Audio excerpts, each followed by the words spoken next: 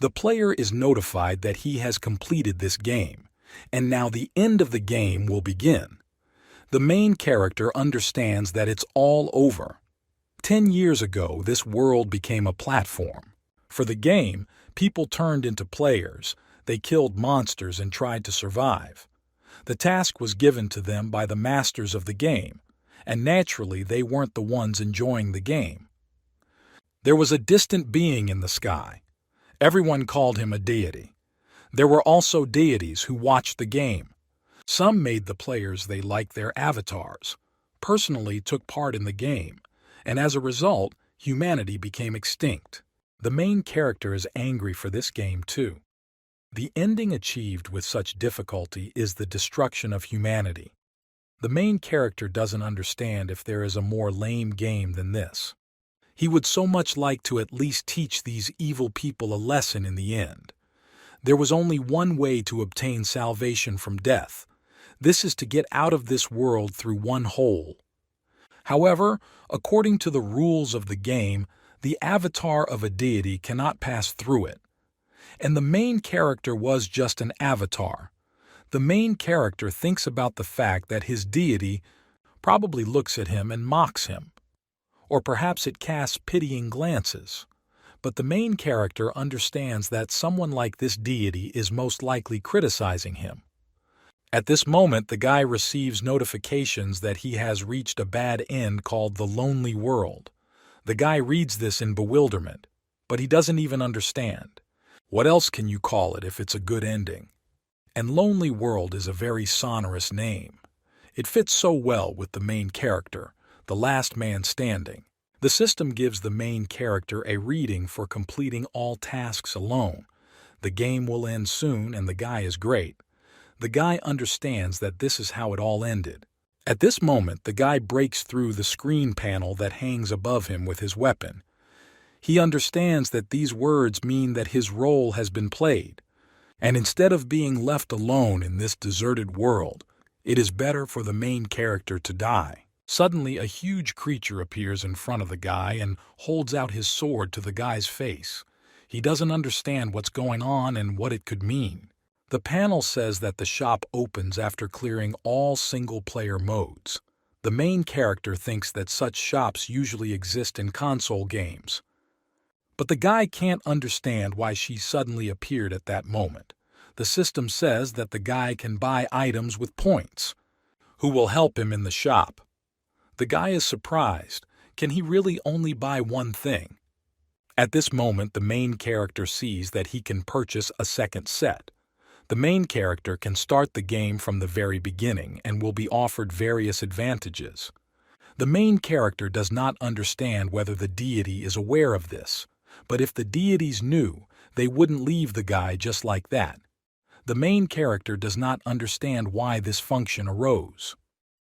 He suggests that maybe this Joker who appears after completing the game, but it's also possible that the guy was just crazy. He starts laughing and understands that there is nothing strange about this. After all, this is a game. And if this is not a hallucination, then he can be sure of one thing. The guy says that he can make this game. To purchase, he needs 1 million. And over 10 years of playing, the main character collected 1,700,000 points. He is happy that he did not spend them during the game. The notification panel says that the guy has purchased a second set, and also the players got an advantage. After the start of the second round, he will be able to purchase various items in the shop. The guy hopes that, let it be true. If he can really start over, he can change everything, including that lame ending. At this moment, the guy begins his rebirth. The system tells the player to come to the other end in the second round. They wish the guy a pleasant game. Thus ended the first round. At this time, the main character is sitting on a bench and thinking that everything has really returned. At this moment, people are passing nearby. The guy sees that the status window is not opening yet. He lies down on the bench and thinks about how long it has been since he saw this piece. Suddenly, a girl approaches the guy. She asks what the main character is doing there. The main character can't believe this is Han Ji-soo, because Han Ji-soo was his close friend in the university. The girl asks if she has something on her face. After all, the guy has a very frightened look. The second one thinks that Han Ji-soo was a year younger than him, but she knew how to take good care of others. She often came up to him when he was alone and talked to him. They were quite friendly. Han Ji-soo was very well-mannered, so didn't let go of the main character until the last moment. Han Ji-soo asks if the guy was playing games all night again. The girl says that, at this rate, his grades might suffer this semester. The main character thinks that the semester won't even start anyway. He asks the girl what date it is today. Han Ji-soo doesn't understand what's going on, but she tells the guy that today is August 17th. He doesn't understand. Does this mean that everything turned out to be true? The game started from the very beginning, so the main character returned to that very first day. The girl turns to the main character and asks why he doesn't answer her. The girl is wondering if Kim Se-han hasn't fully woken up yet. Han Ji-soo doesn't understand. Is this really a guy? Played the game all night again. The main character replies that it looks like that. Kim Se-han is ready to admit that he played a dangerous game day and night, and I just saw the end. Kim Se-han doesn't understand. Is he really back? Han Ji-soo asks whether Kim Se-han understands that classes start next week. The main characters understand this. He thanks the girl for everything. The main character is grateful to Han Ji-soo not only because she took care of him. Han Ji-soo says that, in any case, she suggests that the guy go somewhere else. Kim Se-han asks why friend they should do this. Suddenly a guy appears. He goes and looks at the phone. His name is Lee Jong-hyun. He's always hanging around Han Ji-soo and calls the main character a lost player. The main character doesn't understand. Did Lee Jong-hyun become like this at the first level? Kim Se-han doesn't even understand. Most likely, Lee Jong-hyun didn't even pass the first level. Kim Se-han turns to the girl and says that Han Ji-soo should not worry only because of him. The girl doesn't understand why. She asks, didn't want to. Does Kim Se-han encounter this guy? But the main character thinks that now he doesn't feel anything. After all, in his memory it was 10 years ago. Han Ji-soo says that. But to her, I don't like it. After all, that guy has a strange look.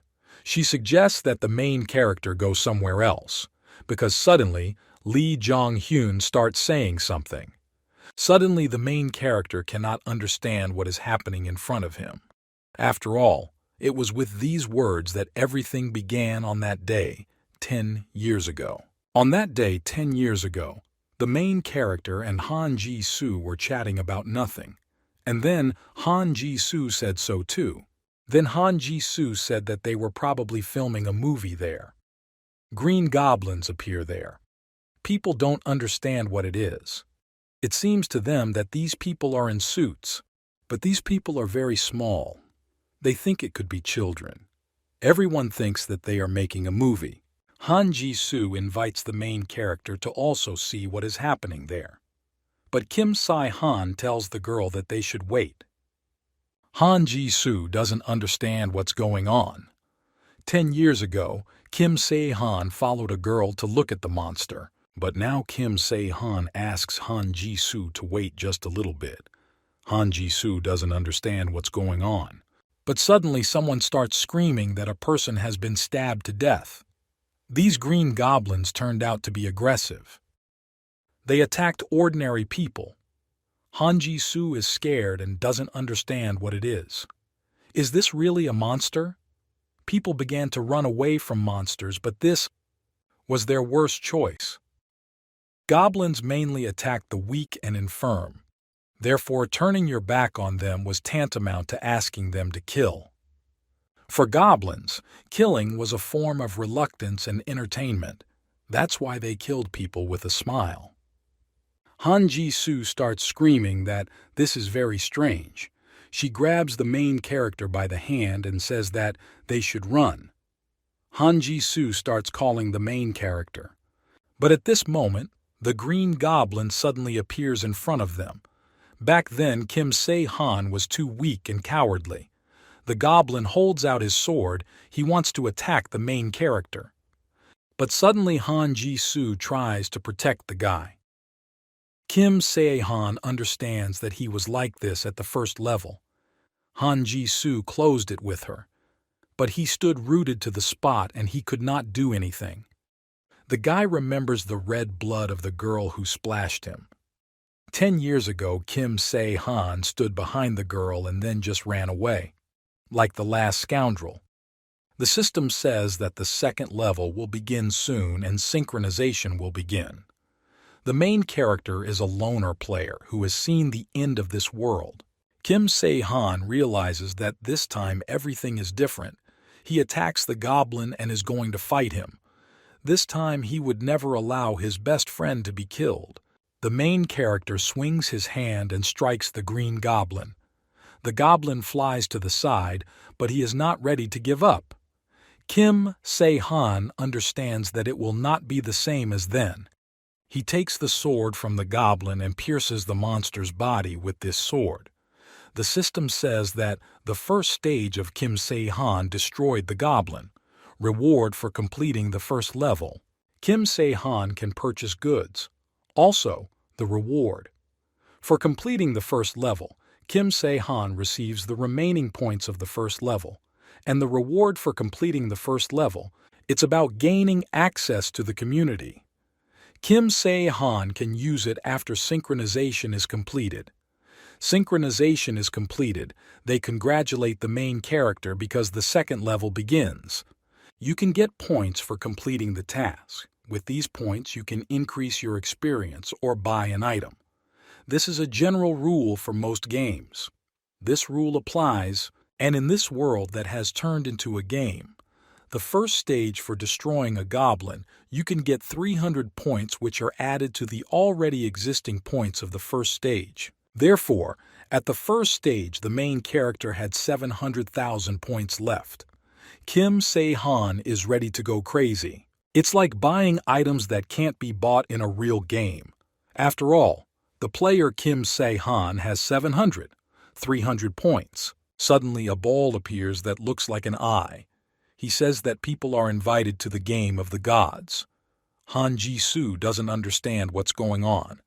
The voice says that now people are the player and will have to complete a special task. People don't understand what's happening. But at this moment, the flying creature says that in case of failure there will be punishment, and people can find out more details in the help. People don't understand what this means. Are they really in the game? But Kim Se-han knows that it was a game of the gods. If Kim Se-han suddenly increases his scores or uses too good a weapon, the gods will immediately notice him. These are those same magical flying eyes. Kim Se-han understands that he needs to be careful. After all, he should be grateful that everything started anew. The observer is the eyes of the gods and the game master. For each user it can be different depending on the level, but in most cases it looks approximately the same. Kim Se-han understands that if they suspect him of something, that could affect the level of difficulty of the tasks. They won't just leave it like that. And for the main character, the game may become more difficult. From the very beginning, he needs to be careful in his actions and not stick his head out too much. The goblin attacks the main character, and Kim Se-han grabs him with his hands. The main character is interested. Does it really look like he's having trouble dealing with the goblin? At this moment, the main character begins to call Han Ji-soo. Han Ji-soo says that it's hard to believe, but she thinks she knows what's going on. After all, such monsters cannot just appear in the real world. Besides, this strange notification in my head and this voice. Han Ji-soo says that this means that reality is no longer as she is used to seeing it. The main character answers that it is possible, because in the real world it is impossible to see such an alert with a message. Hyun-suk exhales and she says that this is good. Kim Se-han says that the girl is very calm. Han Ji-soo replies that she is not the calm one, but Kim Se-han. She asks why Kim Se-han is really so calm. And she asks how Kim Se-han dealt with that monster so easily. The main task for students is to get out of the university campus. The time to complete this task is 2 days. Observers say that from this moment on people will be attacked by numerous goblins, and they must either destroy them or run away from them. The main goal of people is to get outside the campus. Each player receives a reward depending on his personal achievements. The supervisors advise people to actively participate in completing the task. Kim Se-han heard all the conditions of the task and he thinks that it is very easy. He tells the girl that they will talk later because they need to hurry before these monsters come to them. Suddenly they are attacked by monsters. The main character grabs the girl by the hand and they begin to run. Han Ji-soo looks back and sees the goblins destroying the students. There is a lot of blood flying next to them. Han Ji-soo stops the guy and she asks, "What about those people?" But Kim Se-han replies that there are not many victims yet. Goblins have the strength of an average adult male. Moreover, as soon as people begin to gather in a crowd, everyone will calm down a little. But this is only before the hobgoblins appear. Kim Se-han says it seems around this time. They enter the safe zone. Kim Se-han thought so. The system says that Kim Se-han and Han Ji-soo have entered the safe zone. Kim Se-han thinks about what's in the first stage. When he walked here, he was lucky and reached the safe zone. Han Ji-soo asks, "What kind of safe zone is this?" Kim Se-han says that if this is a game, it probably should be a safe place where they can get caught by monsters. After all, the goblins are really trying to enter this place, but an invisible shield is not letting them in. Kim Se-han tells Han Ji-soo to look away because the goblins cannot enter the place where they are now. Han Ji-soo falls to the ground and she rejoices because they were able to survive.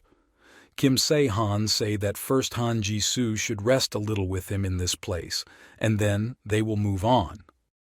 Kim Se-han understands that he needs to provide the girl with everything she needs, so that Han Ji-soo alone can resist at least one goblin. People don't understand what's going on. They're trying to escape from these goblins. Han Ji-soo appears in front of them. She is now armed and her eye glows. People ask the girl what it is and what happened. 3 hours before, Kim Se-han decided that he needed to arm the girl, and besides, I was now watching them. Han Ji-soo sat holding the phone in her hands and she was worried. She didn't understand how they would be found in this place and whether saviors would come. There is only one reason why the gods were watching the players. They did it for fun. They chose the player they liked and made him their avatar. We watched the player go through the task and enjoyed the game. This is the gods. And also a game master. After all, there were so-called game masters who followed the server and gave tasks. This is the personal observer of the Korean game master Akartos, who is overgrown watching the main character. Kim Se-han lies down on the ground. He hopes that this observer will leave as soon as possible when he sees their in action. Han Ji-soo did some research on disasters that happen in the mountains. But she didn't understand what Kim Se-han was doing at all. Kim Se-han is angry that the observer has been watching them for 30 minutes. The main character is already quite impatient. He understands that therefore Akartos cannot become the best master of the game. Kim Se-han thinks that the observer is so impatient, although it is beneficial for the main character. At this moment, Kim Se-han decides that he needs to check out the merchandise store. Or Kim Se-han decides to do something different. He presses a key on the panel and suddenly he feels a strong aura. At this moment, the main character was very scared. But judging by the fact that Han Ji-soo does not react to the backlight, he sees this one. After all, Han Ji-soo did not react to the main character, and she continues to sit on her phone. A notification appears in front of the main character stating that Earth has become the new location for the role-playing game. Kim Se-han understands that the game community is used by the gods. Feed of recordings tips on game strategy. Kim Se-han doesn't understand. Did they just copy it? Regular gaming site. At this moment, Kim Se-han notices the game chat. The main character is welcomed into the chat. Kim Se-han seems like an ordinary chat room on the internet. They start writing in the chat and asking about the anonymous person who just entered. They ask the main character to introduce himself. But Kim Se-han doesn't understand whether he has to. You need to reveal your identity at this moment. The main character sees that someone is there asking if there is someone soon. At this moment, the players in the chat are chatting. Everyone understands that this is luck.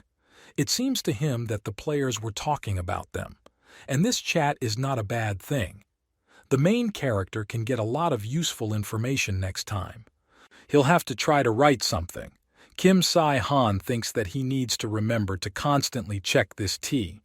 First, he checked the community, and now the crazy quality. Kim Se-han sees that several of them are closed. He asks maybe it depends on the level passed, but it seems to the main character that this is the most important thing. But everything is closed here. And it seems that Kim Se-han generally understood what was what. It is not yet clear to the main character whether it is possible to open all of them or only part of them. After all, Kim Se-han sees that there is no explanation. Kim Se-han understands that even if part of it is revealed, it's not bad. After all, Kim Se-han showed himself well at the first stage. If there are any special features in this place, then he wants to take a look. To begin with, Kim Se-han decides to eliminate closed tasks. Suddenly, Kim Se-han notices that there is a set of cartoons. At the first stage, Kim Se-han was a single player. And at the second stage, they wish the main character a pleasant game in the collect company. Kim Se-han doesn't understand what this means. Can he really assemble a team for himself? Kim Se-han see what it's worth. About 20,000 points. The main character has 70,000 in his account, so that's enough for him. After all, prices are usually exorbitant for everything. Although if all the items cost that much, then the main character need to save. Some guy starts shouting for everyone to come to him. He doesn't know exactly what's going on, but if all the students unite, it will be better. Kim Se-han sees that people are slowly starting to unite. The guy shouts that they can do anything. He shouts that everyone should destroy these monsters together. They start fighting monsters. At this moment, the girl begins to run away from the monster and ask for help. The players fight the goblins and talk about how they need to hold out a little longer. Han Ji-soo asks, are they really going to sit in this place? At this moment, Kim Se-han got scared because Han Ji-soo approached very quietly. Kim Se-han replies that they will be on their way. Han Ji-soo tells the guy to do it faster because she's already hungry. Kim Se-han doesn't understand. Is the girl really hungry in such a situation? The main character is surprised because Han Ji-soo doesn't even ask anything, although it's even more convenient for him. Kim Se-han sees how Han Ji-soo quickly adapted. The situation is so strange that he still can't understand, even if you tell him everything he knows. Kim Se-han says that before they set off, he hands the girl a knife. Han Ji-soo asks, is this the knife that Kim Se-han took from the goblin? She asks if Kim Se-han gives her this knife, then does he really have nothing left? The main character says that he will have another knife. After all, Han Ji-soo is more defenseless than him. Han Ji-soo asks if this is the same Kim Se-han in front of her. Although he was always a little strange. Han Ji-soo says that she is grateful to the guy anyway. Kim Se-han says that the knife is a little rusty, so its condition is not the best, but still suitable for self-defense. At this moment, the main character tells the girl to take one more thing. This is a VIP brooch that speeds up wound healing and increases points by 20%. Han Ji-soo asks, "Is this some kind of game item?" She wonders where Kim Se-han found it. The main characters talk about how when he caught the goblin, this thing was there. He asks how Han Ji-soo knows about in-game items. Han Ji-soo replies that it would be strange in such a situation to give her an ordinary brooch, and even more strange if the main character had a brooch with him. But the game uses objects. Kim Se-han understands that this little thing is worth 10,000 points along with his 20,000. The brooch can be made invisible. The shop is the best. They sell goods of a completely different level than in a regular store. And it wasn't cheap, but if you think about the effect, then this is even saving. Reality became a game, but death still meant the end. If the main character judges from this side, then healing wounds for 20,000 points is worth it. Moreover, it increases points by 20%, so this is a very profitable item. After some time, the main character and Han Ji-soo left the safety zone. Kim Se-han understands that it is not in vain that they say that items are important in the game. He invites the girl to try to leave this place. He wants Han Ji-soo to remember that she needs to focus on protecting herself. The observer says that people are funny. He doesn't understand what kind of chaos this is. On his site, people begged to be saved and then they took and died one after another. He's not even interested in that. Another observer says that the shooting at his place created such a fuss. After all, shooting games are great. They turn to Aractos and asks if nothing is going on with him. Aractos says that there is one guy who gives to Nadezhda. Just on his site. This is talking about the main character. Kim Se-han decides to see if they forgot anything. Looks like the equipment is in place. He asks the girl if everything is ready. Han Ji-soo replies that everything is ready. They decide to try to get out. When they came out, they watched from above what was happening between the goblins and the players. At this moment, Han Ji-soo jumps to the ground and she is ready to go to battle. Kim Se-han remembers what he said about having a plan. The main character said that if there are so many groups of goblins, surely there must be someone who controls them. Han Ji-soo doesn't understand how Kim Se-han knows this. The main character answers that this usually happens in games. Any gamer knows this. This is also shown in documentary programs. All animals existing in packs have a leader. Han Ji-soo understands that this is generally true. Kim Se-han says that this leader is the boss in this task. If you don't kill the boss, you'll be able to get out of this place. Han Ji-soo asks if Kim Se-han wants to catch the boss alone. Kim Se-han says that that's why he needs the girl's help. Han Ji-soo understands that they can do it. To begin with, the girl uses the smell of temptation. This elixir attracts weak monsters in the area. They will spray it and lure the goblins. And then they use the potion. This elixir of invisibility makes a person invisible for a duration, invisibility for 5 minutes. Han Ji-soo asks if she will become bait. But this is the request of the main character and he will take care of the rest. He asks if Han Ji-soo can do it. Han Ji-soo, I agree to try. She doesn't understand where Kim Se-han got all these episodes. When they did everything, they succeeded and the goblins gathered. Now the girl uses the elixir. Han Ji-soo sees that Lee Jong-hyun is running next to him. Han Ji-soo doesn't understand. Is this really Lee Jong-hyun? Lee Jong-hyun asks for help. And Han Ji-soo remembers what Kim Se-han told her in just such a situation. That this is a game. The more people stay alive, the greater the reward. At this moment, the girl lands right in front of the guy. Han Ji-soo feels that her body has suddenly become very light. Lee Jong-hyun asks what's going on. He asked how Han Ji-soo just did that, because at that moment she killed the goblin. Han Ji-soo had no intention of saving this guy.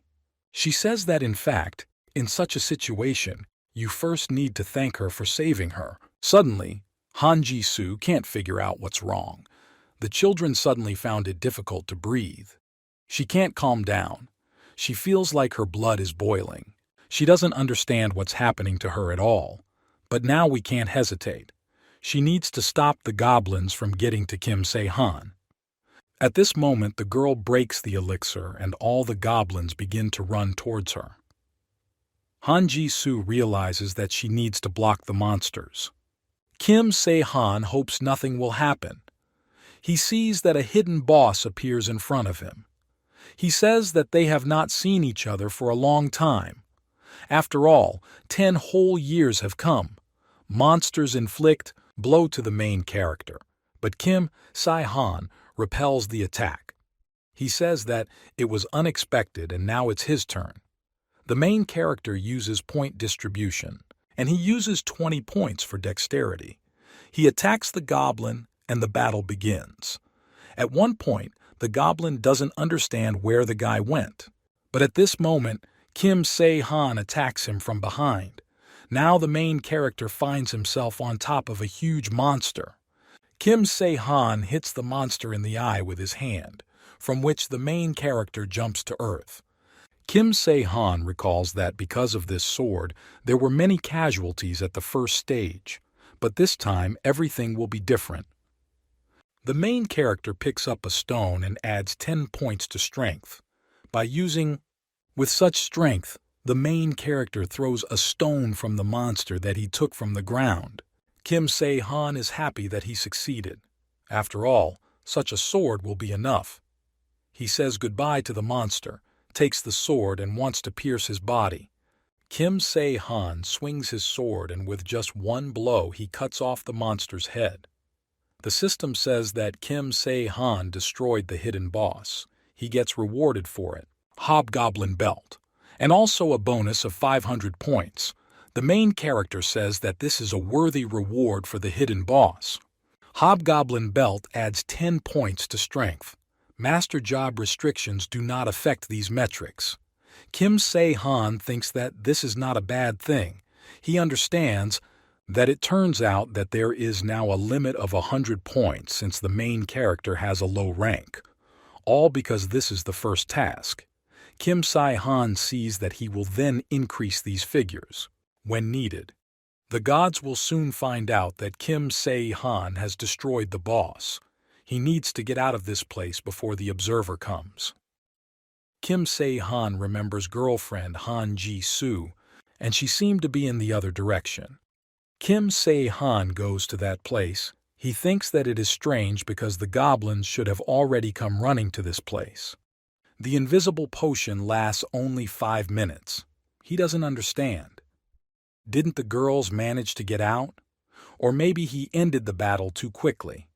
In this moment, he sees the goblins running. He doesn't understand what's going on because it looks like the goblins are afraid. He doesn't understand. Did something really happen to Han Ji-soo? Kim Se-han starts running in that direction. He understands that now there are various strange smells mixed here, but he clearly smells blood. Kim Se-han thinks that it was in vain that he left the girl alone because he cannot leave her here to die. When the main character comes to the place where the girl was supposed to be, Han Ji-soo is actually standing there. She asks if Kim Se-han has already arrived. Han Ji-soo fought with the goblins, destroying one by one. When the girl saw that the main character had come to her, she fell to the ground. Kim Se-han doesn't understand. What happened in this place? Goblins, although they are not the strongest monsters. He does not understand how Han Ji-soo was able to kill such a number alone. He is asking, at the girls, what happened and did she use an invisible potion? Han Ji-soo tries to explain to his boyfriend. She says that when she was luring monsters, she suddenly ran into that guy. She points to the side where Lee Jong-hyun lies. Han Ji-soo says that there was someone else there. At first he looked normal and then suddenly fell. Han Ji-soo thought he was dead. And he was probably too scared of the goblins. He turned out to be such a coward. Han Ji-soo says this guy is weird. Kim Se-han suggests that maybe this guy fell because of a girl, to faint. But Han Ji-soo doesn't understand why Lee Jong-hyun would faint because of her. Kim Se-han doesn't understand what's wrong with the girl, and he wants to somehow check what happened. He is asking, can he see the girl's condition? Kim Se-han says that he will send a request for background check, and the girls just need to accept it. Kim Se-han asks the girl to speak loudly, said the window status. The girl agrees. She says she succeeded. She asks if she needs to press the accept button. Kim Se-han sees that the girl's experience points are quite high, but he doesn't see anything unusual. At this moment he notices. He doesn't understand why one thing appeared there. The Death Star is a rare stone that is passive. Passive skill. This is a type of skill that is effective at any time and just needs to be mastered. Kim Se-han once saw such a creature at the first stage, a world called Genie and the Creature, which was called Helma, which came from this world. Kim Se-han met him while performing missions and remembered him because he was the strongest military man from another dimension. It was he who possessed the Death Star skill. One with this skill could cause terror in the enemy. Then it's understandable why the goblins ran away so quickly. However, if they did not cope with such a skill with this power, they would lose their minds and could even lose their identity. Kim Se-han does not yet see these signs in Han Ji-soo, but Kim Se-han thinks about it, that he will need to watch the girl because there is one problem. At this moment, the girl turns to the main character and asks what the Death Star means in her features. Kim Se-han doesn't know if the girl should talk about all this, but it would also be wrong to hide from her. But Kim Se-han is thinking about what to tell the girl now, only the essentials. Kim Se-han tries to briefly explain to the girl what this means. He says that this is an ability that will make Han Ji-soo stronger when he sees blood. She says that this is a very disgusting skill. At this moment, the girl looks at the blood and her eyes light up red. But Kim Se-han asks the girl to stop. After all, if you use this opportunity often, it can be dangerous for the girl. The main character says that Han Ji-soo should be careful. After all, such a skill from the very beginning is a good indicator. Judging by the fact that there is not a single scratch on the girl, this skill is combined. They helped her a lot with the brooch.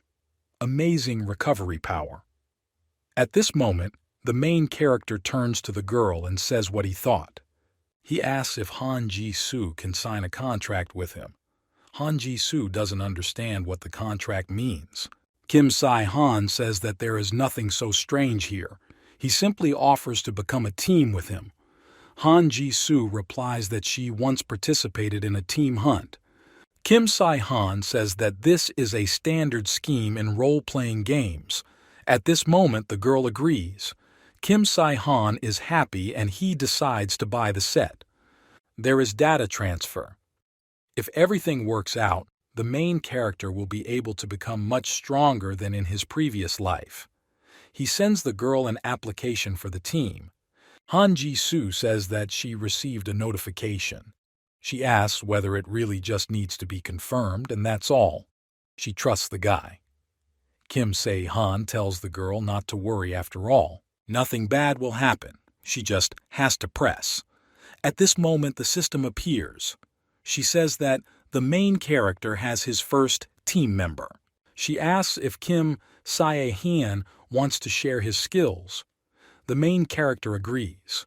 The system says that The main character currently has no skills, so he cannot share them. Kim Se-han thinks that he must also have some skills to share. It turns out that the main character needs to exchange skills. He needs to share with a girl such skills that will be most useful to her, and it will be better for both of them. Kim Se-han thinks that there is one skill that will suit her.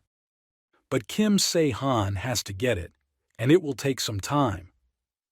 He decides to postpone this point for now, and now he still doesn't need the girl's skill, that the observers have finally arrived.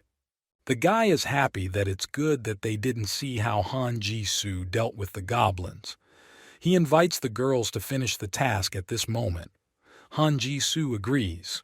She talks about it, that they just need to get out of this place. Suddenly, Lee Jong-hyun regains consciousness. He is surprised to see Han Ji-soo standing in front of him. The girl says that this is a reaction, much better than a nasty look.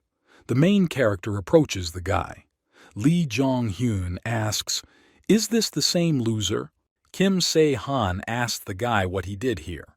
Lee Jong-hyun starts getting angry and screaming. He asks why the main thing is the hero's business with me. But at this moment, Han Ji-soo uses a knife and presents it to the guy's face. She tells Lee Jong-hyun to answer the question properly. Lee Jong-hyun understood everything the girl told him. He asks only she to remove the knife. Han Ji-soo turns to the main character and tells Kim Se-han to ask the guy again. The main character doesn't understand maybe. This may be the girl's true character. Kim Se-han says that people began to gather in groups. He asks how Lee Jong-hyun ended up in this place alone. Lee Jong-hyun says that he came here for reconnaissance. Kim Se-han asks if Lee Jong-hyun came to investigate with this girl together. Lee Jong-hyun replies that it is. After all, if something happens to one, the second must report it.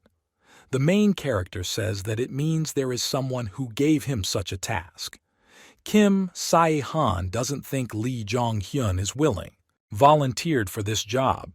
Lee Jong-hyun replies that he would not have taken on such a task of his own free will. But he was unlucky and drew lots. Kim Se-han doesn't know who is behind this, but it turns out that there is a person who commands people to fight the goblins.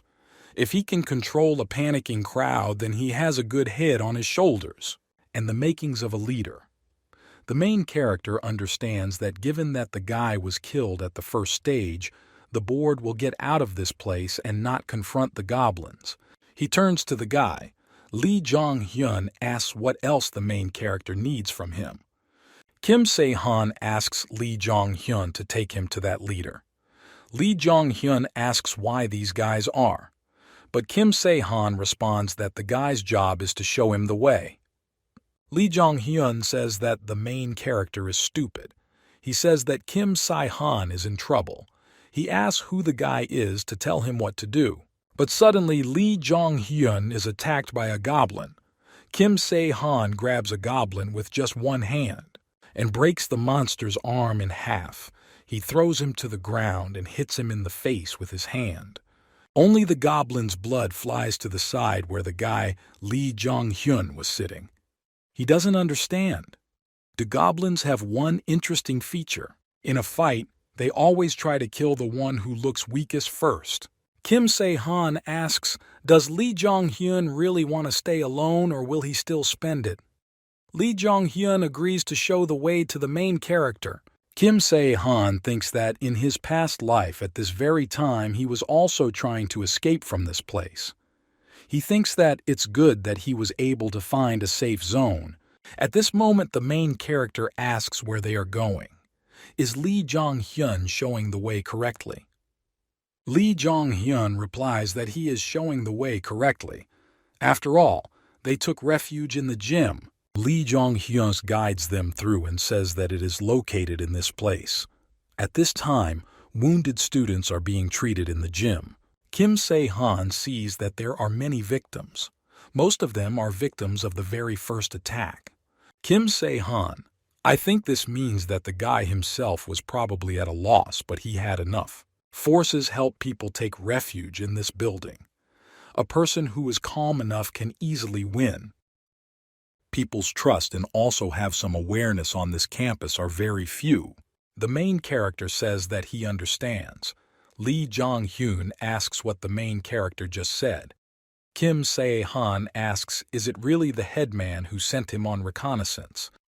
Lee Jong-hyun asks how Kim Se-han knew this. But the main character does not understand how it is possible not to find out. At this moment, the observers appear.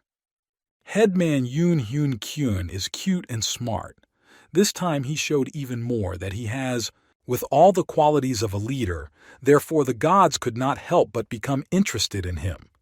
The main character thinks that Yoon Hyun Kyun has probably received the status of a rare avatar. Although in a past life Yoon Hyun Kyun was attacked by a goblin and died. Apparently, Yoon Hyun Kyun doesn't know that if you don't get out of the university, you can die. That is, he is still. I haven't become an avatar yet. Kim Se-han thinks that there are many observers in this place and surely he should have already received a request for the avatar. He probably doubts whether he can trust these gods and whether it is beneficial for him to become an avatar. At this moment, the headman notices that Lee Jong-hyun has arrived. He asks if the guy is okay. But at that moment he notices that Kim Se-han is standing there. Yoon Hyun Kyun says the guy is fine. He asks what happened. Kim Se-han replies that all the formalities are later and first they need to get out of this place. At this moment the headman asks who the guy is. The main character replies that his name is Kim Se-han. The village leader asks why Kim Se-han thinks they need to leave this place. The main character answers because he is the leader of the monsters, already dead. The elders do not understand what the main character is talking about, but Kim Se-han says that they probably already received notification of the death of the hobgoblin leader. Without a leader, they now don't know where to go. At this moment, I tried to remember that he really saw the notification. Kim Se-han continues to talk about that therefore they need to seize the moment and get off campus as quickly as possible. From the very beginning, the task was not to survive or shelter but to escape. The main character thinks about it, that there are a lot of people in this place and Yoon Hyun Kyun will not cheat. Kim Se-han says that if you close the window with the task, the execution time will appear there. At this moment, the headman opens the panel, and he sees that there really is a runtime. He didn't even know that there was such a function. Kim Se-han says that, as they all know, this situation is not like reality, as if someone had locked them in a game and was having fun watching them. Yoon Hyun Kyun starts screaming. He says that it seems Kim Se-han knows something, but the main character replies that he knows nothing. And this is just his guess and observation. But one thing he knows for sure is that no matter who he is not their friend. Now the main character is sure that the elders' knowledge about the game and the system at the beginner level. Yoon Hyun Kyun is the avatar. The main character needs to persuade the guy as quickly as possible and run away from this place. After all, the goblin boss died and the victims is getting smaller. The gods will gradually become bored and will not know what other task they will come up with. The more favorable the situation for the players, the less interest it causes from the gods. And in this crazy game, the most important thing is their reaction. They most likely already learned about the destruction of the hobgoblin, so they need something new. Now, Yoon Hyun Kyun understands that the most important task is to escape from this place. The main character replies that they must do this as soon as possible. Yoon Hyun Kyun was just thinking about they need to take some measures. Moreover, there is no connection with the outside world. He says that they can use the internet and find out what is happening outside, but they cannot send a distress signal or transmit information about themselves. It's probably because of the assignment. The main character is incredibly surprised that the guy understands the situation so quickly. But Kim Se-han cannot understand how the guy at the first stage could not do anything and died. The main character understands that something is wrong here. After all, as far as the main character remembers, there was no way to fight back the goblins or go outside the gym back then. Kim Se-han heard that while Yoon Hyun-kyun was defending himself from monsters, he was killed. Therefore, the main character, it turned out that the leader is too cowardly and indecisive, but Yoon Hyun-kyun doesn't look like that. Suddenly a man appears and asks what they are talking about. After all, the best thing they can do now is wait for help. He says that they cannot expose themselves to danger out there. He turns to old age and asks, does Yoon Hyun-kyun agree with what this person is saying? Kim Se-han doesn't understand. Is this a guy named Park Dong-gwan, who is called a bat? Kim Se-han doesn't understand. What is Park Dong-gwan doing here? The main character knew this guy very well. In a past life, Park Dong-gwan set him up several times. The headman replies that this is only if they have contact with the police or rescuers, but he asks what if they sit here? But no one will come. Park Dong-gwan asks, is that why Yoon Hyun-kyun suggests going, at the risk of putting people's lives at risk? Kim Se-han thinks that Park Dong-gwan studied at the same university with him. But from his appearance, you can guess what's going on. At this moment, Park Dong-gwan greets the main character. He says that he is the deputy headman under the name Park Dong-gwan. The main character is very pleased to meet you. Kim Se-han thinks about how they met in such a place. Park Dong-gwan turns to the main character and says that Kim Se-han just said some ridiculous things to his old age. He asks if Kim Se-han is offering to leave here. Kim Se-han asks why these are ridiculous things. But Park Dong-gwan starts to get angry. He asks if the guy is in his right mind. He doesn't understand how Kim Se-han is going to run away because half of those present are wounded. After all, it seems like they were very lucky that Kim Se-han and Han Ji-soo were able to kill a couple of monsters. And now they think that they are not afraid of anything. But Park Dong-gwan says that there is a terrifying monster outside, and it is impossible to go out with the wounded without carrying a weapon. Waiting for help from the military or police now is the best thing they can do for the sake of all people. Kim Se-han begins to get angry and realizes that any ordinary person could think so. But he knows exactly what kind of person Park Dong-gwan is. Kim Se-han recalls that Park Dong-gwan was infiltrated into different groups of people and revealed them. This is a psycho who watched with gloating the murder of people and ended up escaping alone. It doesn't matter to him that people die if it comes to personal gain. This is a monster in the form of a man. Kim Se-han is angry and thinks that this time it won't work out the way Park Dong-gwan wants. Han Ji-soo starts to get angry and asks if Park Dong-gwan is saying that they were lucky to kill the monster. She asks if Park Dong-gwan even saw them kill those goblins. Park Dong-gwan doesn't understand who the girl is talking about.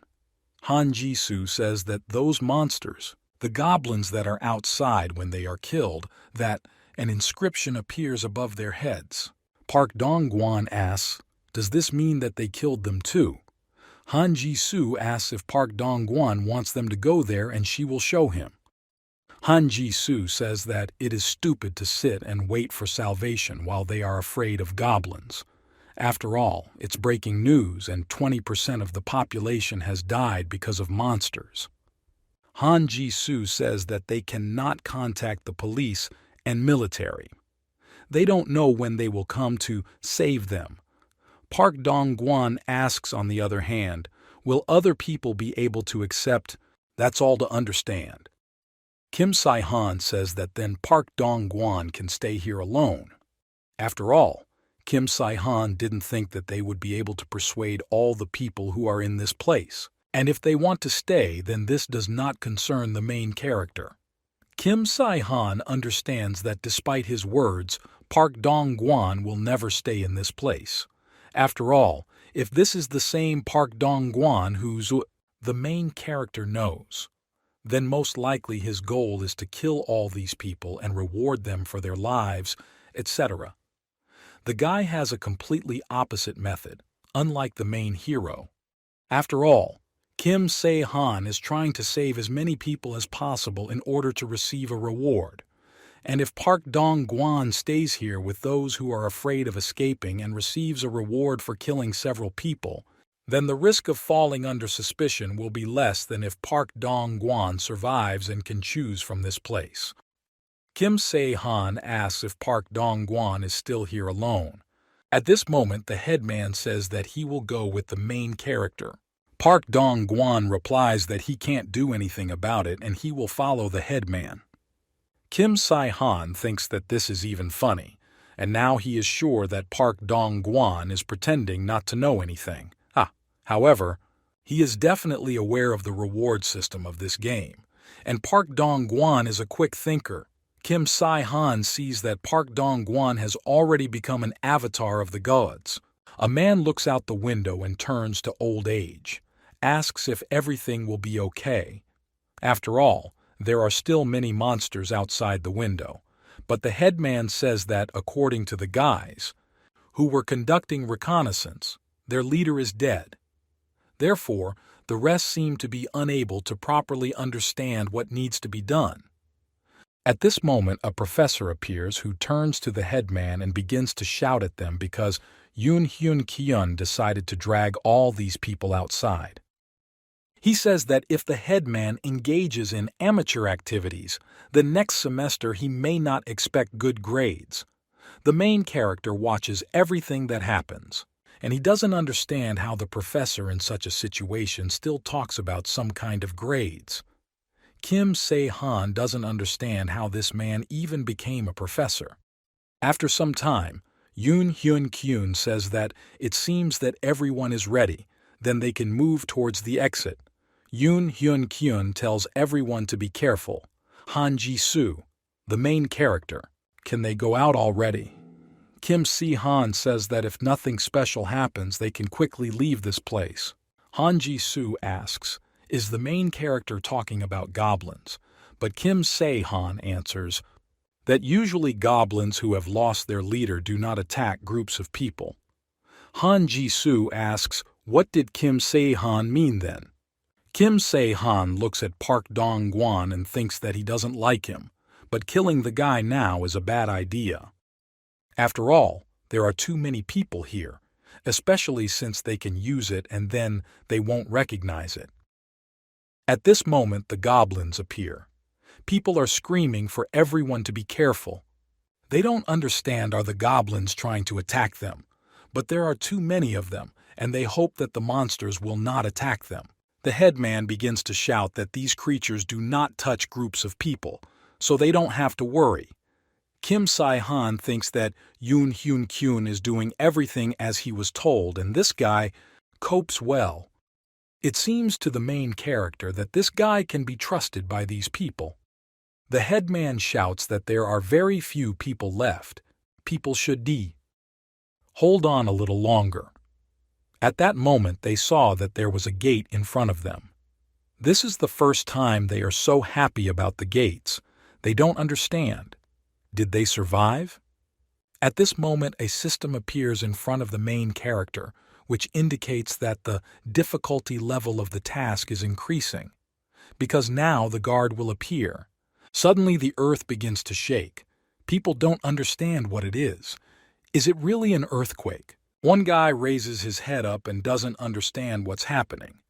At this moment, a huge, scary monster appears in front of them, which looks like a buffalo. They don't understand. Is it really the Minotaur? Kim Se-han doesn't understand. Are the observers crazy? He doesn't understand how there can be a Minotaur on the first mission. They sent a monster here that usually appears after at least 15 completed tasks. Hobgoblins. Or it looks like hidden bosses can still be defeated somehow. And if ordinary players join forces, they may well complete this task, but not the guard.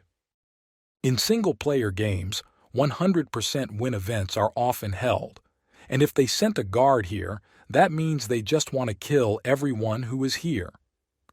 Kim Sai-han thinks about it, that this Arachtos decided to take the easy way out.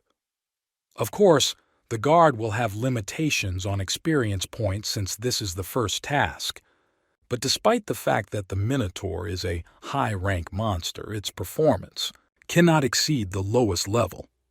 People don't understand what to do. They decide to run away. At this moment, Han Ji-soo hits the guy in the face with his hand. She asks, "Has he gone crazy?" She tells the guy to be quieter. Kim Se-han thinks that they can't run away. After all, it is the Minotaur who has the habits of a bull. If people run, and the Minotaur immediately rushes after them. Kim Se-han. You see that Park Dong-gwan is achieving exactly this. At this moment, people start running. They don't understand how they can get around this monster and get out of this place. The girl is attacked by a monster, but she can't do anything because her legs don't move. Kim Se-han closes his ears. He thinks that the roar of the monster probably causes an effect of wild horror and numbness. So, even better. After all, it's safer than rushing into flight. People still continue to run away. At this time, the monster professor runs and waves his hand, and kills the professor. The students think that the monster tore the professor into small pieces. Yoon Hyun-kyun says that the monster is more than 5 meters and does not need a weapon to tear a person into pieces. Kim Sai-han doesn't understand why the difficulty level has increased. He can't remember, how can you escape from this monster? And he doesn't understand whether it would be safer to run away from him. Kim Se-han decides what to do. At this moment, the guy says that someone needs to distract him, this monster, and he will be bait. Yoon Hyun-kyun doesn't understand what the guy is talking about. He replies that the main character does not have to become bait. Yoon Hyun-kyun is asked, is there really someone else? Or he asks whether he is being offered to die at the hands of a Minotaur. Even in such a situation, Yoon Hyun-kyun's expression, there is no rush in sight. He seems to be thinking through the most effective way out of this situation. The main character was confident that he was reasoning quite reasonably, but Yoon Hyun-kyun is different. All this time, Han Ji-soo continues to hold Park Dong-gwan's face to prevent him from saying anything. At this moment, Han Ji-soo sees that the main character has some kind of plan. She lets the guy go and thinks that Park Dong-gwan annoys her. Park Dong-gwan regrets that he was not able to receive the reward, but there is nothing he can do about it. After all, they said that the Minotaur is very dangerous and you need to move away. There are many tasks, and Park Dong-gwan chose the deity herself. He has nowhere to rush. Park Dong-gwan says that nothing can be done. He doesn't understand what time it is. They will manage to win, but there is no other choice. Yoon Hyun-kyun asks for forgiveness. He asks, do your best. Kim Se-han replies that when he gives the sign, they should take people and run away. At this moment, the guy is holding a red cloth in his hands. He jumps to the side and tries to call the monster to him. At this moment, Kim Se-han screams for all the people to run away. Yoon Hyun-kyun orders people to run towards the exit and not stop. People start running as fast as possible. Yoon Hyun-kyun talks about people not looking back and running away. At this moment, the guy acquired the command scream skill. Yoon Hyun-kyun turns back and doesn't understand how Kim Se-han will remain there alone because he is now being attacked by a monster. At this moment, the main character jumps up and the monster waves its hand to strike the main character. But Kim Se-han avoids the blow. Yoon Hyun Kyun doesn't understand what it is and how the main character manages to evade so cleverly. He understands that this cannot be. At this moment, the monster hits the wall with its head. Suddenly, a guy starts calling the headman. Yoon Hyun Kyun understands what he needs now. This is not the time to look at all this, and they should run towards the goal. First, they need to get everyone outside the gate and then think about what to do next. At this moment, the system says that the guy's task has been completed. His task completion level is gold. He will also receive a reward. Yoon Hyun Kyun is glad that he succeeded and survived. He asks people if everything is okay. He asks the others to check on the people to see if everyone is alive and well. It seems to him that everything in safety. And now he decides that he needs to help the main character get out of this place. Yoon Hyun Kyun tries to get through, but he doesn't understand what it is, because it appears in front of him. Blue shell. He assumes that this is a blockage that prevents you from getting to the previous level. He begins to call the main character and say that they have all left and Kim Se-han can get to them as quickly as possible. At this moment, a huge monster swings at the main character. Yoon Hyun Kyun doesn't understand what's happening. At this moment, Kim Se-han flies to the side. The main character hits a wall and falls to the ground. All people do not understand what is happening. They think that this cannot happen. Yoon Hyun Kyun asks for forgiveness. After all, Kim Se-han sacrificed his life just like that. He will never forget. Yoon Hyun Kyun cries and asks for forgiveness. In his past life, Kim Se-han did not have a fair character. To be honest, Kim Se-han was even a little under the guy. And now it's not much different. Perhaps that's why when Kim Se-han heard words of gratitude from the headman, he felt a little disgusted. However, this is not so bad. Kim Se-han used to be weak. There were any number of players much more capable than Kim Se-han. But the main character wanted to live, and for this he had to become heartless and vile. And the end was clear. Kim Se-han says that when a person is the only survivor, in the end he will be left with nothing. Kim Se-han realized this and came back now. He may choose something else. Kim Se-han understands that there are no observers here, so this is good. He turns to the monster and invites him to try for real now. Kim Se-han says that he was in a little pain. Since there are no observers, the main character says that the monster can attack him as much as he wants. He asks, is the monster surprised? At this moment, the main character used physical strength level points, which rose to 94. After all, at this level of complexity of the country, the main character has not yet died because the monster hit him. But now the main character is definitely convinced that all the monster's indicators stopped at around 100. There is no way a player can defeat such a monster guard. In his previous life, Kim Se-han avoided meeting him, and if I encountered it, I used all means. The main character didn't care about other people's sacrifices, he just wanted to survive. But this time, Kim Se-han doesn't want to do the same. The monster is trying to attack the main character. At this moment, Kim Se-han flies to the side. Now he approaches the monster and grabs it by the horns. Kim Se-han used points and his strength increased to 83. Strength indicators reached the limit. The main hero can no longer use points for this indicator. Kim Se-han understands that this is balance. Kim Se-han fights a monster by holding its horns. He understands that now the monster must also feel the existence of a wall. In this moment, the main character uses a hobgoblin belt which increases strength by 10 points, feels the existence of a wall that someone like him will never be able to overcome. The main character says that now it's time for the monster to calm down, because he's still stronger than the monster. At this moment, Kim Se-han breaks off the monster's horns. The bull begins to scream incredibly. Kim Se-han from his previous life would never have been able to do this. A single player, heartless, and looking for his own gain. An eccentric and mediocre stupid criminal standing on the line. For someone like Kim Se-han was before, this is impossible. However, now he lacks nothing. He is a second-round player and Kim Se-han will try to become a hero. The system indicates that the main tasks have been completed. The level of completing the task is white gold, and soon Kim Se-han will receive a reward. Kim Se-han sees that it's a decoy to help others escape.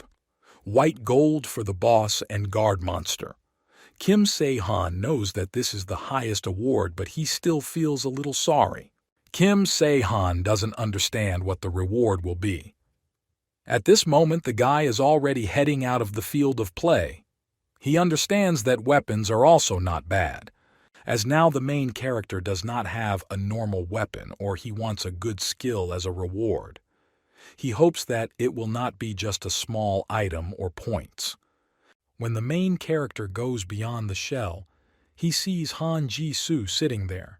He asks what the girl is doing here. After all, Kim Se-han thought that Han Ji-soo left with the others. But now he assumes that Han Ji-soo was worried about him. Well, Han Ji-soo replies that she knew that the guy would be fine. After all, the last time they organized, the Han Ji-soo team was able to see the condition of each member. And Kim Se-han was fine even when he received it from the Minotaur. So Han Ji-soo thought that Kim Se-han was just pretending. And probably, Kim Se-han just didn't want anyone to notice it. Kim Se-han replies that this is true. Han Ji-soo asks if the guy caught the Minotaur. She wonders what rank passing Kim Se-han received. The main character replies that he received white gold. Han Ji-soo thought so. He asks what the girl got. She says that she has gold. Kim Se-han says that gold is also good. Gold is also a high level of completing a task. The platinum barrier is simply too high. At this moment, the system says that the calculation of rewards is completed, and the main character's achievements are the victim of destroying the guard monster, destroying the hidden boss Kim Se-han does not understand. Why is he a victim? Because he is safe and sound. As a reward, Kim Se-han receives shape-shifting orichalcum. He also gains the skill time of the decisive battle. It may increase. He receives a regeneration skill that can increase by 1,000 points. Kim Se-han says that this is a good reward, but he doesn't understand what shape-shifting orichalcum is. The guy was also given 2 skills that can either increase with high difficulty of mastering. These are additional rewards for the hunt, and most likely this is the first time in the world when someone completed the main task and also destroyed the guard. Kim Se-han thinks that the return type has high potential in the second part of the game. However, he is a little sorry that this is not a rank 5 skill. For example, the Jong Salson mask skill. Han Ji-soo turns to the guy and asks if he has already checked the reward. The girl is interested in seeing Lee Kim Se-han message about the second task. At this moment, the main character received the second task. It states that the player must go forward to the Roman Tower. His task is to go to the Roman world and destroy the boss monster. Kim Se-han has left the university and now he must take his first steps in a new world. He needs to destroy the monster, which captured the Roman Tower. The completion time for this task is 14 days. Kim Se-han sees that this is the same task as in his previous life. Those players who completed one together, and the same level receives the same tasks. Therefore, Yoon Hyun Kyun and Park Dong-gwon most likely have the same messages. Kim Se-han asks, are the others already gone to the Roman Tower? Han Ji-soo replies that this is true. The main character wonders why the girl didn't go with them. After all, Han Ji-soo could have waited for him there too. Han Ji-soo replies that she doesn't like that there are a lot of people there, but in general she is annoyed by this Park Dong-gwan. Kim Si-han asks why her boyfriend is annoying her. The girl replies that Park Dong-gwan stinks. Kim Si-han doesn't understand did Han Ji-soo so quickly understand what kind of person Park Dong-gwan is. After all, the girl has amazing ability. If she had not died so early in her past life, it would clearly have would be a famous player. True, Kim Se-han does not know whether she is a heroine or a villainess. Han Ji-soo asks, are they going to go straight to the Roman Tower? But at this moment Kim Se-han says that it was better for them to go slowly. After all, they have 2 weeks ahead. Kim Si-han says that it was impossible not to notice why there was not a single observer nearby. And he's curious, something else. He asks if the girl has already become an avatar of the gods. The girl replies that she didn't do it. Kim Se-han asks why the girl didn't do that. After all, if I submitted an application, then the girls probably already reported that it was in the advantages of avatars. Everything is clear with the main character. After all, he had already pretended to die at the hands of a monster. Han Ji-soo talks about it. That she doesn't want to get involved with someone she doesn't know. In addition, just the name of the word avatar spoils the girl's mood. The main character assumes that the girl's character has changed a little. Han Ji-soo talks too cold-bloodedly. Kim Se-han cannot say that this is the influence of the Jungsalshong mask, but to begin with, there are no signs of madness in the girl. Even the Helma monster could not completely get rid of the signs of madness after the Jungsalson mask. Han Ji-soo says that it just seems pointless to her now. Kim Se-han asks how many applications for Avatar the girl has already received. Han Ji-soo replies that she had about 12 applications. Kim Si-han is incredibly surprised, but he understands that Han Ji-soo is worth it. But now the girl is a member of his team, and if this happens, then he will help the girl become no worse than any avatar.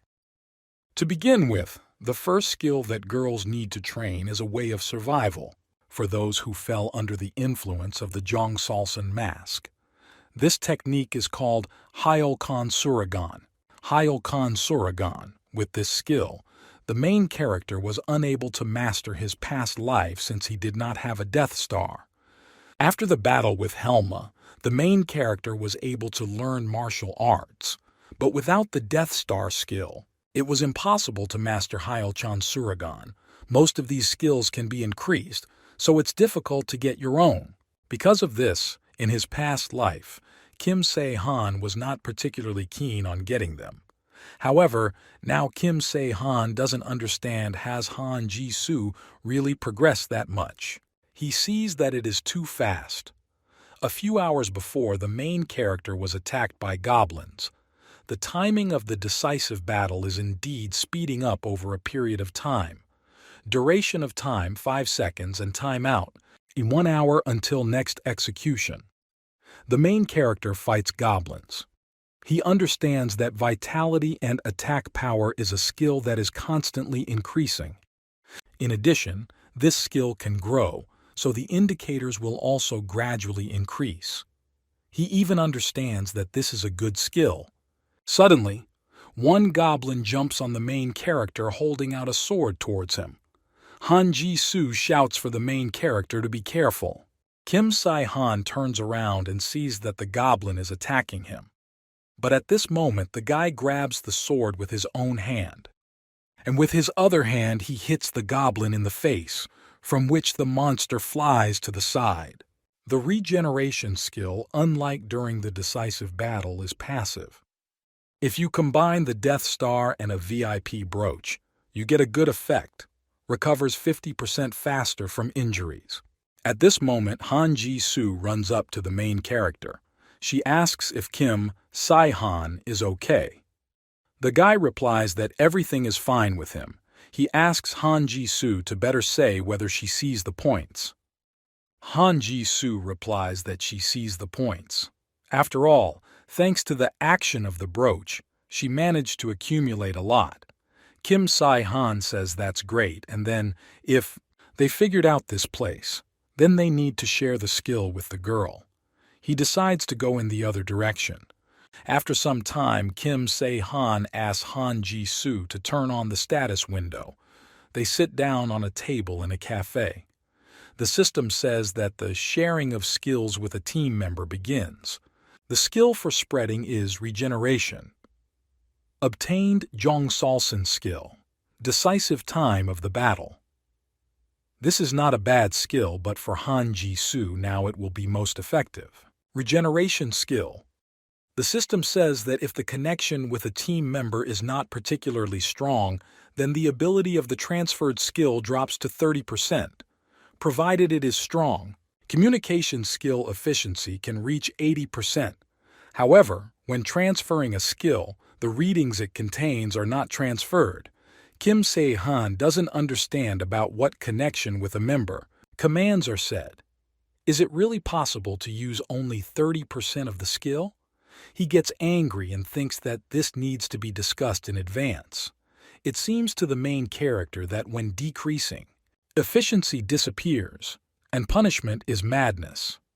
After all, the stronger the connection, the higher the effectiveness of the skill. Han Ji-soo says that she is pleased to have new abilities, but here, I'm a little worried about the lack of attack skill. Kim Se-han says that regeneration can also be called an attack skill.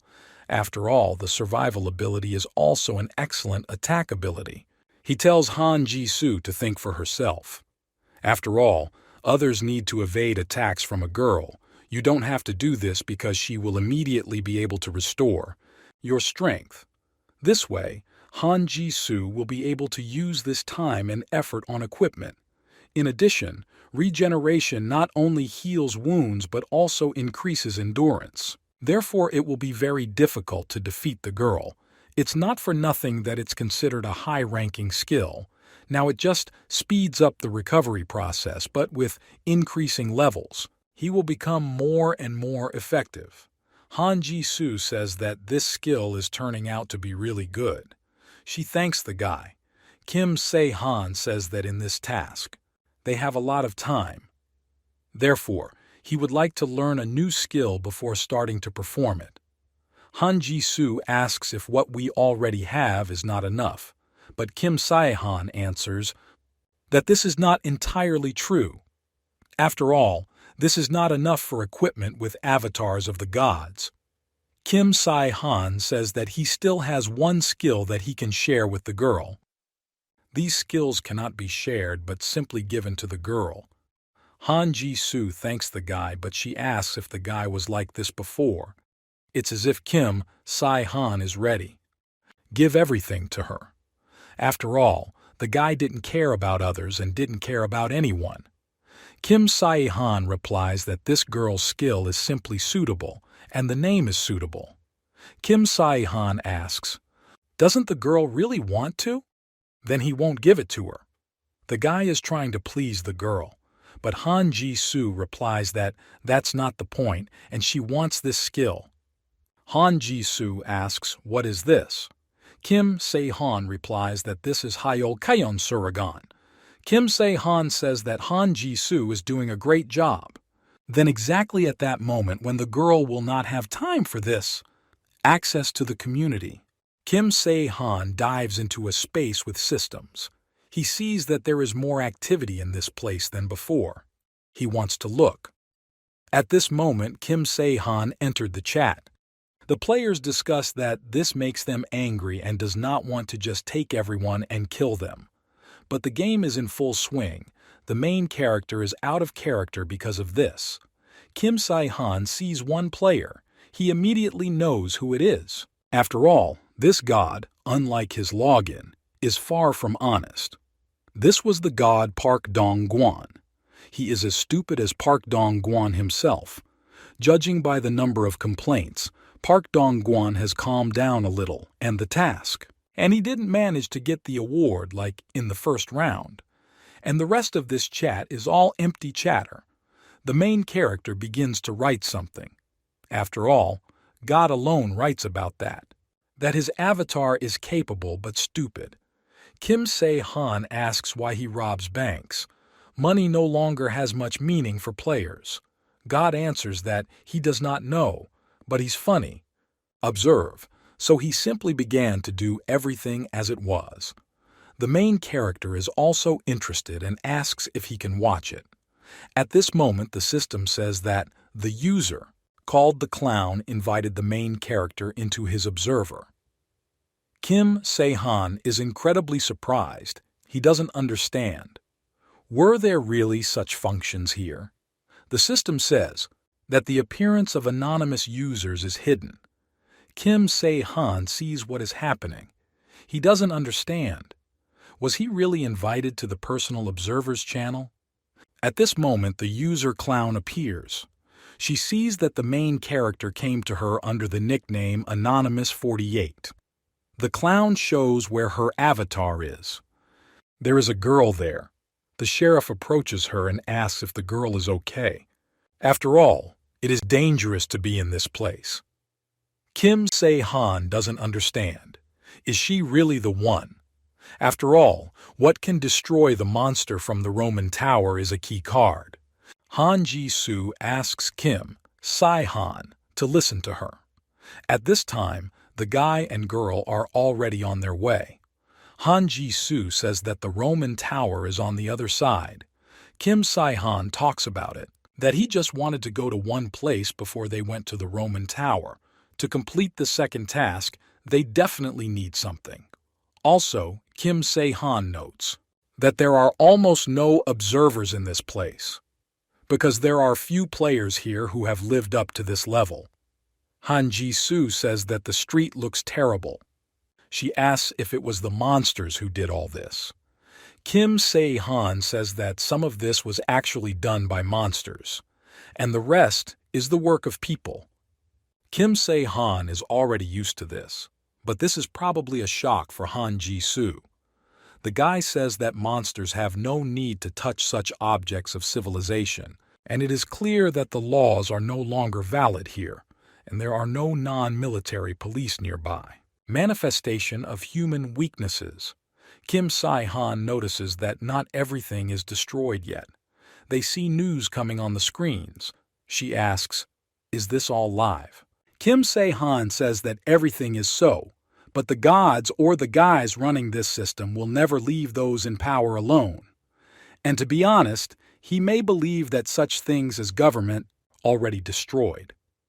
At this moment, the main character shouts for Han Ji-soo to be careful because the goblin is attacking her from behind. At this moment, the girl uses her knife and pierces the monster's neck. She says there is too much blood. Kim Se-han asks, "Is this really the only thing the girl is worried about now?" Because Han Ji-soo acts so naturally. Han Ji-soo says that the blade has become dull and it would be good to change weapons. Kim Se-han asks, "Is Han Ji-soo even able to kill a monster with one blow even with such a knife?" Han Ji-soo replies that this is because such creatures take additional damage on humans.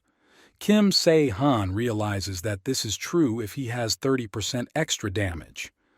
Then Han Ji-soo has 100%.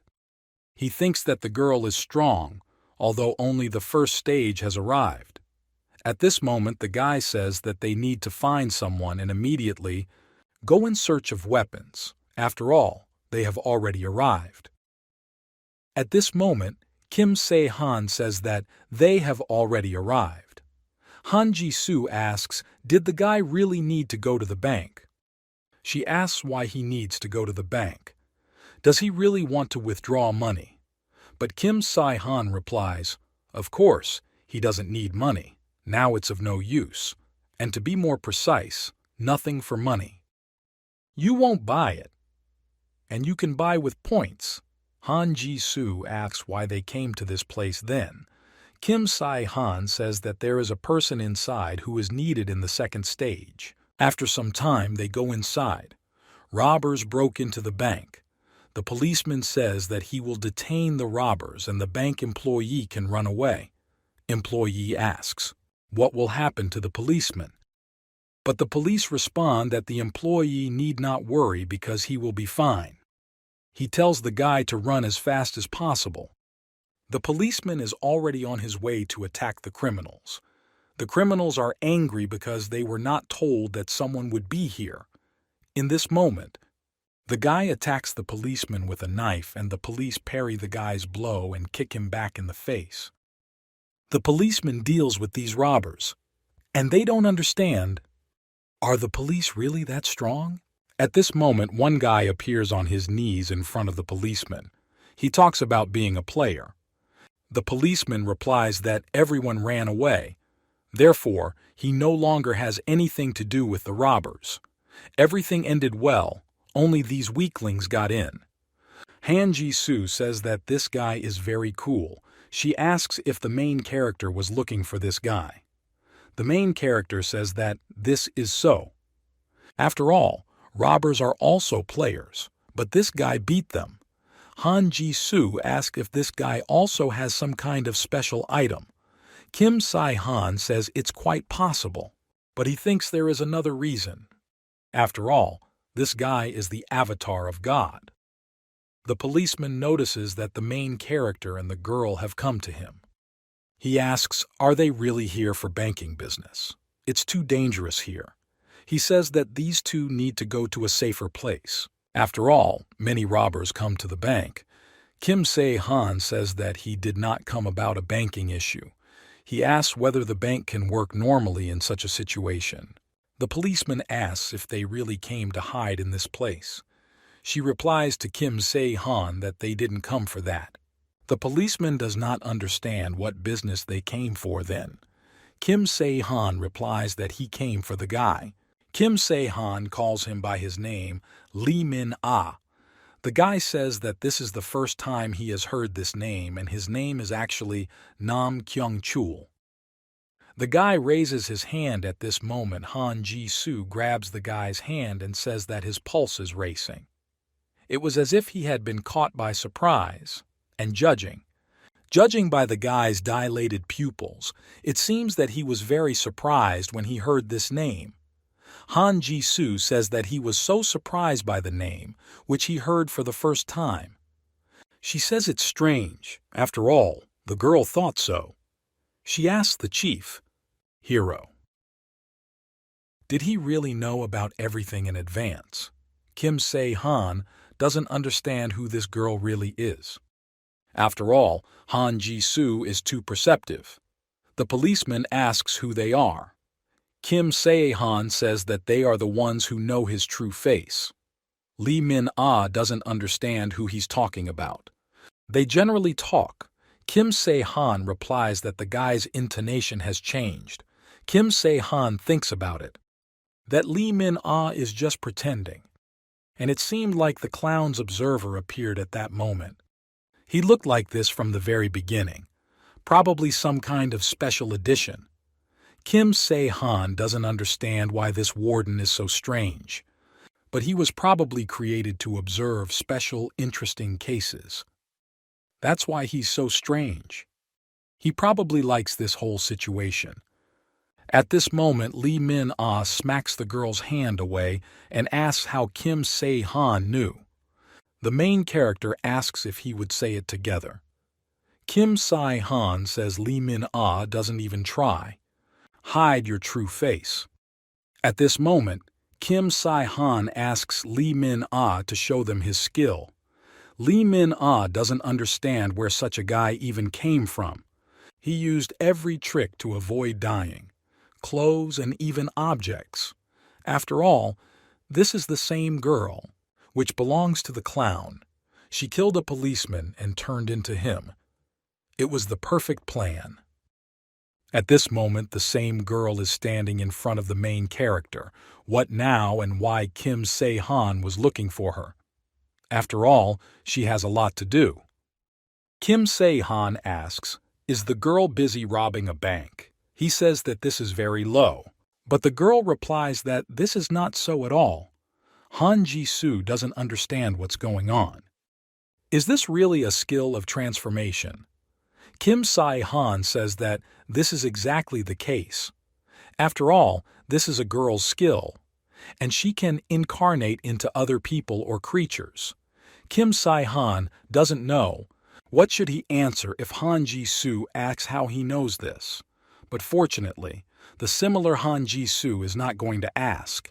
At this moment, Han Ji-soo asks, "What did Kim Se-han mean when he said that the girl was busy robbing a bank?"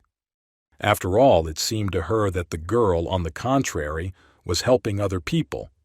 The girl says that this is true and she helped weak people.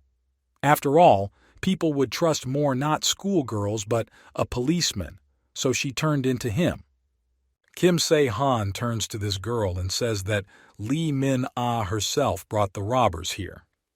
He asks what nonsense is she trying to tell them, because people are running away, the monster is hiding in the bank. So it was impossible.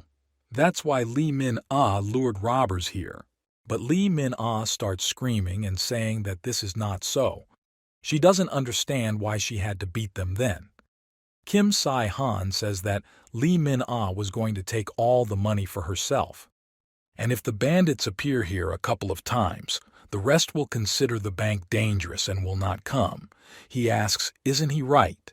Only two people can incite people here, Lee Min-ah or Park Dong-gwan. Kim Se-han had seen these techniques so many times in his past life that he immediately recognized this one.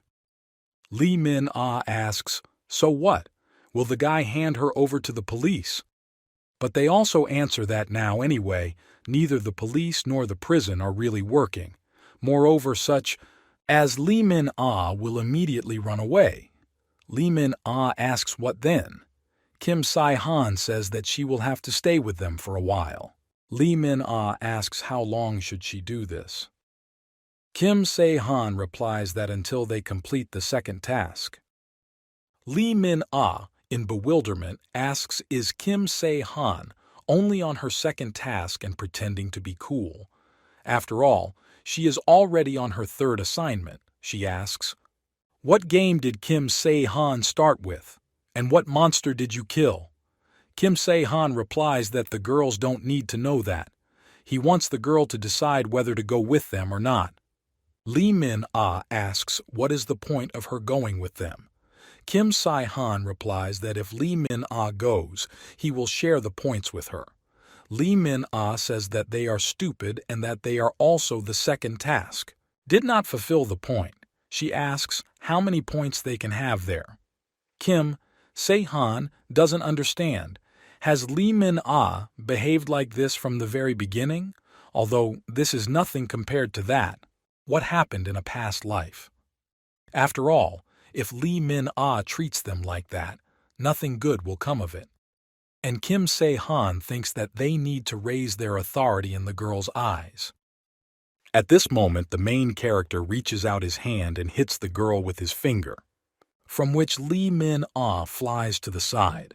She asks what Kim Se-han just hit her with, and Kim Se-han asks the girl to behave politely. After all, she was probably in pain because the indicators exceeded the low rank. Lee Min-ah tries to attack the main character and asks who he is to tell her how to behave. She asks, does Kim Se-han think that she will stand quietly and receive? Lee Min-ah tries to hit the main character, but at that moment Han Ji-soo interrupts her. Lee Min-ah asks what this is. She asks Han Ji-soo to let her go. Lee Min-ah sees that this girl is very strong. She asks, does Han Ji-soo think that she won't be able to free herself? But at this moment Han Ji-soo uses his strength, and Lee Min-ah begins to scream that her weak arm is now breaking. Han Ji-soo says that it seems like Lee Min-ah can't concentrate because of the pain, and reincarnate. Han Ji-soo says that it would be nice to be polite to each other, as Kim Se-han said. After all, they are people and not animals. What did the girl tell her? She asks Han Ji-soo to let her go. Kim Se-han asks if Lee Min-ah will go with them after all. After some time, three of them already went on a mission. The observer also went with them.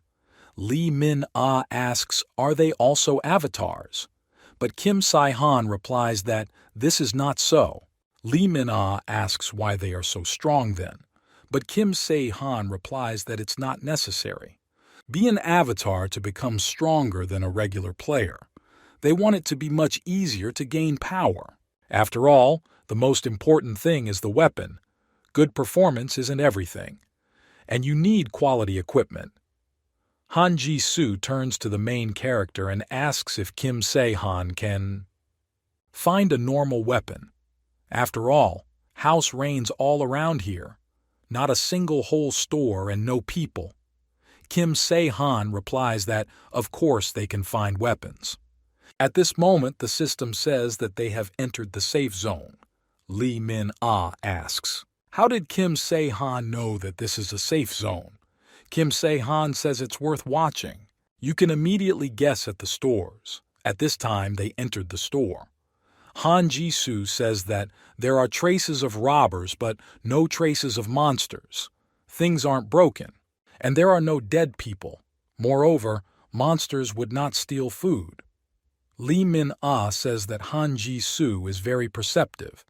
She asks what weapons Kim Si-han and Han Ji-soo are going to buy here. Kim Si-han replies that he has one way: open a point store. Lee Min-ah says that this is very cool. Kim Si-han asks, really? Lee Min-ah didn't know this because she's an avatar. Lee Min-ah didn't even suspect it. She asks how she can ask about something she doesn't know. Kim Se-han thinks about how the deity could tell the girl himself. Weapons are a necessity in the game. And this is not surprising. The clown is known for his sadistic tendencies. He couldn't send his avatar to take the easy route. Kim Se-han found out by accident himself. Lee Min-ah is still in the early stages, so she doesn't have to be upset. Lee Min-ah says that she is still offended. She says that Kim Si-han is generally the nastiest. The main character says to listen to him. He says that they will no longer have a chance to buy weapons before, as they begin the second task. Therefore, he advises you to choose something new for yourself. At this moment, objects appear in space. The main character wonders what will appear in the store this time. As the main character thought, this is basically a standard weapon. All the cleverness of the game is loaded in unusual items. Even greenery. If you buy the potion from the very beginning, you have a chance to survive. Is growing exponentially. Kim Se-han is angry because the game masters are nasty. After all, if they go a little further, there will be a player who makes weapons himself. But at the moment, they don't have another way to get a weapon. Kim Se-han says that they should be grateful for at least such equipment. First of all, they would need to buy the most normal from what is available in this place. At this moment, the main character hands one thing to Han Ji-soo and tells the girl to take it. Han Ji-soo doesn't understand what it is. Kim Si-han explains what it is. A shield that protects the heart, so it needs to be wrapped around the body.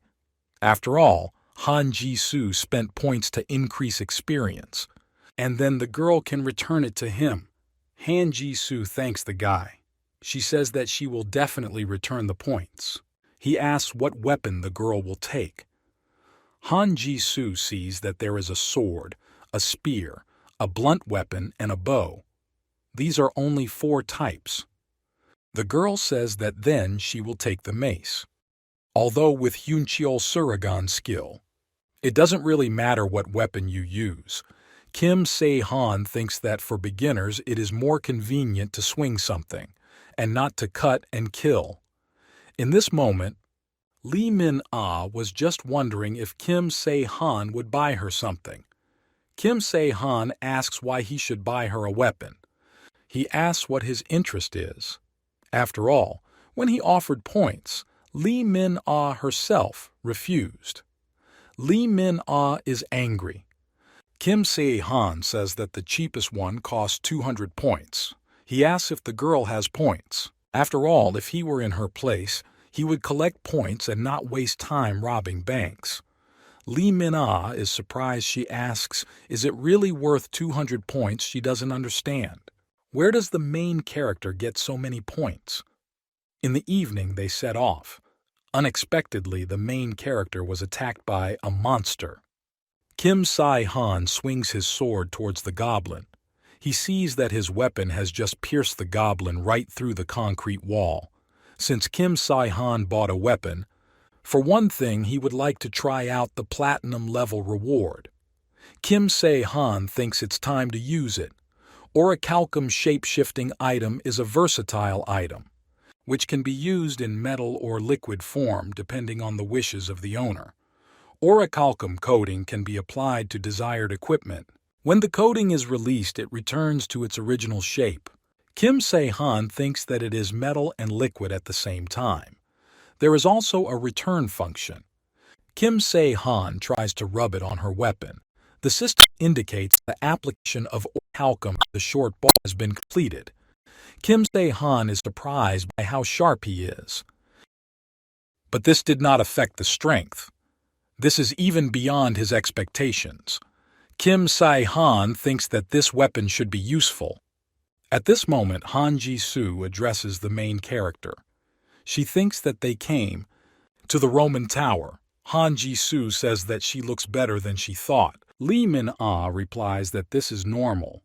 After all, the world has just begun to change and she seems to have already adapted to everything. Kim Se-han asks how Lee Min-ah is going to survive if he doesn't adapt well to what's happening. After all, the girl doesn't even have points. Lee Min-ah says that it's funny for her to even ask about this, but she's wondering what the task of these two is now. Kim Se-han replies that they are on a mission to catch the boss of the monsters. Lee Min-ah is surprised by what seems like such tasks. Kim Se-han asks what the girl had on the second level. Lee Min-ah replies that she is simply concerned with survival. The main character understands why Lee Min-ah finished the level so quickly. After all, they must kill or die at the hands of other players until their number reaches a specified number. In comparison, their escape was a very peaceful decision. Although, if it weren't for Kim Se-han, all the players would have died at the hands of the guard or the hobgoblins. Suddenly, the main character notices that there is something ahead. He says that they should hide behind the stones. He sees two guys there. Han Ji-soo asks what these guys are doing there. Maybe they're just standing guard. The main character says that it looks like these guys are guarding the borders. Han Ji-soo replies that there don't seem to be any monsters here. But Kim Se-han says that these guys are not there because of the monsters, and because of people like strangers like them. Kim Se-han says that if this level assumes competition among players like survival, then he understands why these people are standing here. At this moment, Kim Se-han says that now he and Han Ji-soo and Lee Min-ah are not included in this number. He asks if the girl understands what he is talking about. Lee Min-ah starts to get angry and asks what Kim Se-han just said. She doesn't understand. Is Kim Se-han asking her to change her appearance and go to them and extract everything from them? Kim Se-han asks why Lee Min-ah can't do it. After all, this will be the fastest and most effective way. Only Kim Se-han must figure out the situation himself. He asks if Lee Min-ah won't come. Lee Min-ah agrees to go. The girl goes and watches the guys. She sees that they are moving very quickly. She thinks that then there should be no problems, if only you catch the moment when one of them does not see the other. And then Lee Min-ah has to hit one of the guys and transform into him. The guy is lost in knowledge and Lee Min-ah hides him. An instant later, Lee Min-ah transforms into his body. The other guard doesn't understand where his partner went. He asks why his partner is not working. After all, if he doesn't come out now, he'll report upstairs. At this moment, the guy comes out and asks what's wrong with him. After all, he just needed to go to the toilet. Lee Min-ah in the guy's body asks if she really needs to report this. But the partner replies that this is not the first time. He tells the guy to move because the guard is changing soon. Kim Se-han doesn't understand why Lee Min-ah is acting so strange. He doesn't understand if everything is all right with the girl. At this time, the players passing the level climb to the top of the tower and finally climb to the top floor. The player asks, can they really catch the boss right away? When they had already gone upstairs, one guy asked in surprise if this was the boss of the second level. A huge demonic monster appears in front of them. The guy says that they won't catch him themselves. After all, first they need to hide. They all start running together. But at this moment, the monster begins to grab people who came to this place. One guy sees a door in front of him. He understands that the boss will not be able to get out of this place. If they just get out, they are saved. But suddenly the guys start falling to the ground. They don't understand what it is. Was the monster blocking the way? The guys don't know what to do now. At that moment, one guy uses his weapon and tells the guys to get together and pull themselves together. After all, they won't succeed anyway. At this moment, the guy is grabbed by a monster. The high-level boss is on the top floor. Naturally, it is huge, but the problem lies in the conditions of the dungeon. The starting point is the entrance to the boss room. Monster, that is. It seems like the same people who were on the first level can enter there. There is only one boss monster, and there are 2 teams that catch it. As a result of the 2 teams, only one will be able to complete the task, and failure to comply will result in punishment. Therefore, you cannot give in to anyone. Kim Se-han understands that this is understandable, because that's why. The one who came later sat downstairs. When the main character Han Ji-soo and Lee Min-ah came downstairs, Kim Se-han couldn't believe his eyes. Is Lee Jong-hyun really there? Lee Jong-hyun asks Kim Se-han what he is doing here. Isn't Kim Se-han dead yet? But this is what the main character wanted to ask the guy. Kim Se-han says that the guy did not gain any experience points. But Kim Se-han doesn't understand how Lee Jong-hyun survived. Lee Jong-hyun replies, he was just lucky. Kim Se-han asks, has the guy become much more polite? Han Ji-soo talks about it, that Lee Jong-hyun saw Kim Se-han fight, and he should be polite. That's good. He asks Lee Jong-hyun to take him to old age. Lee Jong-hyun asks, is Kim Se-han really asking him to take him to Yoon-hyun again? The main character replies that this is exactly how it is. The guy agrees to take them, and after a while they are already there. Lee Jong-hyun says that this is their base. At this time, many guards are flying above. The moment people pay attention to the main character and talk about what it is, the same Kim Se-han who then fought with the Minotaur. Kim Se-han thinks that there are a lot of people in this place, which is why there are enough observers. Lee Min-ah says that really all these people were in the last round. Lee Min-ah asks what Kim Se-han did at the previous level and why people look at the main character from the outside. The main character replies that he did nothing of the sort. Just while people were running away, he dealt with one monster. Lee Min-ah asks in surprise, did Kim Se-han deal with the monster? The girl wonders what kind of monster it was. The main character replies that he dealt with the Minotaur guard.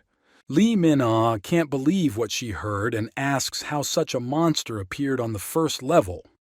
Is Kim Se-han really saying that he dealt with it? The main character replies that it is so, but Lee Min-ah doesn't believe the guy. She asks how someone like Kim Se-han could do this, but the main character doesn't answer.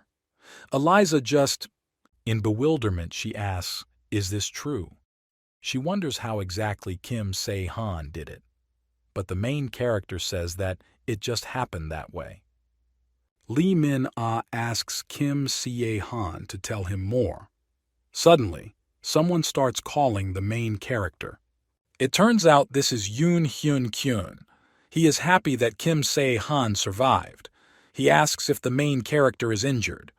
At this moment, Yoon Hyun Kyun rushes into the arms of the main character. Lee Min-ah asks who this guy is. After some time, Yoon Hyun Kyun tells how it all happened. And they are now in this place, because they came later. Kim Se-han understands what this is saying with that, what Lee Min-ah told him. It turns out they need to deal with the boss first than those at the top, and beat those who occupied the territory. Although in his own words, the main character says that this is impossible to do. After all, if they can't cope with the boss, then people like them can do it. Yoon Hyun Kyun doesn't understand how this is possible. Kim Se-han talks about the need to lure out those from above who want to appropriate all the laurels for themselves. There is one boss monster inside the tower. 2 teams are hunting him. The team that fails to complete the task will receive punishment. The punishment for failure to complete a mission is, of course, death. The main character asks, just in case, that Yoon Hyun Kyun said that they know about the monster. Kim Se-han asks, are they really the ones who said that the monster is at the top of the tower? Yoon Hyun Kyun replies that there is, after all. Kim Se-han says that if this is the case, then let that team catch the boss first.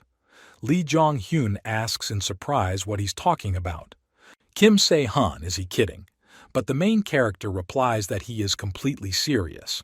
After all, if this monster is on the roof, then let them catch it first. Unless, of course, they can catch him. Lee Jong-hyun starts asking what about their task then. After all, if they don't kill the boss monster, they're finished. Kim Se-han replies that Yoon Hyun Kyun will say this when that monster on the roof will be the real boss. Kim Se-han asks why Yoon Hyun Kyun decided that the boss they needed was sitting on the roof. After all, if they watched the video, you would have thought the same thing. He's too strong for a normal monster. Kim Se-han realized this when he saw a recording of another team's battle with him. But Kim Se-han says what's more important. He received an alert called Boss Stage when I first entered a Roman tower. And this means that there is a boss monster here. The system says that they have entered the boss stage. After that, not on one other floor. Kim Se-han has never seen a stronger monster than him. Yoon Hyun Kyun asks, did Kim Se-han check the dungeon then? But Kim Se-han didn't hear about it. Kim Se-han will only say one thing. A boss monster has one difference from a regular monster. Yoon Hyun Kyun asks what difference he has. Kim Se-han replies that the boss is gathering an army to guard him. This is what makes it different. At this moment, one guy calls the player's name Hyun Neem. He says that Hyun Neem seems worth going out and watching. Hyun Neem asks what happened there. Could it be the same players again? The guy replies that this time there are new people there. At this time, the main character asks if Park Dong-gwan will come with them. Kim Se-han asks why Park Dong-gwan suddenly decided to trust him. Park Dong-gwan replies that he thought what was in it. There is something. Leave those monsters to the other team and go underground yourself. After all, the main character is unlikely to be able to catch boss monster. Kim Se-han thinks that Park Dong-gwan is stupid, but sometimes he can think. It would be better for him to think in moderation. Yoon Hyun Kyun asks the main character to listen. He says that although he agreed to go together, he asks, are they sure they can handle it? After all, most of them are former criminals, and among them there are only women and children. During the first game, Korea was full of different guilds. Among them, one was especially different, which was organized by criminals immediately after the changes that began in the world. It was a guild that its very mention inspired fear. For their own benefit, they have no qualms. They killed people and were ready for absolutely anything. They called themselves Sin. And the leader who created this group was Kim Ju-won. Kim Ju-won asks what they want to tell him. Did they really come to wave their fists? He wants them to try. After all, he is ready to keep company at any moment. At this moment, Yoon Hyun-kyun says that they came to express their opinion. Kim Ju-won is surprised by that they have their own opinion because it seemed to him that it was too late to ask for unification. But Yoon Hyun-kyun replies that they didn't think about it. Kim Ju-won asks what they want then. Yoon Hyun-kyun says that they came to say that they are losing to them the boss monster who is on the roof. Kim Ju-won starts laughing and asks, are they really inferior to them? Is it really that pathetic guys like them are inferior to him? Kim Ju-won says that this is not called concession but escape. He admits that this is true. He asks whether this new team is going to give in to them and they themselves are going to die. Yoon Hyun-kyun replies that they still won't defeat them if we'll start fighting, so they will find another way out. Yoon Hyun-kyun says that it is better for the team to go after this boss, and when the set time ends, then a new boss will appear and there they will start hunting for him. Kim Se-han thinks that Yoon Hyun-kyun speaks well. With such an expression on his face, he lies so calmly. Kim Ju-won asks, is that really true? But Yoon Hyun-kyun asks what other way out they could have. But Kim Ju-won replies that the guy has something else on his mind. Kim Ju-won says that they are all finished. At this moment, Kim Ju-won lands on the main character and his team. At this moment, the opposing team also heads towards the players. Yoon Hyun-kyun replies that this is all true. The main character has a very unpleasant feeling of anger. This is the avatar of one of the highest gods, avatar of Hades. Kim Ju-won says it's wonderful. He asks what his team thinks about this. But the guys answer that they shouldn't care. After all, if these players do not yield to them, they will die. And if they are planning something, they will finish them off and be done with it. Kim Ju-won says he agrees, and decides to do the same. But he says that Yoon Hyun-kyun and his team should understand that they cannot blindly trust them. Yoon Hyun-kyun understands this. Then he will stay in this place until I fight the boss. Suddenly Park Dong-gwan bursts into the conversation and says that Yoon Hyun-kyun is their boss, and they can't do it without you. Park Dong-gwan says that it is better for him to stay. Yoon Hyun-kyun agrees and says that if the guy changes his mind, he can tell him so. Kim Se-han doesn't understand what's going on. And Kim Ju-won asks, is there really only one left? He says, not to be made fun of. After all, everyone who is here must stay. He especially talks about Han Ji-soo. At this moment, the main character begins to get angry and he calls, your weapon. Kim Ju-won doesn't understand who else this is.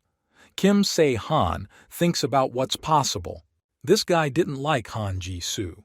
After all, even if he doesn't know about Jong Salson, he probably felt something. Yoon Hyun-kyun asks what they are up to. Kim Ju-won says that Kim Se-han is not bad, and the guy thinks that the main character is capable. Kim Se-han replies that this is true. Kim Ju-won's team starts to get angry and ask who is this guy who talks so impudently with their main, but Kim Ju-won tells his team not to do anything. He says that Kim Se-han is not so easy. Kim Se-han replies that therefore, if Kim Ju-won does not want to fight with them, then it is better to compromise. At this moment, the girl uses her power and uses a form called the cannibal flower. Kim Ju-won doesn't understand what's going on. The guys are turning to the leader Kim Ju-won and asks if these guys allow themselves too much. They want to kill them. But Kim Ju-won doesn't understand who Han Ji-soo is. At this moment, the main character stops the girl and Han Ji-soo asks for forgiveness because she got excited. Kim Se-han says that for the skilled Jong Sal-song, this was a comparatively lethal level of malice. No matter how crazy this Kim Ju-won is, He is not worth applying this skill to him. In this moment, the main character asks what the guy's answer will be. At this moment, Kim Ju-won replies that he accepts, and he says that Park Dong-gwan can stay here alone. Yeon Hyun-kyun turns to the main character and says that then they will do so. Kim Ju-won doesn't understand who these people are and how they dared to humiliate him like that. Kim Ju-won decides that he will definitely complete this mission and kill all these people.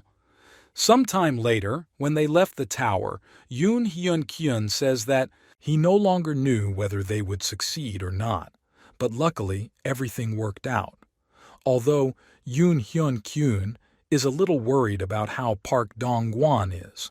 After all, he was left there alone, but Kim Se-han answers that these guys don't have to worry. After all, he himself wanted to stay. Kim Se-han asks why should they bother then? After all, they had better start preparing.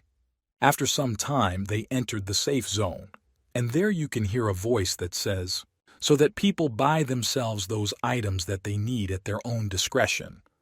Yoon Hyun-kyun didn't know what this was. Yoon Hyun-kyun asks what the main characters think. He asks if they will limit themselves to just one boss monster. The main character replies that he doesn't think so, but they still shouldn't worry. Yoon Hyun-kyun asks why this is so.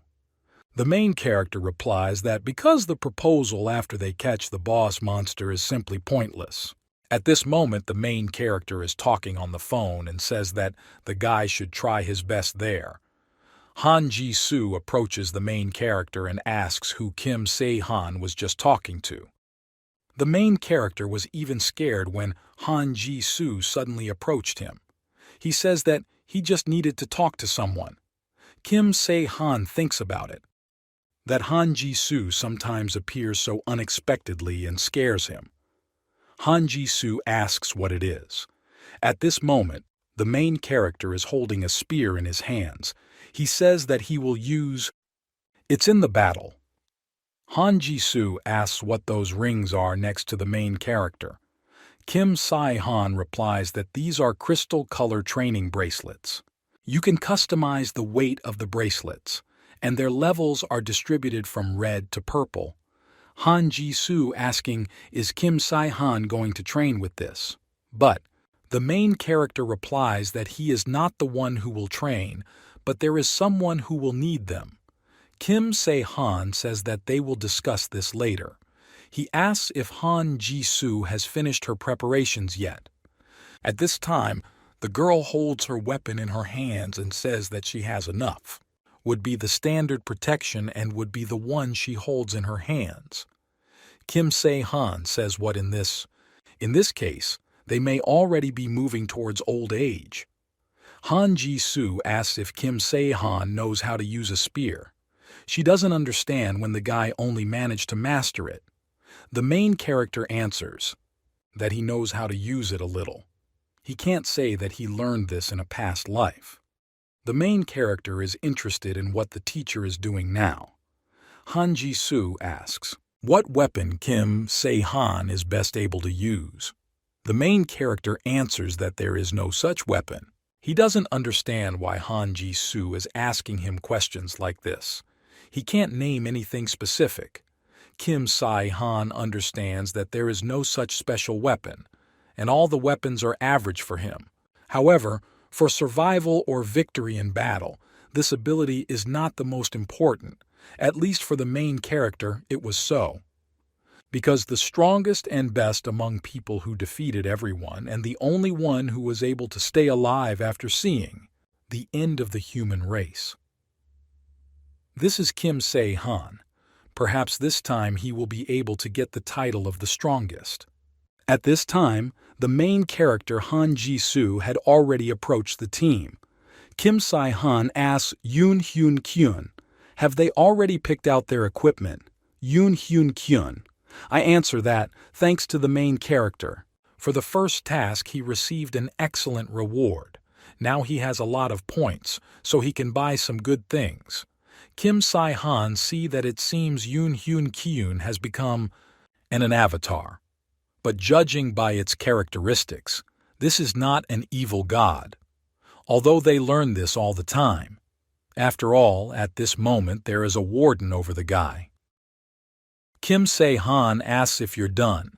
Others' preparation. Yun Hyun Kyun replies that they are all finished, and that's why he came to say that it was time for them to leave. The main character says that maybe he and Han Ji-soo will have to go separately. After all, they have some business to do. At this moment, the main character hands the guy a spear. Yoon Hyun Kyun asks why this. Kim Se-han says when they find the boss monster, then Yoon Hyun Kyun should stick. It's in the middle of his room. And if Yoon Hyun Kyun sticks it into the floor, then most likely it will go deep. The blades should face up. But if they fail to kill the monster, then the main character will give their phone number. Kim Se-han tells them to turn it on near the spear and give him a sign. Yes, they understood everything. He asks, is it really a spear and a boss monster connected to each other? Kim Se-han replies that they will find out about everything later. After some time, the headman writes to Park Dong-gwan that the preparations are completed and Park Dong-gwan can go down to them in the dungeon. Park Dong-gwan understands that it all started. He doesn't understand why it took them several days to prepare. During this time, he had already challenged the boss 3 times, although to no avail. He understands that Kim Se-han was right after all. Doesn't understand who Kim Se-han really is. But there's definitely something there. Moreover, his god advised him, be careful with the main character. Park Dong-gwan is located in a closed room. He turns to the guard and says that he has some information about the task. The guard tells the guy to tell him. But Park Dong-gwan replies that he will speak. It is not the guard. He asks the guy to take him to the elder.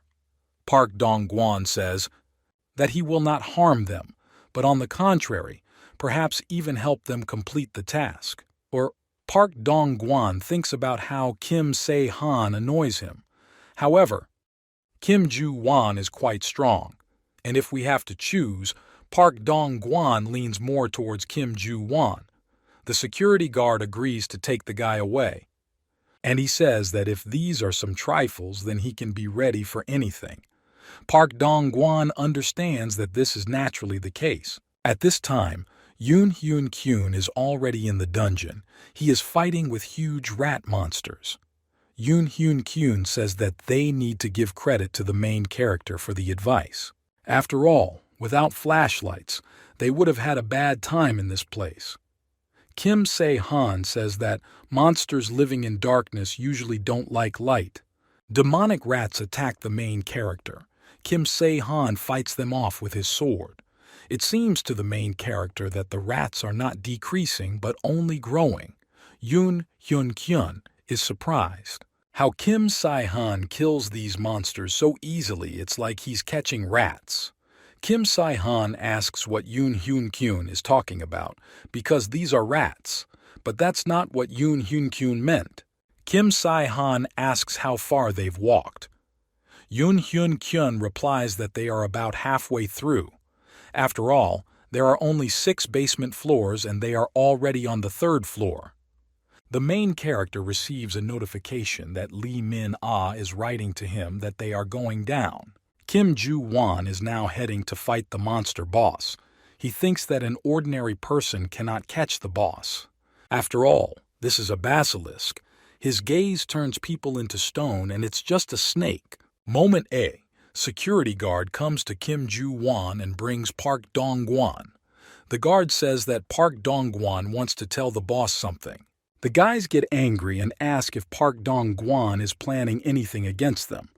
Park Dong-gwan says what should be. Maybe now they are fighting monsters on the ground floors.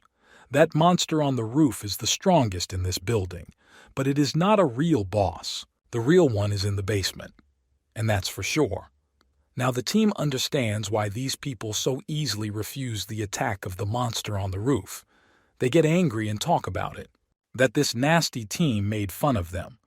Kim Ju-won realizes that it was a psychological trap, and it was obvious that they still could not defeat Kim Se-han. Because that's not what he's there for.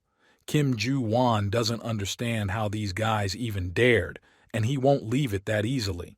Bones are happy that now the two teams will fight, and he will stay with whoever wins. And he can get rid of punishment with the help of the skill that he received from the deity. The guard says that this is all thanks to Park Dong-gwan. He thanks the guy for helping. After some time, they approach the dungeon and asks closer, "Is this the right place?" Park Dong-gwan replies that it is true, but he doesn't understand. Why is there no one here? Kim Ju-won orders to inspect everything around. It can't be, so that no one is left outside. The guard asks Kim Ju-won, what if they left thinking they would follow them, and to the very bottom? Because the faster they complete the task, the faster they can escape. They decide that they need to quickly catch up with this team and kill them. They should go there as soon as possible. Kim Ju-won cannot rule out this possibility. He says that they are returning down. When they were already downstairs, the team did not understand whether it was too dark in this place. They decide that they should have at least taken a flashlight with them. In this moment, they notice the silhouette of a guy and a girl.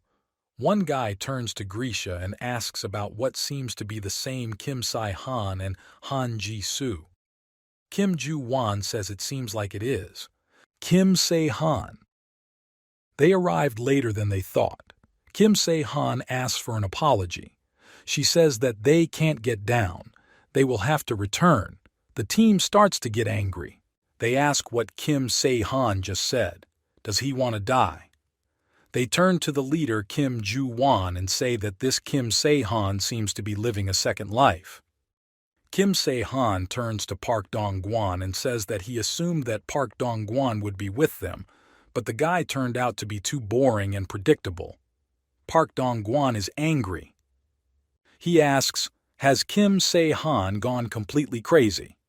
The guy didn't know why Kim Se-han performed so much, but now he's finished. Kim Se-han asks, does Lee Min-ah think so too? And at this moment, one guy from the Kim Ju-won team turns into Lee Min-ah. Lee Min-ah complains because Kim Se-han forced her to work again. She asks if you even knew, Kim Se-han, about what she had to endure. Because these guys stink. Park Dong-gwan thought that everything was easy. He doesn't understand what's going on. Kim Se-han says that they even made a plan to deal with them all at once, and even with what's on top. Lee Min-ah turns to the main character and asks what Kim Se-han will do now. The main character replies that they will fight. Lee Min-ah replies, what if something goes wrong? Then she leaves. Kim Se-han says that Lee Min-ah will do whatever he wants. After all, they have little time.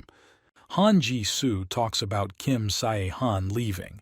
After all, they just need to be detained so that they cannot go down. And there is no need for them to all stay together. Kim Se-han doesn't understand whether everything will be okay with the girl, but he agrees. He says that, then they will go up. Kim Se-han picks up Lee Min-ah, and Lee Min-ah asks what Kim Se-han is talking about. When Kim Se-han was about to leave, he turns to the girl and asks Han Ji-soo not to kill Park Dong-gwan. Han Ji-soo replies that she will try to do it. The main character says that in this case the girl should cover them and not miss this command. Kim Ju-won swings his weapon and tries to stab the main character. But at that moment Kim Se-han lands right with the guy and Kim Ju-won didn't even notice the way Kim Se-han moved. At this moment, Kim Se-han hits the guy, and Kim Ju-won ends up in the water. Now Kim Se-han turns around and leaves. He tells Han Ji-soo to cover them, but if it's too dangerous, Han Ji-soo can leave. It seems to the main character that something has changed, but he decides to trust the girl.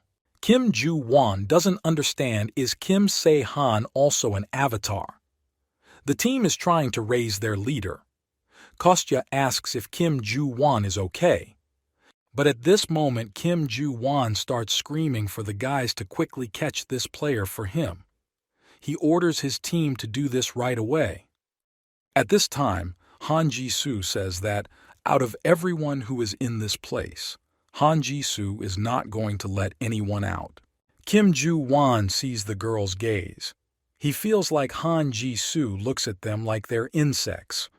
Kim Ju-won asks the girl who she is. At this moment, the leader of the team orders to kill this girl. The girl uses her weapon and says that she doesn't like it when so much blood gets on her clothes. One guy pounces at the girl and tells her to die.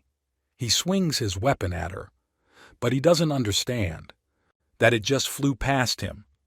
After all, at that moment the girl used her weapon, and with just one wave of her hand she hits the guy in the face. At this moment the girl is attacked from behind by a guy, but Han Ji-soo uses his weapon and deflects the guy's blow.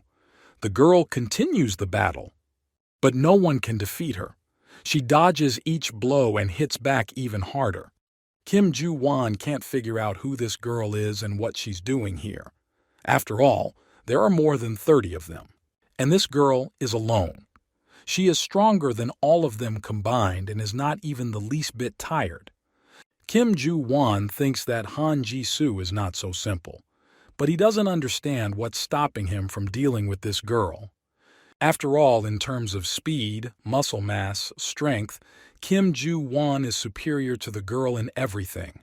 In addition, Kim Ju-won is an avatar of Hades himself.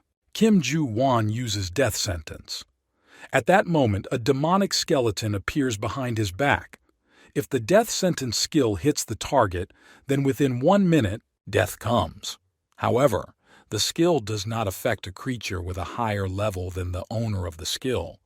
Kim Ju-won gets angry and thinks about it, that Han Ji-soo doesn't even know where she's going. He is sure that Han Ji-soo will die. After all, Kim Ju-won avatar of the highest deity. But at this moment, Kim Ju-won does not understand how this happened, because it could not have happened. He doesn't understand. Is he really the same as the others? After all, at this moment Han Ji-soo swings his weapon and knocks the guy's head off. Lee Min-ah and Kim Se-han are already on their way to their mission. Lee Min-ah asks if Kim Se-han left Han Ji-soo alone. She asks if the main character is even sure that Han Ji-soo can handle it. The main character is probably sure of this. Lee Min-ah asks why Kim Se-han is not sure about this. The main character replies that there is not such a strong enemy there. Lee Min-ah talks about it, that she thought Kim Ju-won was strong enough. But Kim Se-han replies that he was not impressed by Kim Ju-won. It's just the beginning of the game, and Kim Ju-won most likely became an avatar recently. Of his skills, he probably only has a death sentence. But it takes too much time to use. And if his head falls off his shoulders faster than he has time to use the skill. Lee Min-ah asks what Kim Se-han is really up to. Is he really going to go to the roof? The main character replies that he will do so. Lee Min-ah understands that Kim Se-han is strong and all that, but it seems to her that this is too much. The main character replies that that is why he took the girl with him. Lee Min-ah asks how she can help. After all, she may look tough, but she can. Just change your appearance. The main character replies that this will be enough for him. After some time, the two find themselves in front of huge doors. Kim Se-han says that they must go inside. At this point, Kim Se-han asks if Lee Min-ah did what he asked her to do. Lee Min-ah replies that of course she did. She asks if she even imagines. Kim Se-han, how worth it she had to experience. After all, in general, she says that Kim Se-han is only letting him in to try not to give her a normal reward for this. But Kim Se-han answers to the girl, "I wasn't worried because she would get a reward. He will buy her an item worth at least 2,000 points. There will also be a bonus depending on the reward for completing the second level." Lee Min-ah doesn't believe what she heard. She asks if it is true that Kim Se-han will give 2,000. After all, this is a lot. Lee Min-ah says that if a guy lies to her, she hits him. Kim Se-han tells Lee Min-ah to hurry up and change her appearance. Lee Min-ah asks if she really needs to change her appearance to what Kim Se-han was talking about. The main character replies that Lee Min-ah should turn into a ferret. Lee Min-ah doesn't know how this is supposed to help, but she does it because of the guy's request. At this moment, Lee Min-ah in the body of a beast turns out to be our main character. Kim Se-han asks if the girl is ready. In this case, they can already come in. When the main character entered this room, he sees the numb bodies of different players. Kim Se-han doesn't understand what happened here. Petrification of the players, and they all became victims of the basilisk. Kim Se-han says that they went ahead and found out where the basilisk was. Nothing bad will happen and the girl just has to move quickly. Kim Se-han says that if a girl is scared, he can give her a lift. At this moment, the girl is already going on reconnaissance. At this moment, some noise is heard. Kim Se-han doesn't understand. Did Lee Min-ah find him so quickly? At this moment, the main character sees a huge beast in front of him. Kim Se-han thought that he shouldn't bother looking for this monster. After all, this monster is the guard of this level. The basilisk says that another fool has come to him. He says that his name is Orga. The monster says that if Kim Se-han retreats now, he will not kill him. Kim Se-han asks if he would come and leave immediately. Unlike the Minotaur at level 1, this monster has a name. Now, monsters don't just appear at this level. There is a monster with the name of the players, unable to destroy. This is a real guard. But the most unpleasant thing is his skill. The gaze turns to stone. He opens his eyes and with his gaze transforms. Everything is in stone. At this time, his eyes begin to glow.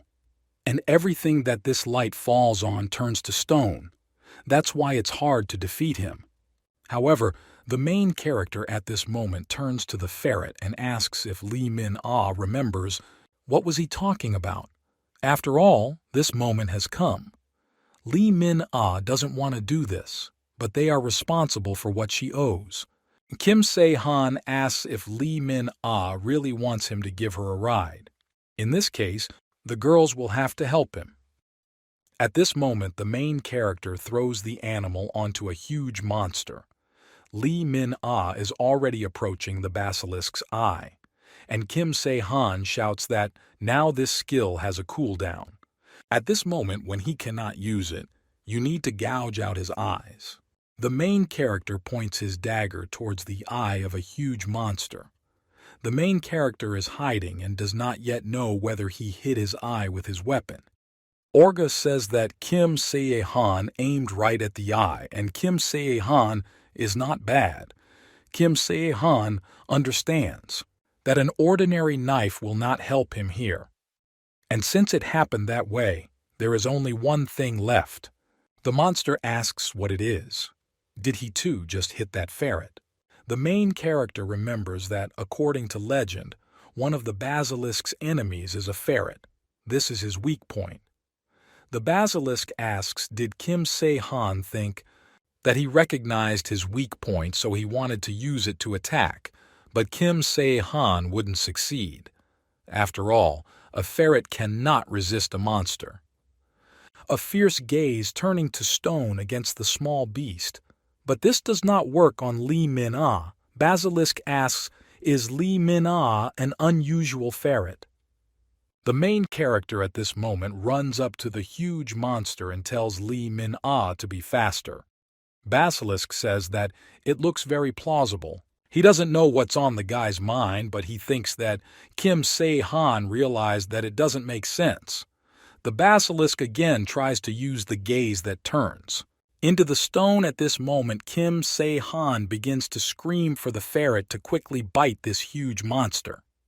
Lee Min-ah is already approaching the eye of the huge monster. She grabs his eye with her teeth, and the monster begins to scream loudly. Lee Min-ah jumps to the side, and it falls straight into the hands of the protagonist. Kim Se-han is happy because now he doesn't have to be afraid of the look of a huge monster. The basilisk understands that this was not an ordinary ferret. The main character answers, "Of course it is." He asks where a ferret can come from in the city. The basilisk tries to stab the main character, but Kim Se-han manages to escape. Kim Se-han understands that the monster is so huge that any of its attacks is immediately visible. However, if the monster even slightly hurts the main character, he can say goodbye to his life. Kim Se-han starts to run away, but the monster says that Kim Se-han definitely won't leave him. Kim Se-han sees that the basilisk is approaching him again. At this moment, the main character receives a notification on his phone. Kim Se-han is happy. He turns to Lee Min-ah and asks if Lee Min-ah remembers the sign he showed her. They must run away. At this moment, Kim Se-han and Lee Min-ah scatter in different directions. The basilisk sees that this guy is using some tricks again. Kim Se-han replies that without this they will not be able to kill him. The basilisk says that this is funny. He keeps talking about it. That Kim Se-han can use any techniques, but there is no way he can defeat him. Even if Kim Se-han deprives him of his skill, they still don't care about the monster. The monster tries to attack the main character again, but Kim Se-han won't have time to jump. The basilisk says that this is the difference in levels. After all, the characteristics of the basilisk are equal to the highest level. Kim Se-han just has lowest rank, and so that Kim Se-han does not undertake his efforts will be in vain. Kim Se-han sees something approaching him. The basilisk says that Kim Se-han can use any techniques but will never be able to kill him. Orga says that Kim Se-han can block his skills as much as he wants, but still nothing will help him. Kim Se-han understands that he needs to act before he is too late. He says that the basilisk talks a lot. At this moment, the main character snaps his finger and the basilisk asks what Kim Se-han is up to. At this moment, a huge rooster appears. The monster starts screaming. Then the main character picks up his weapon and asks, "Is this really the difference in levels?" which the monster was talking about. The main character inflicts many blows on the monster with his knife. The basilisk asks how long Kim Se-han can last by continuing to fight him. The monster doesn't know how Kim Se-han knew his weak points, but Kim Se-han is not that strong. To pierce his scales, the monster tries to hit the main character, but at that moment Kim Se-han recoils from his blow. The basilisk asks whether Kim Se-han will continue to run away from him, and then the guy will run out strength, and he will die. Kim Se-han sees that the basilisk has clearly begun to move more slowly. Kim Se-han understands that it's time for him to deal with this monster. It seems to the basilisk that Kim Se-han was well prepared. However, the difference between them still remains the same. The monster asks what Kim Se-han is going to do. Will he really run away? Kim Se-han is happy that it's finally here. At this moment, he turns to the monster and says that he definitely cannot kill him. Monster asks, did Kim Se-han just realize this? But only now it was too late to understand this. Kim Se-han knew this from the very beginning, so he puzzled over how he could defeat the huge monster. Kim Se-han is used to this, to meet those opponents whom Kim Se-han cannot kill. Opponents who are superior to the main character in everything. Kim Se-han doesn't understand what he needs to defeat them. Is it really the choice of a deity or high scores? Maybe he needs useful skills or a unique ability. Kim Si-han understands that all this is of course very important. In the first round, the main character lacked all this. However, despite the lack of the title of the strongest and praise for his genius, Kim Se-han was the last person left alive. It's experience and patience. With these qualities, anything is possible. The basilisk starts screaming and asking what Kim Se-han is saying. The basilisk is ready to kill this guy. He says that the end has come for the main character. Suddenly, explosions occur in all parts of the tower. The basilisk asks what Kim Se-han has done. Kim Se-han replies that it was a bomb. Lee Min-ah says that someone has been diligently planting bombs for a week. Sticky bomb. This is a bomb that can be detonated using a remote control but has no effect on monsters or players. Basilisk says that Kim Si-han is stupid. He asks, does the guy really think that he can be killed with some kind of bomb? Or does Kim Se-han really want to throw him down? After all, whatever Kim Se-han comes up with is pointless. The main character knows this too.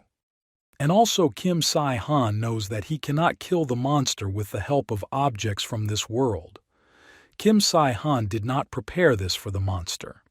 And his efforts were not meaningless, although the basilisk is so thick-skinned that it does not understand this. Basilisk asks what Kim Se-han means. But suddenly he does not understand what is happening. Kim Se-han asks, is it their family trait to not notice anything around them when they get angry? Kim Se-han holds a workout bracelet in her hands. He says that with the help of this crystal, the weight of the bracelet can be increased to 10 tons. He tells the basilisk to try the weight difference on itself. The basilisk does not understand what it is. After all, Kim Se-han put this bracelet on the legs and arms of the monster. After all, at this moment the basilisk cannot move. The main character has already climbed onto the head of the basilisk. Kim Se-han says that there is no need for a difference in levels. He says goodbye to the basilisk and pushes it out of the tower through the hole created by the bomb. The basilisk says that even if it falls, it still will not die. After all, when he hits the bracelets, nothing will happen. At that very moment, the monster will never be free from him. He will kill the main character. Suddenly, the monster notices that there is a golden spear there. He doesn't understand where it comes from. After all, this is the second level, and among the weapons that could be obtained. Until now, there has not been one that I could pierce his scales. The basilisk says that he will not die from one spear, and he has nothing to worry about. But at this moment, the basilisk falls straight onto the spear, and this spear completely pierces its body. The basilisk doesn't understand what's going on. All this time, Yoon Hyun Kyun and their team were on the street. Yoon Hyun Kyun talks about the monster, doesn't break through anything, and they cannot cope on their own. There is a caretaker in front of them. One guy asks the headman what they will do. Suddenly, they notice that huge monsters begin to fall from the sky. They don't understand what's going on. Yoon Hyun Kyun asks what is actually falling from the ceiling. At that moment, the dragon killed the observer who was fighting with his whole body, with the team. One guy tells the old man that these monsters really both died. Yoon Hyun Kyun replies that she looks like this. First, they need to find the others and assess the situation. At this moment, the system says that Task 2 has been completed. Their achievement for completing the task is Silver Level, and also they receive a reward. Yoon Hyun Kyun sees that if the task is completed, then look, it was a boss mob. Yoon Hyun Kyun doesn't understand. Did he really get the Silver Level? After all, he didn't do anything. Yoon Hyun Kyun doesn't understand how it even works and what happened. The system says that starting from the third task, the main quest will be activated automatically after expiration, certain time or after fulfillment of conditions. Yoon Hyun Kyun doesn't understand. Doesn't anyone know when the next task will appear? The guy approaches the headman and asks what is happening. But Yoon Hyun Kyun himself has no idea. But it seems everyone is alive. At this moment the main character comes out. Yoon Hyun Kyun doesn't understand. Is there really not a scratch on the guy? Kim Si-han turns to Lee Min-ah and says, so that she could just watch how they threw off this huge monster. Yoon Hyun Kyun doesn't understand, did Kim Si-han really throw off this huge monster and at the same time on it, there's not even a bruise? Yoon Hyun Kyun doesn't understand who this guy really is. Yoon Hyun Kyun says that, thanks to the main character they managed it and they wouldn't have done it themselves. On the other hand, if there were those caretaker guys, it would not be so easy to catch. Still, Kim Se-han and those guys are of a completely different caliber. Yoon Hyun Kyun understands that things won't go on like this, and he needs to become even stronger so that he can survive without other people's help. Kim Si-han says that Yoon Hyun Kyun did as he told him, so everything went as it should. Yoon Hyun Kyun asks the main character what he is going to do now. Kim Si-han says that he still has time before the start of the third task, and he is thinking of walking around a little. Kim Si-han takes his spear, and Yoon Hyun Kyun asks where Kim Si-han will go. Kim Si-han replies that he will go wherever his feet take him. If something happens, they can call him, and if he is not busy, he will always help. Yoon Hyun Kyun understands that it's time for them to part ways. He tells Kim Se-han to write too if he needs anything. They will see each other again. Kim Se-han turns around and leaves. He thinks about what is possible at that moment. Yoon Hyun Kyun felt that he lacked the ability. Now he will have to survive on his own until at least the 7th level, but he can handle it, especially since he became an avatar. At this moment, Kim Si-han remembers that he forgot to ask what the guy's deity is. If they see each other again, the main character will definitely need to ask this. After some time, the main character meets Han Ji-soo. Han Ji-soo asks, is Kim Si-han here too? After all, he arrived later than the girl thought. The main character seems that the girl has a different chain mail. He asks if the old one is worn out. Han Ji-soo says that she pulled out one of several sets that Kim Se-han bought for her. Kim Si-han sees that Han Ji-soo is cleaning the mace as if nothing had happened, and something tells him that Han Ji-soo was cruel to these guys. He asks the girl where is that special guy. Han Ji-soo replies that she locked him in the room just in case. Moreover, he made a lot of noise. Kim Si-han enters that room and Kostya is sitting there. He asks the guy how he is doing and how he is doing. Kostya starts to get angry. He attacks the main character. Kostya asks what Kim Se-han put on his neck. Kim Se-han replies that it's nothing special, just an interesting bracelet, although it would be more correct to say an interesting choker. He says that this choker suits him. At this moment, the guy falls face down on the floor and breaks his nose. The main character is interested in whether the player can withstand 200 kilograms. Kostya begins to get angry and scream. He is trying to take off this heavy bracelet. Kim Si-han asks, does Kostya really think that he would hang the bracelet around the guy's neck if it was so easy to remove? Kostya asks why Kim Se-han is doing this to him. Kim Se-han asks, will Kostya really be asked why? After all, he gathered people during the first task in the gym to finish everyone off there. And this time, for sure, he was also going to inject everyone. Kim Si-han says that Lee Min-ah was nearby and saw everything, but Kostya didn't know this. Kostya replies that this is so, but nothing worked out for him. Kim Si-han says that the guy didn't succeed because it was he who interfered. If it weren't for him, Kostya would have achieved his goal. He asks if Kostya knows what karma is. After all, the fact that the guy has a physical arrest on his neck, and now he will show the guy a psychological test. Kim Si-han bought this item from the store. It's called Absolute Contact.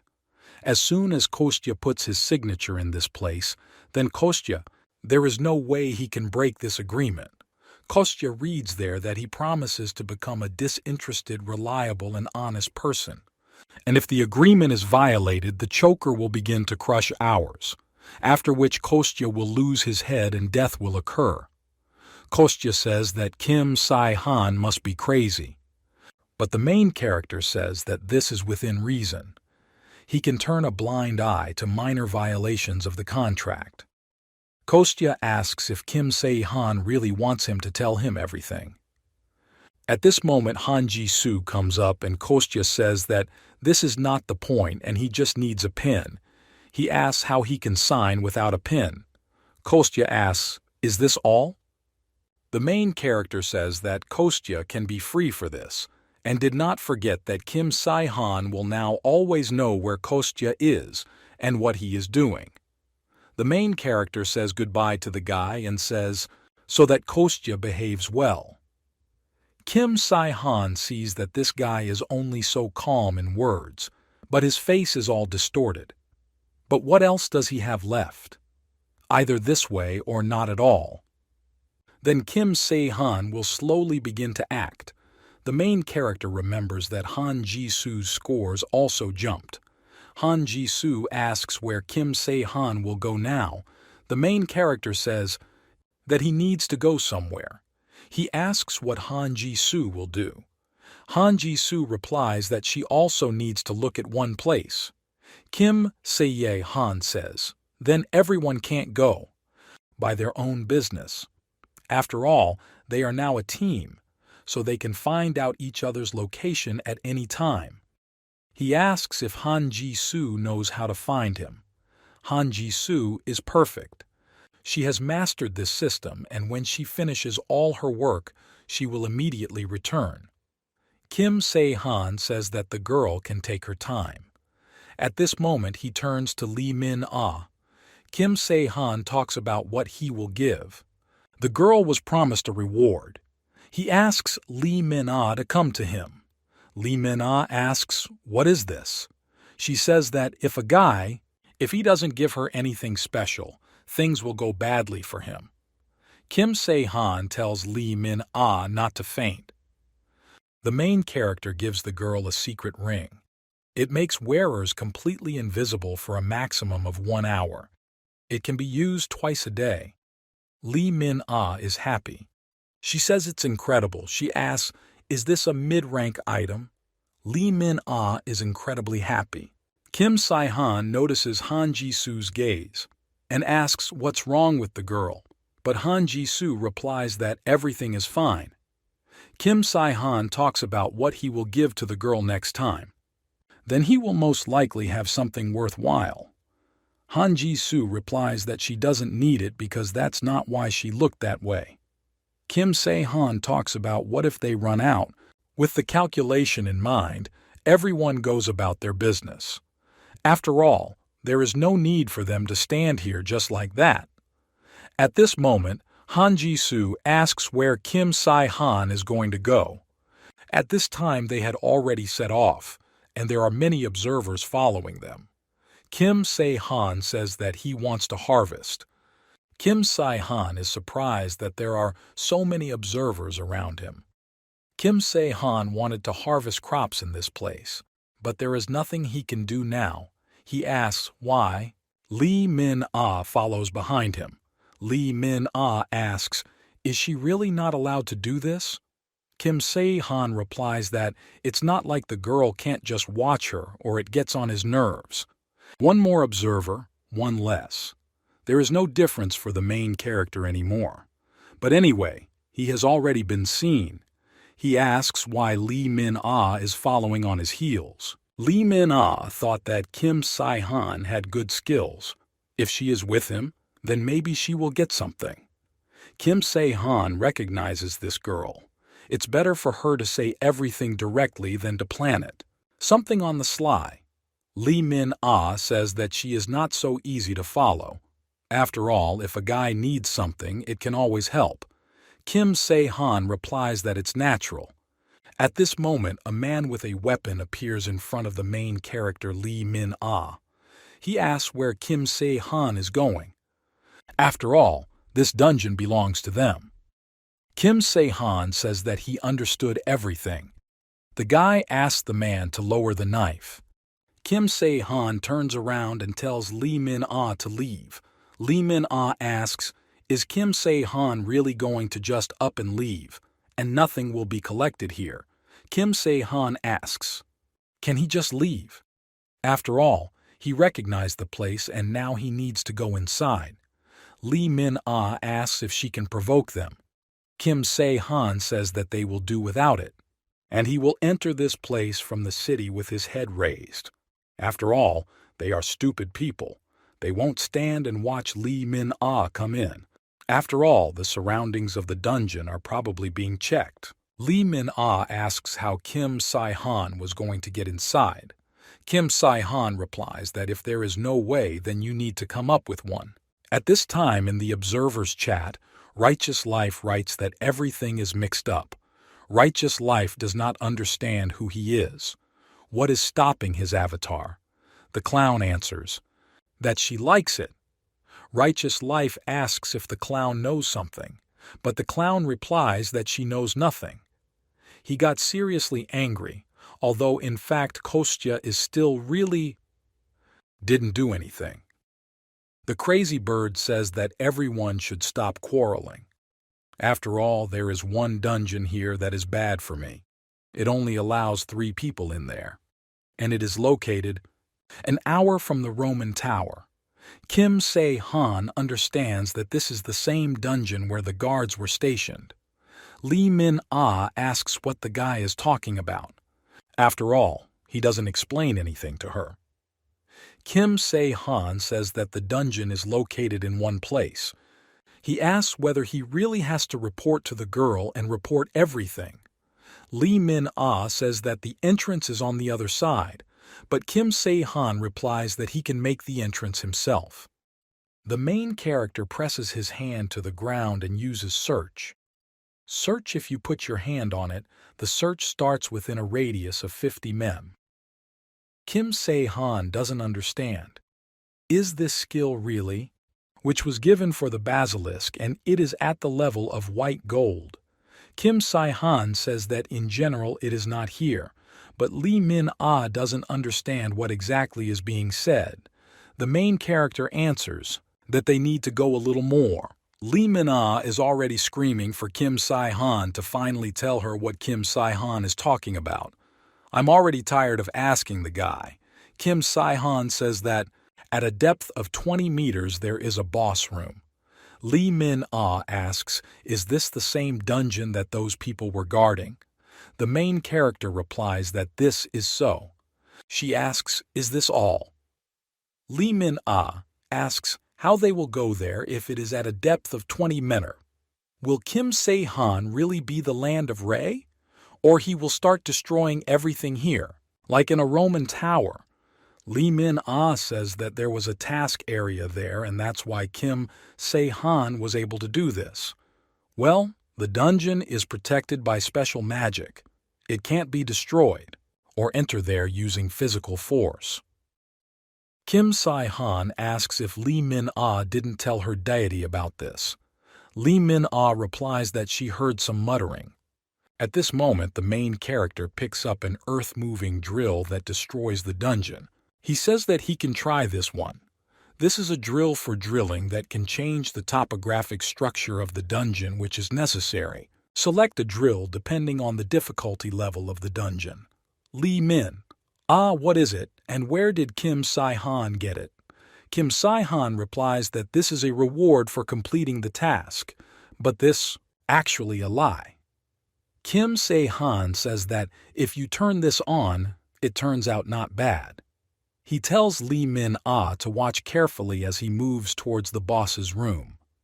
Lee Min-ah asks when Kim Se-han is going to get there with this. Kim Se-han replies that he will probably be there in 2 hours. Lee Min-ah asks, is an earth drill really supposed to look like this? Kim Se-han asks, Doesn't Lee Min know that games should be like this? Lee Min replies that then she won't have to worry about the guy. She says, so that Kim Se-han drills harder now. Kim Se-han invites the girl to switch. Lee Min says that this is too much.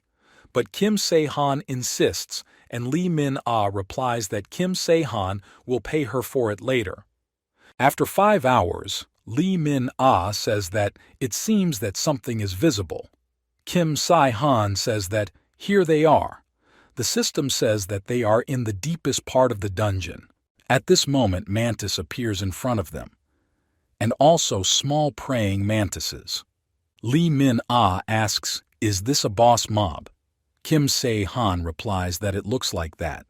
Mantises begin to approach the heroes. Lee Min says that she hates insects. Kim Se-han asks if Lee Min can handle the small mantises alone. Lee Min certainly can.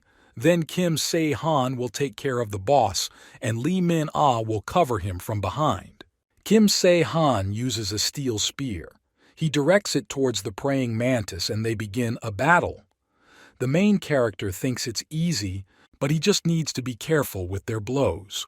After all, moreover, he just needs to put pressure on the weak point of these insect monsters. After some time, the main character swings his weapon and strikes the monster. Lee Min sees that the main character is doing well.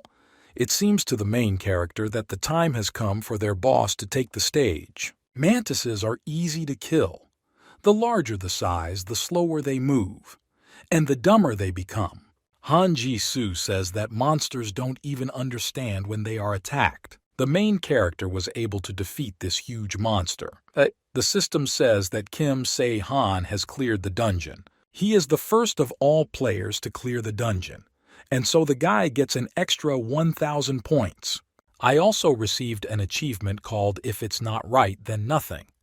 Kim Se-han doesn't understand what this name is. Kim Se-han is of course happy that the level of the reward increases depending on the achievements, but the name is as if they are making fun of it. Kim Se-han decides to see what the praying mantis has. He sees that the monster has a crystal and a skill called a sharp blow. Kim Se-han knows that the monster has nothing special. Lee Min asks, is that all? Kim Se-han replies that, no, of course that's not all. After all, they gave it to him for the boss, reward for clearing the dungeon there. At this moment, a lot of gold and weapons appear in front of them. Lee Min asks, is this all you can take away?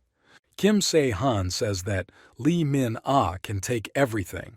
Lee Min replies that Kim Se-han can entrust this matter to her. After 4 days, the players arrived at the dungeon, and they rejoice. After all, they are finally there, and they are probably the first. Their boss says that the team is well done, and they can say goodbye to these animals. They are heading forward. After all, they will be the first to clear this dungeon. They begin to rejoice. The boss thinks about how hard they tried and finally got to this place. After all, if they clear this place, they will have a great reward, just as his God promised. And finally, they will be able to receive a generous reward. When the doors open, one of the guys says that there are no monsters visible. After all, there is no one in the room. This dungeon is empty. The commander does not understand what happened. It can't be like that. At this time, Anonymous 48 logged in. Kim Se-han went to the observer chat. Freaky Friday asks who cleared out this dungeon where his avatar was going. The clown laughs at this guy. Freaky Friday asks if a clown did this, but the clown only laughs in response. Freaky Friday says that the clown will answer her faster. Kim Se-han sees the observers having fun. Now he needs to try to throw bait. At this moment, Anonymous 48 writes to be listened to because he found one normal dungeon. Freaky Friday asks if Kim Se-han knows what will happen to him if this is a lie. Anonymous 48 writes about the fact that not far from the station I'll put you in a dungeon. He looked and there he could reach objects, highest rank. The clown says that it seems to be reliable. Information, she asks, where Anonymous 48 found out.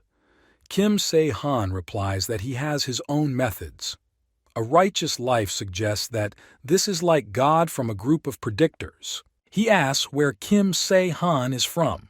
Anonymous 66 writes that you can't ask about sources here. Righteous Life answers that if Anonymous 48 has the skill of prediction, then he would say.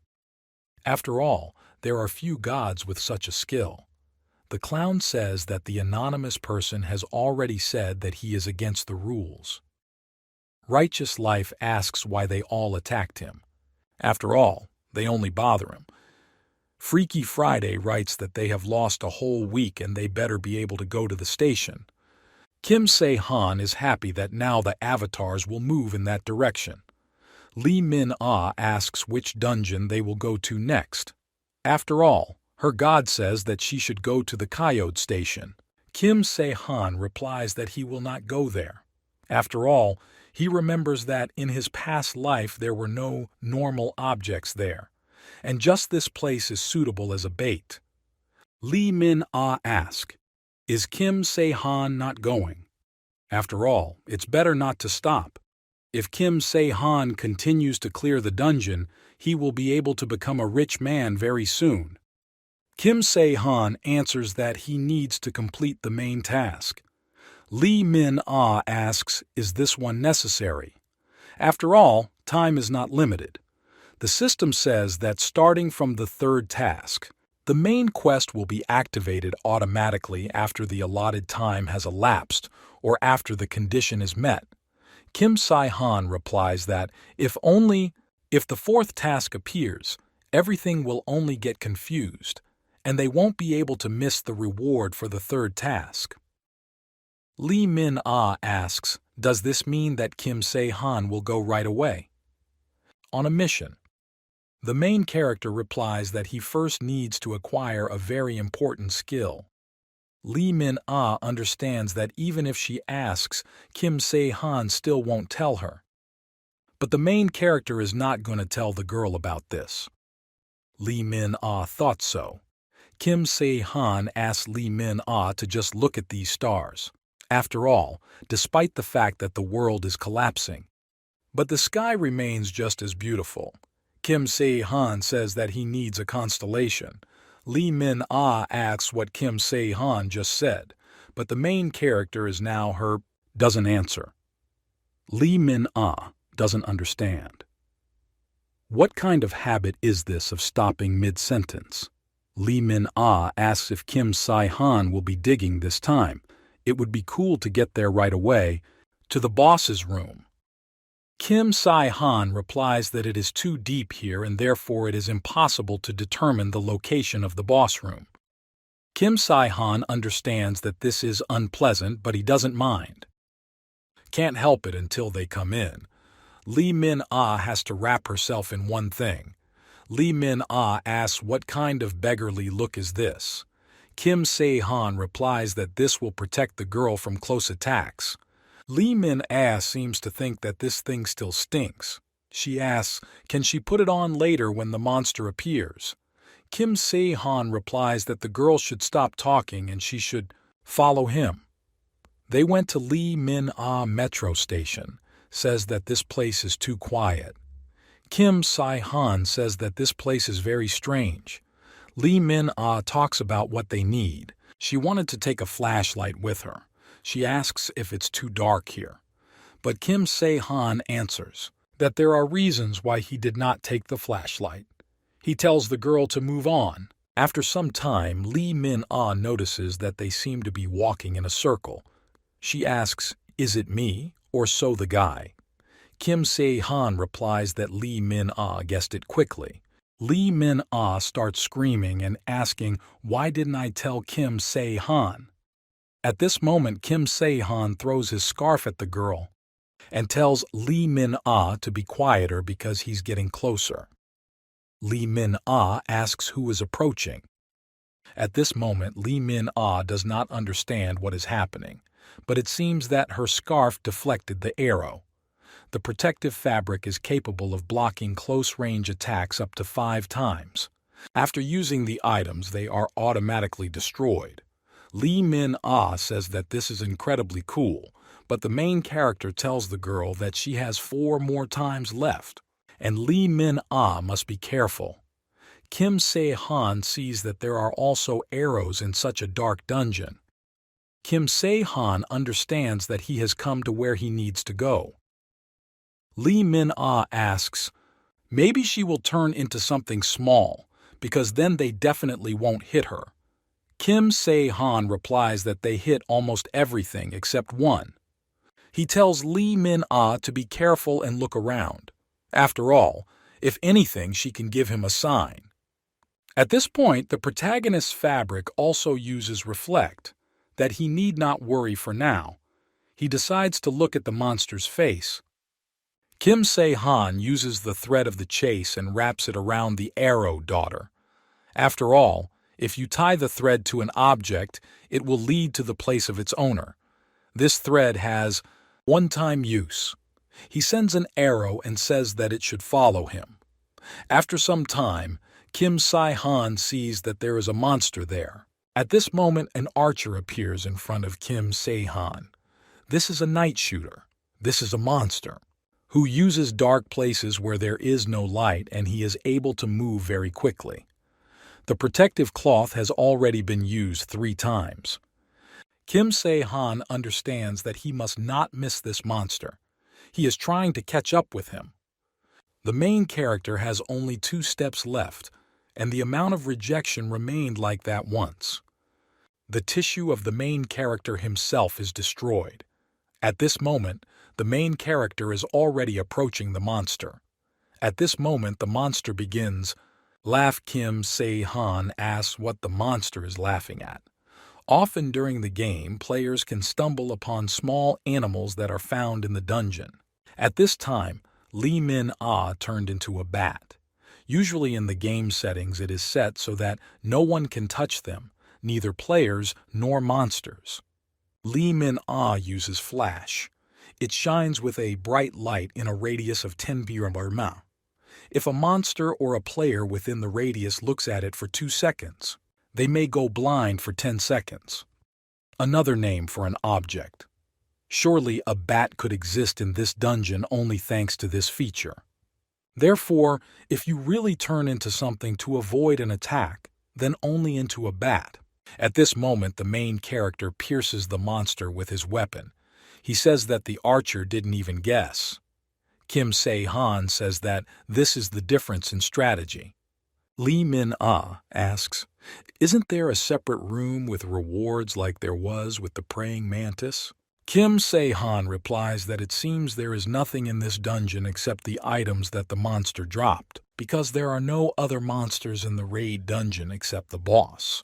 In most cases, rewards are not given separately, but for killing the boss they give amazing rewards, not from the highest level so that the indicators catch your eye, but its features should not be underestimated. After all, the main character received the coat of darkness, the gloves of darkness. Although these items are weaker than the ones he used, the appearance of a mobile vehicle is clearly a stroke of luck. After all, the main character got to run as a shadow. The ability to move as a shadow within a radius of 10 minutes. Charges once every 5 minutes. Maximum number of charges is 3. Kim Se-han understands that this is enough for him and he can do the rest. Lee Min-ah, take it for yourself. All that remains is an accurate hit, shooting, and an accurate hit at the given target. This skill is not easy to obtain, although this is one of the most necessary skills. Lee Min-ah says that she also liked the coat that the main character had already taken, but she can't do anything. Then they realize that this is great, and it seems with preparation, he finished. Kim Se-han sees that, according to the indicators, he has a large number of skills, and now there is no stronger player in the world than him. However, this is not enough to kill main monster. Although completing the main task will not be a problem for the main character. After all, in the end, the goal of the main character is to complete all tasks. Kim Se-han understands that it is good that he has a first-level set. Upon completion of the third task, Kim Se-han gets the opportunity to purchase the first-level set. In any case, this will help the main character kill that guy from the third task. This raven. Kim Se-han already decides to try the task. At this time, Han Ji-soo doesn't understand. Is there really no one there? She should have expected this. Han Ji-soo tries to open the door. When the girl opened the door, she starts calling her parents. But in the apartment, she sees monsters. They already got the girl. They attack Han Ji-soo and she uses her weapon. She destroys them all. Suddenly, one monster bites the girl on the shoulder. With just his hand, Han Ji-soo crushes this monster. Han Ji-soo sees a hole in the floor. She approaches that place and sees that her father is there. He's covered in blood and looks dead. Han Ji-soo begins to cry and thinks that his father cannot die like this. Suddenly the phone starts ringing. Han Ji-soo thinks that it might be his mother. Han Ji-soo takes the phone and asks if this is Mom. The main character and Lee Min-ae went on their way. Lee Min-ae asks, "Is there a person there?" At this moment the woman greets dear clients. She welcomes them to the Roman Tower. Lee Min-ae doesn't understand. Are these people really starting a business here? She asks. Why would this be so? Maybe because this is the only place that monsters avoid. Kim Se-han asks, "Is this possible? After all, you just need to look around and everything at once. It will become clear." Lee Min-ae asks, "What is this then?" Kim Se-han asks whether everything that has happened to them so far can be called not strange. Lee Min-ae turns to the woman and asks why she is standing in this place. Isn't she afraid of monsters? Kim Se-han tells the girl to stop looking at a woman like that because she is a human being. The woman replies that at the moment people can enter the Roman Tower for free. She asks permission to help them. The main character agrees. Lee Min-ae stops the guys and asks if Kim Se-han is seriously planning to enter this place.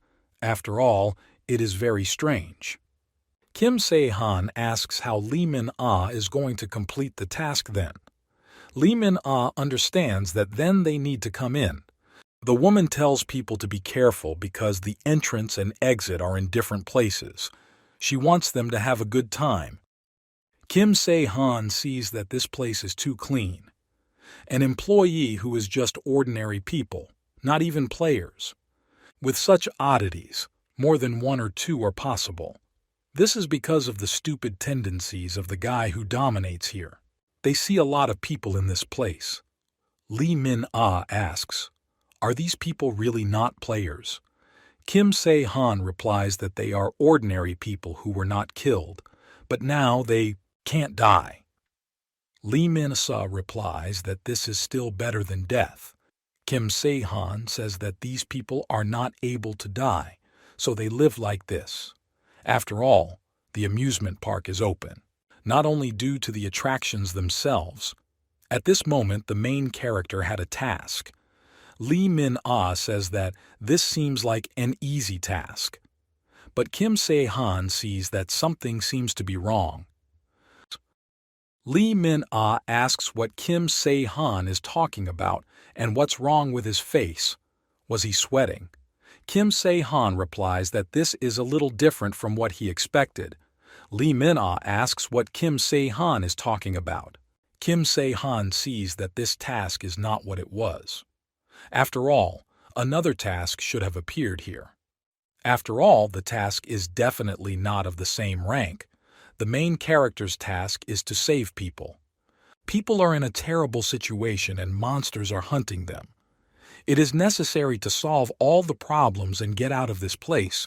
The more people Kim Se-han saves, the higher the reward will be. And the girl's main task is to have fun in the park. After all, Lee Min-ae came to the amusement park. And only now this place is not the park as they are used to seeing it. The assignment is written. For Lee Min-ah to ride on dangerous rides and receive 5 stamps. Is this not an easy task? After all you have to do is go on the rides.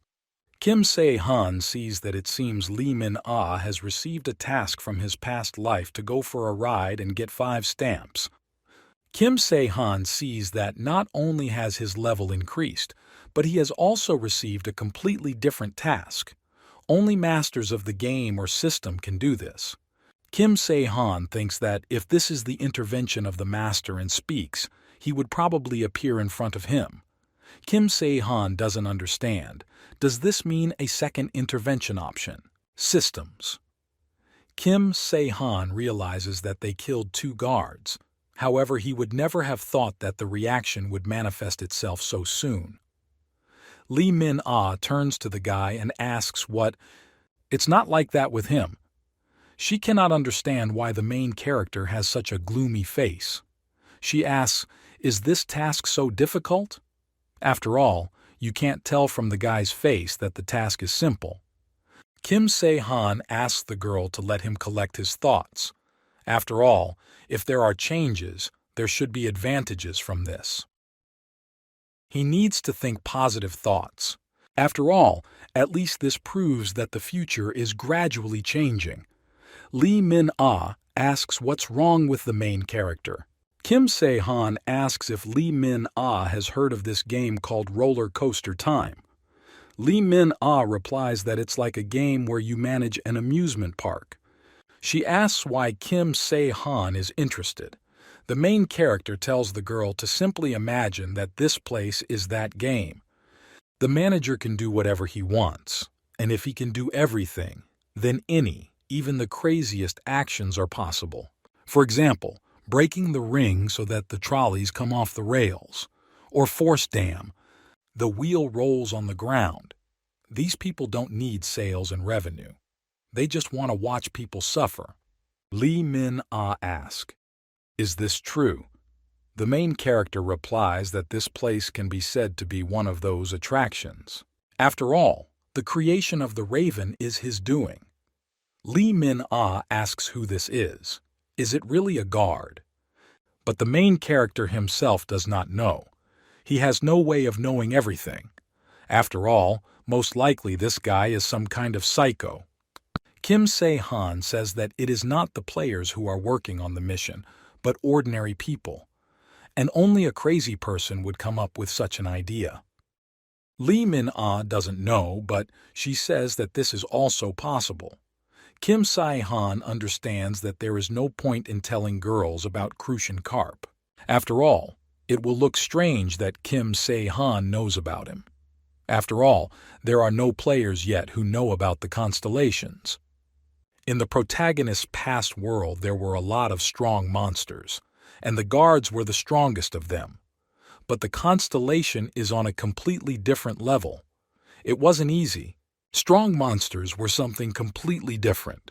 This place is dominated by the constellation Raven. He was lower than other constellations but possessed a certain divinity. Kim Se-han thinks that it is generally too early for constellations to appear. But this guy was an exception. He recognized the level of divinity so that he could exist in this world, and thus a low-rank constellation appeared. He used this to his advantage. And now he is in this place. Looks like he's going to have a little fun. There's no one who can harm him yet.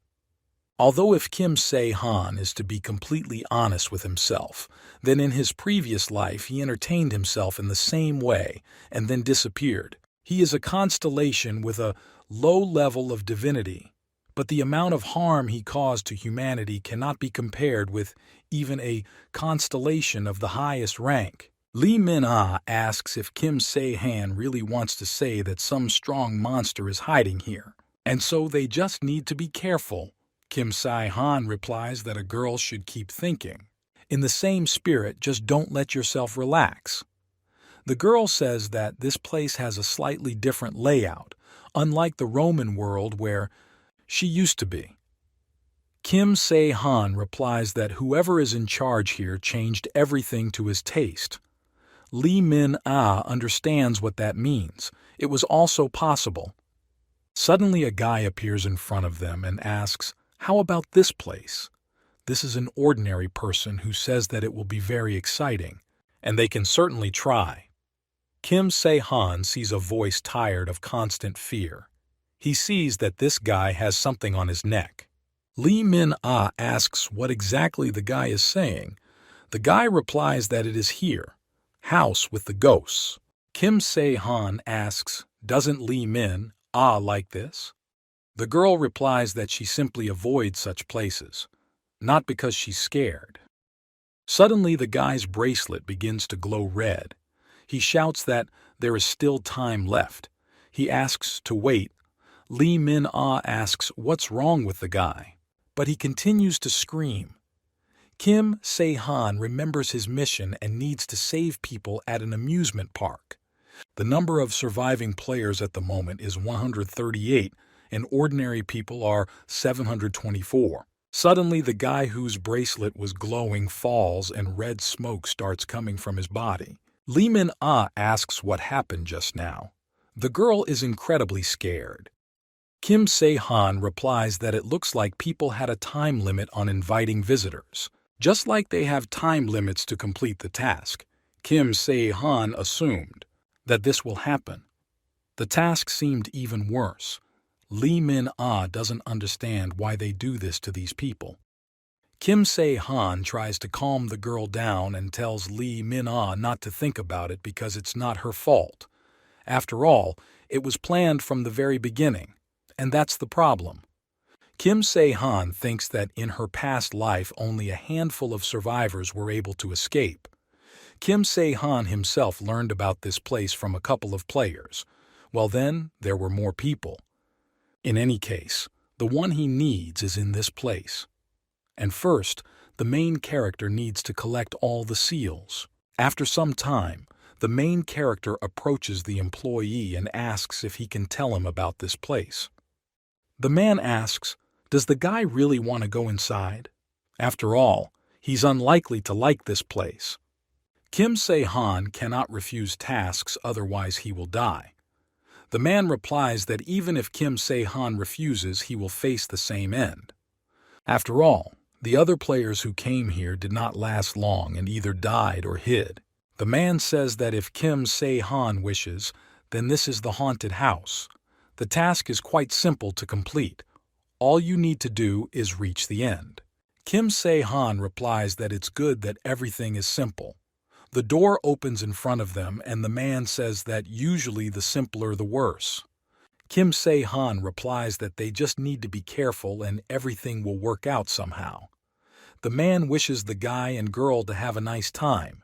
Lee Min-ah grabs the main character's hand and Kim Se-han sees that Lee Min-ah is too timid. After all, they just came in. Lee Min-ah replies that it's just very dark for her. She grabbed the guy. After all, suddenly they will lose sight of each other. Kim Se-han answers that Lee Min-ah might just be cautiously exploring behind him. Suddenly, a huge mace begins to fly towards them. Kim Se-han yells for Lee Min-ah to duck. He tells Lee Min-ah to pull herself together and run away. After all, many clubs begin to fly over their heads. Kim Se-han says that it is dangerous because if one hit happens, they will be dead. Suddenly, a beast attacks them from behind. Kim Se-han asks if Lee Min-ah can be quieter, but the girl screams. She doesn't understand how she can be quieter. She's incredibly scared. The main character uses his spear and strikes the monster. He sees that this monster has a disgusting face. At this moment, Lee Min-ah is on his knees.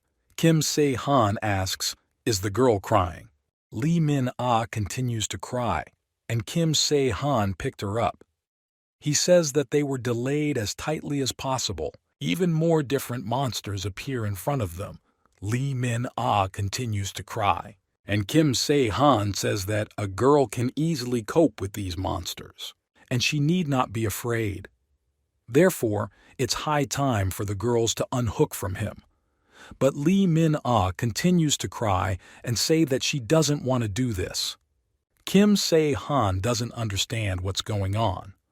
After all, attacks are built according to the template of a panic room. Traps appear from all sides and monsters attack as if out of nowhere. However, the difference is that they are actually trying to kill them. Suddenly, Lee Min-ah starts laughing and Kim Sai-han asks Lee Min-ah not to say that she has gone crazy. Although Kim Sai-han remembers that in his previous life he was no better. Fight all the time and protect someone at the same time. It's not easy. He asks if the girl is okay. He asks Lee Min-ah to hold on tight because he will run again. The main character can be considered to be training to fight and protect. After all, he never did anything like this in his previous life. After some time, the heroes leave the panic room, and the man is incredibly surprised. He says that Kim Se-han was the first one who was able to leave in 15 minutes. Kim Se-han replies that it wasn't that difficult for him. At this moment, Lee Min-ah is lying on the ground and she is glad that her son is his. She says that it wasn't hard for her either. Kim Se-han replies that the girl first had tears, then snot, and in the end it was all together. A man is pleased to see that Kim Se-han is okay. The main character asks permission to ask the man something. Man, if he can, he will answer the guy. He asks, "What is this thing on their neck?" The man asks, "Is Kim Se-han really talking about shackles?" Kim Se-han asks where they can be purchased. After some time, the main character sits on a bench and holds shackles in his hands. He remembers how the guy said that the collar can be detonated remotely or set certain conditions. Lee Min-ah asks, "Is the guy really holding orichalcum in his hands? After all, if you add a coating, it will become stronger." Kim Se-han asks why Lee Min-ah thinks that. At this moment, Kim Se-han drops the collar and wants to see something. Lee Min-ah asks what Kim Se-han is up to. The main character replies that Lee Min-ah will see for herself now. He starts counting to 3. And suddenly the collar takes off. Lee Min-ah asks what's going on behind the collar. At this moment, Kim Sai-han says that he blew it up. Lee Min-ah is surprised because the collar is actually intact. Kim Se-han talks about what it means to break the coating with an internal explosion from orichalcum is impossible.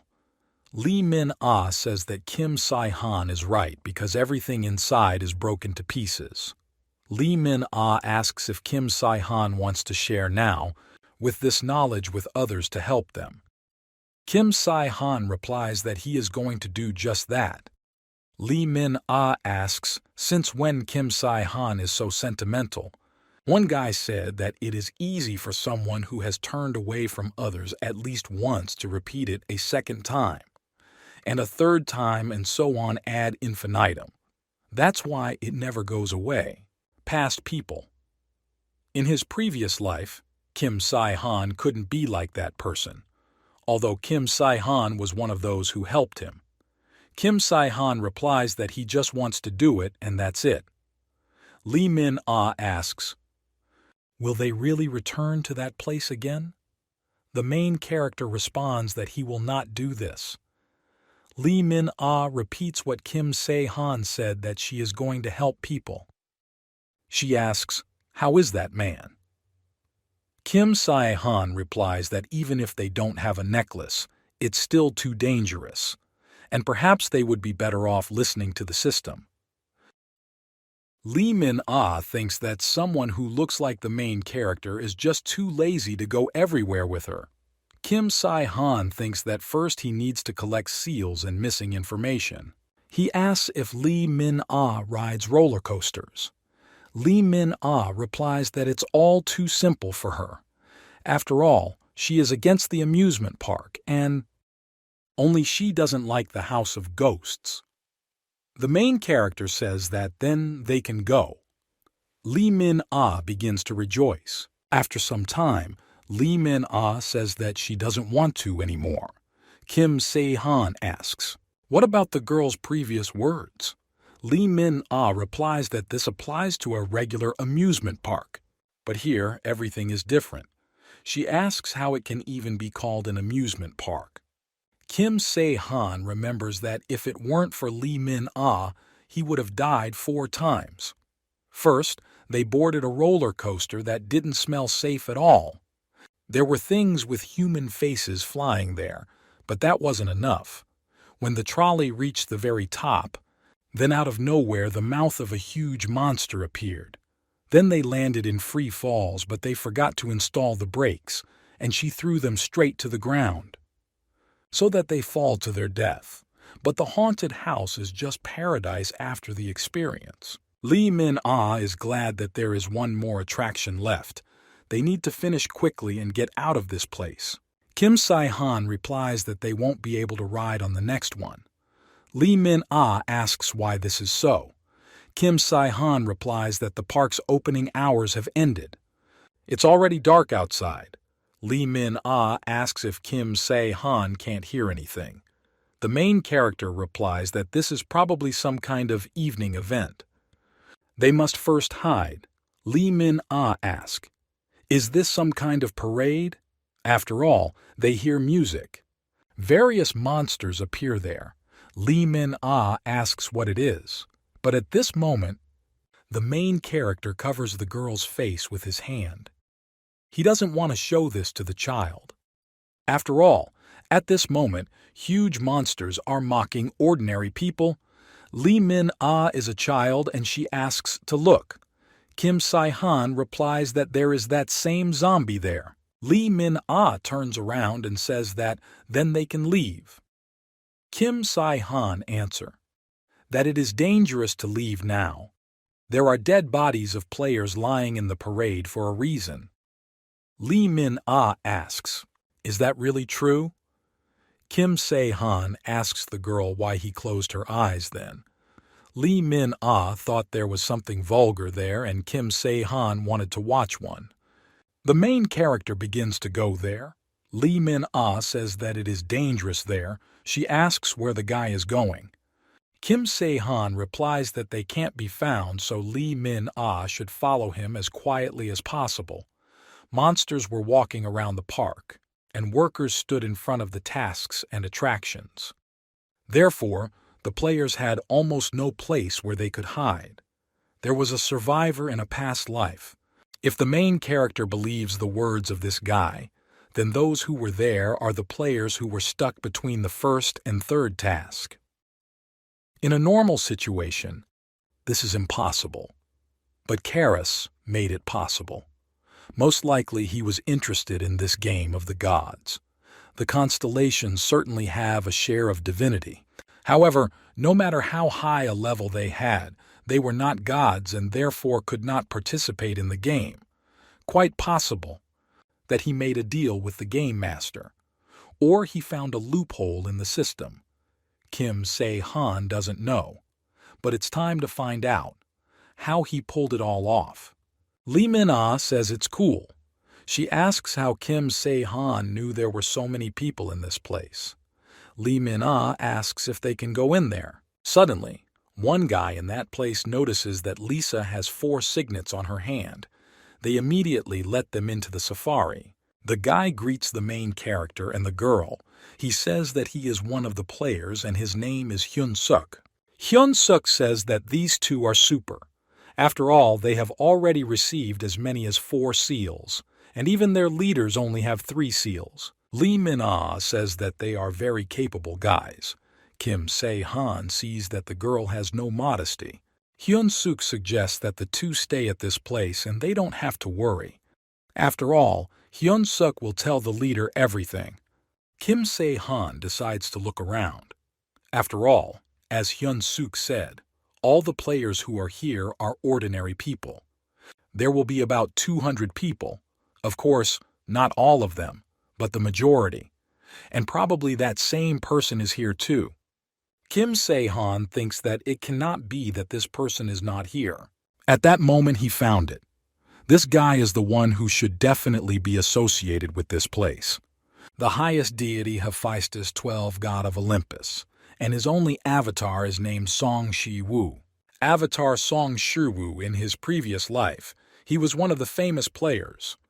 The equipment he created was always sold at huge prices at auctions.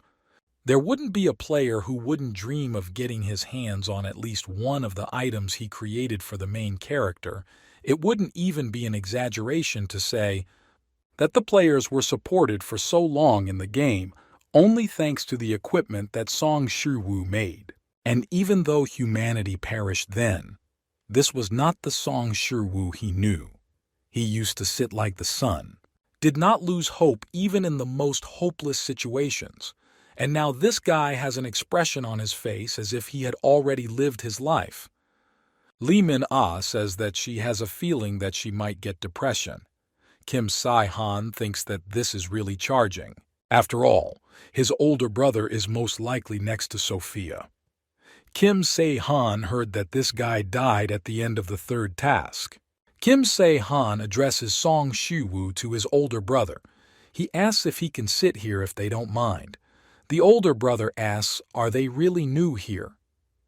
Kim Se-han replies that they are looking for a place to relax, but have not yet found anything suitable around them. Song Shiwu's older brother says that, of course, Kim Se-han can sit down. After all, others are their supporters. That's why there's no one here. He enjoys talking to people. At this moment, Kim Se-han notices that Song Shiwu's brother does not open his eyes. Kim Se-han didn't know that his brother was blind. Song Shiwu asks, what's so nice about this? After all, these two are, after all. Kim Se-han says that maybe this is fate. He is asking, will the guys tell me what their names are? The older brother says that his name is Song Chang-woo. This is his brother Song Shiwu. The main character replies that his name is Kim Se-han and his girlfriend is Lee Min-ah. At this moment, the main character wonders if Lee Min-ah is only with him and Han Ji-soo is behaving so cheekily. Song Chang-woo asks Mr. Kim Se-han and Miss Lee Min-ah to do their best to complete this task. Kim Se-han also wants such a guy. They shake hands. And the main character would like to become friends with them. Kim Se-han thinks that he would like to become friends. Only he notices that something is wrong here. After all, Song Chang-woo looks like a simple player and has an ordinary sword. The main character notices this sword is very strange. He asks, is this a sword? The guy says that you can't tell by looking, that this is a sword, but he wields a sword a little. Although since he injured his eyes, he simply uses it instead of a staff. Song Shiwu asks his brother to stop talking about it.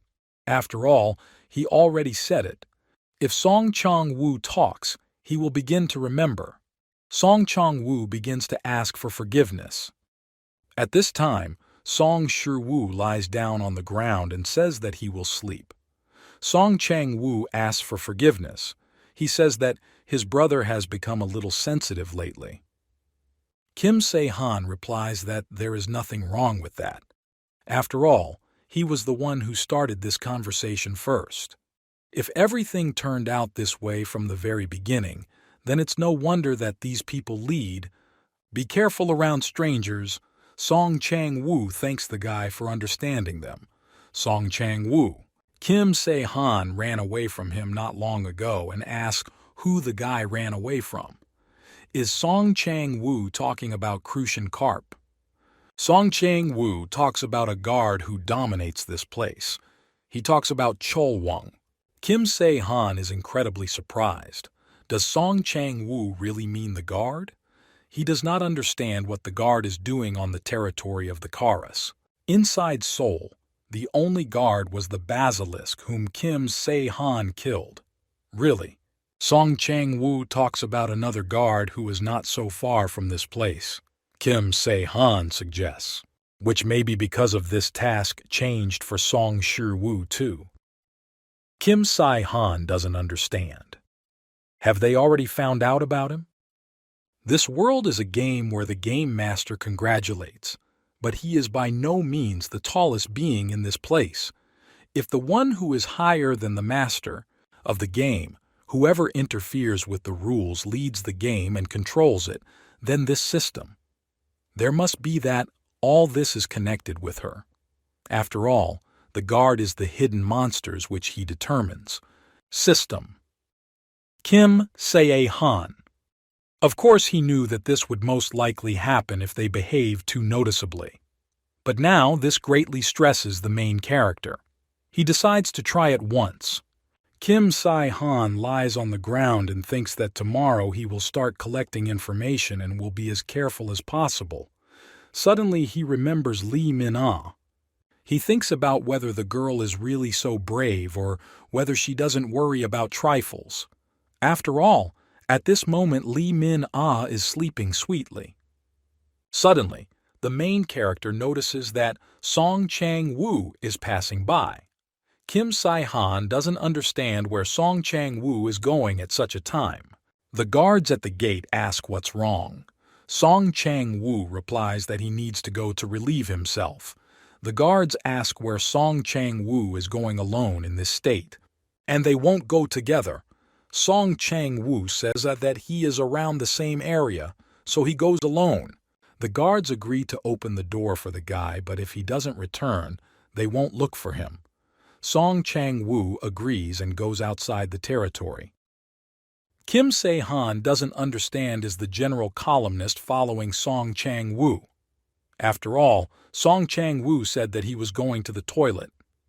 Kim Se-han doesn't understand why surveillance. The main character understands that something is wrong with this. He decides to enter the community. Anonymous 48 greets the clown. He asks if the clown is busy. The clown replies that recently, Anonymous 48 has often begun to appear in the chat, and they also love him. After all, it looks like Anonymous 48 has some good information. Freaky Friday went to that dungeon that Kim Se-han talked about and seemed to be satisfied. Kim Se-han doesn't understand. Really, Freaky Friday is the one from whom he intercepted the dungeon. But this is no longer his business. Kim Se-han says that if the clown doesn't mind, he asks if he can be together. View the browser. Clown asks why the main character needs this. After all, he can already use his own. Kim Se-han replies that there is one player who does not give him peace. And the general observer has just good night vision. In addition, they don't give you a reviewer without a personal avatar. One player constantly refuses to become his avatar, so he's watching him. The clown asked if anyone really refuses to be an avatar. It seems Kim Se-han is not such a famous god. At this moment, Kim Se-han shows himself on the screen and speaks about the fact that this player walks with the clown player. And he doesn't seem to want to become an avatar of anything at all. Lee Min-ah asks, "Is this the same guy? Is it really Anonymous 48 is also hunting for him? After all, lately many have had their eyes on him, but he refuses everyone. The clown saw him with her avatar. If she didn't have Lee Min-ah, then she would too. Made a request. After all, the more she watches this guy, the more interesting she becomes."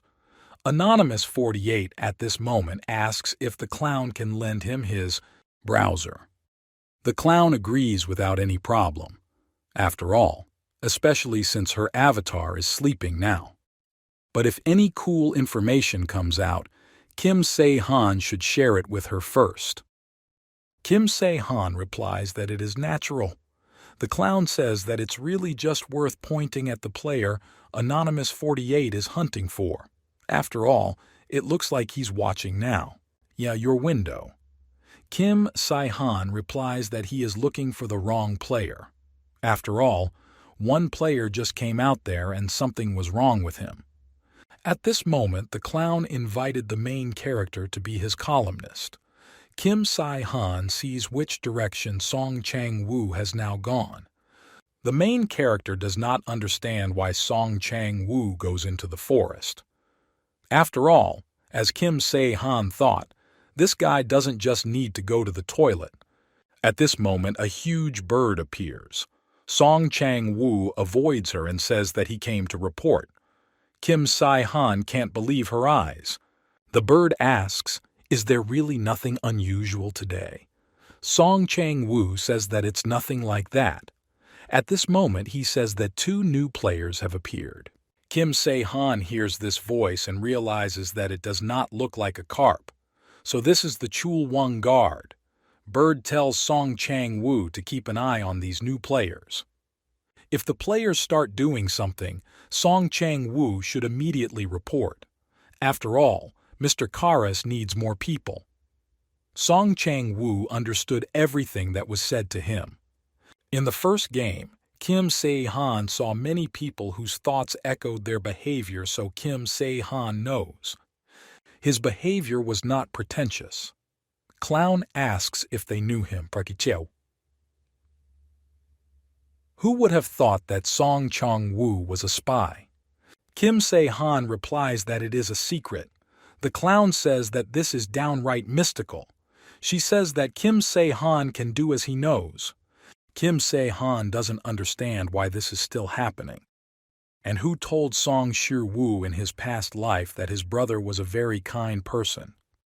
And he even sacrificed himself to save Song Shi-woo. Kim Se-han doesn't understand. Is this really true? The next morning, the main character communicates with people. Kim Se-han thinks that even collecting information is not so easy for him. But if you put it together, then in general, everything coincides with the past life. Everything except Chol-won. This starfish is a rather rare type among monsters. Slightly slow, but has solid armor and enormous strength. The more metal he eats, the greater his defense and attack become. With current skills, the main character Kim Se-han can't even really hurt him. It turns out that he obeys the carp. And now, this opponent is not strong enough for the main character. At this moment, Lee Min-ah asks, "What's happened?" Lee Min-ah doesn't know what the main character is up to, but she asks if Kim Se-han was going to hunt the guard. The main character doesn't even know what to answer to the girl. Lee Min-ah says that they suffered enough last time. Is Kim Se-han really going to do this again? Kim Se-han replies that for now this guard is very strong for him. Lee Min-ah says that Kim Se-han speaks as if later the guard will be within his power. Kim Se-han says that if conditions allow him, he sees no reason not to do it. Kim Se-han understands that no matter what they do now, Song Shi-woo will not get better. When time passes, everything will resolve itself, but for now she puts this guy on. Kim Se-han says that he has one thing to do and he is leaving the safari and will return. Lee Min-ah asks where the main character is going. Kim Se-han replies that he needs to meet someone, and he has a request for the girl. Kim Se-han asks Lee Min-ah to look after Song Shi-woo and Song Chang-woo. Lee Min-ah asks why this needs to be done. Kim Se-han is ready to tell the girl this later. He asks Lee Min-ah, "I was with these guys until he returned. If she notices something strange, she should tell him immediately." Lee Min-ah replies that in principle there is nothing complicated about it. She agrees. Kim Se-han starts to leave, and now he wants to taste what Chol-won is like. At this time, the monster is in the castle. He lies on the ground and says that human horror and awe are both excellent methods of raising prices. He settled here partly out of curiosity, but it was the right choice. However, he doesn't understand what's going on. This is a Chol-won. The monster says that the fun is in full swing. This is related to the third task. The monster asks, is it possible that the strongest player currently only has 3 seals? And he likes so much to look at these people, cowering from fears, who, they couldn't even get 2 seals. The guard says that it was until today. The monster is incredibly surprised. The guard says that a player appeared who was able to get 4 seals and not just 1, but 2 at once. This is talking about Sasha and Lee Min-ah. The monster asks where these guys came from. After all, one player is also without the support of a deity. The two went through roller coasters and water rides, free fall, and even a haunted house. After all, from the very beginning there was a high level which was then further increased. If this continues, then today they will be able to receive the fifth seal and fulfill exercise. He understands that if he does not interfere with the main task, then problems may begin. Although this method could simplify everything, he doesn't understand what will happen if this guy will appear in this place himself, but he understands that this cannot happen. The monster tells the guard to just leave this guy. It's possible. It would be even better for these two to complete the task. Lately, fewer and fewer players are going on rides. It seems to the guard that the players have stopped, be motivated by the high level of difficulty, and the new ones have become smaller. Come! The monster asks, what if these players complete the task and leave the park? Doesn't the guard think that other players will receive some kind of incentive? For a stupid creature, he has a pretty good head. The guard says what an amazing plan this is. Then he wishes the monster a pleasant viewing. Cheol-wong says that he is being deleted. At this moment, the monster asks, is it really time for patrolling? After all, the guard turned out to be faithful. When he saw him for the first time, he thought that the guard was stupid. At that moment, they had not yet understood to the whole situation. But suddenly I rarely add such guards. However, it was funny to watch the guard lying at his feet with a prayer. But no one knew the reason for adding this guard, neither he nor Aractos. He says the guard can enter. The guard obeys the master's instructions. The guard thinks about what he should do. It would be nice to meet more bugs today. Kim Se-han walks through the forest and doesn't understand. Is it possible that the Cheol-wong is patrolling along this road? After all, if it's true, then the guard should have come a long time ago. Suddenly, the main character notices that a guard has finally appeared in front of him. The guard says that he is not interested in killing crazy people. Kim Se-han had no doubt that this guard belonged to Karas. After all, they think alike. Everything is the same as before. Surely he wants to see Kim Se-han running away from him in horror. Kim Se-han tries to hit this guy, but the main character doesn't succeed. He thinks about how tough the guard is. Kim Se-han can't hurt him, even with a sword that will conquer orichalcum. He doesn't even understand. Is it possible that a guard eats metals during his patrol? The main character did not think that the guard would turn out like this. A serious opponent. The main character tries to inflict at least some blow, but nothing works. Although if the guard weren't like that, he wouldn't listen. Song Chang-woo reports. The guard says that Kim Se-han fights with all his might and he didn't think there were such players. He says that I'm interested in the main characters, he asks. How about we talk a little? After all, maybe the guy no longer has the strength to talk.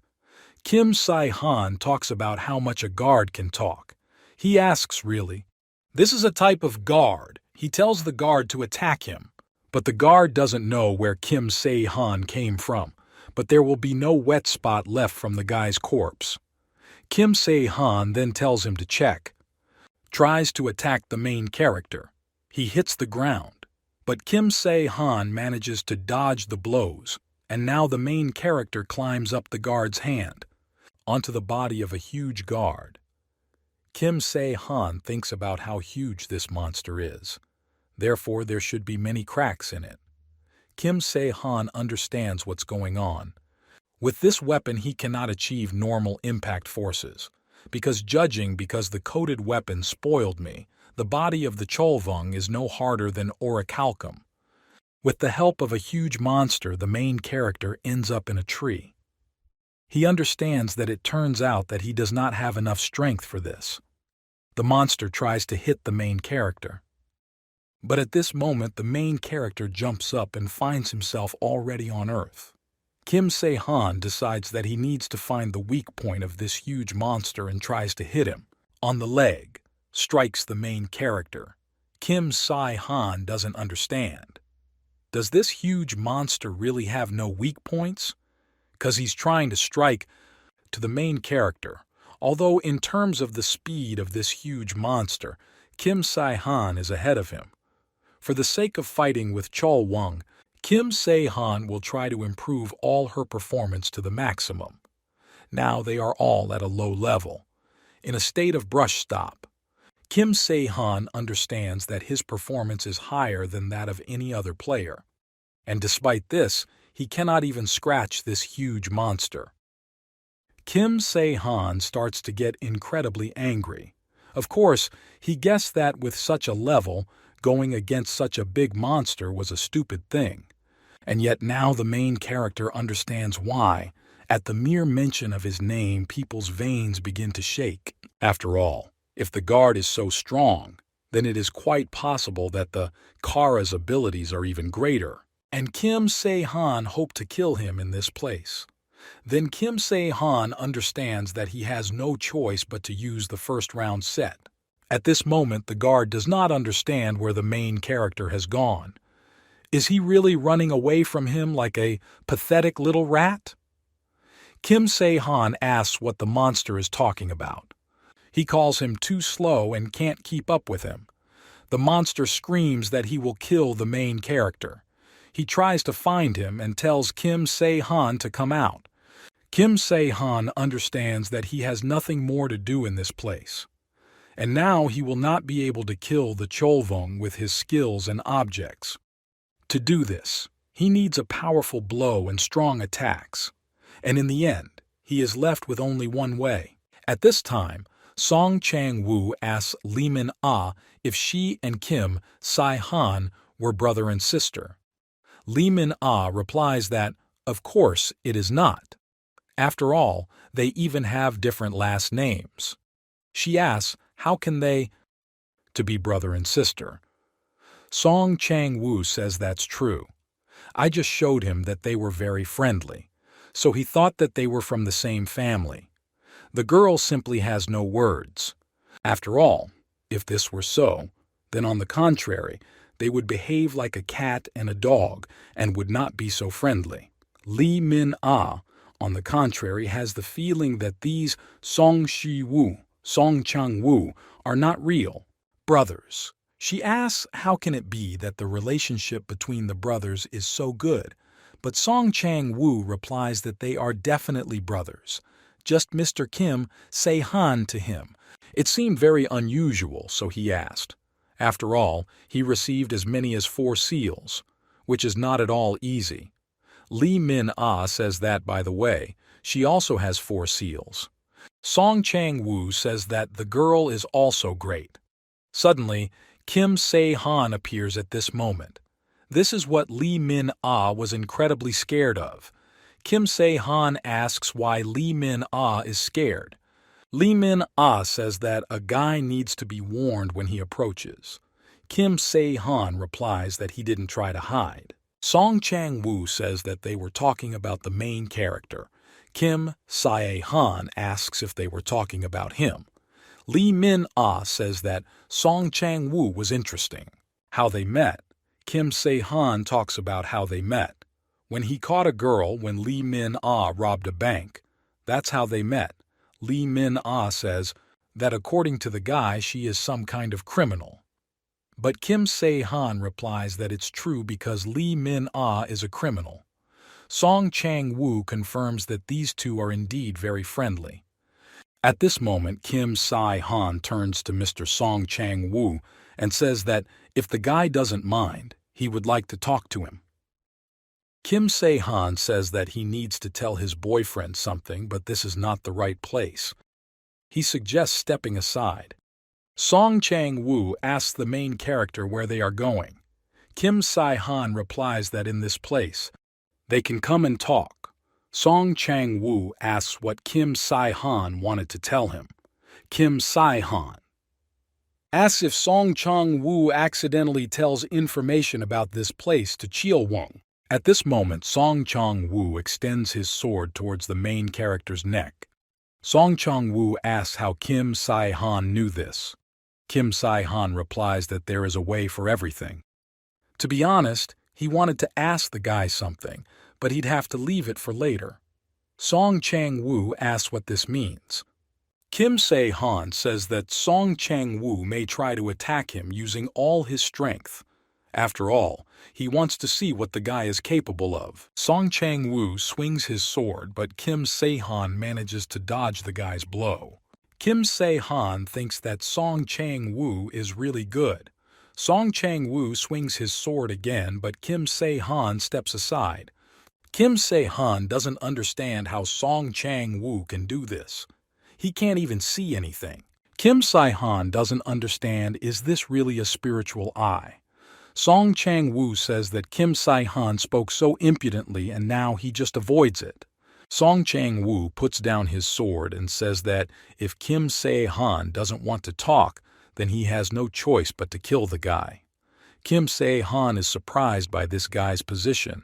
With great speed, Song Chang-woo swings his sword again and it stops next to the protagonist's face. Because Kim Se-han stops him with his hand. He says that the sword technique is at such a high level. Song Chang-woo thinks that this cannot happen. Did Kim Se-han really catch the sword? And even with 2 fingers, is the guy's dexterity really about 60 or 70? Song Chang-woo understands that these are quite high figures considering that Kim Se-han is not an avatar. In other words, it's all about strength and dexterity. Song Chang-woo swings at the main character again, but Kim Se-han manages to dodge each blow. Song Chang-woo doesn't understand what's happening, but this time he decides that can kill the main character. But Kim Se-han fights the guy with only 2 fingers. In this case, Song Chang-woo uses his sword. Kim Se-han thinks that his items are good. After all, he uses the gloves of darkness. Kim Se-han admits honestly that he was surprised by the guy's abilities. Song Chang-woo admits that compared to the main character, his skills are simply nothing. Kim Se-han asks why Song Chang-woo with his powers is a spy for Cheo-won. Kim Se-han asks, is this for Song Shi-woo's younger brother? After all, it's possible that Cheo-won promised to keep Song Shi-woo alive in exchange for help. Song Chang-woo replies that this is true. After all, when he first encountered this guard, he fought against him alone. Song Chang-woo can't even call it a battle. After all, for the huge guard he was nothing more than a toy. As a result, going at it alone turned out to be an unwise decision on Song Chang-woo's part. In that battle, Song Chang-woo lost his sight, and Song Shi-woo has since fallen into apathy. After that, the guy had nothing left. How to agree to the guard's proposal. At that moment, having felt his power, Song Chang-woo was in a hopeless situation. However, he wanted to save his younger brother at all costs. After all, even if because of this he would have to hit the mark. Kim Se-han asks what time does Song Chang-woo supply? Guard information. Song Chang-woo says that he has been doing this from the moment they ended up in Safari until now. Basically, this information is about what is happening among people. Song Chang-woo asks what Kim Se-han is going to do now. Will he really tell everyone else about everything? Kim Se-han replies that he won't do anything now. Song Chang-woo is incredibly surprised, but Kim Se-shin says that so far this has not bothered him at all, and vice versa, he thinks that he can take advantage of this situation. After all, they know how the guard will behave. He collects information but don't do anything. This means that he just likes that players feel fear. And for sure, he told Song Chang-woo to keep an eye on the others so they couldn't escape. Kim Se-han asks when the guy's next call will be. Song Chang-woo replies that this will happen in about a week. He tries to stop the guy. Song Chang-woo asks, is Kim Se-han going to fight this guard? Song Chang-woo, of course, knows that Kim Se-han is a very strong player, but Cheol-wong is on a completely different level, and they have neither a plan nor an idea how to hurt him. He will simply kill the main character with his impotence. Kim Se-han replies that he knows that. He says that he recently saw this guard. Song Chang-woo asks if Kim Se-han really saw him. The main character says that the guard is completely different from all those monsters he encountered. Still, his body is very strong. However, the fact that he could not kill him right away does not mean that he, in principle, cannot defeat him. Song Chang-woo asks what this means. Kim Se-han replies that Song Chang-woo just needs to continue to follow his instructions and tell him the information too. Kim Se-han says that he will tell you the details, then when they return. And also Kim Se-han says that Song Chang-woo should tell his younger brother everything. Song Chang-woo asks if this is necessary. He doesn't understand why this is. Kim Se-han says that Song Shi-woo is one of the main figures in this matter. After some time, they return safari and Song Shi-woo asks why Song Chang-woo didn't immediately tell him that this happened to him. Song Chang-woo apologizes. He didn't want Song Shi-woo to worry about him even more. Song Shi-woo asks, what if something happened to the guy? Does Song Chang-woo really think that Song Shi-woo would be happy?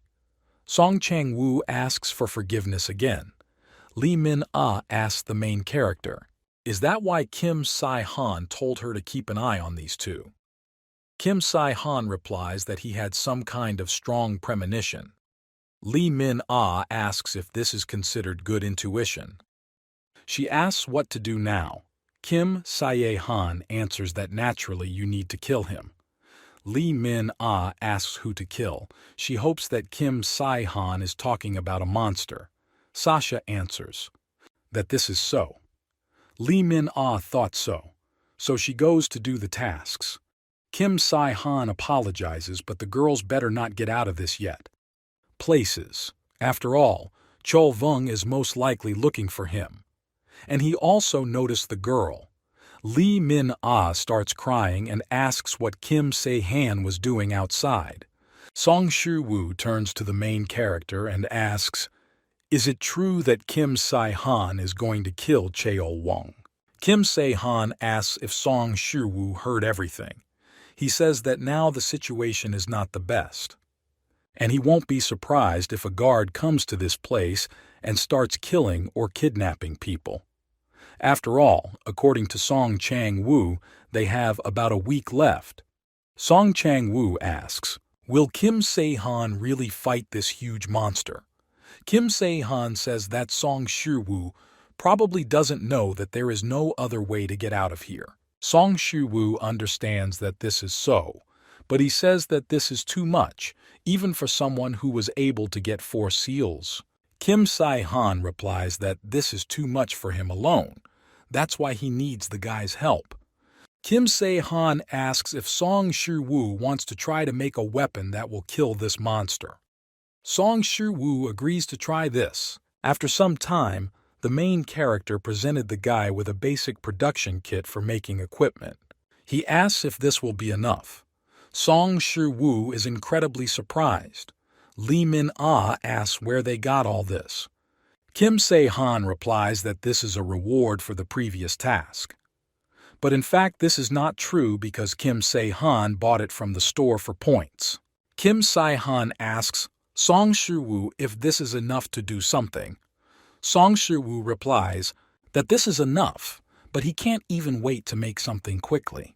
Lee Min-ah turns to Song Shi-woo and asks if the guy thinks it's strange for such objects to appear in such a place. She asks why Song Shi-woo agrees so easily. But Song Shi-woo says that everything is fine and he is glad that he can create at least something. Lee Min-ah asks why last time she and now Song Shi-woo. Did Kim Se-han really plan this from the very beginning?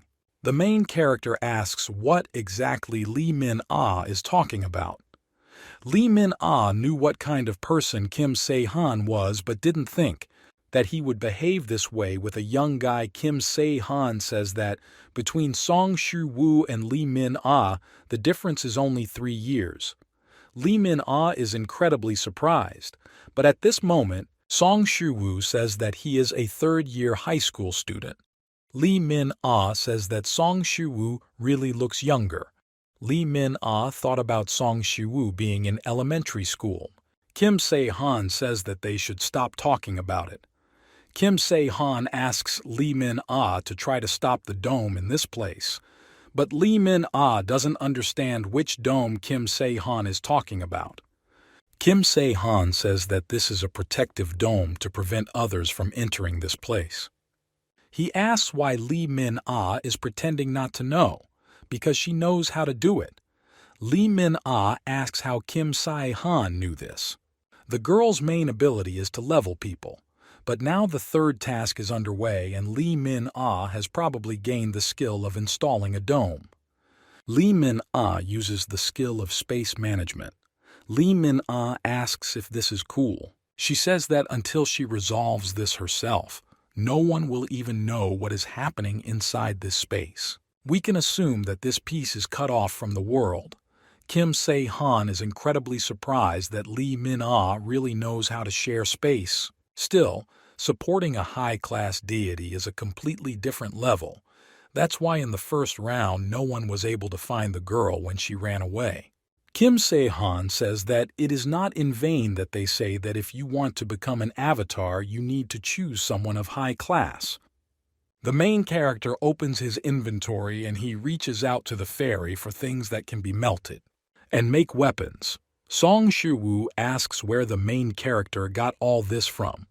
It's worth wandering around through the dungeons and you can find anything. Song Shu-woo asks what he should do from this sword, spear, or blunt weapon, but Kim Se-han replies that this is not what is needed. At this moment, the main character hands the guy a piece of paper. Song Shu-woo asks, did Kim Se-han draw this himself? He asks how Kim Se-han could do this. After all, this is the first time he sees this. Kim Se-han already said that the weapon that will kill the Cholwong will be made by Song Shi-woo. The guard thought that with such abilities, players would go around and collect seals, on trial due to lack of data and not in Safari. Suddenly one monster starts. Call Mr. Cholwong. Cholwong asks what happened. Is Mr. Karras calling him? The monster replies that it still exists, and soon they will have fun. Cholwong thinks that he needs to go right now. The monster asks, really? Cholwong will be going right now, but other monsters take time to prepare. The guard replies that it doesn't matter. At this moment, Cholwong grabs the monster and says that one is enough. Hyun-suk asks if he's really coming today. Well, Lee Min-ah, I don't know. After all, Kim Se-han said so they just have to wait. At this moment, people say that you need to go faster, and they must ensure that there is no pursuit. After all, other monsters may appear. They need to be prepared. Lee Min-ah thinks about what first. They ignored their advice to evacuate, and then the relationship immediately changed when Lee Min-ah showed them the seals. Lee Min-ah doesn't understand what would happen if she didn't have these seals. Suddenly, Hyun-suk says that the earth is shaking now. Lee Min-ah turns into a bird and says that she should go and check what is happening there. Lee Min-ah doesn't understand who it is. Is it Cholwong? Lee Min-ah doesn't understand how they should catch this huge monster. After all, he is heading towards them. Lee Min-ah lands at Hyun-suk and says that Cholwong is already close. Hyun-suk, I knew it. He will warn the others to hurry up. Lee Min-ah thinks that this guard is faster than she expected. She asks if they can take it and run away. Although Kim Se-han helped her so much, and Lee Min-ah has already become attached to the main character, Lee Min-ah doesn't know what to do. She suggests trying to lure this huge monster, but Song Chang-ho replies that this will not be necessary. Lee Min-ah is incredibly surprised. She asks why Song Chang-woo is here. Does he really want to fight this guard? But Song Chang-woo doesn't understand how he can run away like that. After all, his strength, of course, is not enough to fight Cheol-wong, but he can at least bide his time. At this moment, Song Chang-woo goes into battle and Lee Min-ah does not understand when Kim Se-han will have to. At this moment, all the people start running because Cheol-wong is approaching them. They are trying to evacuate as quickly as possible. Song Chang-woo had been keeping an eye on people all this time and was Cheol-wong's eyes and ears. Therefore, now he must answer for his actions. He needs to gain time any way he can. He is now heading towards the guard. Song Chang-woo says that he was waiting for Mr. Cheol-wong. Cheol-wong talks about how diligent Song Chang-woo is. Song Chang-woo says that you need to hurry and then Cheol-wong will be able to catch the fugitives. He decides to take him on a shortcut. At this point, Cheol-wong refuses. Cheol-wong doesn't want to listen to the guy because Song Chang-woo is trying to buy time.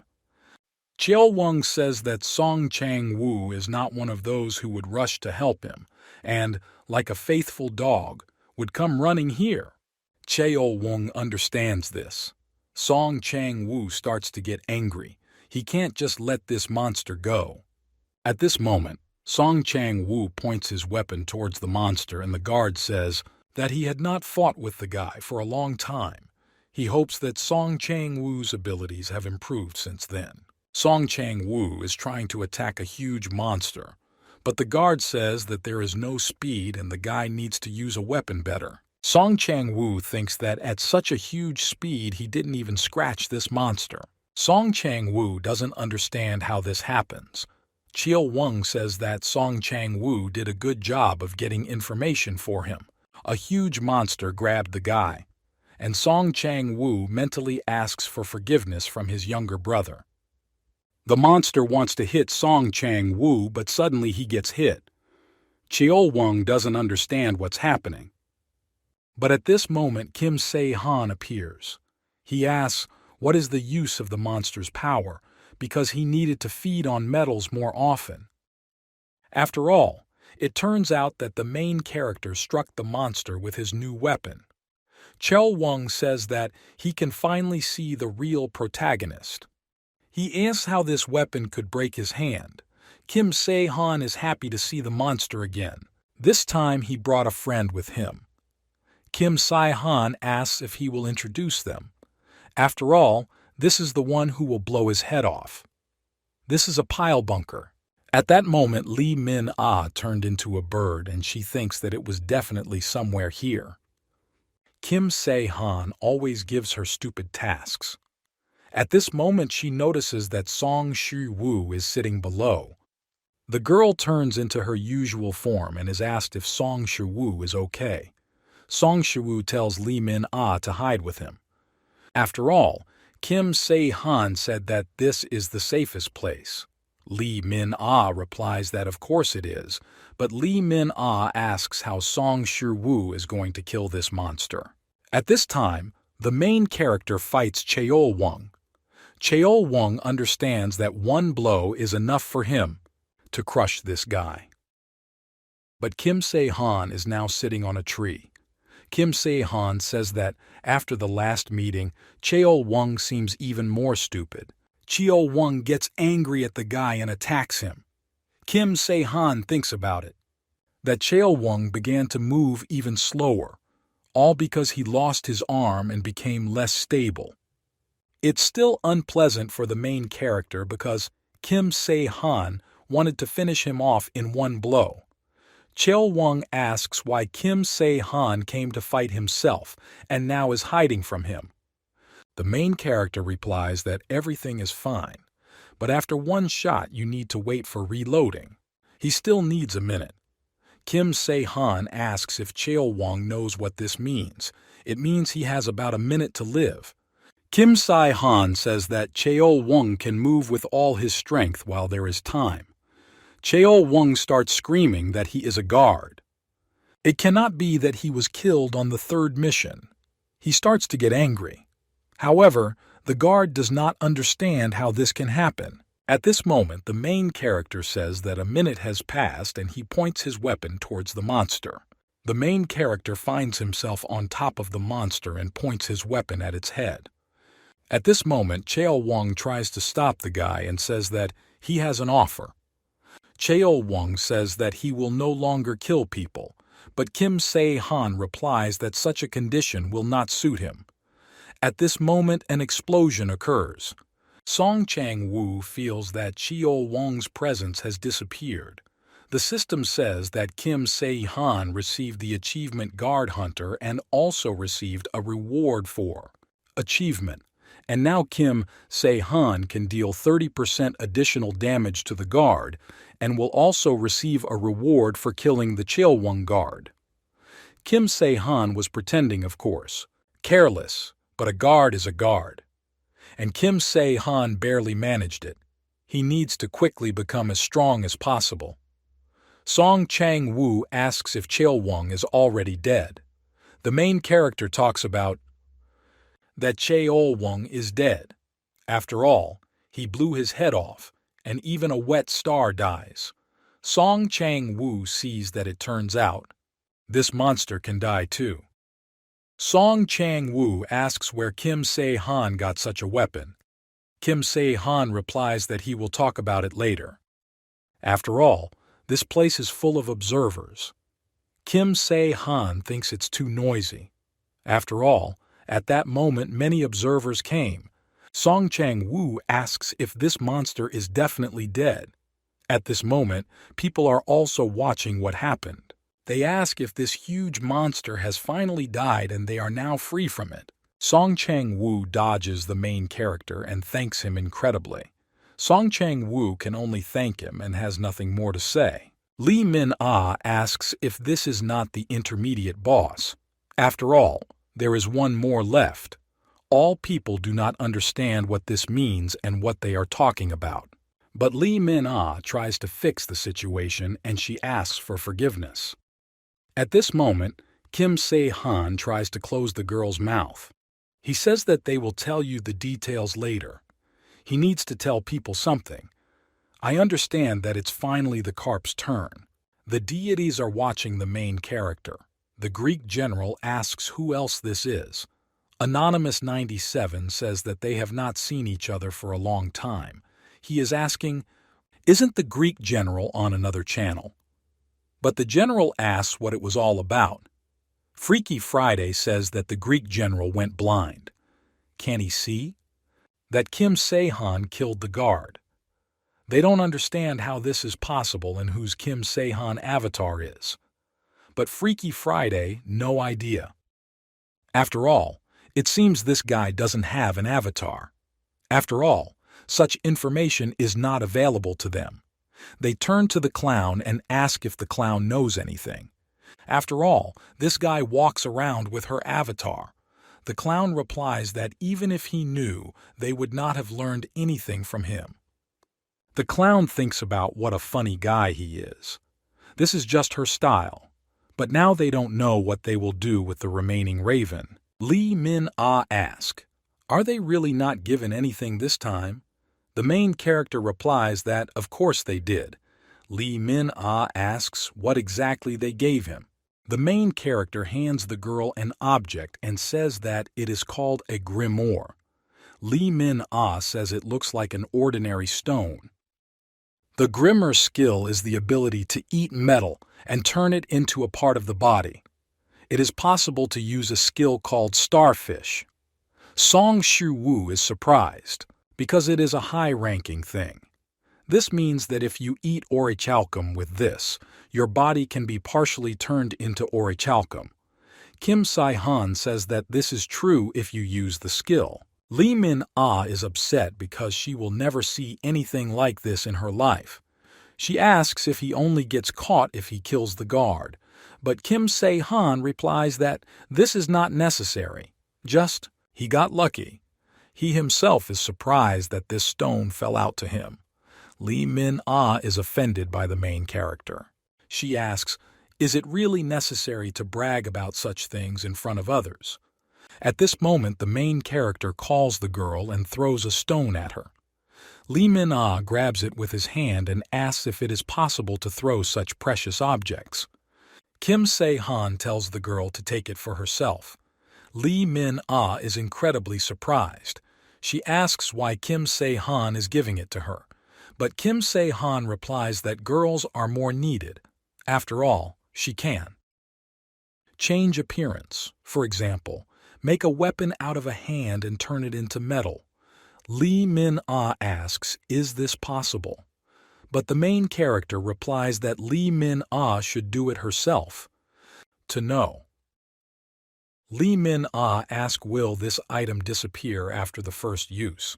She asks if Kim Se-han is sure that he can give it to her. After all, this is a very valuable thing. Kim Se-han says that it's not that valuable, just rare. It's only at such moments that Lee Min-ah is careful. Kim Se-han tells Lee Min-ah to consider this a reward for her help. After all, Lee Min-ah will be able to reveal the potential of the skill more than he, so he should simply accept this gift. Lee Min-ah says that she takes because Kim Se-han gives it to her daughter. She also has a conscience, by the way. At this moment, the girl uses this thing and gains the starfish skill. Kim Se-han thinks that if Lee Min-ah wasn't an avatar, he could share the skill with her. Although if Lee Min-ah couldn't transform, she wouldn't have lasted so long. The girl definitely has great potential. At this moment, all the people start running. The attraction worker asks, is it really safe? Kim Se-han thinks that everything seems to be going smoothly. He talks about what he's filming. At this moment, the main character removes the collar from the employee. The guy incredibly thanks the main character. Kim Se-han thinks that it was not difficult. He sees how many people came to him. He calls the next one. Lee Min-ah says that the guy has a strange expression on his face. Kim Se-han told the girl to watch the raven. He asks what Lee Min-ah will do that. But Lee Min-ah just thought that she forgot something important. It's about stamps. After all, if they run away, then she asks what will happen to their tasks. After all, they have 4 stamps, she asks. Will Kim Se-han just put them on like that? Kim Se-han replies that Lee Min-ah was not the only one who got them. Lee Min-ah says, what if they let everyone go? Then there will be no one to stamp it. She asks how to carry out tasks in this case now. At this moment, the main character turns to the man who came next. He asks if he has a seal. The man replies that he has a seal. Kim Se-han asks if he can deliver. At this moment, he puts a stamp on the girl. But Lee Min-ah doesn't understand whether it will be possible to put a stamp just like that. At this moment, the girl completed the task and was incredibly happy. Lee Min-ah doesn't understand if it was possible to get a seal so easily and why they had to go through the trouble of getting these seals. But Kim Se-han says that he was the only one who suffered. Lee Min-ah asks, is it really that important now? Kim Se-han says that Lee Min-ah should take a closer look. After all, there is not even a reward, so it was so easy that they don't give anything for it. Lee Min-ah is incredibly upset. She says it's not fair. Kim Se-han thinks that he just needs to get the seal, and it turns out that the tasks of other players are also completed. Everyone except him. After all, the main character has tasks. Save people in the amusement park. The monster Karas thinks that something is wrong here. Well, he doesn't understand where Cheolwang went, because today no one is visible. At this moment, a monster appears, which says that he does not understand what happened. Karas asks what happened. He says that monsters should stop stuttering and vividly says what happened. The monster himself is now trying to find out what's wrong. Kara asks, does he really need to repeat himself? He orders the monster to quickly report what happened. At this moment, the monster says that it seems Cheolwang is dead. Karas thinks that with the size of Cheolwang, he must have killed many people, and probably half. steam fire from the face of the earth. The monster even wonders how many Cheolwong killed. He asks, did he really talk about this? But the monster replies that that's not the point. After all, Mr. Cheolwong is dead. Karas asks what the monster just said. He says it's nonsense, but the monster replies that it is true. Karas asks who did this. The monster doesn't know this either. Karas begins to get angry and asks what they have been doing all this time. The monster answers that they were resisting the players who suddenly attacked. The monster asks, who attacked them? Karas does not understand how they dared to challenge him. Karas says that now they must collect all the monsters and go on safari so that no stones were left unturned there. But the monster says that there is a problem again. Karas asks, does the monster really want to say that he is afraid of the one who killed Cheolwong and therefore cannot do it? But the monster replies that this is not exactly what he is afraid of. After all, several monsters have already gone on safari and, according to them, everything is empty there. Karas can't believe what he heard. He asks who did this anyway. At this moment, it seems to the main character that everything has finally begun. All people are told that they must hurry up. They must hurry as quickly as possible. Song Chang-woo thinks that there are a lot of wounded and they really need to hurry up. At this moment, Song Chang-woo addresses the main character. He says that everything was resolved so easily that he was even scared. Song Chang-woo asks, really? All you have to do is step outside and it will all be over. But Kim Sai-han replies that this is as long as nothing threatens them. Song Chang-woo asks, is Kim Sai-han talking about Raven?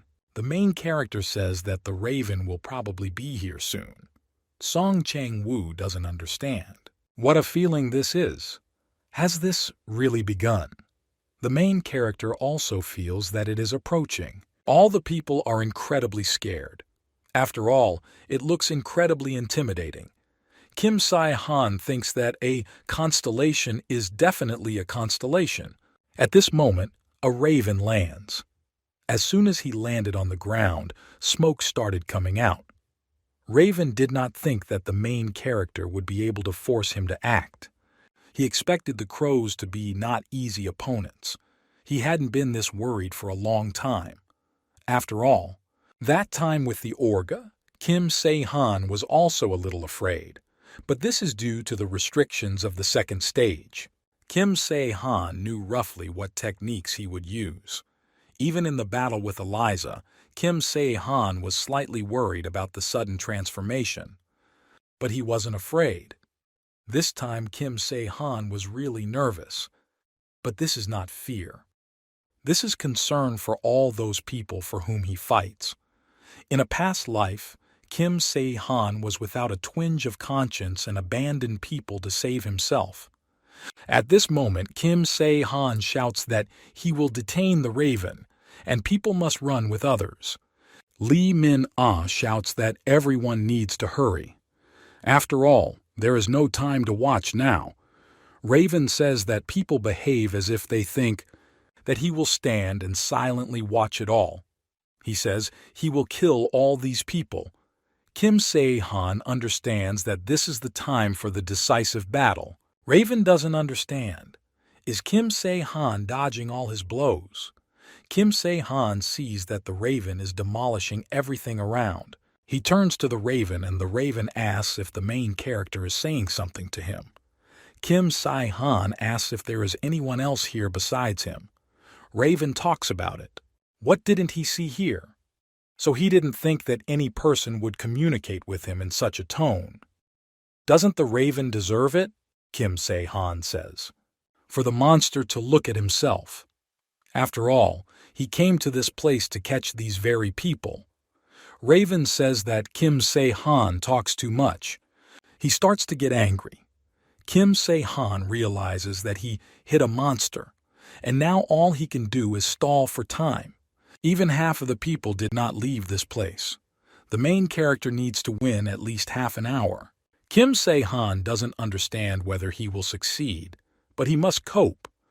After all, everything he had done so far was for this moment. Kim Se-han understands that he needs to be cool by dexterity, strength, or others. In terms of performance, Karas is superior to the main character. The main character uses the skill of equipping the Coat of Darkness. However, the main character has equipment that will allow him to survive and attack the enemy right on target. Raven is angry that the guy has this nasty skill. The main character is glad that he can. Indeed, at this moment the Raven is already heading towards the main character. He points the spear towards the guy. Raven doesn't understand. Does Kim Se-han really want to keep up with his speed? He doesn't understand how Kim Se-han even dared to do this. He says that Kim Se-han is a pathetic person. He heads towards the main character. Kim Se-han doesn't understand what's going on. At this time, there is a battle. The monster swings his punch, but Kim Se-han dodges. Unexpectedly, at one moment, the monster strikes the main character and injures his face, leaving a small scratch. Raven says that he didn't want to fight at full strength, but Kim Se-han hurt him too much. The Raven will teach the guy an invaluable lesson that Kim Se-han will never learn again. Kim Se-han doesn't understand. Is the Raven going to use that very skill of Kim Se-han? I don't understand how this is even possible. After all, this is beyond all expectations. The monster speaks. For Kim Se-han to look closely with his own eyes. The monster turns into incredibly strong monster and says that this is the power of the constellations. Kim Se-han is ready to go crazy with what he sees now. Raven didn't want to fight with his full strength, but Kim Se-han hurt him too much. The will is directed towards the main character. He tells Kim Se-han to try his power. Raven wants the main character to die. Suddenly, the main character's eyes begin to glow red. At this moment, the monster noticed that Kim Se-han began to move much faster. He is asking, "What is going on?" At this moment, the main character uses the Death Star and regeneration. Regeneration allows wounds to heal 50% faster. Kim Se-han understands that this is good. After all, with the effect of regeneration and star death, he can stall for time and this will not be difficult for him. It seems to the main character that almost all the people have managed to get out. He just needs to hold out a little. At this moment, the Raven talks about what a pathetic person Kim Se-han is. He will teach to the main character an invaluable lesson that no one else can teach him. Kim Se-han doesn't understand.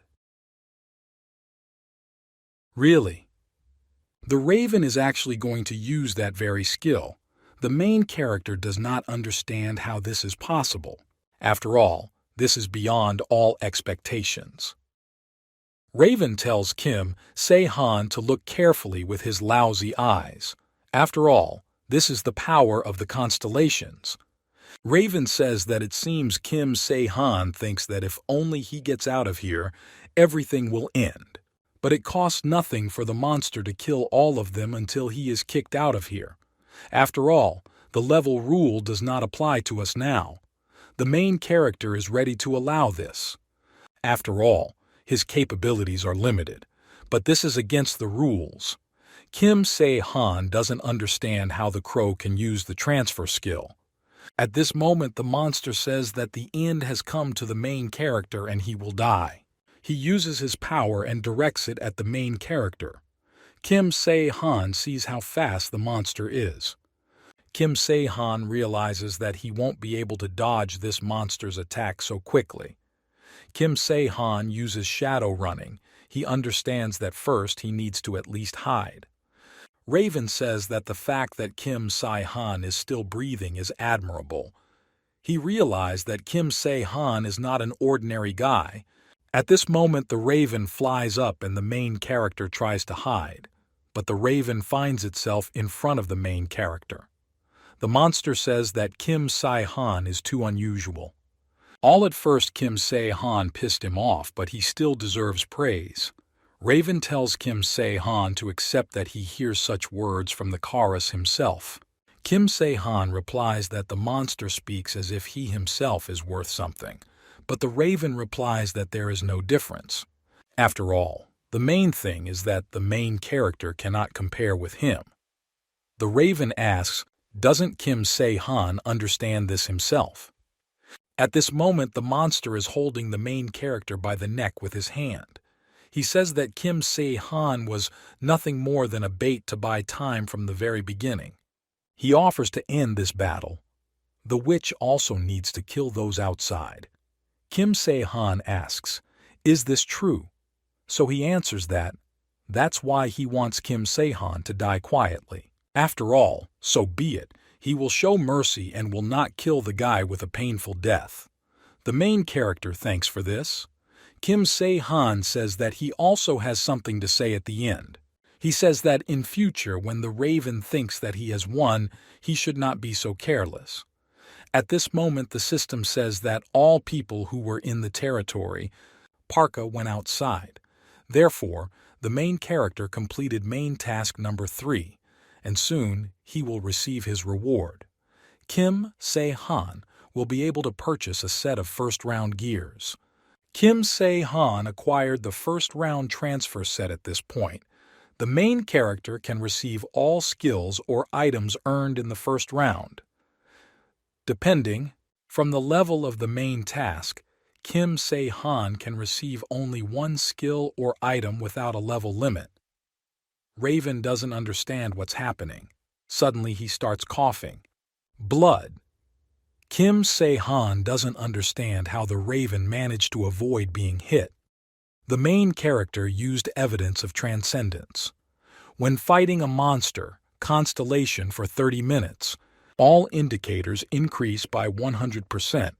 When a constellation monster attacks, the player can deal fatal damage to it within 30 minutes. In the case of a special person, it is impossible for those without the ability to use the skill. Reuse is possible only after 30 days. A huge monster lets the main character go. He flies off in the other direction. The monster asks who Kim Se-han is anyway. Isn't he even the avatar? The monster asks where the main character got such power. Raven didn't even think that because of some person he would have to endure all this. He wants Kim Se-han to just die. After all, at this moment there is a spear in his stomach. Raven tries to strike the main character by sending a huge number of feathers in his direction that turn into swords. At this moment, Kim Se-han tries to throw the monster's spear. Raven asks, really? Kim Se-han thinks that some kind of spear can hit him. Kim Se-han says it's natural. It's not for nothing that the main character has the skill of hitting a target. The spear hits the monster and Raven does not understand how this can happen. Kim Se-han threw with a spear, applying the skill of proving transcendence and hitting the target. But even this failed to pierce his heart. Kim Se-han thinks about how this monster got him. The monster is trying to attack the main character. Kim Se-han tries to use a shield. Last time, moment the main character manages to use the shield, Kim Se-han understands that he needs to leave this place as soon as possible. The monster says that Kim Se-han is an ordinary player, and he doesn't understand how this is possible and why he hasn't defeated the guy until now. Kim Se-han addresses the monster at this moment and asks, how can the constellation Raven scream like that because of an attack by an ordinary player? He asks if the Raven now feels how dangerous he is. Raven thinks that this is a bug. He is sure that this is a bug. Well, the thief doesn't understand. Is this possible? He asks where Kim Se-han even came from. The Raven again tries to point its sharp feathers at the main character. Kim Se-han does not have time to use the shield and he hides from the blows with his hand. Why does he get injured? The monster wants the main character to die, but at this moment Sash uses shadow running, takes his new weapon and heads towards the monster.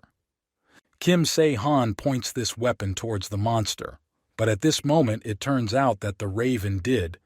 Wall of feathers. Kim Se-han doesn't understand how this is possible, but he still uses his weapon. At this moment, an incredible explosion occurs. The monster says that now Kim Se-han is without weapons. After all, now his weapon is broken. The monster says that Kim Se-han wanted to show his strong side and now he himself has become a laughingstock. The main character rushes towards the monster and he tries to strike him. Raven asks, does this fool really think that he can defeat him with his bare hands? Raven grabs the guy and presses Kim Se-han to the ground with his hand.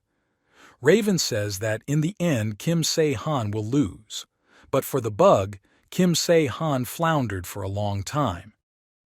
Kim Se-han replies that then the monster is too stupid for a raven. After all, he already said that he should not let his guard down. At that moment when the raven presses the protagonist's face to the ground with his hand, Kim Se-han used his spear and pierced the monster's body. The monster sees that Kim Se-han used a spear that pierces the living. He asks how this man even dared. The raven is angry, but now he loses consciousness. Kim Se-han throws the huge monster off of him. In another dimension, they are ready to go crazy.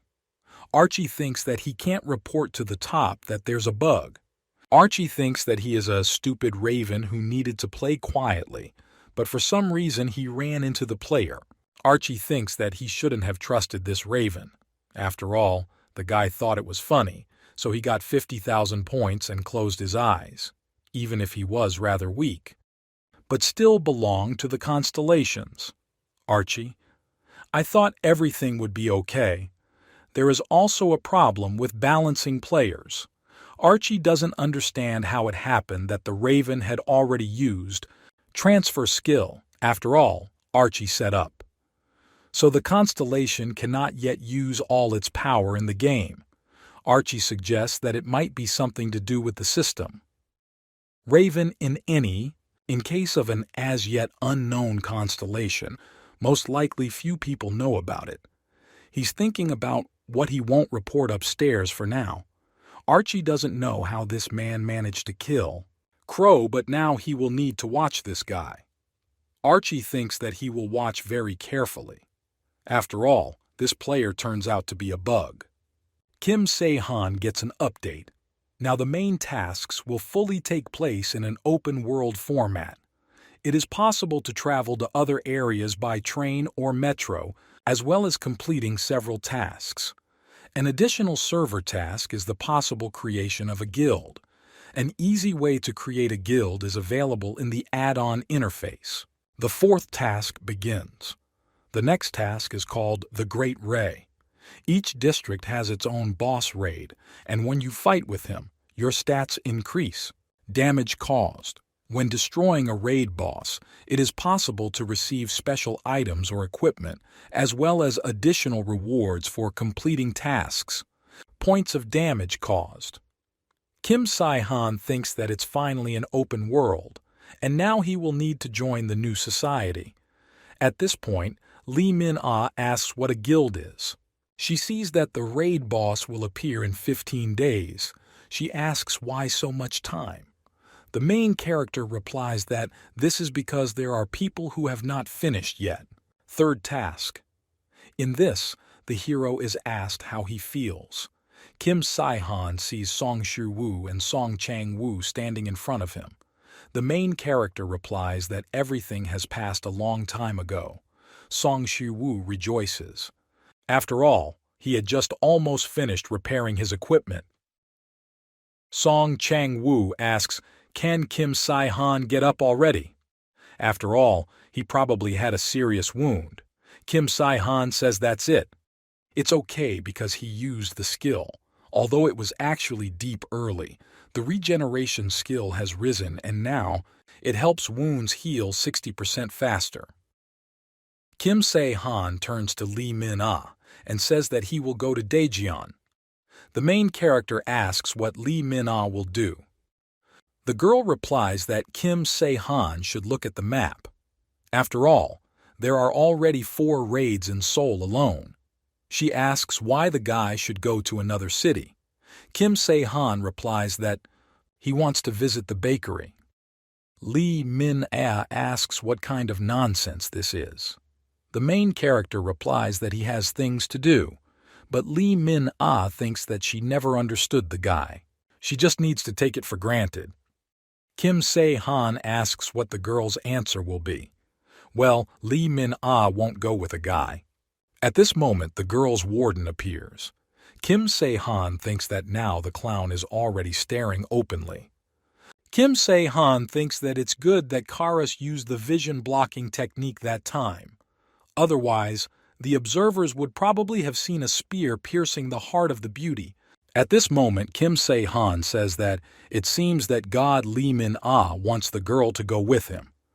But Lee Min-ah replies that she still won't go. After all, she doesn't want to go to Daejeon. The hero says that then, instead, he has a proposal for the girl, and he would like to make the same offer for Nikita and Song Shi-woo.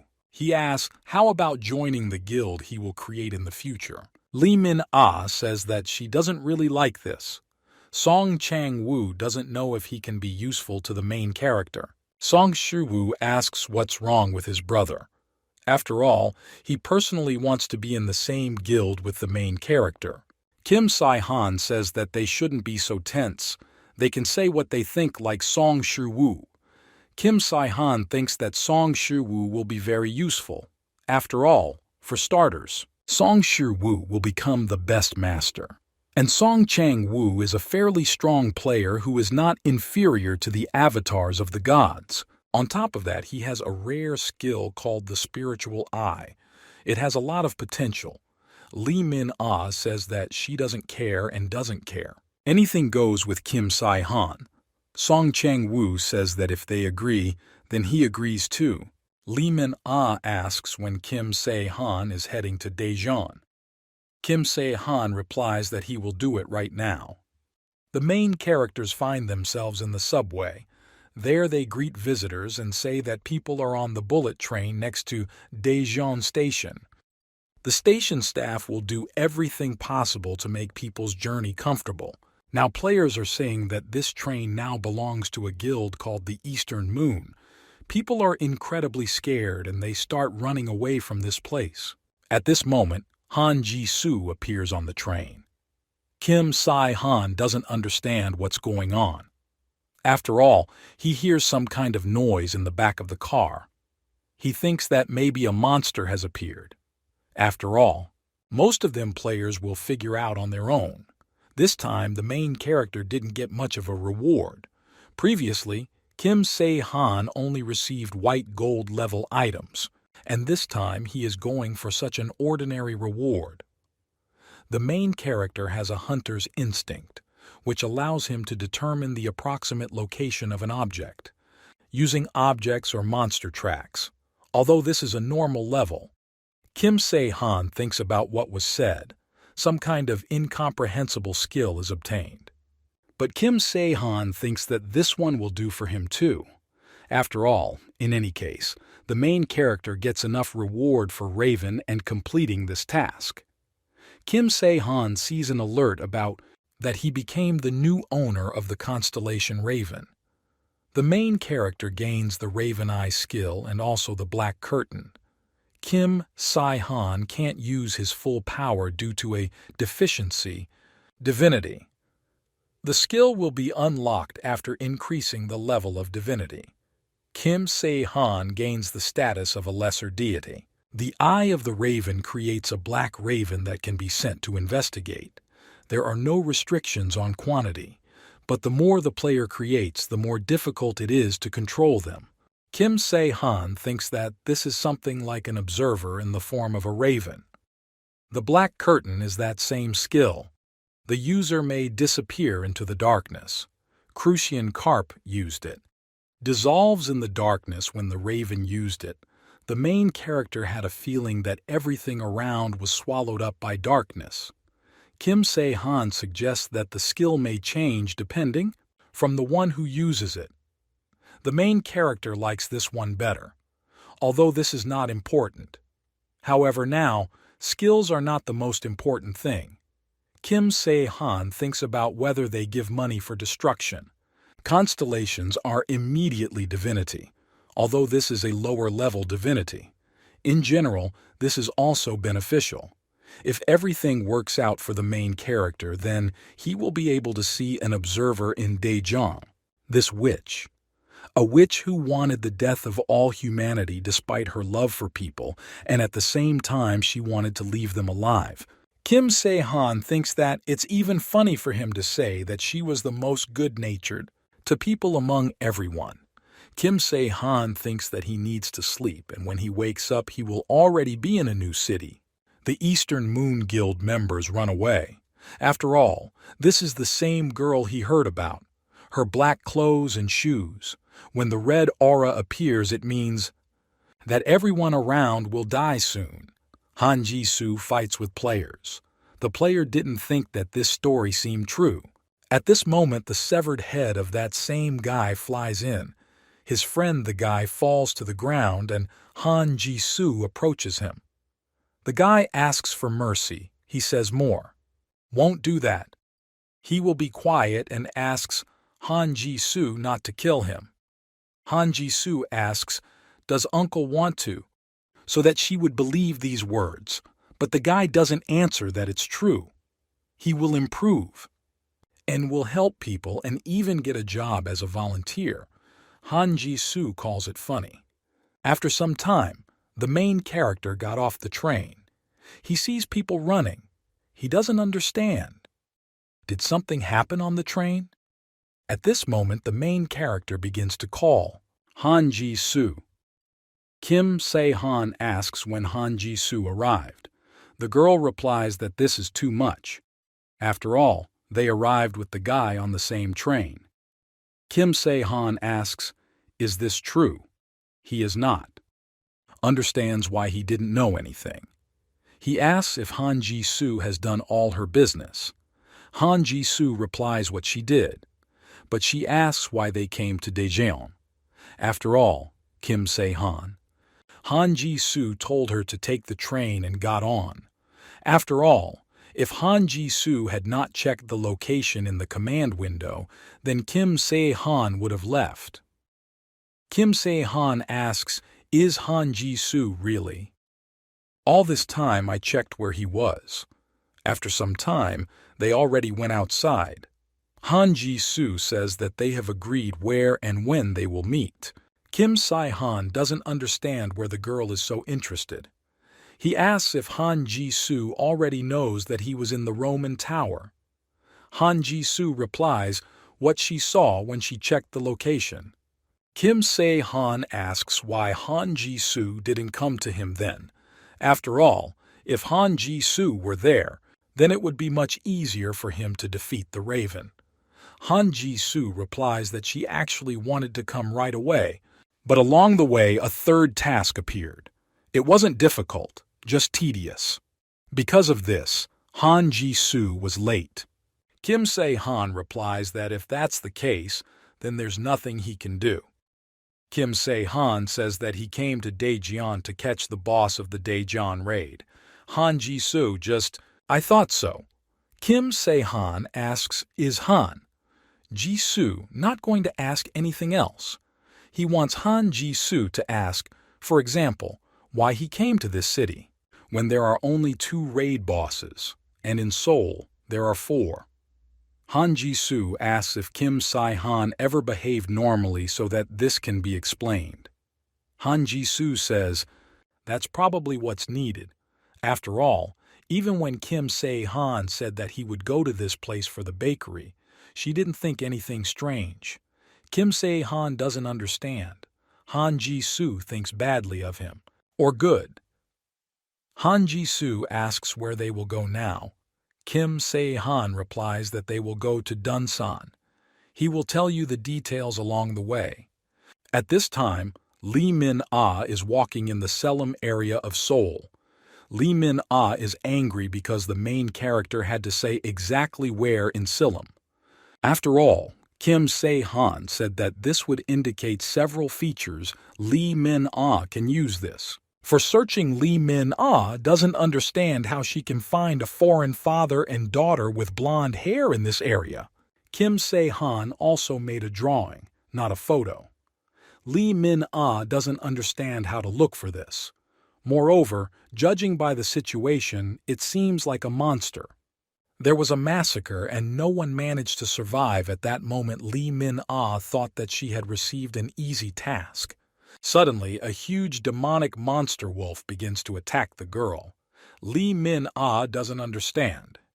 Is this really a lycanthrope? After all, if you don't kill that creature right away, then it will suffer due to rebirth. But suddenly a concrete wall flies at this huge monster and knocks it aside. Lee Min-ah looks into the sky and she sees a guy standing there. The guy starts calling a schoolgirl and says that it is dangerous there. He invites her to his place. Lee Min-ah doesn't understand. Are these really foreigners, father and daughter?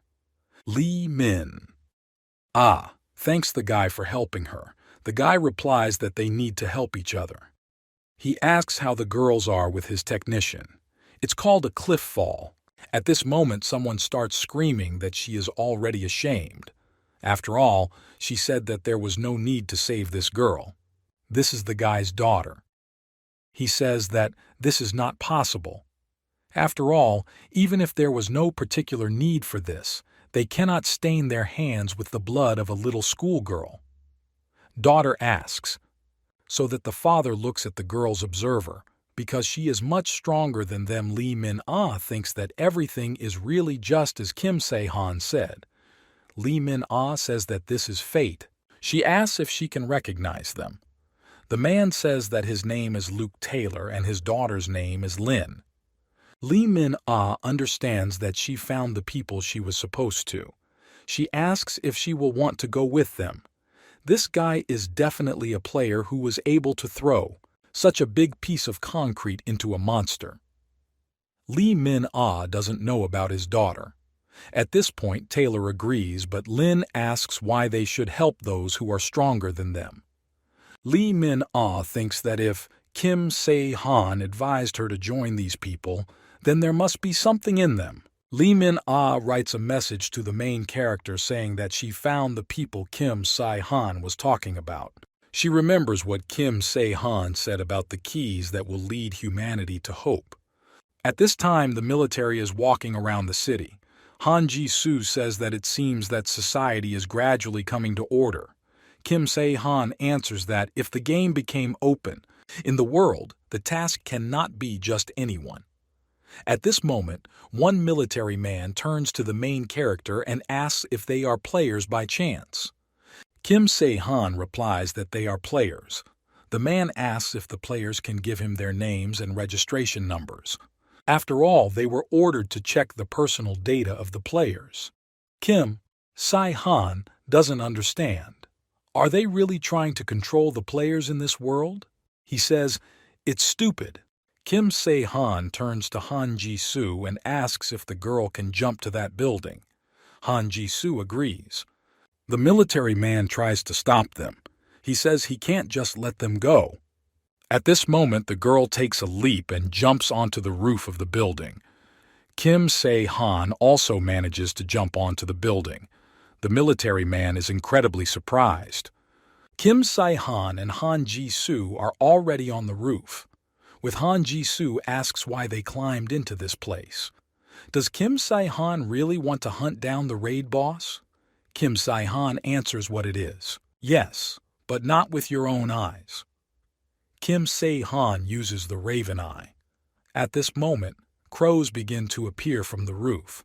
Han Ji-soo is incredibly surprised. She asks where the guy got it from. Such a skill. After all, Kim Se-han is different. Kim Se-han replies that not so long ago, because he still has to study and study. He says that while the crows are looking, he can check girl statuses. Kim Se-han understands that Han Ji-soo cannot even refuse. He doesn't understand what's going on and how Han Ji-soo managed to grow so quickly. After all, Han Ji-soo has mastered the technique of damaging vital organs and raised regeneration to a high rank. Kim Se-han doesn't understand why Hyulchan Surag already has 3 stars. Does this really mean that I'm a girl? The evil aura has already taken possession, or harbingers of this should appear. Kim Se-han don't understand. The same thing happened to the girl. Han Ji-soo turns to the main character and asks what's wrong with the guy. After all, the crows sent a signal and they should already be leaving. Kim Se-han says that, judging by the size, it seems that this is not a simple monster. After all, these are traces of the boss's raid. Han Ji-soo asks how Kim Se-han knows everything, but the main character answers that it doesn't matter. Han Ji-soo asks why the raid boss has already appeared. After all, there is still a lot of time in the timing. Kim Se-han replies that you cannot blindly trust the timer. After all, the majority of which these are traps. Han Ji-soo says that he sees marks from huge wings and claws. She suggests that there was a fight between a winged monster and a beast. But Kim Se-han replies that these traces are from one of the same monsters. Han Ji-soo sees more feathers. She says that no matter how she looks, these marks are not bird claws. Suddenly the ground begins to shake and stones fly all around. Han Ji-soo says that it was indeed the same monster. Kim Se-han understands that it's hard not to believe in something like this when he doesn't see it with his own eyes. Black tiger with huge white wings, one of the 4 evil creatures of Chinese mythology, the Gongi. This huge beast stands in front of the main character. Kim Se-han did not think that the beast would jump out into the open. Kim Se-han was worried about how he could find such a monster, and the beauty went out exactly to the meeting. If such a huge tiger could hide here, it means there is a cave in that place. At this moment, the main tasks of the 4 peaks of destruction appear.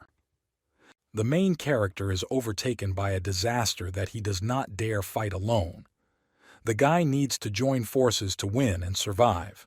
Han Ji-soo says that the 4th task appeared. The 2 of them must kill this monster. But Kim Se-han doesn't think so. It's just that they found him too quickly. Tasks appeared first, only theirs. The girl turns to the main character and says that she feels that where the strong smell of blood comes from.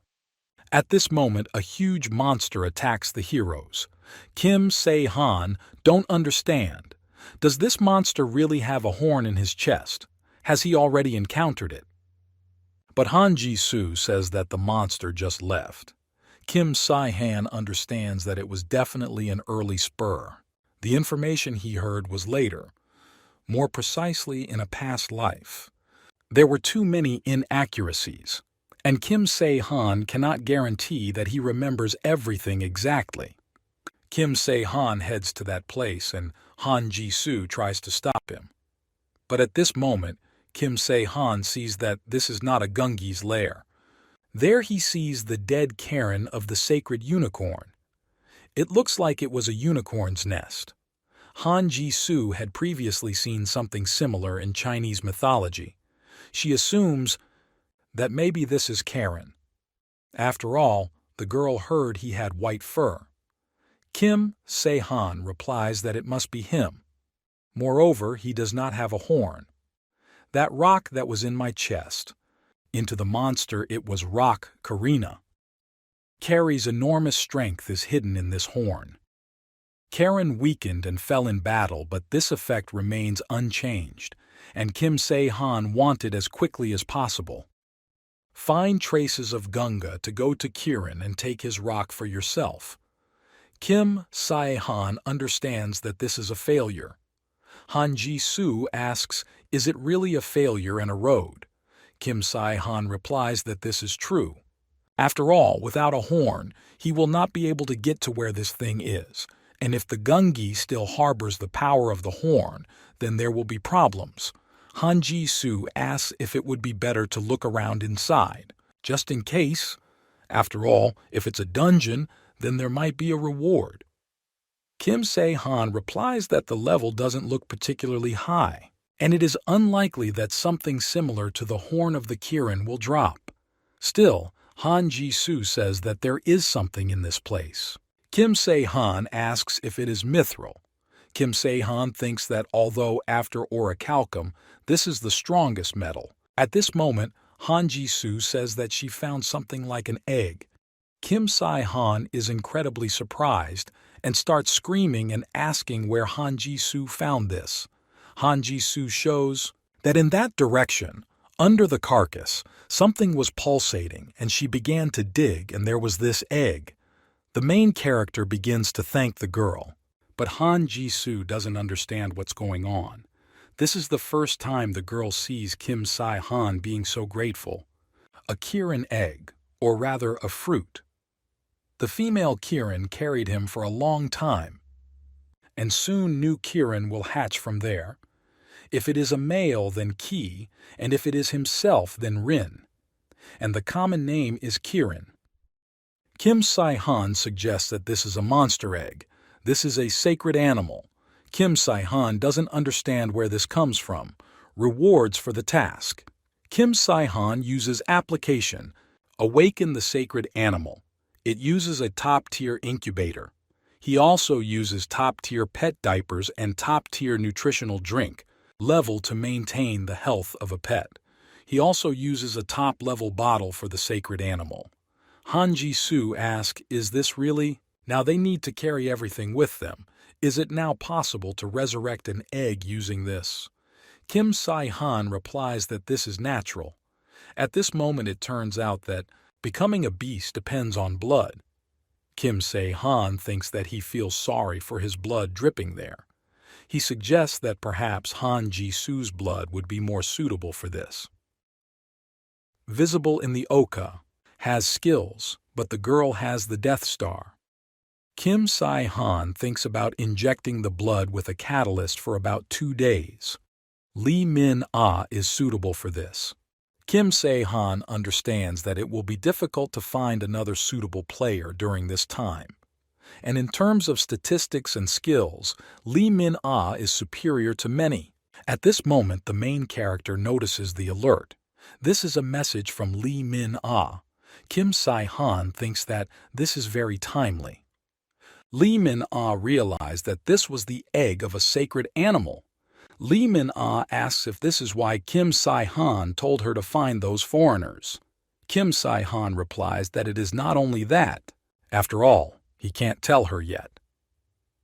Lee Min-ah asks the main character to tell the children very curiously. Kim Se-han replies that the girl herself will soon find out. In the meantime, it didn't hurt her to stay close to them. Lee Min-ah replies that it is not difficult, but Lee Min-ah says that Kim Se-han should know himself. The main character replies that he remembers everything. He thinks about what times are now, after all. All he has to do is give him a good reward. Kim Se-han thought that she could handle it alone when she started the second round with all the knowledge she had gained. But when Kim Se-han met the highly famous Minotaur and Karas, he realized one thing. System interference must be taken into account, and for this he needs her. And group possessing. The strongest and with skills that even deities are afraid of. The pinnacle of humanity. This is Lin. Lin looks at the egg and says how beautiful it is. She asks, is this egg supposed to hatch now? The girl calls the main character Uncle's daughter. Kim Se-han asks, does he look that old? But Lin replies that this is not the case. Lee Min-ah says that the difference between the main character and the girl is 10 years. She won't just call him by name. Lee Min-ah talks about how it might go. Maybe she should call the main character Uncle. Kim Se-han replies that Lee Min-ah should do this. Should not. Lee Min-ah asks why that is. After all, he and his boyfriend are 4 years apart. Suddenly, Han Ji-soo appears and asks what they just said. Lee Min-ye thinks that Han Ji-soo is very scary even when she's just standing there. Lee Min-ye says it's a joke. Will they really go to Daejeon again? But the main character answers that they won't do this. Apparently, if he returns now, he still won't catch the boss's raid. Lee Min-ah replies that, of course, the time for his appearance has not yet passed. Han Ji-soo replies that they actually already saw him. Lee Min-ah is incredibly surprised. She asks how they did it. She asks if they can explain to her what they were doing. After some time, Lee Min-ah says that the boss raid is very huge. She thought he was about the size of a guard. Kim Se-han replies that, judging by the combat, the guard is even stronger. The difference is that the raid boss has higher defensive characteristics and more health, so he is not so easy to kill. And restrictions on actions. He has much less. If you don't touch him, he will only create problems that no guard can compare with him. Lee Min-ah replies that she understands now. She asks, "Is it really necessary to kill him as quickly as possible?" Kim Se-han replies that it is too early now. After all, other players are not ready yet, and the boss raid itself has changed. Kim Se-han doesn't understand. Wasn't in a past life, Gungi was injured by Carrie's horn, or even there were changes in Daejeon while Kim Se-han was traveling there. In the past, Kim Se-han has never been to this city. But his attack was so sudden as if he had been waiting for it. Kim Se-han says that, if you think about it, there were a lot of traces. It's like they were trying to lure them into a trap. And the battle between the Gungai and the unicorn ended too quickly. Although, not even 3 days have passed since the announcement of the raid bosses. The more Kim Se-han thinks about it, the less inaccuracies it finds. Of course, this could be the intervention of a system that is trying to restrain the protagonist, but perhaps there is another reason. For example, this is Archie's reason. At this time, Archie looks at the main character and thinks that, after all, Kim Se-han is unusual. After all, Archie didn't think that the guy would be able to dodge so easily. It seems that Kim Se-han got something from the dungeon. Is this really the fruit of a unicorn? But even if that's the case, it still won't hatch, and Kim Se-han will not be able to force him. At this moment, Archie remembers why the raid boss is so weak. The horn just crashed into his side and he was already groaning in pain. Archie made sure that the raid brought up Rocky Reen. In order for him not to notice anything, you need to slightly increase your wound healing and adaptation skills. Archie thinks that if you try, he could turn out to be an incredible monster. After 2 weeks, Kim Se-han and Han Ji-soo went on the road again. At this moment, the main character notices that Park Dong-gwan is standing there. Park Dong-gwan doesn't understand how Kim Se-han ended up in this place. The guy is incredibly scared. A few minutes earlier, Han Ji-soo asks what the military police lost in this place. Kim Se-han replies that they want to show that last time because of the sudden attacks. They fought with incomplete strength. Han Ji-soo says that their weapons do not work on the monster, but Kim Se-han replies that he cannot say that the weapon does not work at all. After all, it still has a small effect, which is what they want for the raid boss, and it's not even for the nose. Han Ji-soo says that they could simply entrust this matter to the players. Kim Se-han replies that in this case, more and more power will appear among the players. They probably want to lose the power that they gained with difficulty in the open world. Han Ji-soo says that she doesn't like all this. Kim Se-han replies that they should go to other players first. Han Ji-soo agrees. Kim Se-han thinks that there are many more players here than in his previous life.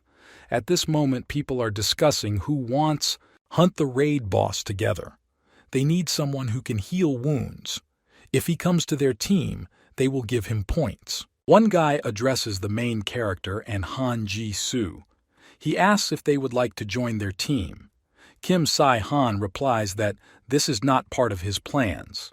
The guy answers, that it seems the main character wants to show off in front of the girl. After all, he can die this way. The main character turns around and leaves. The guy says that when the main character, if he comes to his senses, then it will be too late. Kim Se-han just wants to show off because it's immediately obvious that he's trying to be on the same team as Han Ji-soo.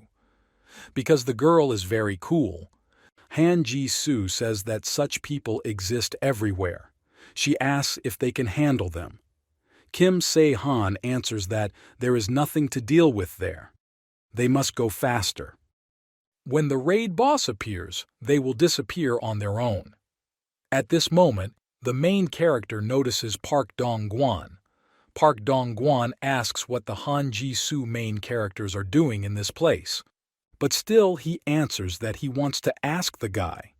He asks what happened to Yoon Hyun-kyun if he is here. After all, did Park Dong-gwan really forget what he promised? Park Dong-gwan replies that Yoon Hyun-kyun went to Jeonju.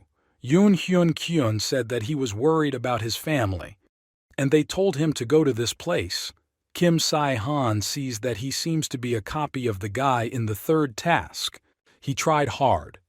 This means that he most likely acquired a new skill. Transfer skill. Probably there is still a long way to go. The transfer skill cannot be learned in the usual way. Avatars can only do this with the help of their deity. 'Cause they're so destructive. Effect. But the problem is that the deities do not give it just like that. Kim Se-han sees that the order to go to Daejeon was most likely from Denmark or from living a righteous life. The main character enters the observer's chat. The clown writes about how much she wanted for her avatar to go to Daejeon, but her avatar did not go with the main character. The main character believes something interesting, probably a series about the Kirin egg.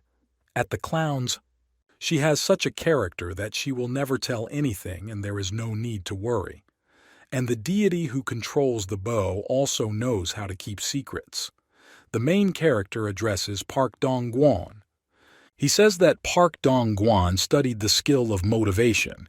He asks if Park Dong-gwan can use it now. But Park Dong-gwan replies that he did not study it. Kim Se-han asks if Park Dong-gwan knows what will happen to him if he actually lies. At this moment, the main character takes the crystal in his hands. Park Dong-gwan starts shouting about what he was studying. Kim Se-han replies that Park Dong-gwan should have said it right away.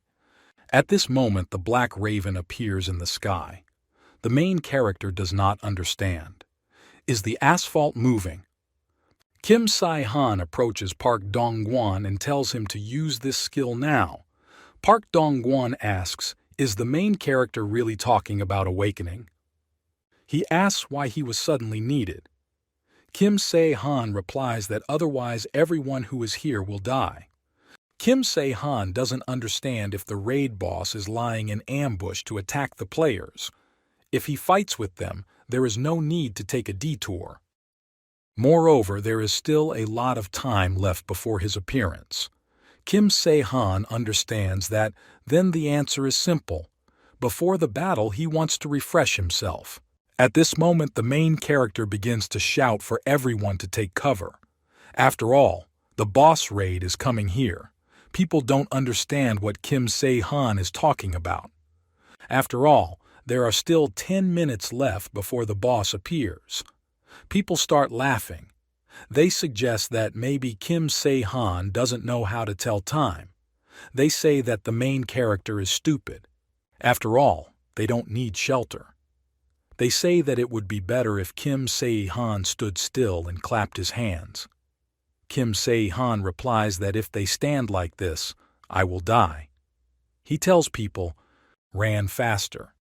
But no one reacts to the words of the main character. Kim Se-han thought so. Words won't help here. He tells Park Dong-gwan to move faster.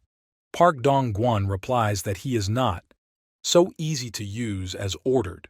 Kim Se-han asks, what are some activation conditions then?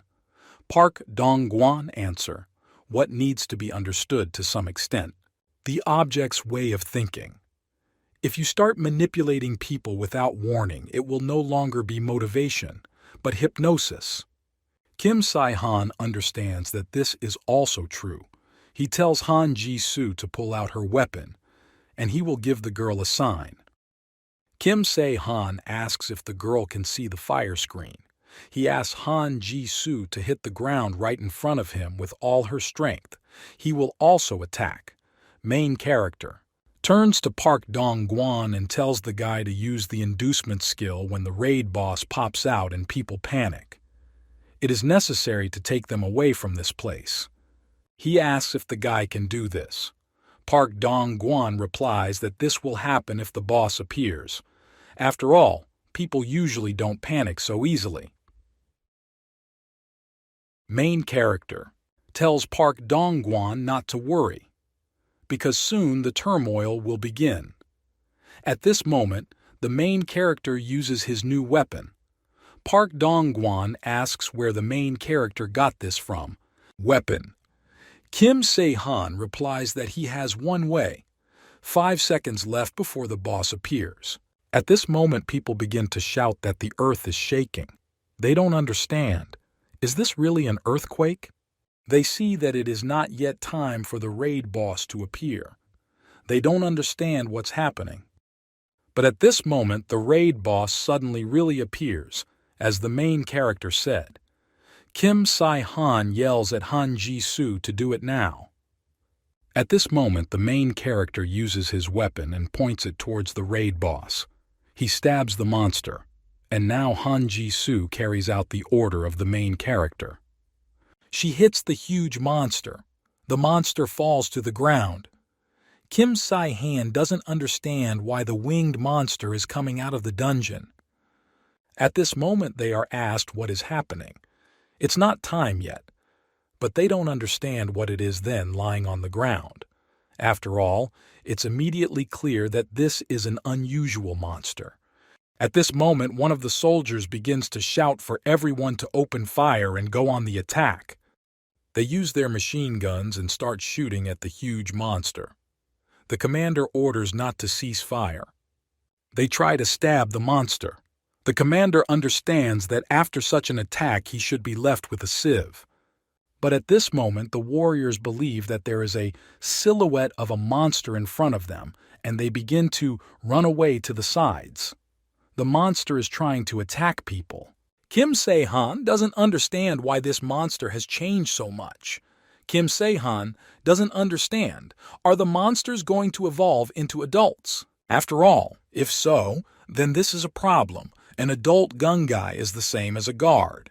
His covering the action and coping with it will not be easy, judging by the fact that he completely receives power from his horns.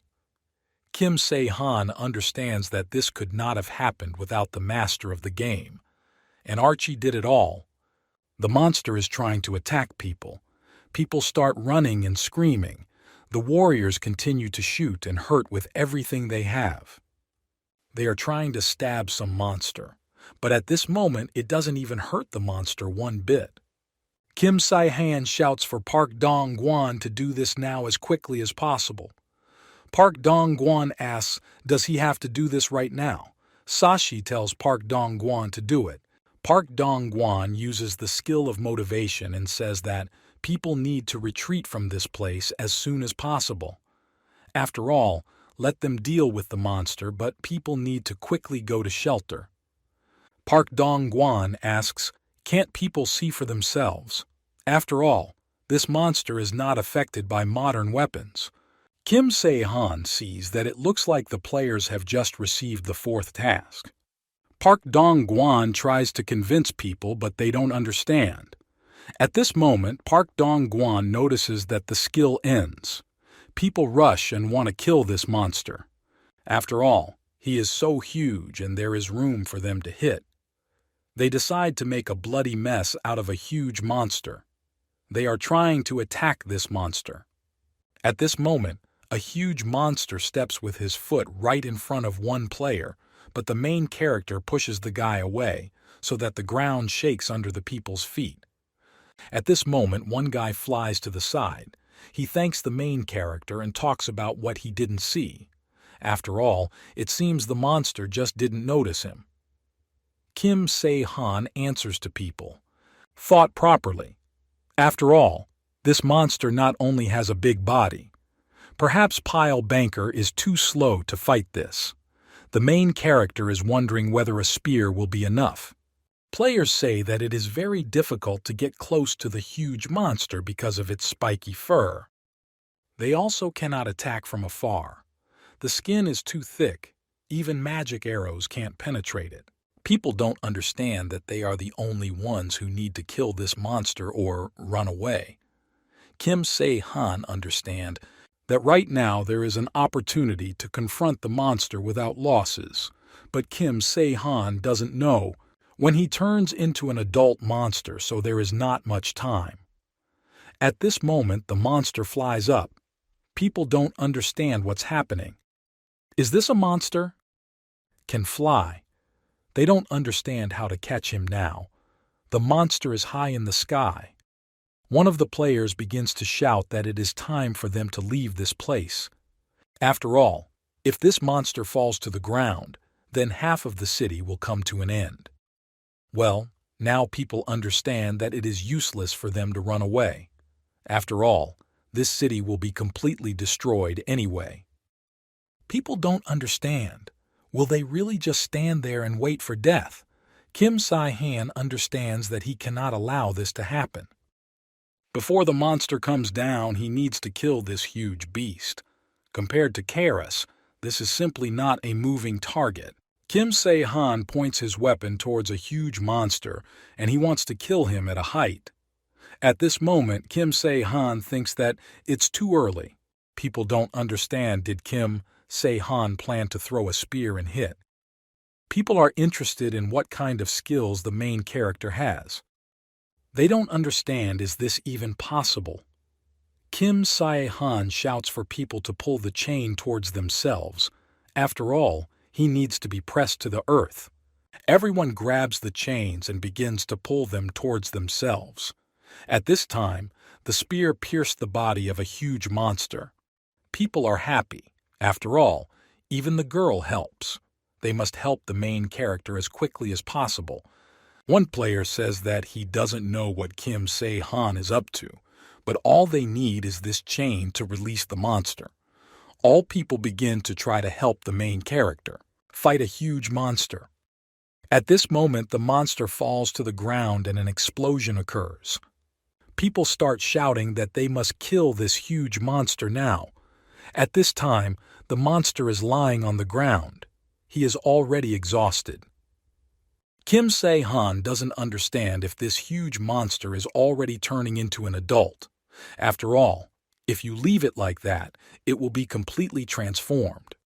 Kim Se-han understands that he needs to finish off this beast as quickly as possible.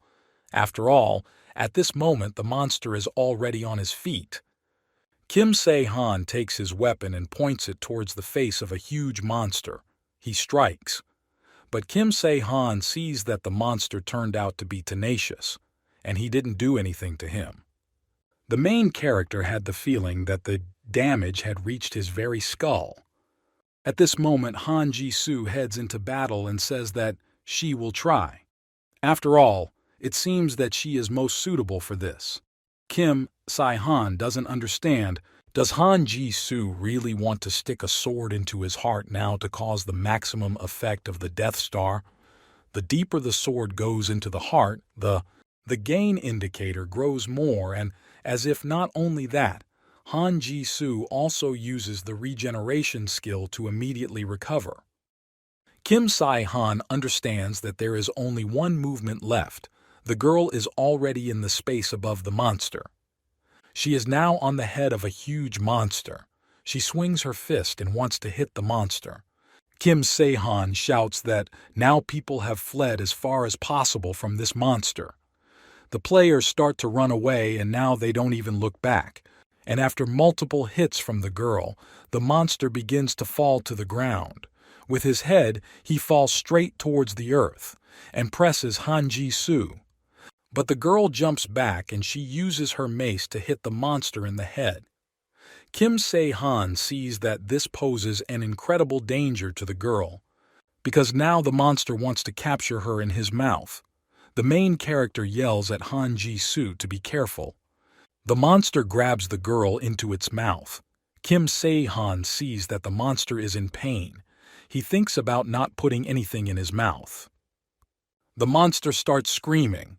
People don't understand what's happening to the huge monster. Has he really lost his strength? At this moment, the monster falls to the ground. People don't understand. Is he really dead? They assume that they must approach this huge monster. After all, he looks so intimidating. Han Ji-soo comes out. People don't understand who she is. And has she really come out of the monster's head now? Han Ji-soo starts waving at the main character, indicating that she is here. Han Ji-soo says that even the raid boss will die if his brains are torn out. Still, I understand that he doesn't need to smile when Han Ji-soo says that. After all, he becomes uneasy. At this moment in the observer's chat, Righteous Life asks if others thought that the boss raid was somehow strange. After all, his experience levels are too high. Anonymous 27 writes that this is the guard level. If they had finished him off a little later, he would still have smashed him. Tea with Lemon suggests that the Game Master has intervened, and if not, then he would not be able to become so strong. The Bright Star asks why the Game Master needs this. She assumes that maybe because of that guy in black who dealt with Chorus. The Greek captain replies that this may well be the case. He's been doing well lately. I also dunked the Crucian carp. At this point, Anonymous 48 asks, how about making your suggestions? The gods do not understand only what proposals are being discussed. Anonymous 48 asks who he takes them all for. He asks what if he doesn't like something and he will take on other avatars. The Greek captain says there's something to it. The part with Lemon answers, what is it that needs to be stopped immediately? And stop wasting words. Better yet, Kim Se-han should say what proposal he has. Righteous Life says that this Archie is not coping, which is why their server is the most unpopular. Anonymous 35 says that Archie does not know how to work, and this is true. You can't get away with this. Kim Se-han says that after this, the Game Master Archie could not log into the Korean server for a long time. The main character received Ganga's skin. This is one of the 4 monsters described in Chinese mythology. A rare type of adult fur that is still fierce and durable. It can be used to make excellent items. Kim Se-han doesn't understand. Are these fur adults? Individuals. Maybe he changed into an adult before Han Ji-soo killed him. Kim Se-han thinks about how lucky he is. At this moment, Han Ji-soo addresses the main character and says that it ended up in her inventory. Kim Se-han is ready to go crazy. He asks if Han Ji-soo just absorbed this. This is the dark jade of an unlucky star. Condensed crystal of the powers of the Kirin and the fallen Gungi. Contains extraordinary power. Kim Se-han understands that if this is made into a weapon, it will become a top-class weapon. Although now there are no proper materials, so it is not yet possible to make it. He says it's just a bomb, and you'll have to thank Archie. Han Ji-soo asks if Kim Se-han wants her to give it to him. The witch just finished him off at the very end. Kim Se-han replies that it belongs to the girl and she should keep it to yourself. Then the car comes with some other good element you can use. Kim Se-han talks about how Han Ji-soo helps other players more. The more hungry mouths there are. The main character is enough from the gold level. Han Ji-soo replies that she is also gold level. At this moment, Park Dong-gwan says that he has a silver level. Kim Se-han is incredibly surprised. He asks how the guy earned it because all he did was run away. Park Dong-gwan says that he helped people avoid danger thanks to him. Kim Se-han and Han Ji-soo were able to fight. If it weren't for Park Dong-guan and he took part in the battle itself, he would have received. Han Ji-soo's golden level means that she shouldn't have interfered. That's why Park Dong-guan received such a level.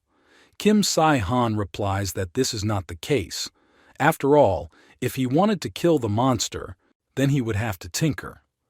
Kim Se-han says that if they have already sorted out the rewards, then Park Dong-guan has probably completed the task too. He asks what the guy is going, now he is doing. Park Dong-guan replies that he has things to do. Kim Se-han answer that then he won't be able to do anything. Kim Se-han thinks about what he probably needs. Leave this guy to slowly grow into old age. Kim Se-han talks about it, so that Park Dong-guan does not decide to do anything again if he wants to live a long life. Park Dong-guan replies that he knows all that. Kim Se-han says that they will now go to Seoul. Han Ji-soo asks, "Are they really going to do this right now?" Kim Se-han asks if the girl has anything else to do. Han Ji-soo replies that she has nothing to do right now. Although if her mother can contact her, Kim Se-han asks if the girl has any ideas where her mother might be. Han Ji-soo replies that she only talked to her mom once, but she never said anything. Kim Se-han understands that in this world no one knows when they will die. If the mother found out that her daughter was alive and did not even try to meet and even didn't say where she is, there are probably reasons for this. But the stronger, as Han Ji-soo progressed, the more often the main character had this question.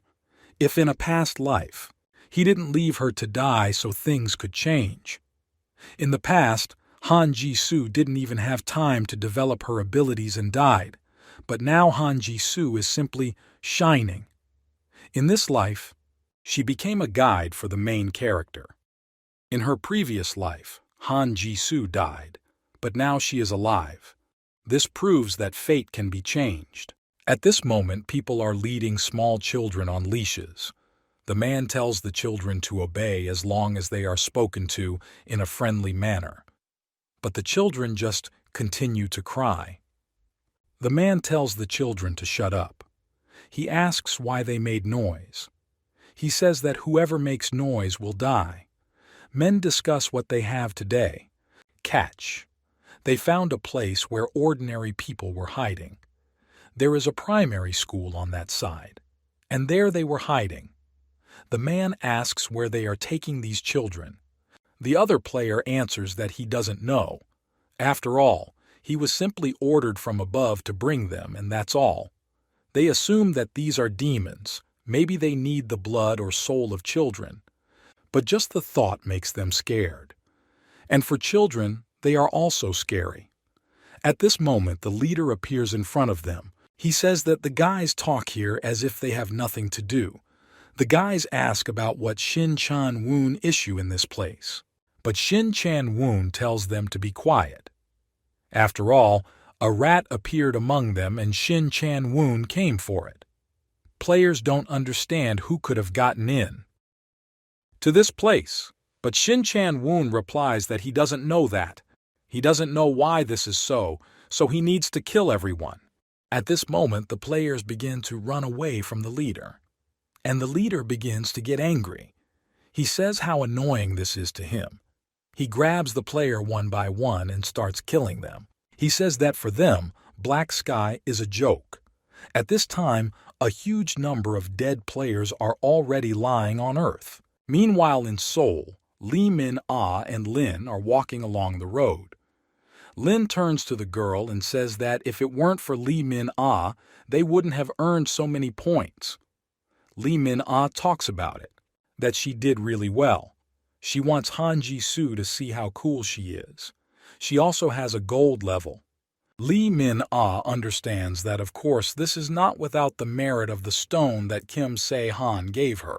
Lin says that she was so scared that something would happen to Lee Min-ah or her dad, but Lee Min-ah replies that everything is fine, and Uncle Luke is not weak either. At this moment, Lin starts screaming for Lee Min-ah to be careful because a guy is attacking her from behind. Lee Min-ah jumps back, and the huge guy would hit the ground. Lee Min-ah uses her knife, and with just one swing she cuts the guy's weapon. At this moment the girl uses her fist and points it towards the guy. The players don't understand. Are these really unusual girls? After all, with one blow from the girl, the player lost consciousness and is now lying on the ground. At this moment a huge number of guys begin to approach the girls. They say that she is an impudent girl. They don't understand who she is at all. I imagine myself. At this moment I notice that the guy's eyes have changed. She suggests that maybe the monster sees a person. He doesn't seem to take the girl seriously because of her age. The players are ready to go crazy. After all, Lee Min-ah avatar. At this moment the girl's hands turn into the paws of a praying mantis. Lee Min-ah says that this is a special mestizo braid coated with mithril. With waves of her new hands, the girl destroys each of the players' weapons. They don't understand what's going on and how such a small the girl could destroy their weapons. One player orders the others to go after the girl in the back. At this moment, Lee Min-ah remembers that Lin was standing there. She realizes that Lin is too far away. At this moment, players begin to attack the girl. But the girl turns out to be okay, and Lee Min-ah believes that this is her chance. At this moment, the players begin to run away. Lee Min-ah approaches the girl and asks if Lin is okay. Lin replies that she is fine. Lee Min-ah asks how Lin dodged the blow. After all, the girl thought that she was enough now. Lin replies that she herself doesn't know. After all, she simply repeated the techniques she saw Lee Min-ah do. But Lee Min-ah understands that it doesn't matter to her because the main thing is that Lin wasn't caught. At this moment, Lee Min-ah notices something suspicious. She sees that the players who attacked them have black blood. Lee Min-ah remembers that Kim Se-han said that she would arrive today and she would need to question the guy well. After some time, the main character actually arrived. He asks if they were attacked by strange players. Lee Min-ah says that it flowed from his hand. Black blood flowed from there. Kim Se-han doesn't understand. Were they really after Lee Min-ah and Lin? Black blood also means that these were definitely servants of the devil or a black gang.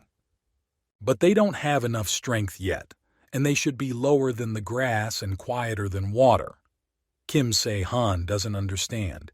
Is it because there is no Kim Ju-won? Kim Se-han understands that if everything goes the same as his past life and a black gang should not appear in Seoul because of Kim Ju-won. But if it is not there, then their influence may have increased. It turns out that Kim Se-han only helped the appearance of these demons in Seoul.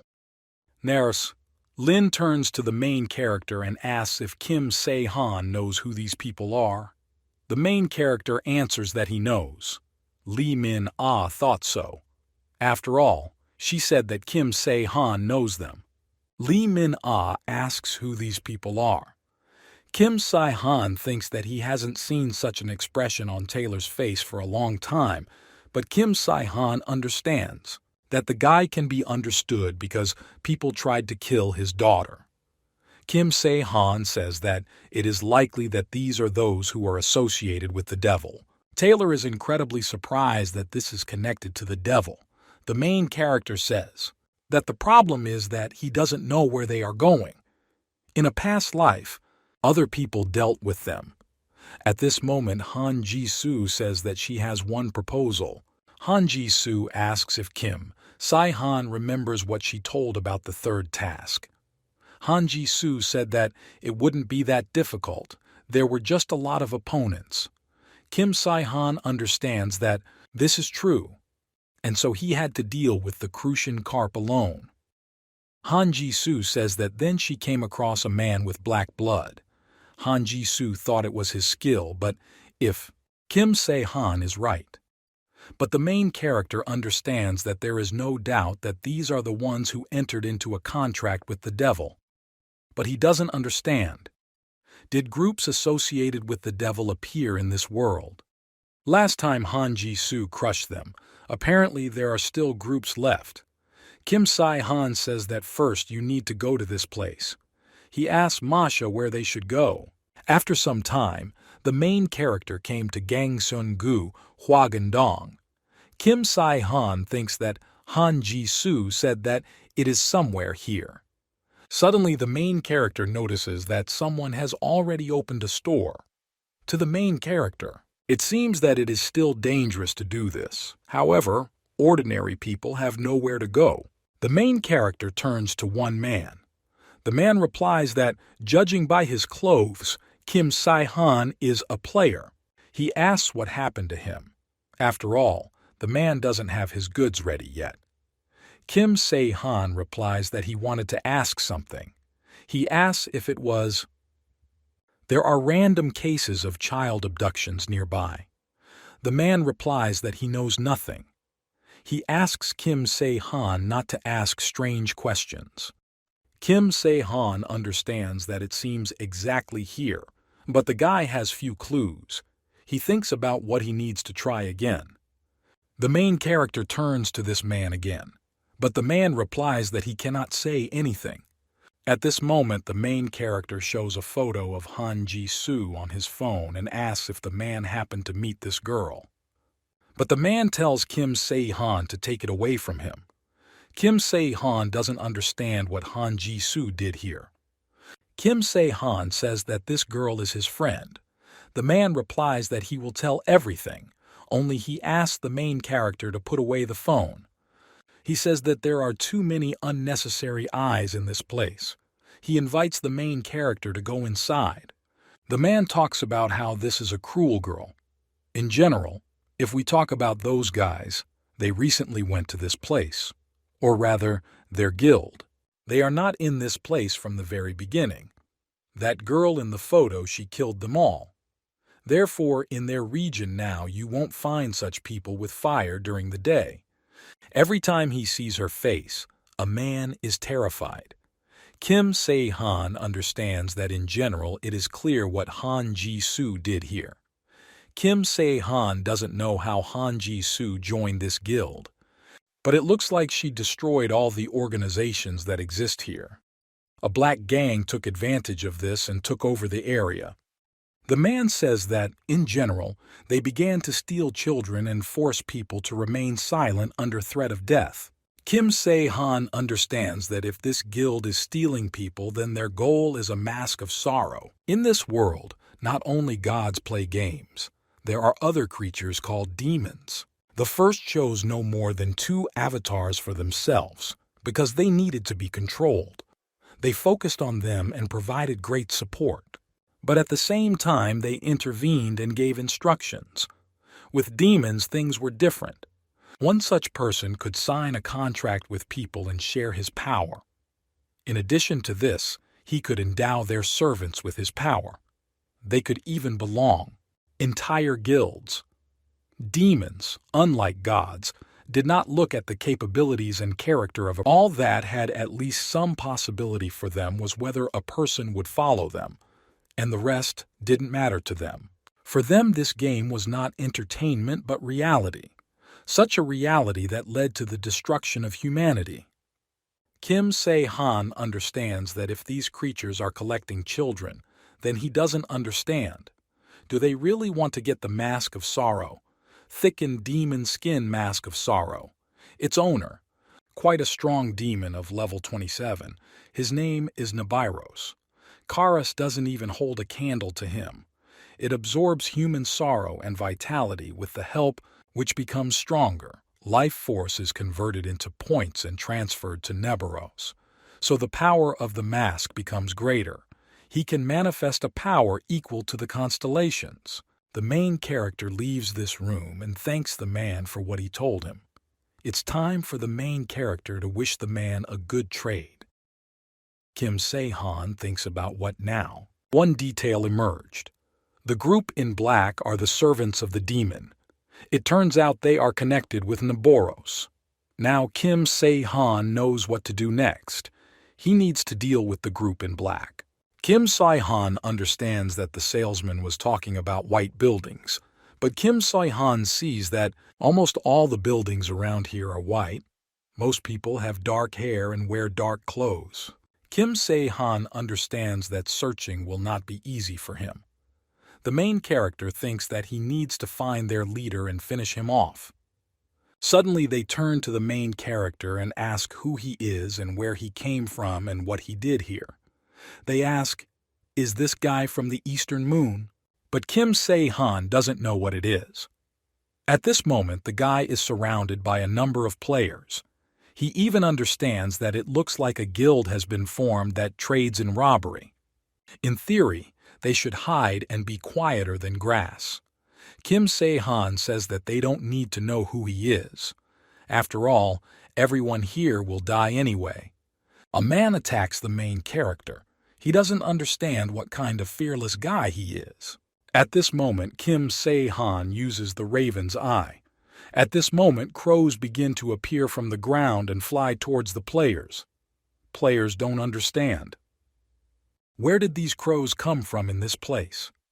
The main character uses his daggers and attacks the players. At this moment, the crows pierce the players' bodies, striking them. Kim Se-han uses Big Shadow and disappears from this place. One player starts shouting that Kim Se-han ran in the other direction, but the main character doesn't understand where he is. Kidnapped children. After all, if the players hid them, it's most likely in the basement. First, the main character needs to get rid of this rabble and then he needs to think. They serve Naboros. This means that each of them is no better than a dirty scoundrel. After some time, the main character enters one room and is asked who he is. At this moment, Kim Se-han sees many crying children in front of him.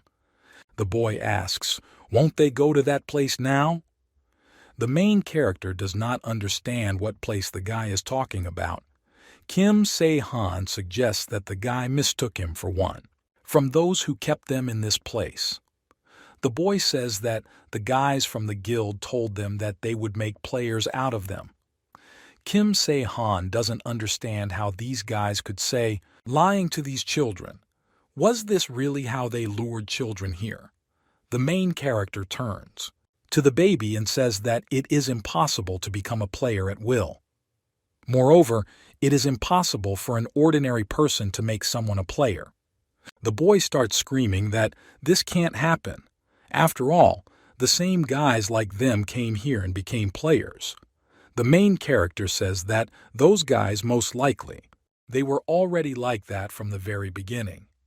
It is impossible to become a player by human force. The boy calls the main character a liar. After all, he was promised to make players out of them. After all, if not, then he asks them to be released from this place because he wants to go outside. The main character says that this is what he was going to do. Kim Se-han says, so that the children go home quickly. After all, he dealt with those uncles who kidnapped them. And from now on he says not to trust the words of strangers. Kim Se-han thinks about how much the world has changed that even children want to become players.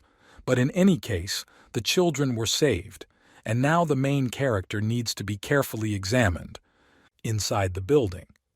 He releases these children and they begin to leave.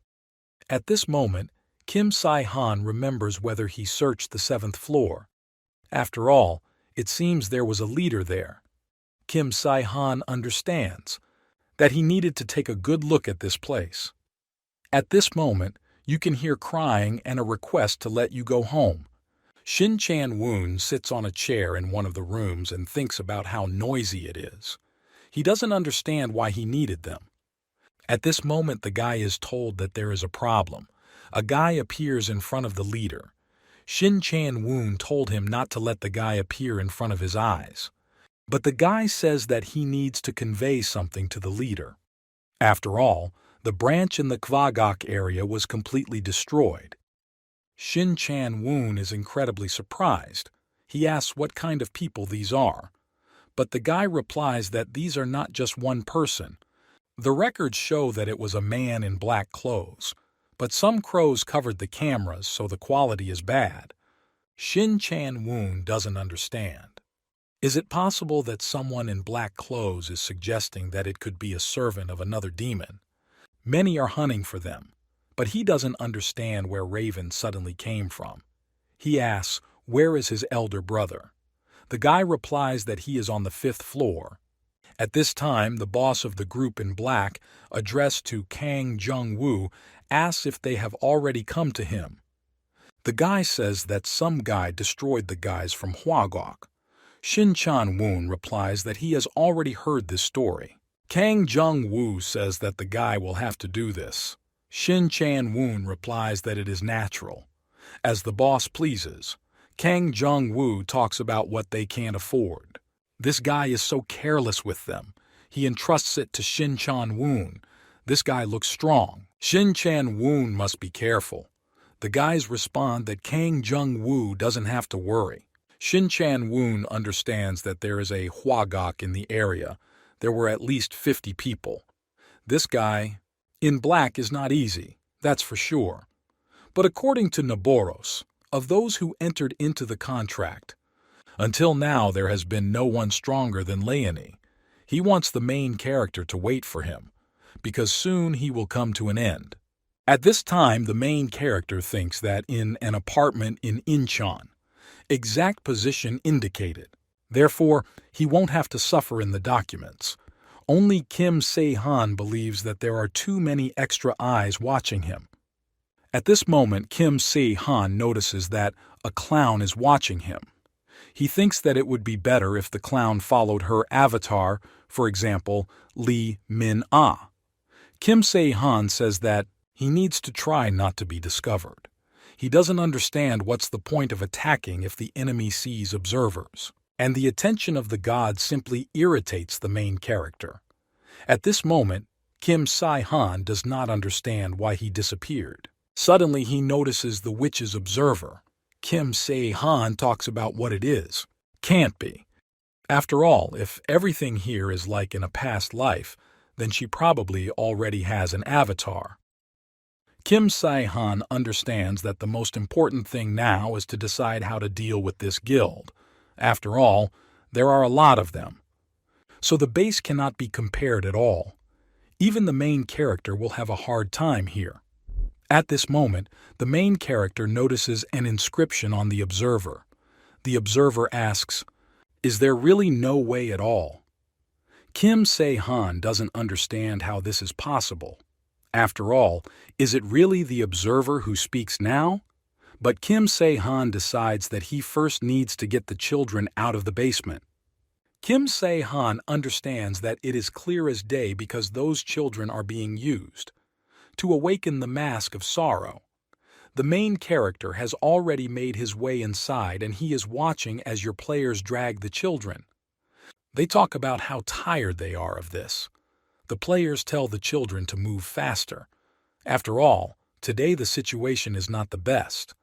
Players don't understand why these kids are so fast. Die. After all, they should have lasted at least 2 more days. Another player replies that the branch in Vagok was destroyed and now they need to look for new children. Kim Se-han doesn't understand. Is he really late? The player asks whether it is possible to leave children just like that. But usually the captain of Kang Jung-woo dealt with this personally. Kim Se-han doesn't understand really. This is really Captain Kang Jung-woo. He doesn't understand. Wasn't in a past life he was also in this gang. Kim Se-han can't do that. He suggests that maybe they will give out something else. At this moment the main character comes outside. They ask who the guy is. After all, he has an unfamiliar face. Is he really a newbie? The guy starts screaming for Kim Se-han to help as quickly as possible.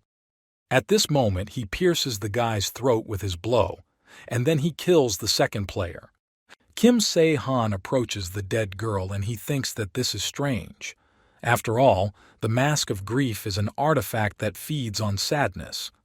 The one from whom this sadness was sucked out until the very moment of death walks in sadness and then dies. And such people, even after death, have far from peace on their faces. The mask of sadness is less powerful than Kim Se-han thought. Although according to the records that he saw in the Kavagok area in 2 weeks, they sucked out the lives of so many children. This mask was supposed to gain strength. After some time, gas is released from the bead and kills what is nearby.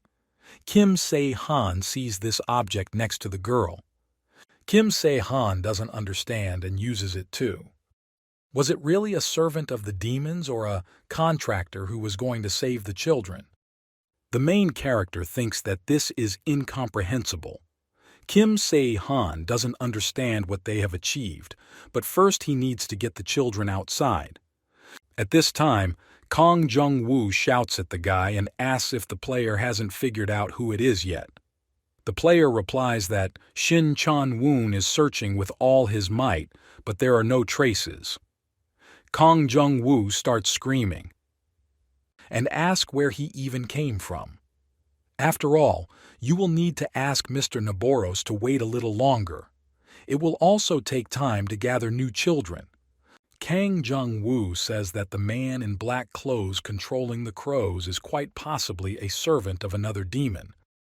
The player replies that not a single servant, or rather, a contract worker, cannot defeat the guild leader. Kong Jung-woo replies that it is natural.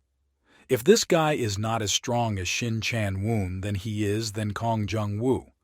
At this moment the guy asks if everything will be okay with Lenya. Kong Jung-woo doesn't understand what the player is talking about, but the player asks if Shin Chan-woon is very strong, because if he has something on his mind, otherwise there may be problems. Kang Jung-woo says that the guy should stop talking nonsense.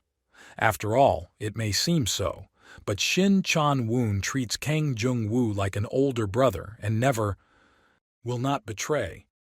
The guy replies that if this is really so, then this is not the main thing now. But it's worth thinking about. Kang Jung-woo says they need to get back to that player with crows. At this moment the player asks if something happened to the leader. Frightened, Kang Jung-woo asks if the guy sees the same thing, because at this moment to their window, a flock of ravens is flying. Players who are on the street do not understand what it is. Where do so many ravens come from? At this moment they notice that there is something glued to the crow's legs. They don't understand what it is. At this moment the raven has explosives glued to its paws. Suddenly explosions begin to occur in all parts of the building. At this moment Shin Chan-woon says that our headquarters was attacked. Shin Chan-woon doesn't understand. Is this true? But the demon asks, do Shin Chan-woon really think that he would be in heaven? After all, something bad happens with such waste. Shin Chan-woon asks what happened to Kong Jung-woo and the mask. The demon tells that after the explosion of the building, the mask was found under the rubble. He thought that the guy in black would take her when he was taking the children out, but she was there. If he has divine by force or connected with a demon, he must surely know that it cannot be destroyed. Shin Chan-woon asks, is it really the main character's goal to free the children? The demon replies that he does not know this. Shin Chan-woon says that Kang Jung-woo couldn't die so easily. After all, he made a contract with a demon. He made a contract, but the body is still human. The one who controls the crows, maybe so. The raven sign has recently changed. Shin Chan-woon asks, is the sign of the raven a constellation? This is true, but it looks like they killed him and appropriated the power for themselves. More precisely, it is impossible to take the raven's place. It is simply empty. Shin Chan-woon asks if the demon knows him. The demon answers that this guy is now one of the most famous players. As a demon, he cannot get into the community of gods, but sometimes rumors reach him. Shin Chan-woon says, for the demon to guide him. To that player, the demon says that the player is still at the headquarters in the apartment and is probably checking if there are any survivors. Shin Chan-woon asks, if partners. The demon doesn't understand why the guy asks this. Shin Chan-woon says that this player is not one of those who show his appearance. After all, even in battle he does not fight face to face, and he needs to force the guy to fight so that he cannot hide anywhere. He asks the demon to lead him to where the guy's partners are. After all, that is where his base is. The demon replies that he doesn't care, but if Shin Chan-woon loses to this guy, then it is quite possible that he will lose interest in him. Shin Chan-woon asks, is it because he can't stand up to this guy? The demon replies that this is true. Yes. He doesn't want to advise a fight that they will lose. However, this does not mean that there is no way.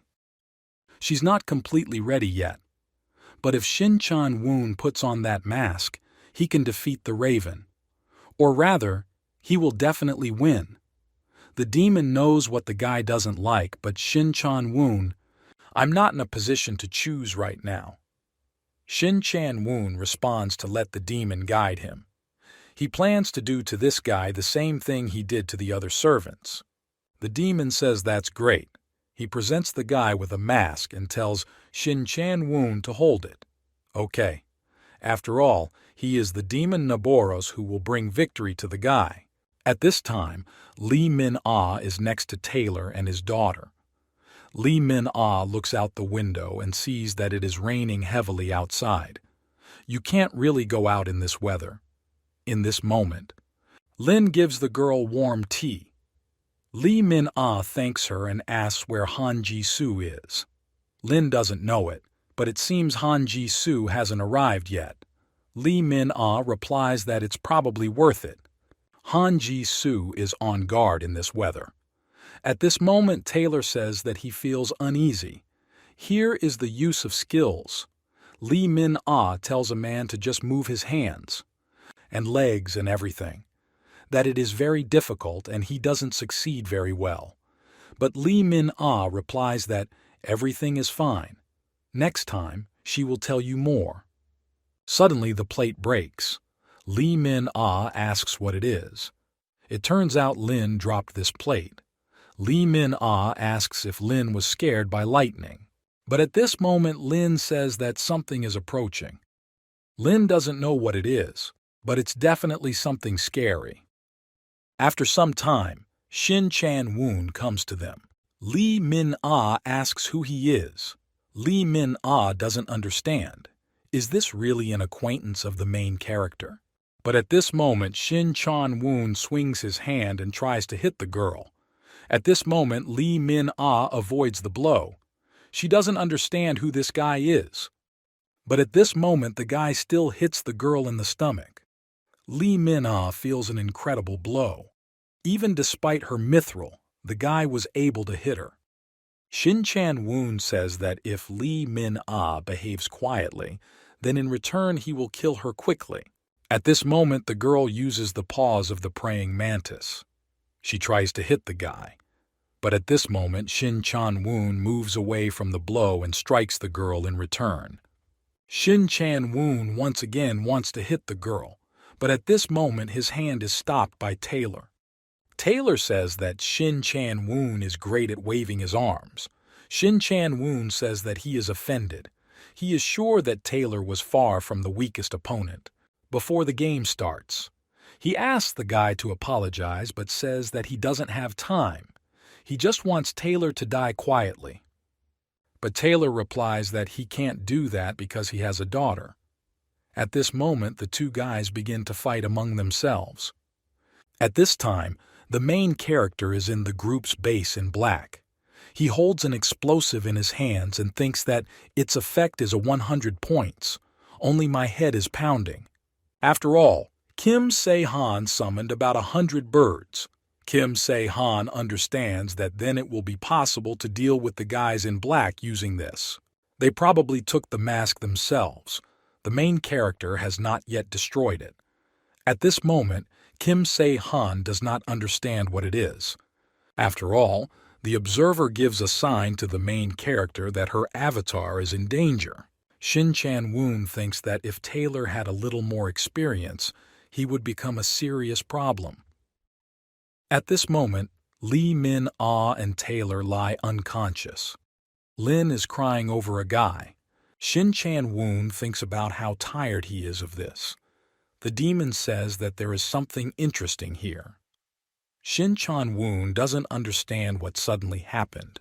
The demon speaks, so that Shin Chan-woon does not kill this child.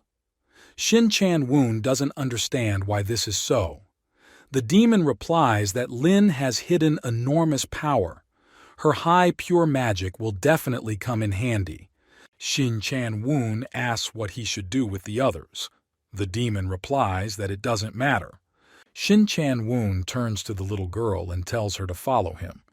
After all, if Lin doesn't want these two to die, she better go.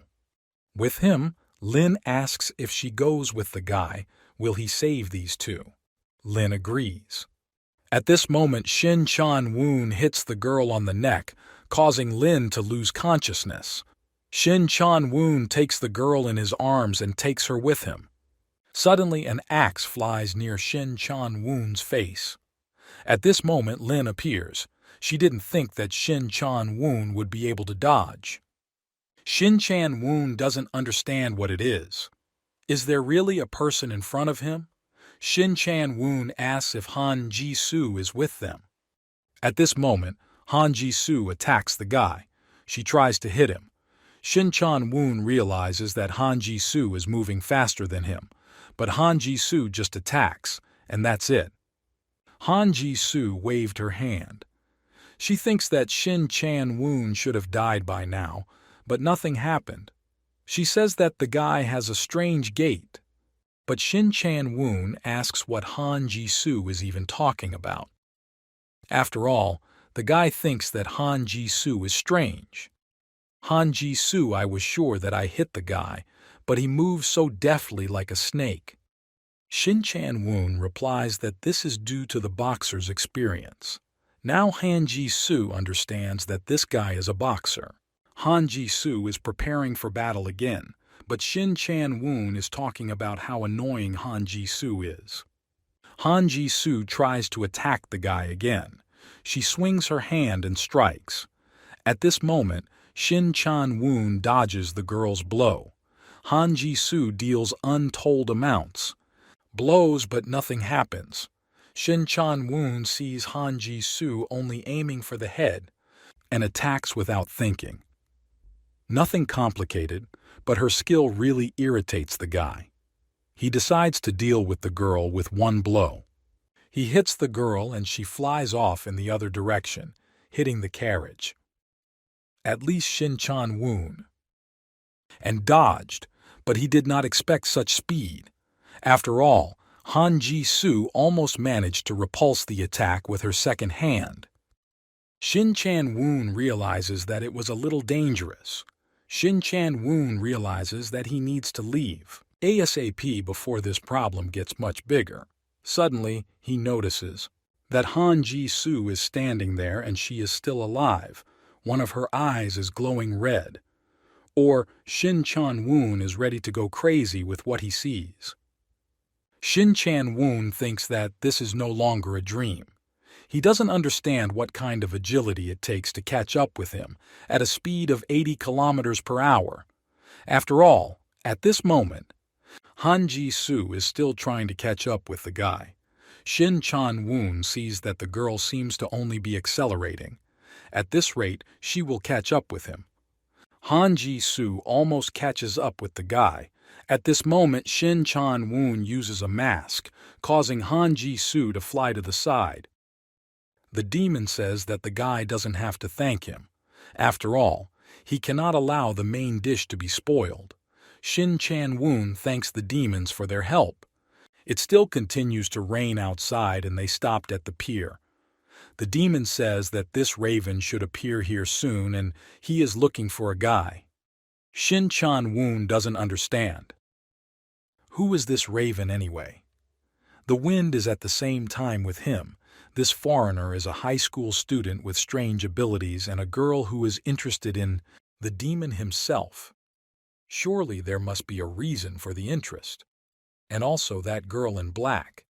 If there are such people around this guy, then Kim Se-han himself is also not easy. If he has the same level, just like a girl, you can't count on success. Therefore, the demon told Shin Chan-woon to wear a mask.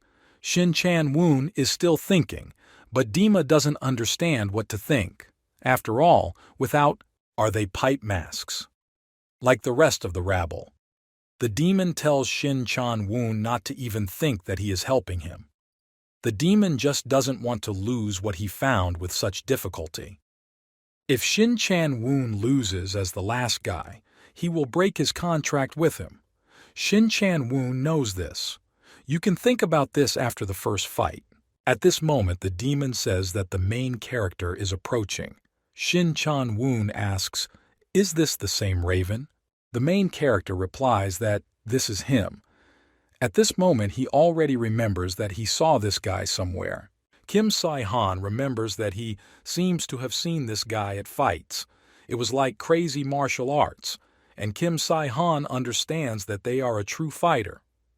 Kim Se-han sees Lin lying there.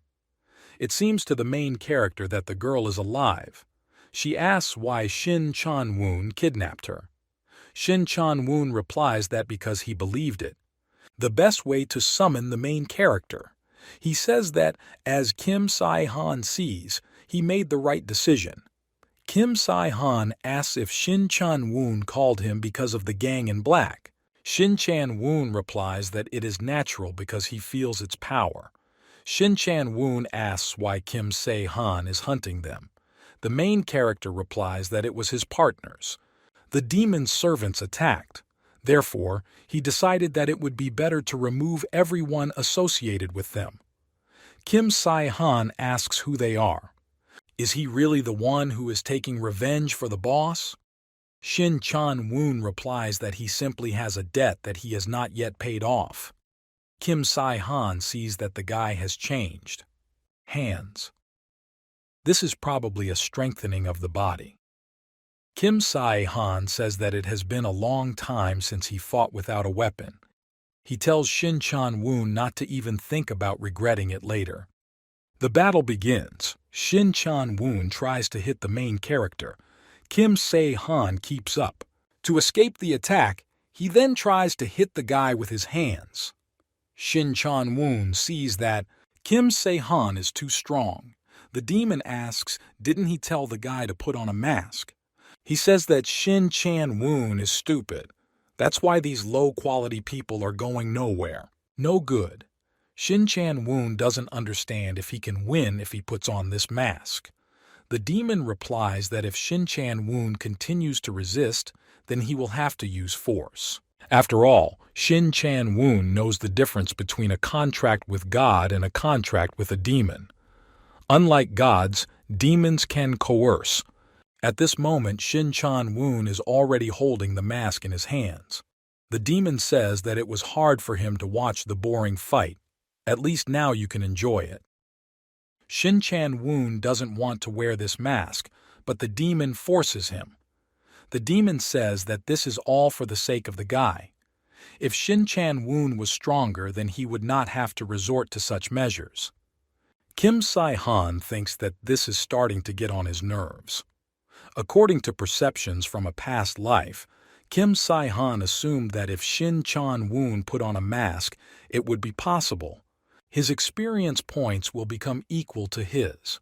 At this moment, the demon says that it is fun for him to control Shin Chan-woon directly. Kim Se-han sees that this is a very terrifying mask. The demon turns to the main character and says that first he will introduce himself. The demon says that he has 27th place in rank, and his name is Nabaros. Kim Se-han tells the demon to attack faster. It's not good for him to stand in the rain for so long. Demon asks, is it true? The fact that Kim Se-han killed the Crucian carp. After all, this is impossible. With the power that comes from the guy, it is now impossible to hunt constellations. Naboros tries to attack the main character, but Kim Se-han thinks that it's good that the mask is not fully formed, and he has plenty of strength. However, the movements are too simple, and the demon will be easy for the main character to deal with.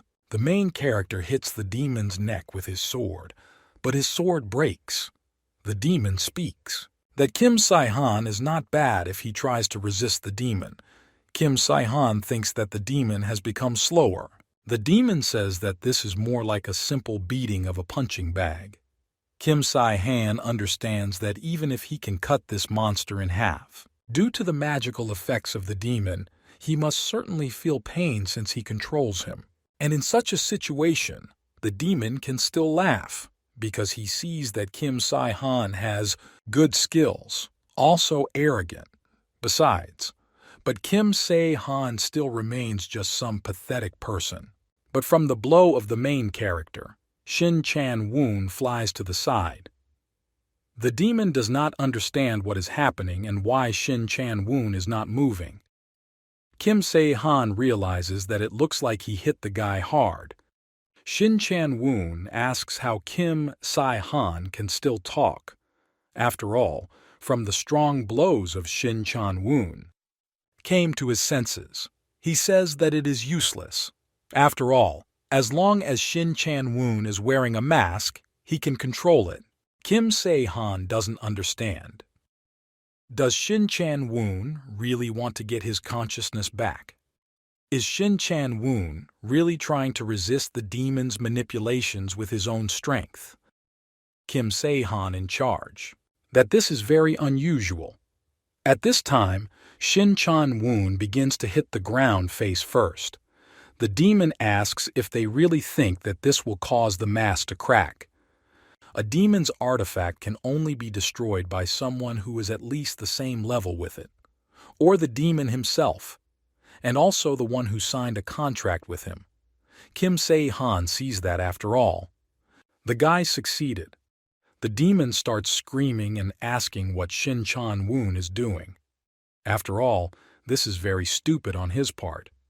After all, if the one who made the contract destroys an item belonging to a demon means that he wants to break the contract with him.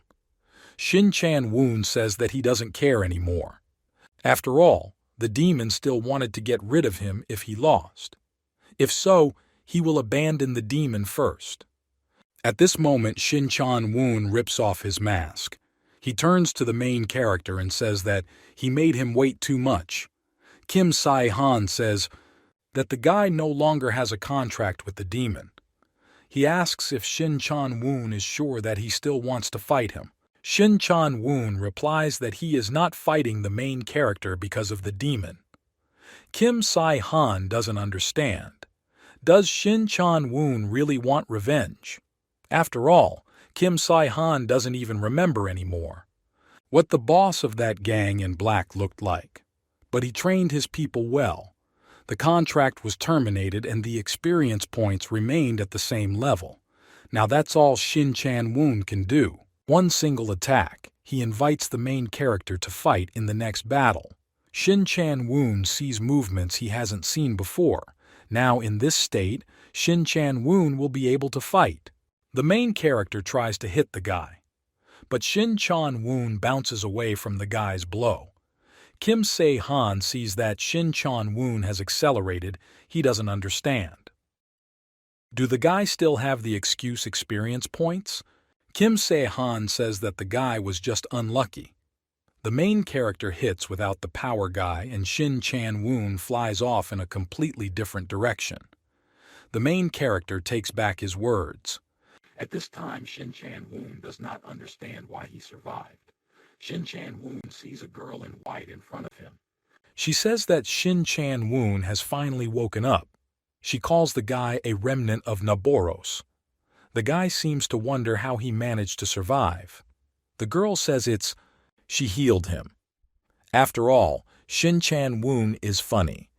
Shin Chan-woon sees that this is not a person. He asks who she is. The girl says that there are a lot of questions about Shin Chan-woon.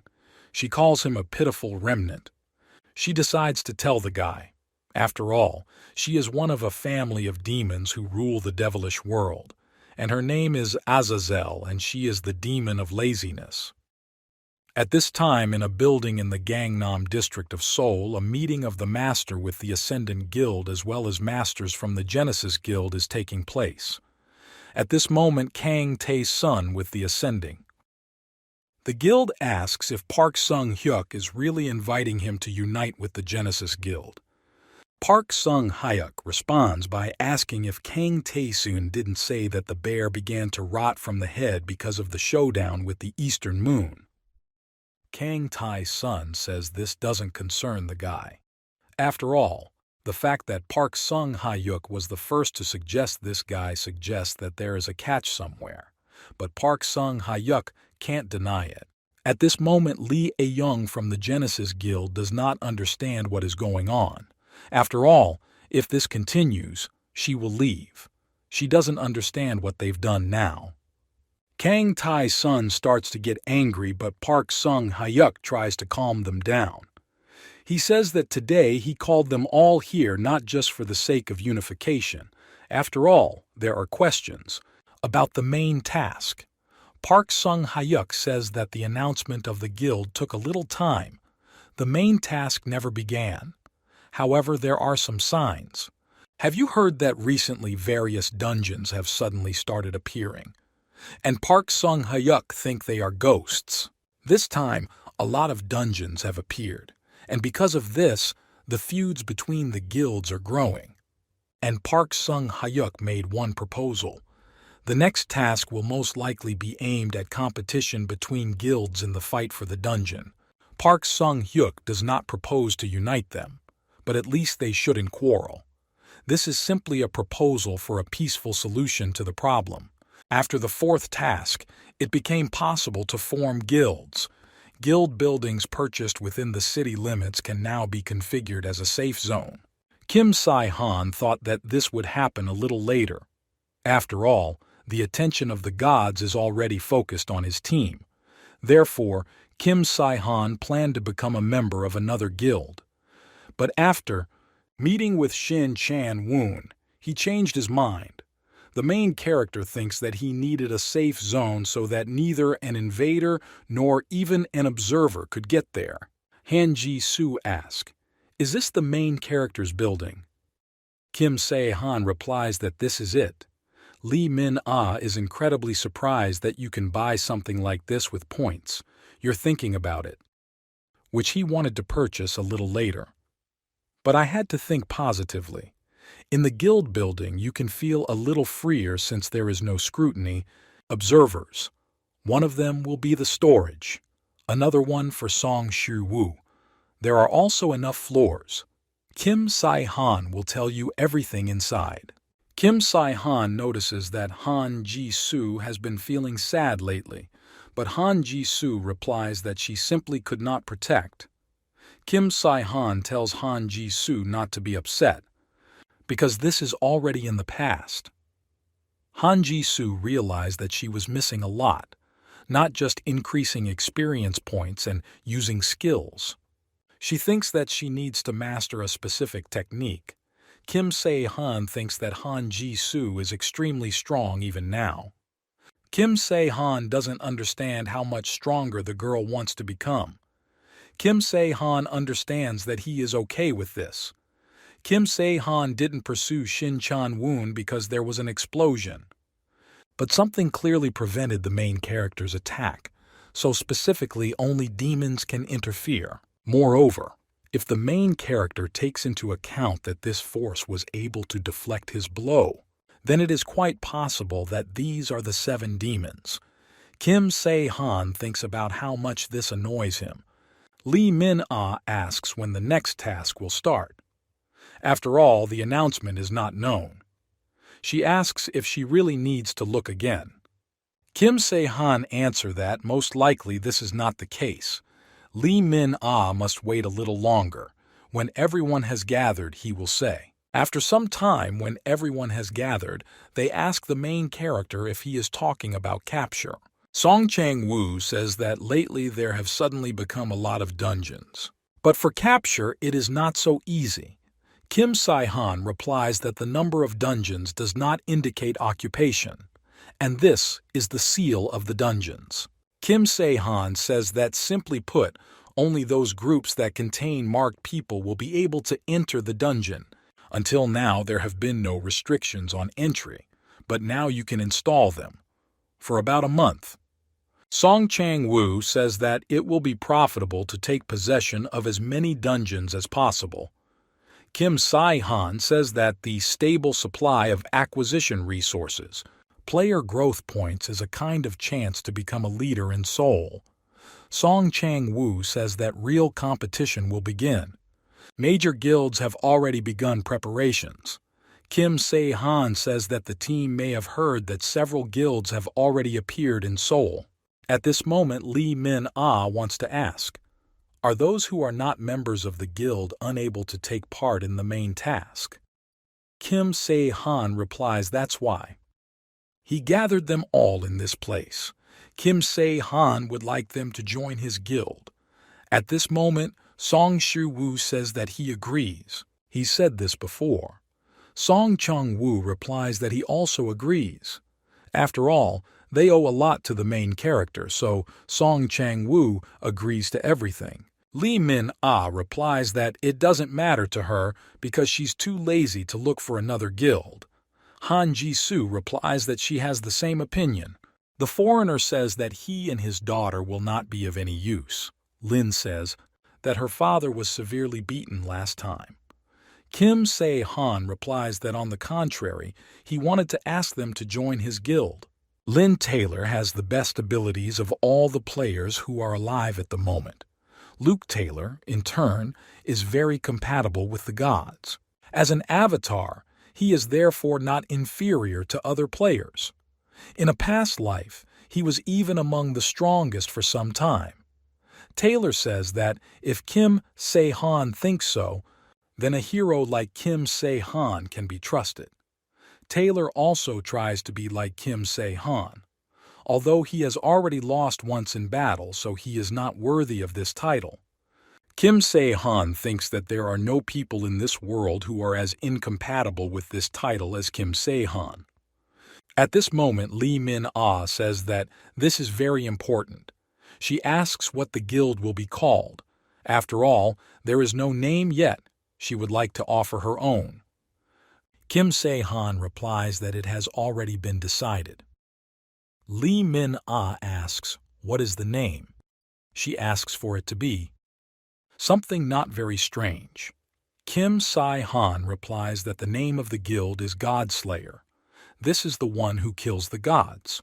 Song Shi-woo asks in incredible surprise how Kim Se-han was able to get such a place. In this moment, they are located in the guild dungeon. Song Shi-woo, I think that everything in this place even smells new. On the second floor of the guild there is a training hall. Kim Si-han and Han Ji-soo are working there at this moment. Kim Si-han thinks that the girl definitely doesn't take anger. After all, Han Ji-soo is still restraining himself with the main character. Kim Si-han is surprised that Han Ji-soo is able to control her strength. At this moment they are fighting, and Kim Se-han doesn't understand when Han Ji-soo managed to push him to the wall. At this moment, Han Ji-soo from all over, she hits her fist with her strength, but she does it into the wall next to the main character's head. Kim Si-han says that today they have enough training. He says that Han Ji-soo is doing well, but Han Ji-soo says that she never hit the main character. She asks where Kim Se-han learned to fight like that. After all, he was just playing games all the time. Kim Se-han replies that Han Ji-soo herself saw him fight before. He asks why Han Ji-soo is interested in this then. Han Ji-soo replies that seeing and fighting in reality are two different things, but the girls seem to roughly understand how Kim Se-han fights. Kim Se-han understands that the girl has talent in this. Suddenly Lee Min-ah bursts in and asks where Kim Si-han is. Kim Si-han sees that another girl with superpowers has arrived. Lee Min-ah tries to cover his nose because everything in this place stinks of sweat. Kim Se-han thinks about what she should do, and Lee Min-ah then put to fight with Han Ji-soo. The main character asks the girl what happened. After all, Lee Min-ah said that she would never come here. Lee Min-ah says that now some strange sounds are coming from the incubator. Kim Se-han doesn't understand what's going on. Then Lee Min-ah says that she heard the sounds of fanfare. Kim Si-han understands that this is a sign. Kim Si-han understands that the Kirin fruit has finally ripened. Kim Se-han hopes that he hasn't come out yet. Lee Min-ah replies that this is true only as long as the sounds are heard. At this moment, a strange sound is felt. Kim Se-han thinks that the fruit is finally coming out. The hero receives a message that the Kirin's vision was successful. Kim Se-han gets the achievement for taming a sacred animal. First birth of a Kirin child. Lee Min-ah and the main character are incredibly surprised. They are already waiting. But at this moment, a child appears in front of the main character. Lee Min-ah takes him in your arms and talks about what he's good. Kim Se-han is surprised. He doesn't understand how effective the catalyst must be for a horse to become a human. Kim Se-han doesn't understand how this is at all happened. A Kirin child is a creature that combines human blood with extraordinary abilities and the power of the sacred animal Kirin. Duration. Life and strength are the same as that of a Kirin.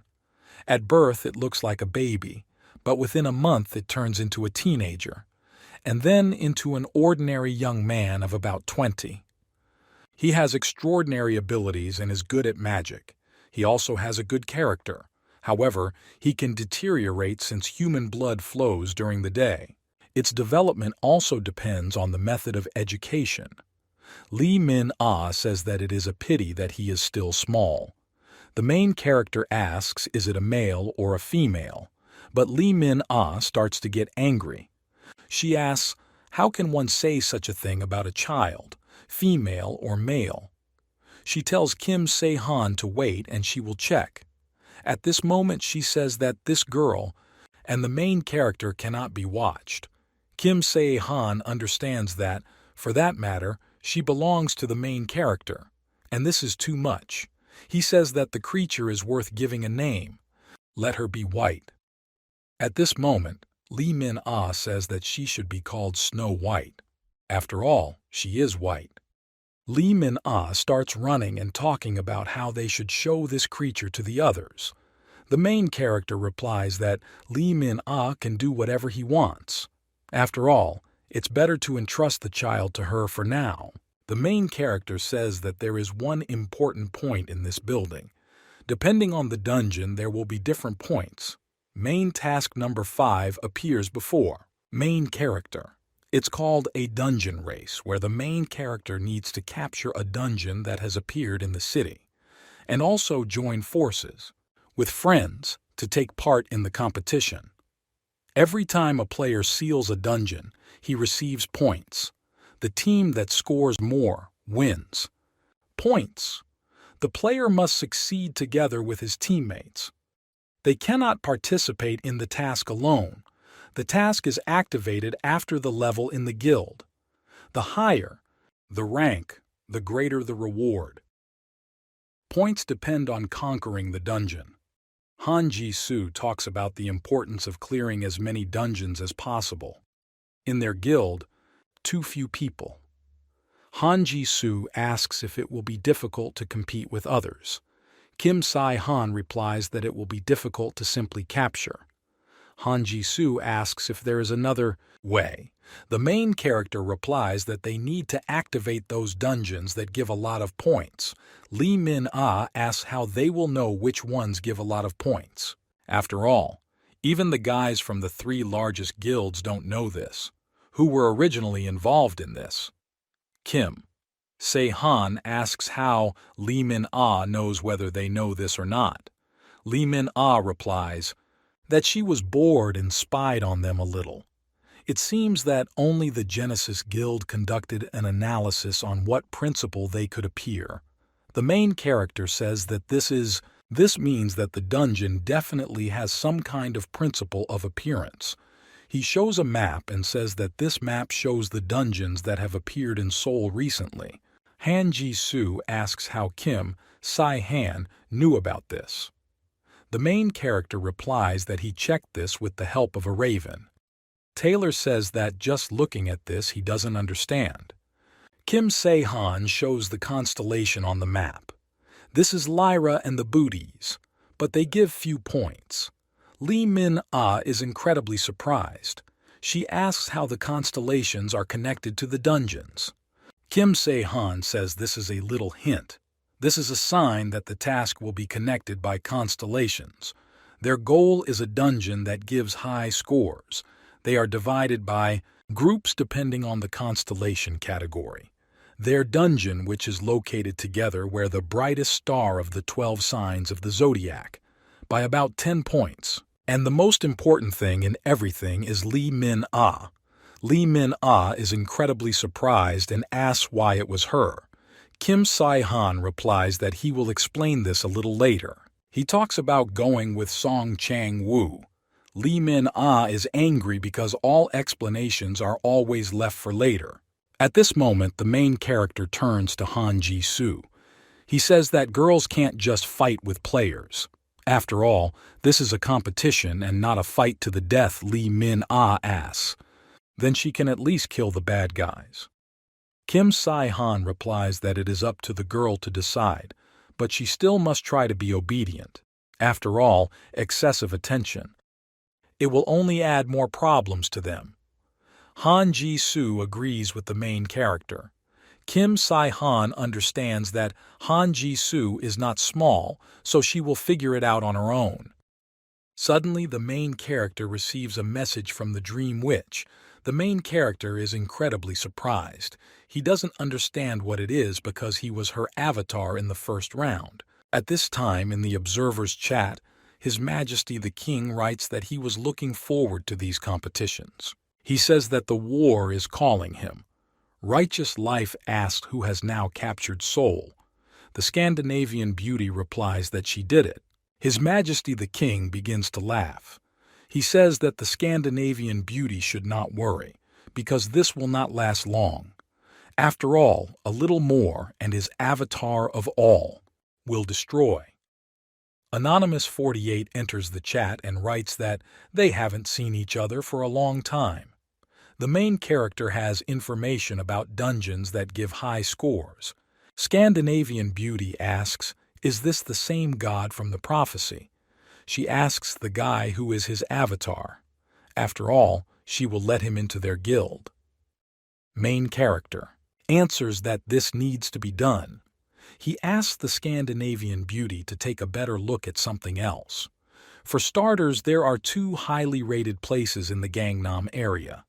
The law code asks, is there really no good place in the West? After all, he thinks this could be a profitable dungeon. Anonymous 48 says that the gods should wait a little. After all, he will explain everything in order. Kim Se-han understands that he needs to give them information about dungeons for 3 or 5 points, and between them there are several 10 points each to gain their trust.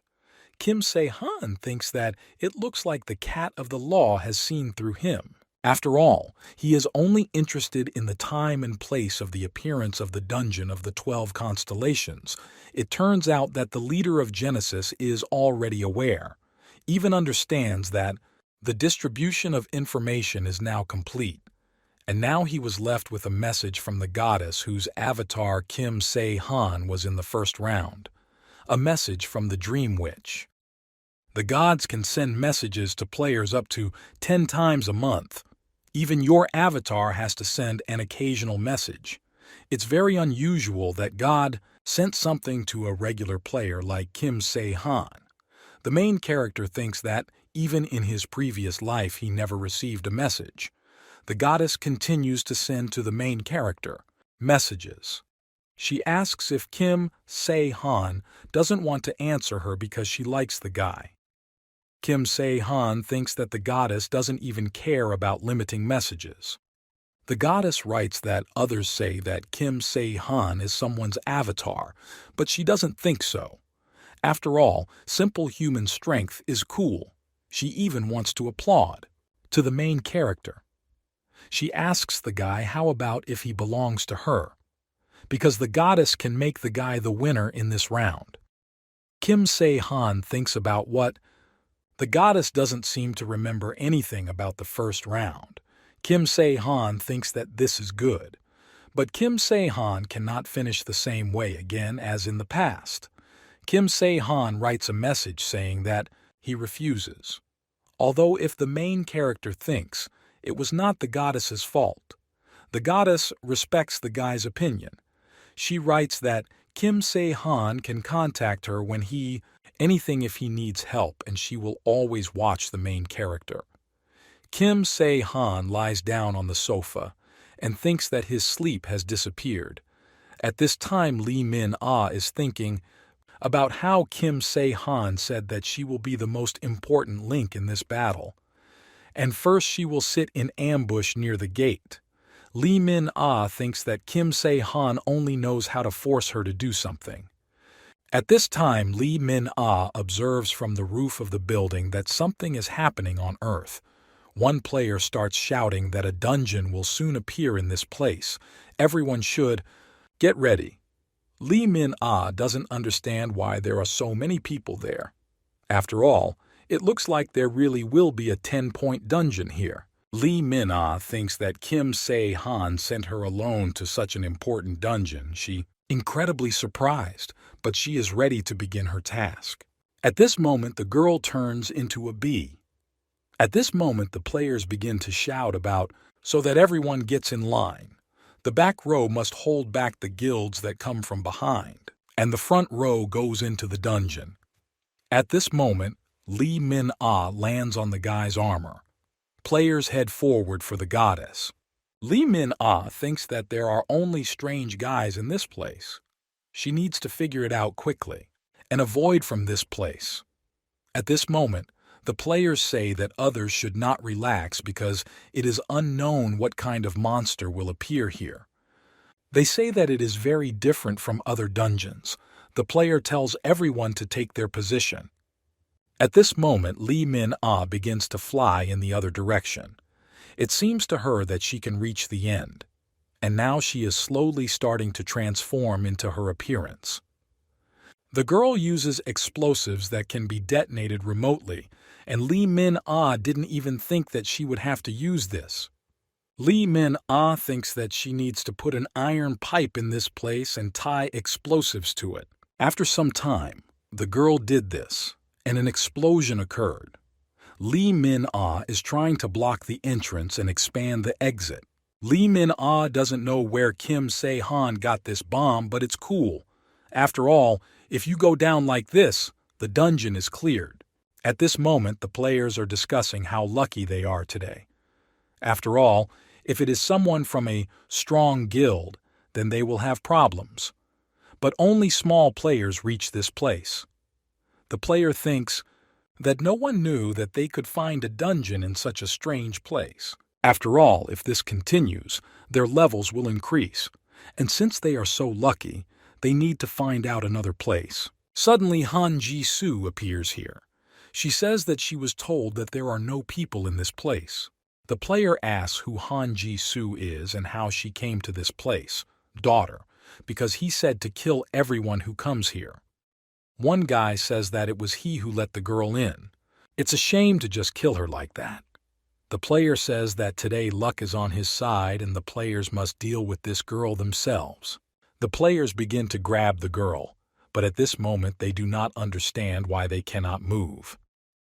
They turn to the captain and says that something is strange because he can't move. Han Ji-soo sees the guy's moon tattoo. Han Ji-soo remembers what Kim Se-han said about the eastern moon. At this moment, Han Ji-soo starts counting.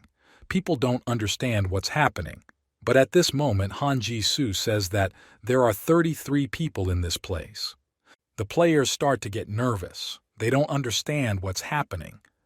But at this moment Han Ji-soo says that this will be enough. The first place in the guild ranking is occupied by a rising guild. The overall second place goes to Genesis and the Godslayer. Fourth place belongs to the Eastern Moon. Fifth place belongs to the Manhwa Guild. As Hong Gong-yoon expected, they are in second place. Park Sung-hyuk replies that it would be better to cede dominance to the Rising Guild. And they will hold the position, and next week they will recreate a sharp lead in points, so that they cannot interfere with them even if they really want to. The Rising Guild and Pianhua are definitely not aware of the constellations. Hong Gong-yoon asks the captain to listen.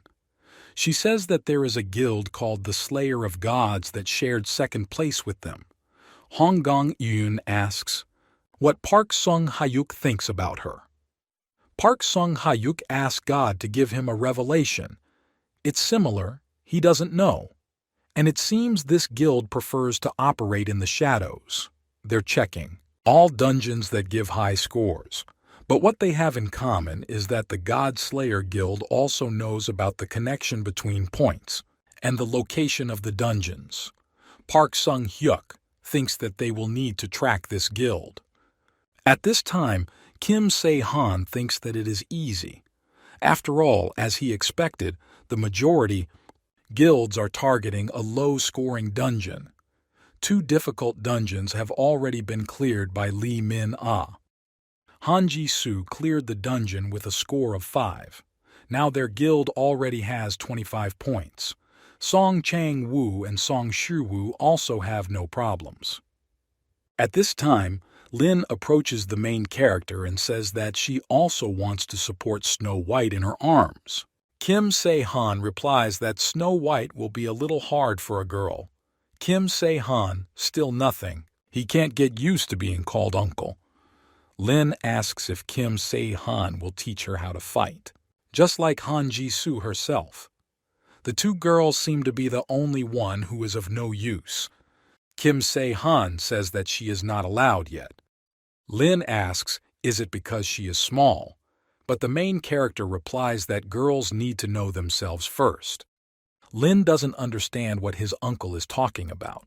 She doesn't know herself at all. Kim Se-han understands that this is natural. After all, Lin was not the type to train from the very beginning. Or sharpen your skills. Lin becomes stronger just by following them. And the girl needs to realize that effort is secondary. Lin doesn't understand what's going on, but suddenly her mood lifts. Still, they assume that it might be magic. After all, if he thinks about it, then this little girl is not quite ordinary.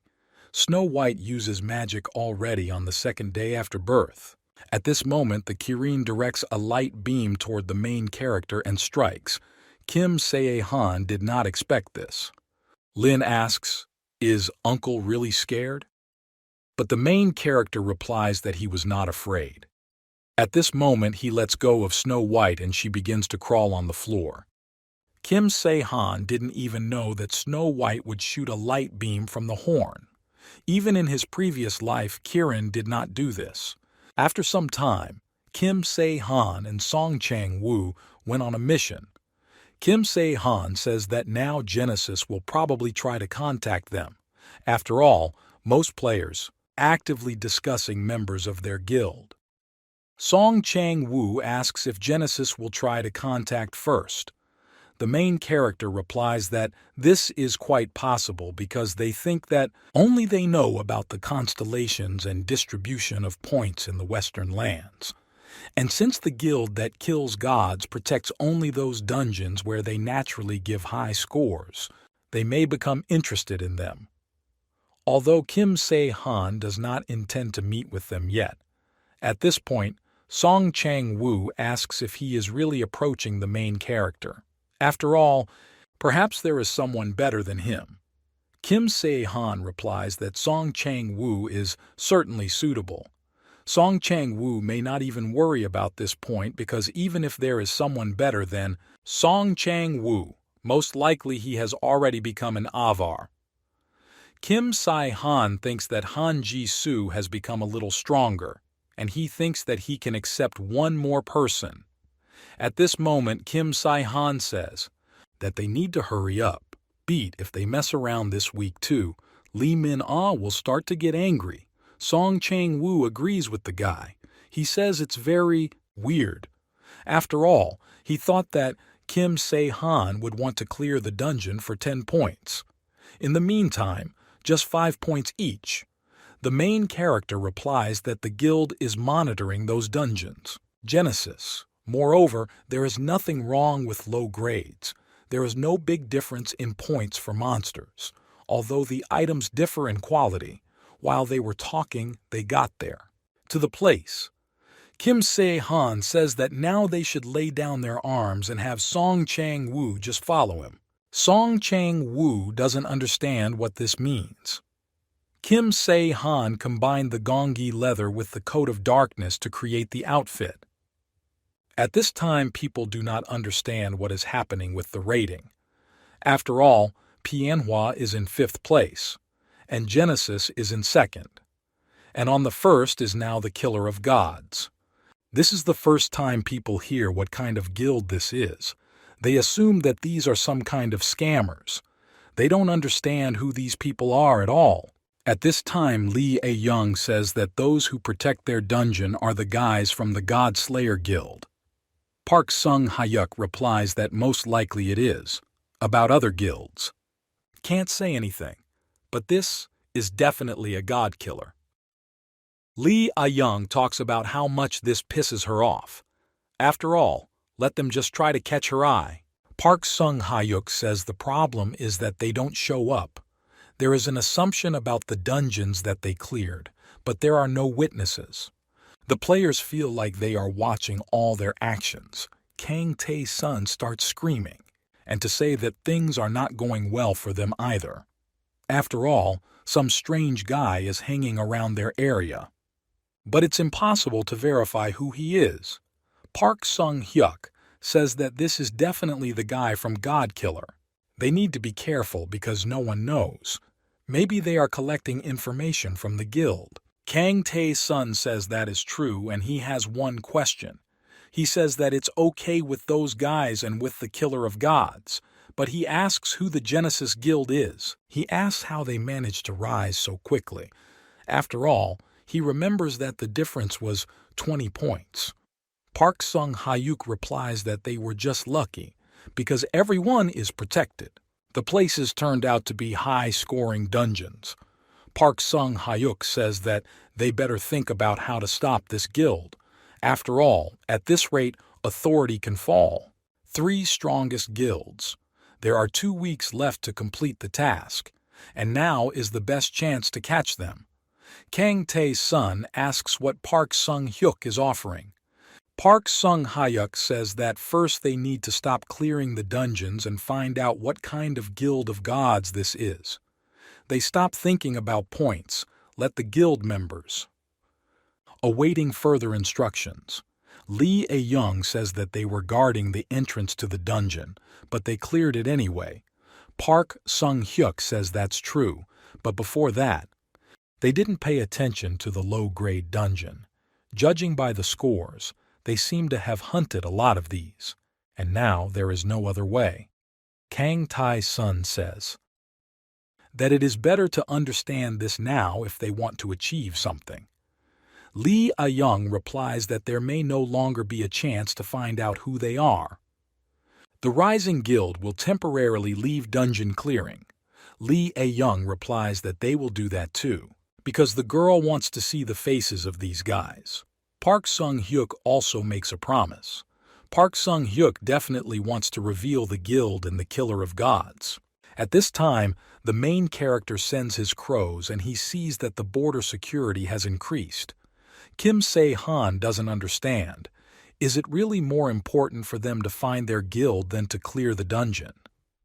After all, if they are trying so hard, then the main character should meet them once. After all, most warriors are in the dungeon, and that's even better. The main character wonders where the heads of the guild sit. Let them catch his eye at least once. The main character sneaks inside and uses Shadowrun. Suddenly, the main character begins to attack Lee A-young. She uses her sword on Kim Se-han, manages to escape from the blow. Lee A-young asks the main character who he is. The girl asks Kim Se-han to reveal his face. Kim Se-han sees that this is Hong Gong-eun, the deputy head of the Genesis Guild. She is known for her incredible abilities and lack of flexibility in her character. Hong Gong-eun says that there is no need to ask a thief hiding like a rat who he is. She tells Kim Se-han to die. Kim Se-han is angry because the girl doesn't even want to listen to him.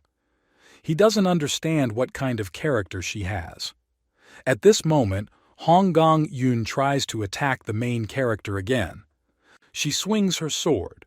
Hong Gong-eun says that Kim Se-han is not so simple. The main character asks the girl to at least listen to him. After all, they turn to her. Kim Se-han asks the girl to stop so they can talk. Suddenly, the girl takes out the Urumi sword. Kim Se-han doesn't understand. Did the girl really have such a weapon? She swings at the main character again. Kim Se-han doesn't understand what's going on. He's trying to find the blow. Hong Gong-eun wants to do everything to destroy the guy. Kim Se-han doesn't understand. Is it possible that the girl also wants to use a dagger this time? He doesn't understand how many swords she has with her. At this moment, a huge number of weapons were already damaged. Hong Gong-eun sits exhausted and tells Kim Se-han to kill her. The main character asks the girl not to force him to speak twice. He is from the Godslayer Guild. Kim Se-han came to talk with the head of the Genesis Guild. Hong Gong-eun asks, "Is this true?" Hong Gong-eun says that if Kim Se-han is really from the Godslayer Guild, then this radically changes things. After some time, Hong Gong-eun came to the head's office. Park Sung-hyuk asks who is that behind the girl's back. Does this really mean that that same guy from the guild is a god killer? Hong Gong-eun replies that the guy said so. Kim Se-han thinks that Hong Gong-eun so easily agreed to take him to the head of the guild. For the main character, this is very unexpected. Park Sung-hyuk asks why he should believe the main character. Kim Se-han answers with the word constellation. At this moment, Park Sung-hyuk can't even believe his ears. After all, even in their guild, not everyone knows about this. Park Sung-hyuk says it's good. Then a different conversation will take place between them. He tells Kim Se-han to sit down. He says that Miss Hong Gong-eun did a good job and she can be free and go rest. But Hong Gong-eun replies that she will stay in this place. But Park Sung-hyuk insists for the girl to leave. Hong Gong-eun says that if something happens, the head should immediately call her. After some time, the girl came out and Kim Se-han said that the head of the guild was having a hard time. Park Sung-hyuk says that Hong Gong-eun is still a deputy, although she lacks ingenuity. Park Sung-hyuk asks if he can ask what issue Kim Se-han came about, but the main character replies that they called him. Park Sung-hyuk will not deny this. He now says that Kim Se-han knows about the constellation. Park Sung-hyuk asks if he can count, that Kim Se-han came to ask him to loosen his control over the dungeons. But the main character replies that this is not so. He says that Park Sung-hyuk, his guild, can continue to control them. They must not tell other guilds what they saw with him. Otherwise, they might do something stupid. Park Sung-hyuk asks why he should continue to control the dungeon. And Kim Se-han says that there are 2 places in Seoul that he will now talk about, and there are 16 more dungeons in the vicinity. Under no circumstances should they enter that place. Park Sung-hyuk is surprised, because Kim Se-han says this as if they go there. Something bad will happen. Kim Se-han says that maybe something will happen. Park Sung-hyuk is incredibly surprised. He doesn't understand. Is this really the constellation Scorpio? Kim Se-han says that some guys hit a bomb there. 8 zodiac signs out of 12. Fragments of the constellation Scorpio, which is known for its cruelty. The problem is that no one knows where they are.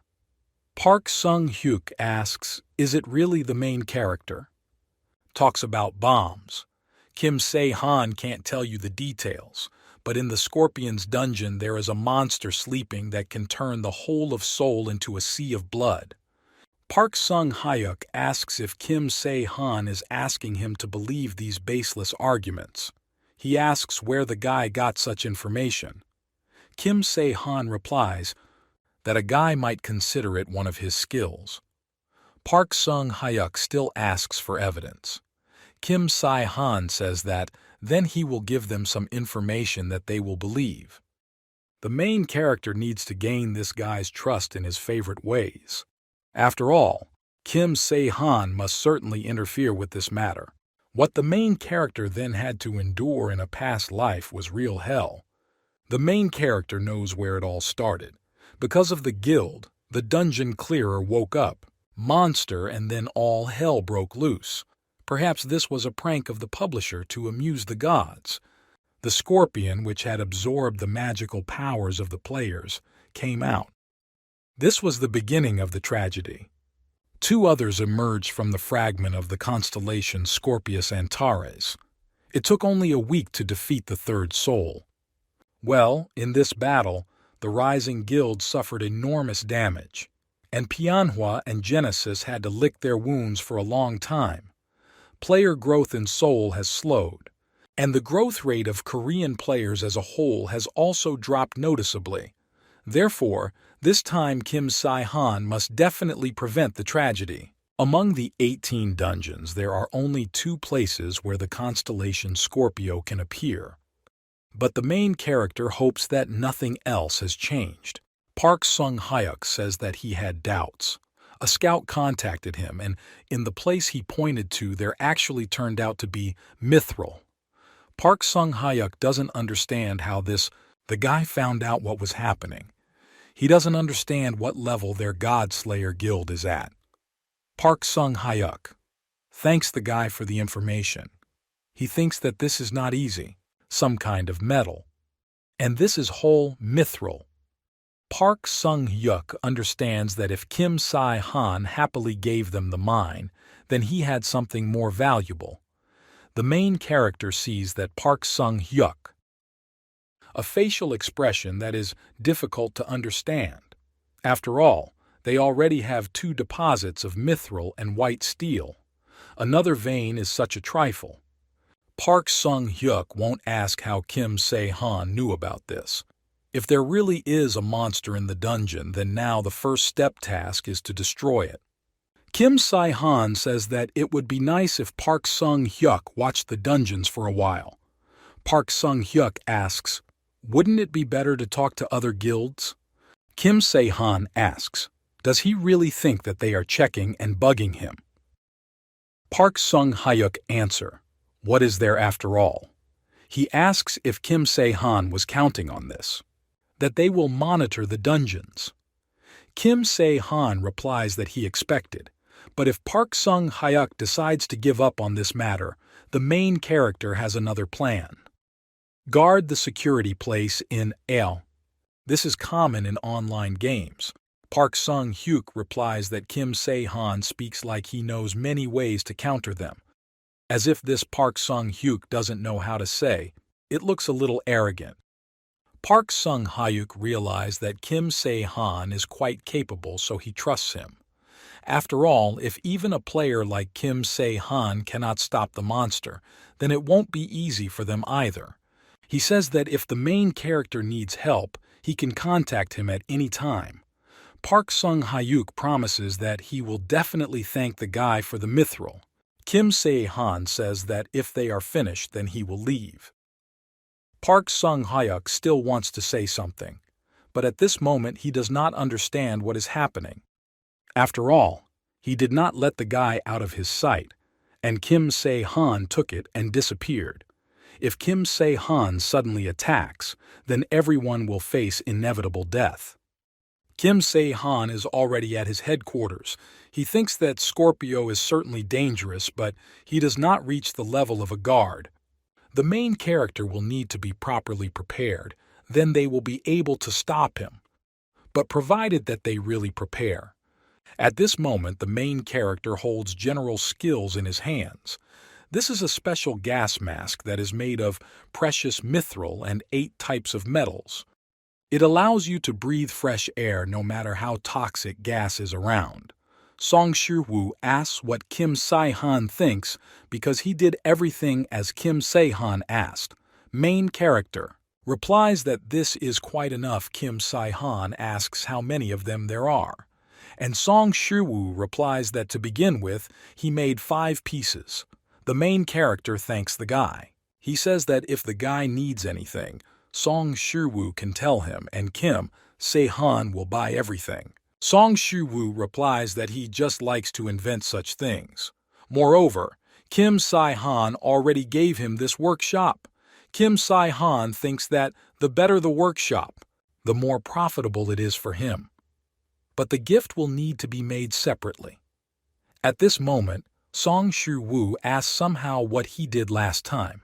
The main character answers that this is normal. This is the best of everything he has now. Song Shi-woo says that Kim Se-han did not exaggerate, although he is very pleased. But Kim Se-han understands that he was not exaggerating. After all, he has all the high-level indicators and gun guy wings. Kim Se-han thinks that all he has to do is cover the rest of his equipment with mithril. Song Shi-woo asks why.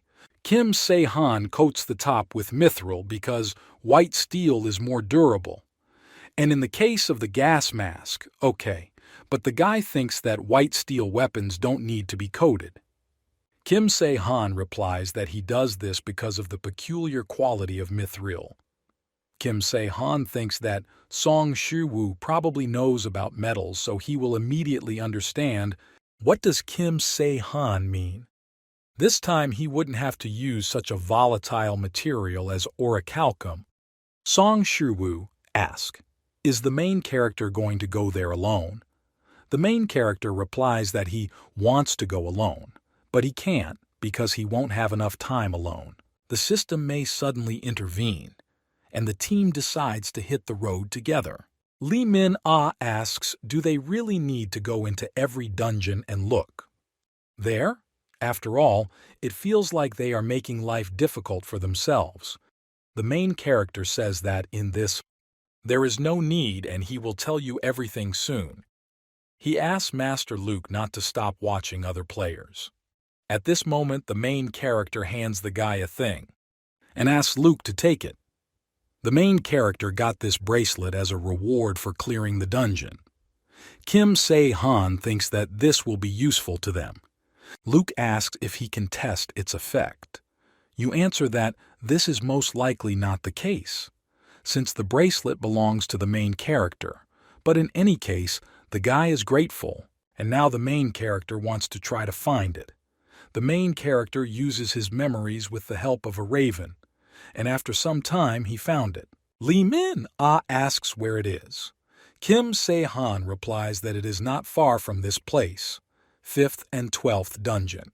But one of the dungeons is still in the state of the gate. Kim Se-han cannot check it. It is the last dungeon that is located, in the place where the star shines brightest, the constellation Scorpio. Song Chang-woo talks about that if it has not yet formed, then you need to start with these two. The main character answers that in their condition, it will take at least 2 days. The last dungeon will need to be dealt with separately. Song Chang-woo agrees with the main character. Kim Se-han thinks about it. When will people try to clear this dungeon that is right in front of them? After all, the players are guarding this dungeon. There are about 10 of them. Lee Min-ah asks maybe whether she transforms and goes inside. She asks what about the others then? Kim Se-han replies that then they just need to clean up.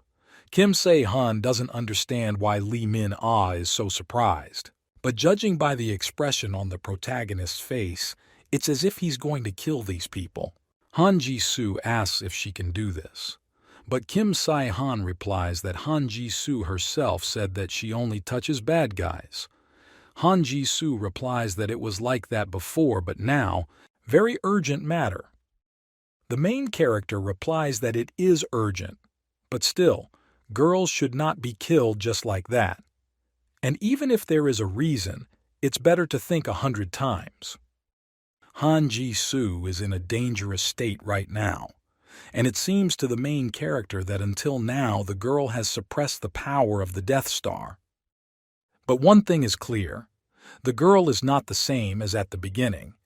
Kim Se-han says that they should entrust this dungeon to him.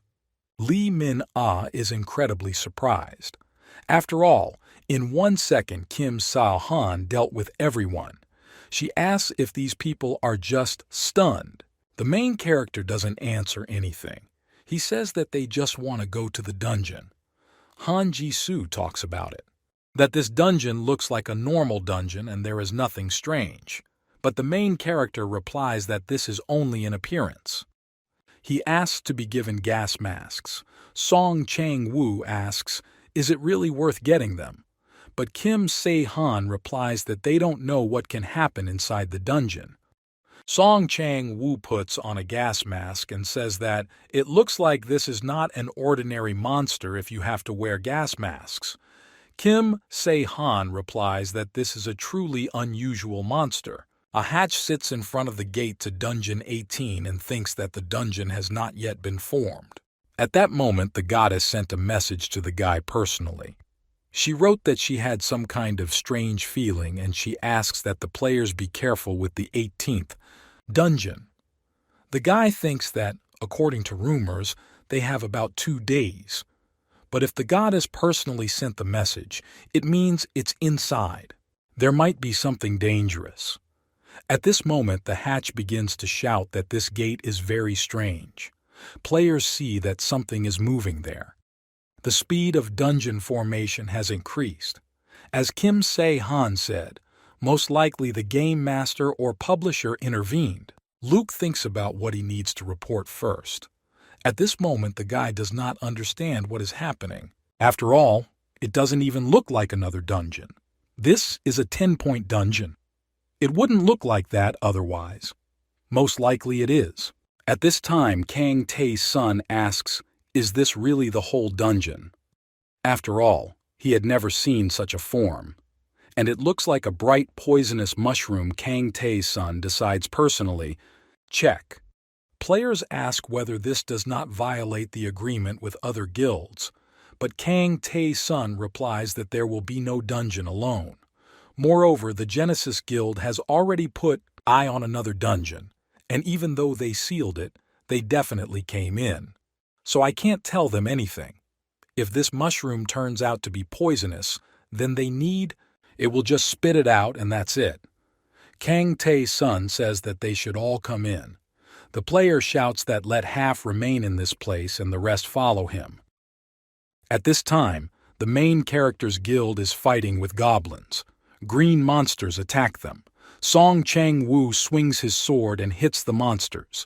Lee Min-ah asks, when is this? Song Chang-woo managed to become so strong. Kim Se-han replies that he helped the guy a little.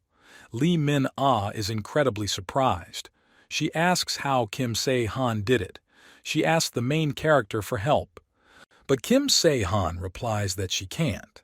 Kim Se-han says that he has something else for the girl in return. Lee Min-ah is trying to find out what it is. But the main character answers what he will say when they return. Kim Se-han wants to have a girl fight with Han Ji-soo. The best teacher for a talented player is another talented player. If Lee Min-ah fights Han Ji-soo at least 3 times a week, he will be able to achieve noticeable results. If he survives, at this moment the main character feels the aura of the stars, and he understands that it looks like they have already arrived at the place. Song Chang-woo says that this place is quite spacious. Kim Se-han understands that this is it. He tells everyone to move back.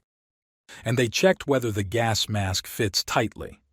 At this moment, the main character takes his anti-attack weapon. He points it towards a huge crystal. Lee Min-ah asks, "Is that all?"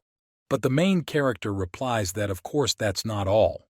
The team should not relax because he will be here soon. At this moment, a huge, deadly Scorpio appears in front of the heroes. The main character understands that this is all because of this monster.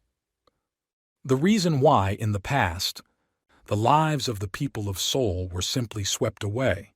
Scorpion gas with a regular gas mask. There would be no escape from him. The losses were considerable.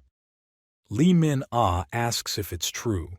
Kim Se-han will be able to destroy him. The main character replies that this is so, except for the poisonous eye, his level is lower than that of the guard. And Kim Se-han also tells the team to keep in mind that after this monster they will need to catch another one. The main character says that now they start hunting. At this moment, the main character does not understand. Is it really a message that came to him? At this point, the guild leader is told to take a look at it. One player says that this is a mid-level crystal. So far, they have only managed to achieve low level. But the monsters here drop the mid-level crystal. Kang Tae-sun says that he does not see any special ore veins, but such crystals are already a big benefit. The player says that if they make equipment from these crystals, they can become stronger than the rest of the guild. Kang Tae-sun thinks about what they did right, that you entered this dungeon. After all, you can't seal it. But there was no agreement about farming. Moreover, these guys from Genesis were the first to start. One player starts shouting that it seems the search is almost over. They say they found a huge hole there, and they decide to try to collect everything here without a trace. Luke thinks that this is a problem. After all, if they go down to the very end, they will be in danger. And if this were a normal situation, the goddess would probably order them to be saved. Of course, Luke would have done that himself. After all, he has no choice. But the goddess writes that, in that place the dangerous hatch should come out faster. Kim Se-han thinks that the goddess wrote this message in a hurry. Luke understands that if he follows this guild, then the leader of the Rising Guild must have become much stronger than him. And Luke doesn't understand whether it will do him any good if he follows them. Luke listens to the goddess, but he doesn't understand. How can he abandon ordinary people and run away? But at this moment the goddess writes that these are not ordinary people, players, and they are stronger than the hatch. If the enemy is beyond their strength, then the hatch they won't be able to handle it either. The hatch suggests that he is still a military man. And even if they are players, for the guy they are citizens whom he must protect. Luke asks if he knows. Someone when he experienced the greatest joy of the moment the world became like this. When the goddess chose him as her avatar and said that he had the heart of a hero, the goddess said that Luke is the one who has the heart of a hero, and is not inferior even to mythical heroes, and she would like to work together. But Luke says that if now he turns around and runs away, he asks whether these words will be at least worth something. He turns to the goddess of justice Aster. The girl says the hatch is amazing. Kang Tae-sun sees that in front of him is a stone with a dungeon seal. He says that this is an incredible radiance, and he immediately feels the level. At this moment, the hatch begins to shout for everyone to leave this place. After all, the monster has the strongest within. If they don't hurry up, they'll all die together here in a mass grave. Kang Tae-sun asks where this guy came from, and where did he get this information from? At that moment, God Kang Tae-sun sent him a message telling him to leave this place now. Kang Tae-sun doesn't understand why they are telling him about this only now. At this moment, the stone begins to crack and everyone tries to retreat. A huge monster is already starting to climb out of this huge stone. People are trying to escape as quickly as possible, but Scorpio didn't think that cracks would appear so soon. He expresses his gratitude. Scorpio Antares. This is the reason why he became interested in playing on Earth. This death of the raven Charis and the fact that this constellation was acquired by man. Therefore, when he was asked by several scorpions for the game, then he expressed a desire to participate personally. However, the difficulty level needed to be adjusted, because he was the 12th constellation and had above-average divine power. That's how it all turned out. Scorpio said that he did not like the reduction in points, but overall it's not such a big problem for him. Scorpio sees people running away and he thinks about it. That running is not the worst decision. But so be it. He will give them the opportunity to run out a little and release the poisonous gas.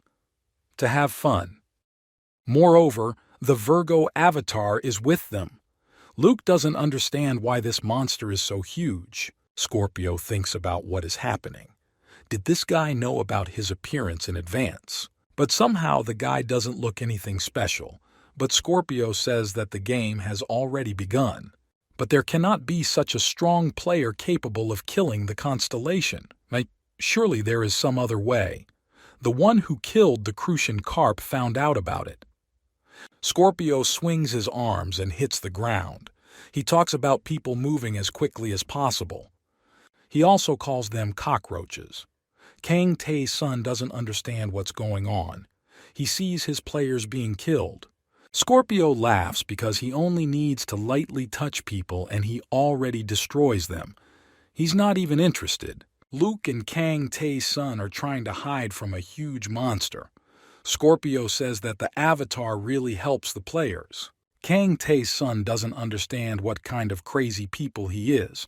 How does he get such strength because the guy is from one? The scorpion hit broke his arm. Kang Tae-sun understands that because of his greed, the guild members suffered. At this moment, Kang Tae-sun begins to shout for people to retreat quickly and he will detain the huge Scorpio. Luke says that if Kang Tae-sun blocked the monster's blow in this position, then his hand is unlikely to remain intact. And the guy doesn't care because this monster is now. Relax. And no one knows there may not be a second chance. He tells Kang Tae-sun to run away while there is still time, but Kang Tae-sun is angry. He asks for whom. The guy generally accepts him.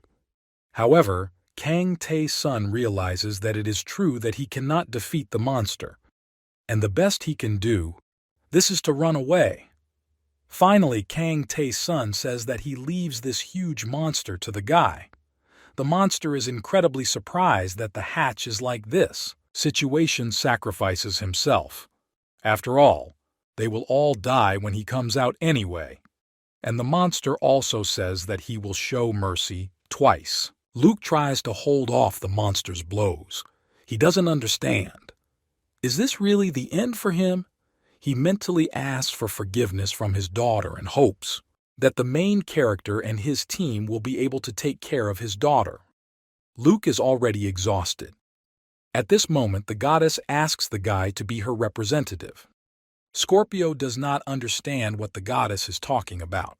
He asks, is she really going to conclude an alliance that has not been concluded even in the times of myths? He asks, maybe the goddess has gone crazy. At this moment, Astra appears in front of the guy, representative of the goddess of justice. At this moment, the main character appears. He asks for forgiveness from the goddess and says that she will have to be patient. Scorpio doesn't understand who the guy is and where he comes from. He came here because something else is more important to him. Really, if a player has such power. Kim Se-han says that he was just passing by. Luke Taylor, the most suitable representative for a goddess. But she understands that nothing will work out. The goddess asks how Kim Se-han even knows this. The main character answers that he has a skill. The goddess chose Taylor as her representative to save his life, but in this situation it is better for her to be patient. At this moment, the main character thinks that it's good that he gave the guy a bracelet, and the stall equipment turned out to be useful. After all, this bracelet of changes and locations, depending on the user's state, allows you to instantly be transported to the location of the owner of the bracelet. The guy turns to the main character and asks if he doesn't have enough ability to become a representative of the goddess. But the main character answers that that's not the point. It will just be difficult for a person to withstand this. Kim Se-han thinks it's the other way around. The problem is that Luke Taylor is too good for this. And if the goddess uses all her strength, his body will not stand it and will simply burst. And Kim Se-han won't be able to look at it again. Luke says that if Kim Se-han says so, then it is so. The guy is grateful to the main character, and he survived. But Luke thought that he would die. Kim Se-han replies that the hatch can now rest a little. He will take care of the rest. Scorpio asks, how dare they speak here in his presence? The main character attacks Scorpio, and Kim Se-han asks if Scorpio really came because he wanted to check how he killed the Crucian carp. Scorpio doesn't understand how a guy can know this. The main character answers that it's just in Scorpio style, but he will still find out when Kim Se-han starts beating him. Charis, which is an ordinary constellation, could not fully display its full power. He is a top-level constellation and will probably have more nerfs. Scorpio asks, how long will Kim Se-han talk about his abilities? But do nothing. After all, the guy shouldn't underestimate him. Main character replies that the monster should not worry because Kim Se-han never underestimated him. Kim Se-han hit it pretty hard. Monster and Kim Se-han realized how hard the monster is. Kim Se-han understands that he needs to aim at the joint area of the monster so that he can bring more damage to the monster. At this moment, Mozart shouts that they will stop playing games. At this point, he uses poisonous gas. Kim Se-han starts screaming for Han Ji-soo to hit this huge monster in the head. Han Ji-soo swings and hits the monster. Han Ji-soo pins the monster to the ground. Kim Se-han sees that the monster is a postcard and he will not see anything else. Scorpio asks if they were aiming for his eye. Luke wants to help too. He picks up a huge piece of concrete and throws it at the huge monster. Everyone is ready to fight. Han Ji-soo and Sashi strike multiple times in this monster. Scorpio understands that the situation is becoming dangerous, and now he understands how these people defeated the Raven, especially the main characters. He sees that the guy's equipment looks ordinary. He doesn't understand what kind of skills this guy has. Scorpio understands that this is humiliating, and if only he could use his invisible skill, everything would change. Scorpio says that he himself is Antares, the 12th sign of the zodiac, and calls them vile creatures. Kim Se-han thinks about what Scorpio probably knows, that the poisonous gas does not affect them. Kim Se-han doesn't understand why the monster is spraying this poison. Now Kim Se-han understands why he did it. After all, a huge hole appears in the ground under the scorpion and it disappears. Kim Se-han realizes that they are late. He says, so that his team would be careful. After all, Scorpio will probably attack by jumping out of the ground. Kim Se-han thinks about how much this makes him angry. In this moment, the scorpion bursts out of the ground and begins to attack the heroes. Kim Se-han doesn't understand. Is this really the same ability? The main character turns to Han Ji-soo and asks, will she be able to stall for time? Han Ji-soo doesn't understand what the guy is talking about, but she agrees. Kim Se-han says that Scorpio determines their location by vibration, and Han Ji-soo should try to tease him. Han Ji-soo agrees with the guy and says that this is not a good idea. At this moment, the main character turns to Mr. Luke. Luke asks what happened. The main character answers, will the guy be able to request a conversation from the goddess? After all, Kim Se-han would like to ask her for the power of the seventh sign of the zodiac. The goddess doesn't understand. Does Kim Se-han really want to ask for the power of the seventh zodiac? Kim Se-han says that the seventh zodiac sign out of 12 is Libra. He asks them to call Libra. The goddess sends a message about the main character saying that she won't ask where the guy is from. This is known. She understands anyway. What Kim Se-han won't say, but she asks if Kim Se-han wants Luke to use the scale. After all, if so, then she cannot give her consent. Kim Se-han replies that she just needs to summon. Even if the hatch can't control them, or the goddess understands that she only needs to call. Kim Se-han starts calling Han Ji-soo. He knows that the girls are uncomfortable, but he asks Han Ji-soo to be patient a little longer. The girl agrees. The main character uses orichalcum coding, and with the help of this he saves himself and the girl from being hit by a monster. At this moment they cannot understand what is going on. After all, Luke wanted to ask if the scales had already been called. But he understands that he can't even say the name out loud because his breath is taken away. The guy understands that he needs to endure. He wants to call upon the scales of the goddess Libra. At this time, Hong Gong-yeon and Park Sung-hyuk are on the street. Hong Gong-yeon asks Park Sung-hyuk to look at the sky. Park Sung-hyuk sees that in the sky there is a territory for which the Rising Guild is responsible. He doesn't understand what's happening there. Is it really because of this that Kim Se-han said that they don't need to go into the dungeon? The monster asks if Kim Se-han really called Libra. He says that Kim Se-han is crazy. After all, there is no one here who even possesses divine skills. He is asking, why should they call if none of them can even pick up these scales? But at this moment he does not understand what is happening. After all, at this moment huge scales appear. They understand that this is Libra. It immediately disappeared because there was no user. At this moment Kim Se-han sees that it looks like Luke lost consciousness from the hit of the point. He made every effort and did an excellent job with his role. And now the main character says that it's his turn. He directs a huge number of spears towards the monster and tries to strike it. At this moment, the main character takes his new weapon and tries to shoot at the monster. The monster understands that this is dangerous. He doesn't understand. Is it possible that Antares will die at the hands of the player during some fifth task? He thinks that this cannot happen. Under no circumstances can this happen. But at this moment, an incredible explosion occurs. Everything is as Kim Se-han thought. After all, the death of the 12th sign of the zodiac is a big problem that cannot even be compared with Karas. The scales destroyed the monster when they fell on him, and the publisher had to change his hand.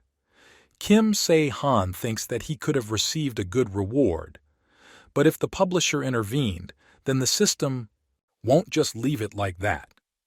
And surely something must have appeared right before his death. At this moment, the system says that Kim Se-han beat the 12th zodiac sign. Therefore, Kim Se-han gets an achievement called Scorpion Hunter.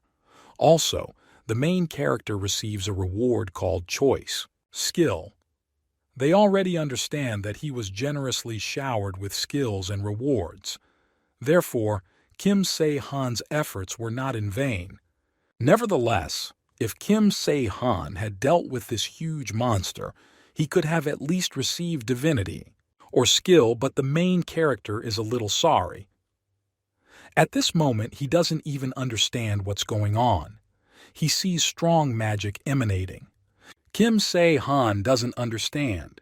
Is it possible that Esther is in front of him? Astral metal. It is similar in power to mithril, but he has stronger magic resistance. And in terms of conductivity, magic is the best metal. It retains the advantages of other metals. At the same time, there is a unique power of Esther. It's not just a rare metal. The main character is wondering if this is enough for the initial capital. But the main character still has one problem. How can he drag these two with him who, Han Ji-soo and Luke, are now unconscious? Kim Se-han thinks about how he might fly up with them. At this time, people are discussing that this guild probably took first place. After all, they heard that Kim Se-han got a star. They want to be told about that man with black wings who flew into the sky. After all, people say that everyone who made a contract with the devil was destroyed. At this moment, the guild ranking finally appeared, and the Godslayer took first place, the demoness who saved Shin Chan-woon. She lies in her bed and says that she is bored. She's bored of lying in bed all day. At this moment, Shin Chan-woon asks, can he challenge her to a fight? She asks why she should fight with the guy. Shin Chan-woon asks if it would be better for them to return to the devil's world. After all, if a girl is like that, and if he sits idle, the demons will begin to whisper behind his back. But the girl replies that she doesn't really want to do this. She asks who would dare to say anything about her. After all, she's just too lazy, and that's the whole problem. But Shin Chan-woon does not understand how it was possible with such laziness to take third place in the world of devils. The girl answers that she is lazy only because she is strong. She was so strong from childhood. She never trained and she never did things that were uninteresting to her.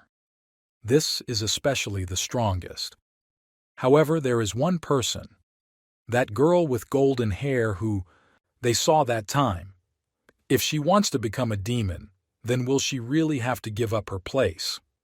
Although it's not that important. Shin Chan-woon asks why Azazel is still with him. After all, he is just a low-level player who is obsessed with becoming stronger and in various competitions that the girl does not like so much. The girl answers that there are a lot of thoughts in the guy's head. After all, she already said that Shin Chan-woon seemed funny to her. His efforts and technique of Shin Chan-woon are like its antipode. And the guy's empty waving of his legs in order to fill the missing talent with his diligence reminds the girl of a teddy bear from a toy box. In this moment, Azazel says that she is tired of these observers. She is interested in watching everything live. She asks how it is possible to just look at a toy and not play with it. At this moment, the girl wonders why Shin Chan-woon wants to become stronger. Does he really want to do this to take revenge on that raven? But Shin Chan-woon replies that he lost there, and he will fight him again if he meets him, but he has no desire to take revenge. In this situation, Shin Chan-woon simply does what he can, that's all. The girl understands that the guy has no goal. After all, she thought that Shin Chan-woon was doubting, and now she understands what the reason is. At this moment, the girl says that she would like to go to the store. Shin Chan-woon asks, do the girls really need something? But she suggests they just go out for a while. Shin Chan-woon doesn't understand what the girl is planning to do again. The girl says that she will feel good in this place. Shin Chan-woon says that this place is not quite to her taste. But Azazel replies that they talk too much. The guy asks what the girl is going to do. Azazel replies that she is going to reflect. Shin Chan-woon doesn't understand what's going on in her head. After all, this is an industrial zone. Suddenly the guy notices a child running past. Shin Chan-woon doesn't understand where a child could come from in such a place. At this moment, the demoness thinks that someone like Shin Chan-woon, who used the item to free the children, cannot look at it calmly. She asks what Shin Chan-woon is worth. She asks him to go. After all, if you leave everything like this, the child may die. Shin Chan-woon asks, are demons already saving children?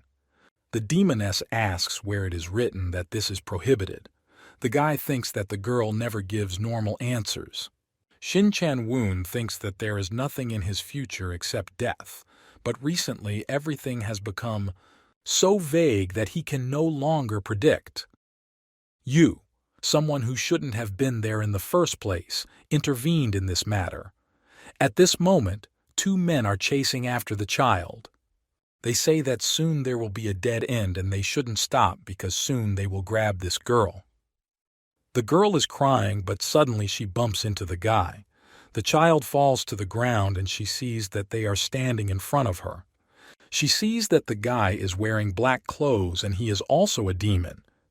But at this moment the girl sees that Shin Chan-woon is a contractor. The child does not understand how she was able to run into a contractor when she was running away from these servants of the devil. The girl asks for help. The players who were chasing the child go outside. They ask who Shin Chan-woon is. They see that this is the one who made a contract with the devil. They don't understand, isn't he new? Shin Chan-woon sees that these people are servants of the devil. But he doesn't understand why these people are not wearing clothes. After all, for a long time they wore only black clothes. Players ask who he is. Is he really after this girl too? Player asks, does Shin Chan-woon really think that they will give him this girl?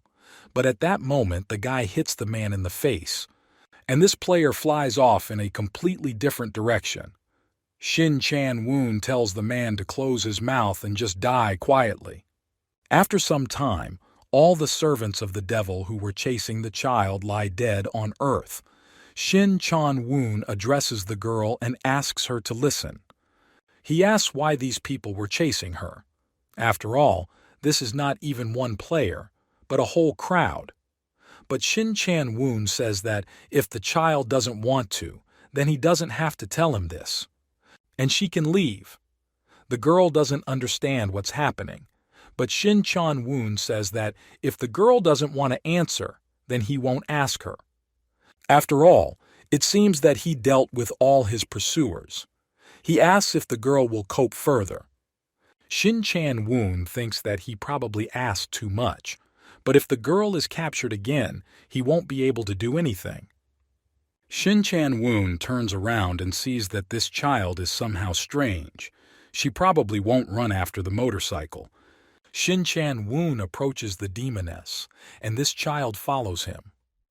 The demoness comes down to earth and asks what the girl's name is. The girl replies that her name is Min-sua. But Min-sua doesn't understand who the girl in white is. Is she really a player? But at this moment, Shin Chan-woon says that the demoness should not scare the girl. The demoness replies that she did not plan to scare her. After all, if Shin Chan-woon is going to take Min-sua with him, then she will have to go separately.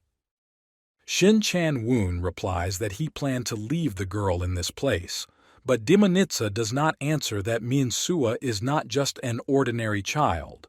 Shin Chan-woon replies that he doesn't care. Shin Chan-woon is already heading towards his motorcycle, but Min-sua stops him. Min-sua thinks that this person changed her destiny. Originally, she was supposed to die in this place. Shin Chan-woon asks what's wrong, but Min-sua asks the guy to listen to her. She asks Shin Chan-woon to take her with him. Shin Chan-woon asked why he should take her with him, but at this moment Min-sua replies that she can see the future. Shin Chan-woon is incredibly surprised. Min-sua reveals that she is actually Skulda's avatar, goddess who controls the future, and Min-sua knows how this game will end. Min-sua says that she can see the future, what will happen in a few seconds, and even what will happen in a few years. Shin Chan-woon asks, is this really? And there is a reason why he must take the girl with him. But at this moment, Min-sua says that if Shin Chan-woon does not do this, then her brother will die. After all, her brother is dying now. Min-sua says that she too should have died. Then her brother would have decided to take revenge and would have escaped from captivity and become himself alive. But the opposite happened, and now her brother will die. Shin Chan-woon doesn't understand did Azazel really know the outcome, and that's why she brought him to this place. Shin Chan-woon turns to Diana and asks if she can return alone. Azazel says that the guy can of course go. She'll take a walk again. Shin Chan-woon tells Min Sua to get on the motorcycle with him. Min Sua doesn't understand what's going on, but the guy replies that first they need to return. There they will talk, and he says that he doesn't have a helmet. Min Sua says that those who kidnapped her and her brother, this guild is now competing with the Eastern Moon. Shin Chan-woon asks what the name of this guild is. Min Sua says that this guild is called Mountain Spring, but they leaned away from the Black Brotherhood Guild. It's not surprising to the main character that they are acting out. Shin Chan-woon asks, are they stealing children too? But Rita responds that this is not the case. After all, they just wanted to use her abilities. After all, with the help of the skill to see the future, they were not going to get benefits in guild events. Of course, Min Sua didn't want to help them. They took her brother hostage, so Min Sua gave minimal information. Suddenly Azazel appears and scares the girl. Azazel asks how accurately Min Sua can predict the future. Min Sua replies that for starters she can see what will happen in 3 seconds.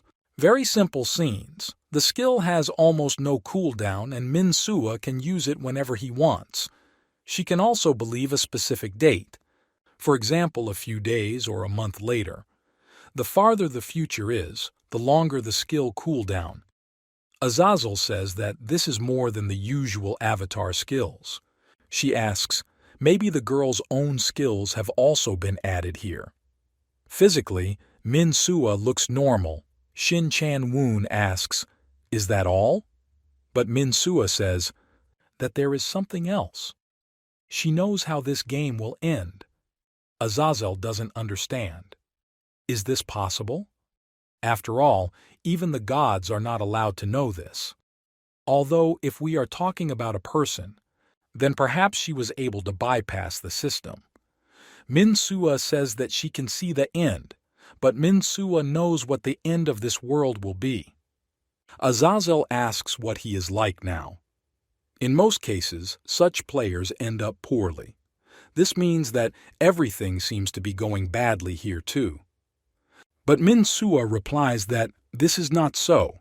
Azazel asks if they will have a happy ending then, but Min Sua replies that this will not happen either.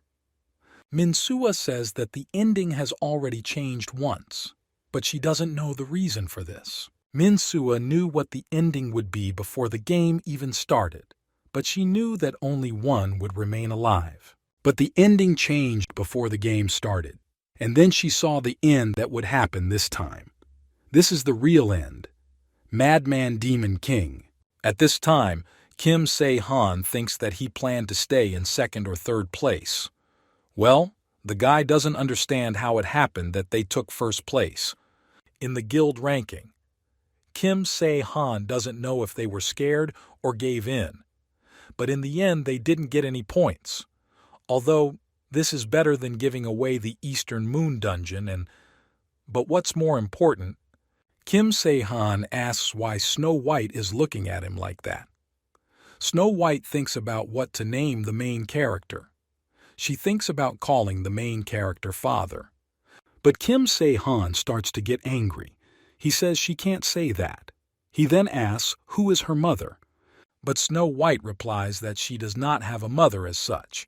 But if she thinks like that, then she can call Lin Mom. Kim Se-han asks, has Snow White gone crazy? After all, she can't say that. Kim Se-han asks Snow White to just call them by their first names, and it's more convenient for him. Snow White agrees. Kim Se-han thinks that Lee Min-ah says that such a cold creature is very cute and takes her everywhere with him. However, Snow White is quite unusual, and perhaps because of the blood that Lin gave, but it now has 5 magical attack techniques and even a regeneration skill. And if Snow White continues to develop, she will become as great as Samarin. Kim Se-han says that, in general, Snow White wanted to tell him something, so she was waiting for him in this place. Snow White says that Uncle Song Chang-woo asked him to convey that she appeared in the dungeon that Kim Se-han was looking for. At this moment, the main character remembers that Song Chang-woo seemed to say that he had business there. After all, he constantly went into the dungeon, so he gained strength. Kim Se-han thinks that the news came quite quickly. At that moment, he found it. This is a dungeon of dreams. The main character says that they should go. Snow White asks if she should go too. Kim Se-han says that this time he will need girl power. Snow White is incredibly surprised. The main character needs the power of a sacred beast to open the door, and Snow White can really help him with this. Unlike other dungeons, this place was separate from the world. Such places are called instances, and to enter the dungeon of thunderstorms, necessary, an object with sacred power. But despite such great restrictions, one could get Laplace's hourglass as a reward. This treasure can show the future of one person for 30 minutes. However, due to the incomprehensible limitation of half an hour, it is perceived as nothing. Kim Se-han thinks that he desperately needed this item. At this moment, Han Ji-soo appears and asks why this is so. Kim Se-han asks, "Is Han Ji-soo going after him? After all, she still won't be able to go into this dungeon with him." At this moment, Han Ji-soo says that she just wanted to take a look at the instance dungeon. Besides, when Kim Se-han comes in, someone will have to look after Snow White. Kim Se-han understands that this is true, but the problem is this door. He asks if Snow White can open it. Snow White releases a ball from her horn and points it towards this door.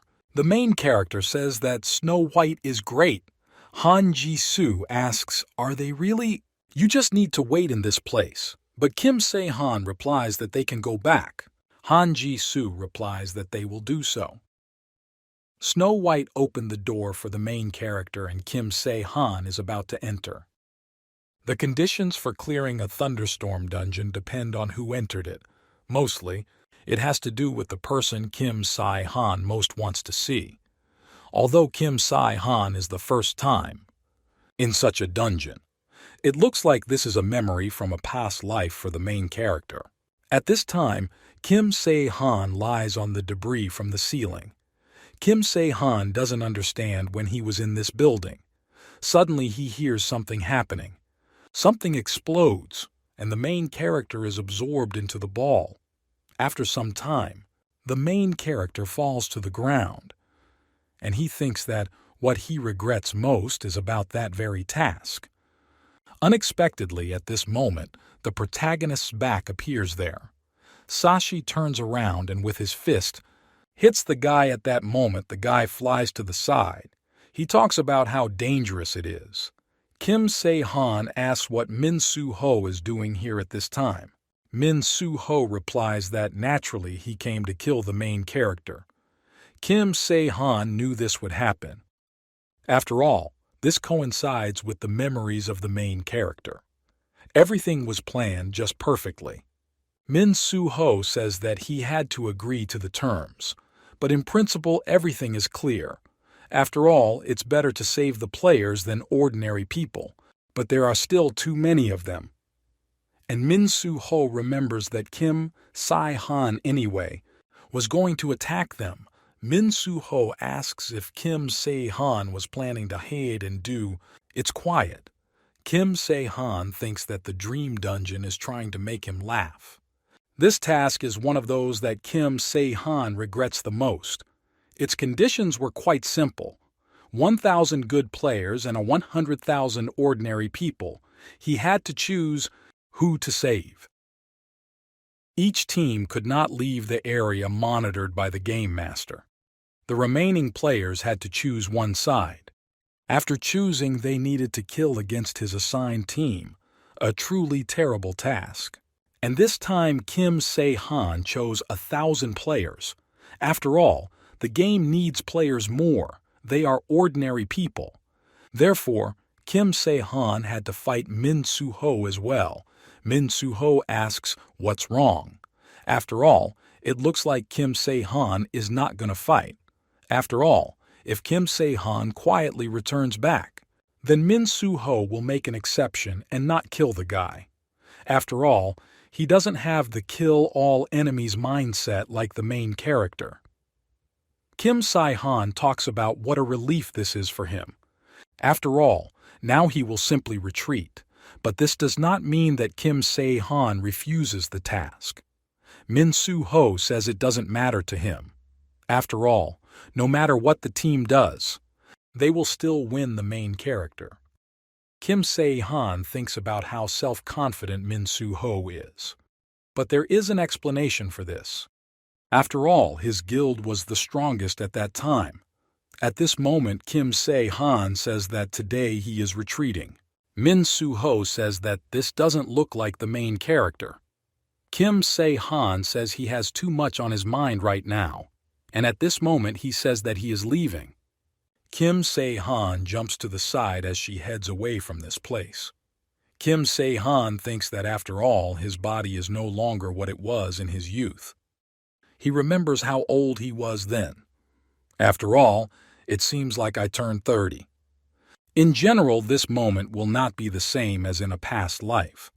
After all, in theory, Kim Se-han was supposed to kill Min Soo-ho here. Kim Se-han doesn't understand how the Min Soo-ho guild will react, and Kim Se-han does not understand what Min Soo-ho thinks about him and that Kim Se-han retreated so easily. Kim Se-han thinks that in his past life he made a choice that he regretted. After all, in this task he killed Lin.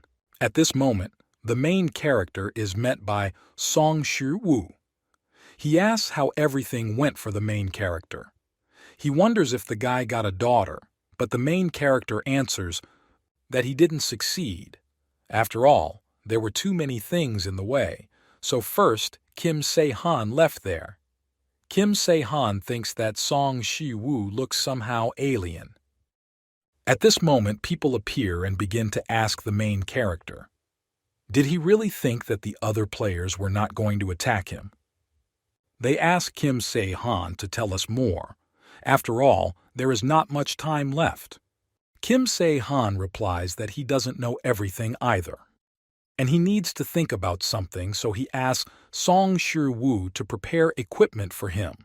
After some time, the main character sits on the bed and thinks that nightmares are really terrible, and he doesn't understand where such a stupid thing came from. Dungeon.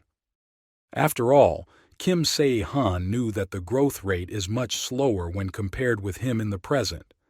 Kim Se-han sees that now he has much more skills, and at this moment additional tasks appear called Clearing the Dungeon of Dreams. The protagonist's memories have taken the form of a point he must fulfill. Task from Memories. Kim Se-han understands that he needs to complete that task again. He doesn't understand, or, like in a past life, it's easy enough for him. Kill the enemy. He thinks that it might be easier for him to do this for the second time. After all, something went wrong. He thinks about whether there is another way. Suddenly a witch appears and asks what Kim Se-han is thinking so hard about. Kim Se-han remembers that if you think about it, she was reincarnated at that time. Kim Se-han asks the witch what's wrong.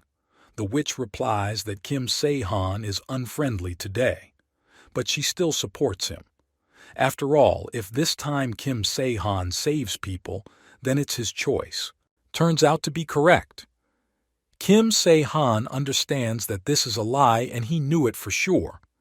After all, if this world continues according to this plan, then in the end it will be destroyed. And the fact that Kim Se-han returned to that moment that can no longer be changed. However, Kim Se-han cannot scold the witch. After all, she sincerely cares about humanity. The witch begins to approach very close to the main character. Kim Se-han tries to stop her at this moment. He calls her by name Idra and says that he has a question for her. But the witch is incredibly surprised. She asks what Kim Se-han just said. The main character replies that he said that he has one question for the girl. but the witch asks the main character to say her name again. The dream witch Aedra is an external god who appears in the Cthulhu mythos, and also the only deity who showed interest in people. In other words, this is a deity from another world who wanted to participate in a game from another universe. However, there was no creature that could tell her anything. After all, no matter what she did, she had, and the power thanks to which everything was forgiven to her. Perhaps that's why even the system itself left her alone. Kim Se-han doesn't know why the witch wanted to make him her avatar. But she supported the main character in every possible way, wanting humanity to survive. Aedra says that Kim Se-han is strange today, the god of the main character who left after destruction of the world. Aedra asks what Kim Se-han wants to ask. Kim Se-han replies that this concerns the dungeon, he said. The witch did not expect such a question. Main character. He replies that he just suddenly remembered. Aedra asks, is this situation really now the main character's dreams? The witch suggests that this is probably because this is a dungeon of dreams. Now she understands why Kim Se-han called her by name. But the main character replies that that's not why he did it. The witch says that people do not change their attitude so quickly. After all, any creature with individuality behaves like this. This applies to both people and gods, who look like people. And if Kim Se-han knows how to feel, then this is inevitable. Kim Se-han is not someone who depends on his memories to speak from them. So is the dungeon. Kim Se-han hasn't visited dreams yet. The witch thinks that this situation has nothing to do with the dream dungeon. At this moment, the main character asks, doesn't the witch care at all? That she is not real, but the witch replies that on the contrary, it gives her pleasure. The witch remembers that Kim Se-han never called her by name, and she even enjoys it. Although she feels some awkwardness, she will not ask the main character about this. Kim Se-han asks the witch to tell him about the dream dungeon. After all, something haunts the main character. Kim Se-han says that she is too perfect. Kim Se-han doesn't remember everyone's faces. Players I met. One person definitely existed in this world. Kim Se-han wants to know if he was accidentally created by the dungeon or if he actually participated in that event. The witch says that Kim Se-han, after all, her avatar and human memories are very imperfect. Only with the help of memories is impossible. Create this world. Kim Se-han asks what happens then. Aedra says that based on these memories, a search is underway, that period of time, and then copying the world of the main character. This is quite possible for the system. After all, his past or future takes shape, and the people who exist in this place begin to behave and think the same way as those characters. But they are not real, and this is just a copy that the dungeon created, and even Aedra. The main character begins to understand this. The main character begins to understand how to complete this task. To clear the dungeon, the main character needs go through this stupid task again. Kim Se-han could have done it in the same way as in his previous life, but if Kim Se-han wants to get a normal reward, the answer that Kim Se-han already knows cannot be used. After all, the result which wants to see the dungeon of dreams, this is a non-repetition of the past. After all, it needs to be completed perfectly since Kim Se-han cannot finish it then. After all, if only Kim Se-han had saved that child, and if only he had done that. Kim Se-han doesn't understand what happened then. After some time, Song Shi-woo asks the main character if he really wants to find Lee Min-ah. Song Shi-woo asks if Kim Se-han really hopes that Lee Min-ah will help him in battle, but Song Shi-woo doesn't understand whether she will agree to this. Song Shi-woo asks if Lee Min-ah won't do everything his way. The main character answers, "What is it?" But if we are more precise, then I need an item that Lee Min-ah can make. Kim Se-han says that it is an elixir. The main character hopes that Song Shi-woo can make one. Song Shi-woo replies, "As for alchemy, it will be difficult for him, because most likely none of the players knows its location. After all, Lee Min-ah is very elusive." The main character says, "That's for sure." Song Shi-woo says that he needs to finish one more thing, so he leaves. Kim Se-han understands that even if Song Shi-woo, who is the best manufacturer, equipment and is familiar with all the top players, he doesn't know where Lee Min-ah is, then he doesn't even know what to say about others. And Kim Se-han cannot enter the chat now. The main character does not understand what to do. He asks the witch, "Where is Lee Min-ah now?" Idra says that Kim Se-han has become just like a child. However, Kim Se-han does nothing but ignore her. Kim Se-han replies that the witch is a vision and can be allowed be a little bolder. Kim Se-han says that Idra could send him a note and not just show up. After all, the main character heard that the appearance in the image is also worth points. The goddess replies that it is better for her. After all, as Kim Se-han said, this is just a vision. She asks what is the point of saving points. Kim Se-han asks where Lee Min-ah is now. The goddess replies that Lee Min-ah is currently in Cheonan. Kim Se-han answers, "That's it then, she will go there right now." The main character has already gone to that place. He sees that in front of him there is a scary school. He goes inside there. Kim Se-han thinks that this is the perfect location for a horror movie. After all, there are a lot of dead people there and everything is scattered. At this moment, the main character notices the uniform worn by Lee Min-ah on one of the killed people. Kim Se-han understands that it looks like Lee Min-ah is not wearing this uniform out of convenience. At this moment, someone attacks the main character. The girl says that she didn't think that Kim Se-han would fall for it. Kim Se-han also didn't think that the girl would do this so suddenly. Lee Min-ah appears in front of the main character. She says that the current world has completely plunged into chaos, and it's better to attack first than to get a knife in the back from someone. Kim Se-han replies that they have seen each other for a long time. Lee Min-ah remembers that they actually met about 2 years ago, and it seems Lee Min-ah saw these things that the main character is now wearing. She asks what's the main character happened. Has he really come for her? Kim Se-han replies that he can say so. Lee Min-ah asks how Kim Se-han knew she was in this place. At this moment, the main character shows that he has God. Lee Min-ah is incredibly surprised that there are still avatars who talk to the gods. Kim Se-han thought that Lee Min-ah was one of any avatars. Lee Min-ah replies that there were such times, although it all ended a year ago.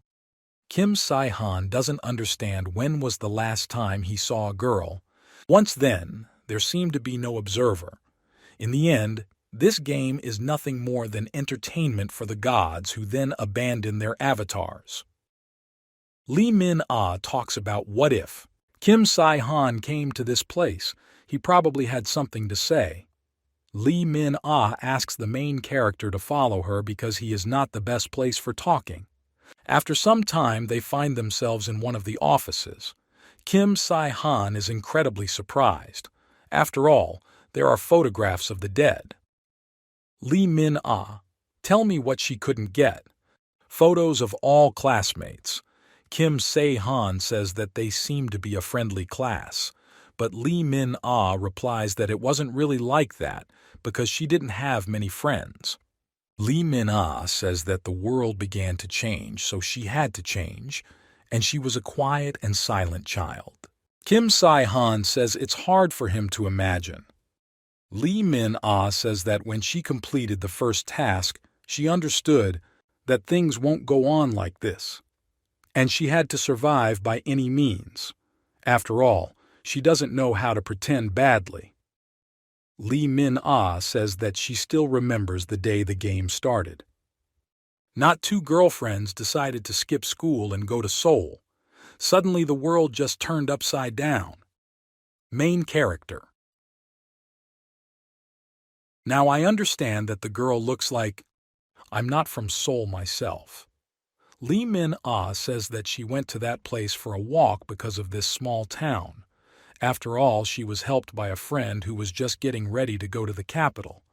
But Lee Min-ah says that later he and his friends separated. And Lee Min-ah searched for them in Seoul for a long time. At first, she had no money, so she robbed banks. But everything was useless. After all, the school uniform was the only thing that united them. Therefore, Lee Min-ah could not wear other clothes. Kim Se-han asks if Lee Min-ah has any friends. Lee Min-ah replies that she found them, but it is too late. After all, they held on for a long time, and when Lee Min-ah found them, it looks like they made a contract with demons, but they used them and then killed them. The girls think that everything was in vain. Therefore, Lee Min-ah honors the memory of the victims as best he can, and the girl's parents died on the first day, so she had nowhere to go. Kim Se-han thinks that demons mean the Dark Brotherhood, but at this moment the main character, I'm incredibly surprised because he killed everyone from the Dark Brotherhood. He asks the girl if her friends really belong to the Dark Brotherhood. Lee Min-ah asks, is this the same one that Naboros controlled? After all, her friends were elsewhere. Kim Se-han thinks that it is now better for him to beware of those who made a contract with demons and slowly eliminate everyone. After all, he should also say Han Ji-soo. Lee Min-ah suggests that judging by the way Kim Se-han questions her, the guy is bored. Lee Min-ah asks why Kim Se-han came. Kim Se-han replies what he was going to, ask the girl to help with the task. But after listening to her story, Kim Se-han thinks that Lee Min-ah will not help him. After all, Kim Se-han wanted to ask to make an elixir. Lee Min-ah asks Kim Se-han about choice. After all, Lee Min-ah first wanted to select 10,000 people and then mistakenly selected 1,000 players. Kim Se-han doesn't understand if this is accurate. It was by mistake. However, Lee Min-ah is lucky. Lee Min-ah replies that she was just bored. She asks how many bottles of elixir the main character needs. Kim Se-han replies that just one would be enough for him. Kim Se-han wants to ask the girl something else. Lee Min-ah asks what exactly he wants to ask for. Kim Se-han, after all, she doesn't know how to do something that's more complex than an elixir. The main character knows this. After all, the fact that he asked the girl will be much easier. Kim Se-han shows the girl one thing and asks Lee Min-ah to make the same thing so that top-ranked players can use it. At this time, Min Soo-ho thinks that it's strange that Kim Se-han retreated like that and now he's all gone. After all, this doesn't look like the main character at all. Min Soo-ho doesn't understand what Kim Se-han is up to. At this moment, one player appears in front of the guy and he asks what Min Soo-ho is thinking about. After all, the meeting is going on, and he will think about the rest later. This is a meeting of the Agatram Guild. The guild chief said that there was about 1 week left for the task, and they need to finish it slowly. This is the guild leader named Jung Sang-hwan. One player named Kam Jun-sik says that Jung Sang-hwan himself cannot figure it out. After all, they just need to use the skill and everything will happen on its own. It will work out. The leader replies that the guys should not underestimate them. After all, they are of course a strong guild, but among these players there are capable players, and they will launch an attack in a hurry, and then they themselves can be killed. Kam Jun-sik talks about how serious Jung Sang-hwan is. After all, this is just some kind of Genesis guild, who only recently baby teeth fell out. Jung Sung-hwan says that there is a sacred virgin there, but Kam Jun-sik asks, what kind of sacred virgin is there if she abandoned 10,000 people to the mercy of fate? They also have another guy in black. Kam Jun-sik says that this guy makes an unpleasant impression. This is the same strange guy who used different types of weapons. Jung Sung-hwan asks, is the guy talking about Kim Se-han? After all, this is really very annoying guy. He is most likely the strongest player on their team. Kam Jun-sik asks, didn't their youngest want to kill the main character?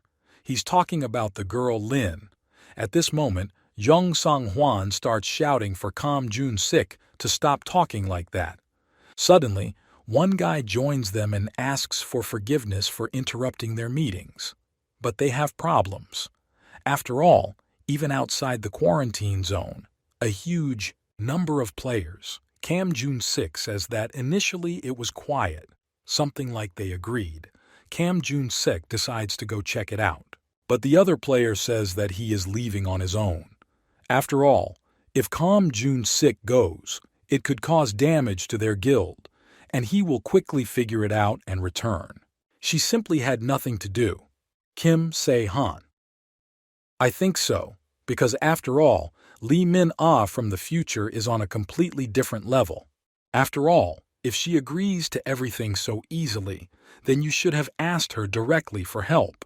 At this moment, the main character remembers that this will happen today, the very day when they will be dealt a crushing blow. Although Kim Se-han immediately joined after he recovered from the battle with Min Soo-ho, and they won. Most of the main character came to kill using a sneak attack. The main character decides to see how much is left. Only the main character will need to go to Song Shi-woo and immediately move forward. Kim Tae-hoon will fight in this battle. Right now is a great chance for the main character to defeat this guy while Kim Tae-hoon acts alone. At this moment, the players are discussing what they will do. After all, they needed to immediately remove this guy. As soon as they tested the plan with a surprise attack. After all, the same Kim Tae-hoon appears in front of them. Kim Tae-hoon gives the players 10 minutes to make a decision. After all, this is the last warning. The players begin to ask their boss if he will back down, but he asks, what kind of nonsense are his players talking about? Are they really asking him to fight Kim Tae-hoon? Players ask, does the guy really have no pride? After all, they laugh at Kim Tae-hoon, but the boss has decided, run away. But boss understands that Kim Tae-hoon is definitely stronger than them. But he doesn't understand why Kim Tae-hoon warns 3 times. Because maybe there is a reason why he can't fight. The player decides to see who can defeat whom. At this moment, the player says that they will not retreat. Today, he will put an end to Kim Tae-hoon. Kim Tae-hoon replies that if this is the guy's choice, then there is nothing he can do. At this moment, Kim Tae-hoon tells his players that he can handle it alone. The guy asks if Kim Tae-hoon can handle it alone. After all, his opponent is a high-ranking player. Kim Tae-hoon starts to get angry and asks if the guy is telling him something else. At this point, the player attacks Kim Tae-hoon and asks if he decided to attack him alone. At this moment, he hits the guy with his weapon. He sees that Kim Tae-hoon doesn't even try to block his blow, although it is quite possible that this boss was too fast. But at this moment, he does not understand what is happening. Kim Tae-hoon asks, does this player know Balder? At this moment, the player vaguely remembers something like this. All of Norse mythology was the second son of God, the god of light. After all, this is a god of the highest rank. Kim Tae-hoon says that he was universally loved. Nothing in the world could harm him. And this also applies to Kim Tae-hoon. At this moment, the guy hits the player alive with his fist, hitting him hard. At this moment, he throws it aside. People are incredibly surprised that this guy took out a high-level player with one punch. They think that this cannot happen. At this moment, the girls, they decide that they need to escape. Kim Tae-hoon asks who told them that he was letting them go. After all, Kim Tae-hoon has already warned 3 times, but they didn't do anything. Kim Tae-hoon says that they themselves did not want to retreat, and now it's their problem. At this moment, Kim Tae-hoon pounces on them and wants to strike. But the players are very scared and start crying. Kim Tae-hoon catches up with them and waves them. At that moment, the main character appears in front of him with his sword. Kim Tae-hoon says that everything around is just, and talked about the guy in black. He was curious to look at him, and he recognized him immediately. After all, this is Kim Sae-han. Kim Tae-hoon heard that Kim Sae-han is not the type to fight face-to-face. The main character replies that this is so. Kim Sae-han saved these 2 players.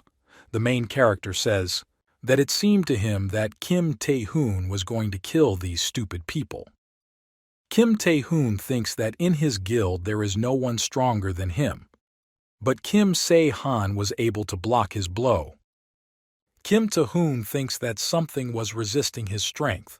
At this moment, the main character turns to the guy and asks if Kim Tae-hoon knows what the worst habit in games is. After all, there are cases when a player has not particularly valuable items but does not use them. He saves them and then becomes sorry to spend them. But then it turns out that it wasn't worth it. Kim Tae-hoon doesn't understand what Kim Sae-han is talking about. Kim Sae-han thinks that he was too careful in the past, and simply put, he explains to the guy that he can never be defeated. Suddenly, Kim Tae-hoon receives a message from his god. God tells the guy to run away as soon as possible. Kim Tae-hoon doesn't understand what's going on. But at this moment, his chest begins to bleed. Kim Tae-hoon thinks that he has activated the skill. At that moment, the main character struck him. Kim Tae-hoon doesn't understand. Was it poison? After all, the main character stabbed the guy in the chest and at the same time infected him with poison. The main character says that if he makes one more blow, the guy will be finished. Kim Sae-han thinks this is a good start. Park Sung-hyuk asks if what he heard is true. He asks how Kim Sae-han was able to kill Kim Tae-hoon. Kim Sae-han asks, are the rumors already out? He says that this happened to him. Park Sung-hyuk is incredibly surprised. He asks if Kim Tae-hoon is the kind of person who can be killed by accident just because it happened that way. After all, Kim Tae-hoon is number 2 in the guild. Kim Sae-han replies that he seems to have achieved something like that. Kim Sae-han, I understand what if his name will become known to everyone. It will be easier for him to interfere in business. After all, if you didn't use the name Misteltein in a past life, Kim Sae-han, the tree branch that served as the beginning of Ragnarok in Scandinavian mythology. She can also nullify the skills of gods. Then they could all reduce their losses from their side. Park Sung-hyuk says that he knew that Kim Sae-han was strong, but did not suspect that Kim Sae-han was so strong. Kim Sae-han replies that he is just stronger than he seems. After all, at least he can stand up to all the Agather Guild leaders. Park Sung-hyuk asks, is this really possible? Really? Kim Sae-han can stand up to this guild alone. After all, isn't this a lie? The main character replies that he has no interest in idle talk. He asks if he can make his proposal. Park Sung-hyuk replies that he will listen to what the main character has to say. Kim Sae-han asks to be given 3 days, and during this time he will complete this task. After some time, the main character is already talking with the sacred maiden named Shin Yu-hwa. Shin Yu-hwa says that this is very surprising. He asks, what is he? Did this? After all, it was not enough to kill Kim Tae-hoon. Did Kim Sae-han also bring a body? She asks what Kim Sae-han is even thinking about. Kim Sae-han replies that among all players, Shin Yu-hwa is the best connoisseur. The girl thanks the guy for the compliment. but she asks why Kim Se-han brought this body to her. Kim Se-han replies that he has no particular reason for this. He just asks if Shin Yu-hwa can save him. Shin Yu-hwa asks, has the main character gone crazy? She doesn't understand how she can save a dead man. Kim Se-han thought that the holy maiden Shin Yu-hwa would be able to do this. Shin Yu-hwa asks the main character to stop calling her sacred girl. After all, this only annoys her. Kim Se-han asks if Shin Yu-hwa can save Kim Tae-hoon. He asks, is there really any problem? Shin Yu-hwa replies that Kim Tae-hoon is dead, and it is obvious that his recovery skill is 0. The main character asks, is this really true? Shin Yu-hwa replies that undoubtedly Kim Se-han killed him from the heart. She asks how Kim Se-han healed him early. Without it, the cut marks are barely visible. Kim Se-han replies that he smeared the elixir on him right before he died. Shin Yu-hwa is incredibly surprised. She asks if Kim Se-han put the elixir on him. She asks why Kim Tae-hoon died then. The main character doesn't even know. Shin Yu-hwa asks if Kim Se-han is trying to test her. The main character replies that this is not so, but Shin Yu-hwa says that the guy should stop lying. She asks, does Kim Se-han think that she will fall for his tricks again? Shin Yu-hwa says that if the elixir worked, then he should have survived. But Kim Tae-hoon died after Kim Se-han oiled him up. The effects of the elixir were supposed to be restoration of strength, but he died. Shin Yu-hwa says that this is very strange. The main character says that this is so. Shin Yu-hwa asks, is Kim Se-han again pretending to know nothing, even though he knows everything? Shin Yu-hwa says that she knows what. Kim Se-han is up to something. She asks if Kim Se-han really wants to pin this corpse on her, which is not even a corpse. Kim Se-han replies that he has no one else to trust except his girlfriend. Shin Yu-hwa talks about how much Kim Se-han says. She hopes that Kim Se-han won't bring her this anymore. Kim Se-han replies that there will be more of them, but he is going to separate from everyone at once, so he will no longer come to the girl. Shin Yu-hwa replies that next time Kim Se-han should at least have her. Warn before coming. After all, she should at least be prepared in such a case. Kim Se-han replies that next time he will bring a gift with him. Shin Yu-hwa replies that it would be better if Kim Se-han did not give her such work. At this moment, the girl begins to take away Kim Tae-hoon's body.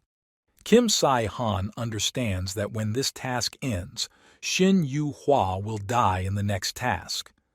And this moment was just a dungeon nightmare. But as soon as Kim Se-han completes the task and leaves the dungeon, then everything will probably end. In the past, Kim Se-han couldn't even say goodbye to him. After all, Shin Yu-hwa shouted so that Kim Se-han would not lose the thread of reason. After all, he can survive. After the battle with Min Soo-ho, she looked after the main character and treated his wounds. And then Kim Se-han recovered and they were no longer able to meet. At this moment, Kam Jun-sik asks, is this guy in black really that strong? Jung Sung-hwan replies that he knew Kim Tae-hoon's weak point. After all, it's high. The likelihood that Kim Se-han used Misteltein. Kam Jun-sik asks who knew about this. But Jung Sung-hwan replies that Kim Se-han has carefully prepared to immediately fight a player of any rank. At this moment, Kam Jun-sik turns to Lin and asks if she wasn't even surprised by this. But Lin replies that Kim Se-han even killed her father. Kam Jun-sik says that he is famous for this. The Great Collapse of Seoul is the hero who defeated one of the 20 constellations of the Golden Taurus Aldebaran, Luke Taylor, and he was killed by Kim Se-han because he became insane. At one time, everyone was talking about it, but then Kim Se-han disappeared and the conversations died down. Lin says that after this the goddess entered into a contract with her, but she didn't say another word to her. Perhaps this is due to the death of his father. Although it seems to the girls that the goddess continues to watch, Lin will definitely kill this person. Kam Jun-sik talks about it, that Lin is capable and can do it at any time. However, they can't wait any longer, and he is beaten by Kam Jun-sik. Young Sang-hwan starts to get incredibly angry. He hits the table with his fist and says that they were too careless. After all, they believed that none of the players would be able to fight the Agathram, and as a result, they suffered great losses. In minutes, Young Sang-hwan says that they won't be able to relax anymore, and they must tell everyone not to walk alone. After all, in 2 days, as soon as everything is ready, Kim Se-han will pay for everything he did. At this time, the main character grabs one guy and covers his mouth. Kim Se-han thinks about when he will start acting. After some time, the main characters climbed into the sewer and said that the civilian territory had finally ended. At this moment, his god appears, who asks what Kim Se-han will do. The main character answers that he will fight. The goddess asks, does Kim Se-han think he can handle it alone? Because Idra didn't know that Kim Se-han is so reckless. Kim Se-han replies that he just hasn't done this before. The goddess asks why Kim Se-han changed his mind. But the main character even doesn't know because it hasn't changed. Kim Se-han just learned that he can do much more than he thought. And most importantly, before Kim Se-han did not take into account that there is a goddess. After all, like a goddess, knows Kim Se-han refused to use the power of the gods in every possible way. Kim Se-han believed that this was tightening the noose around his own neck. The goddess asks if in reality everything turned out differently. The main character replies that, in reality, this is also a tightening of the noose. Just let the noose tighten. It's not that important unless Kim Se-han dies. Moreover, this is just a fantasy world. At this point, Young Sang-hwan asks if Min Soo-ho checked the quantity. Min Soo-ho replies that the quantity is unknown, but judging because they act, secretly there are many of them. Young Sang-hwan watches the whole city, but they never caught his eye. Young Sang-hwan thinks that maybe they are already outside the city or have the skill to cover their tracks. At this moment, the guild leader named Lee Soo-rin appears in front of them. She suggests just attacking them. Min Soo-ho replies that they don't know what those who can arrange. They have already attacked. But Lee Soo-rin replies that if they try not to get noticed, then that means they are a minority. Lee Soo-rin asks what they will do if there are not enough of them. After all, it would be better for them to strike first. Min Soo-ho replies that I don't know for sure. First, Lee Soo-rin must be patient. Lee Soo-rin says that Min Soo-ho is usually not like that. She asks what happened to the guy. Was he scared? Min Soo-ho replies that he just has a bad feeling. Lee Soo-rin asks, what kind of nonsense is this guy talking about? She doesn't understand. What another premonition. She says that for the second day already, if they leave everything like this, they will end up in a trap. Lee Soo-rin says that Min Soo-ho just doesn't do anything, so she's nervous. Lee Soo-rin turns around and starts to leave. She says that in this case she can handle it herself. Lee Soo-rin is angry because these guys can't even deal with some weak players. But suddenly at this moment, Lee Soo-rin notices something strange. She doesn't understand what's happening because the girl doesn't see anyone, but she definitely felt something. Was it really her imagination? At this moment she sees that there really is something there, because there is a black aura there. The girl heads in that direction and sees a strange object. Lee Soo-rin doesn't understand. Is it really a bomb? But the girl thinks that this is stupid, after all. Some loser got caught by a magic specialist. At this moment, the girl begins to conjure over it, and now she will make an ordinary piece of iron out of it. But at that moment, this thing catches fire. Lee Soo-rin doesn't understand what's wrong because she removed the magic from her. Lee Soo-rin doesn't understand what's going on. But now everything is clear because it was a trap. At this moment, an explosion occurs. Players can't figure out what it is. They realize that something exploded in the back alley. They don't understand where all the smoke comes from. One player starts coughing and passes out. They don't need to inhale the smoke because it's kind of strange. This smoke fills the entire area. Lee Soo-rin realizes that she managed to hide from the bomb, but she inhaled this smoke. Lee Soo-rin thinks it's good that she didn't lose consciousness. She doesn't understand. Is this really the effect of poison? At this moment, the main character appears and says that he knew that Lee Soo-rin would be the first to find this bomb. Lee Soo-rin says that she was the first to find it. But she asks, how can this be? After all, she is whole. Kim Se-han replies that maybe Lee Soo-rin is fine, but ordinary people are not. Lee Soo-rin doesn't understand what's going on. But the main character says that because of the girl, smoke spread throughout the city.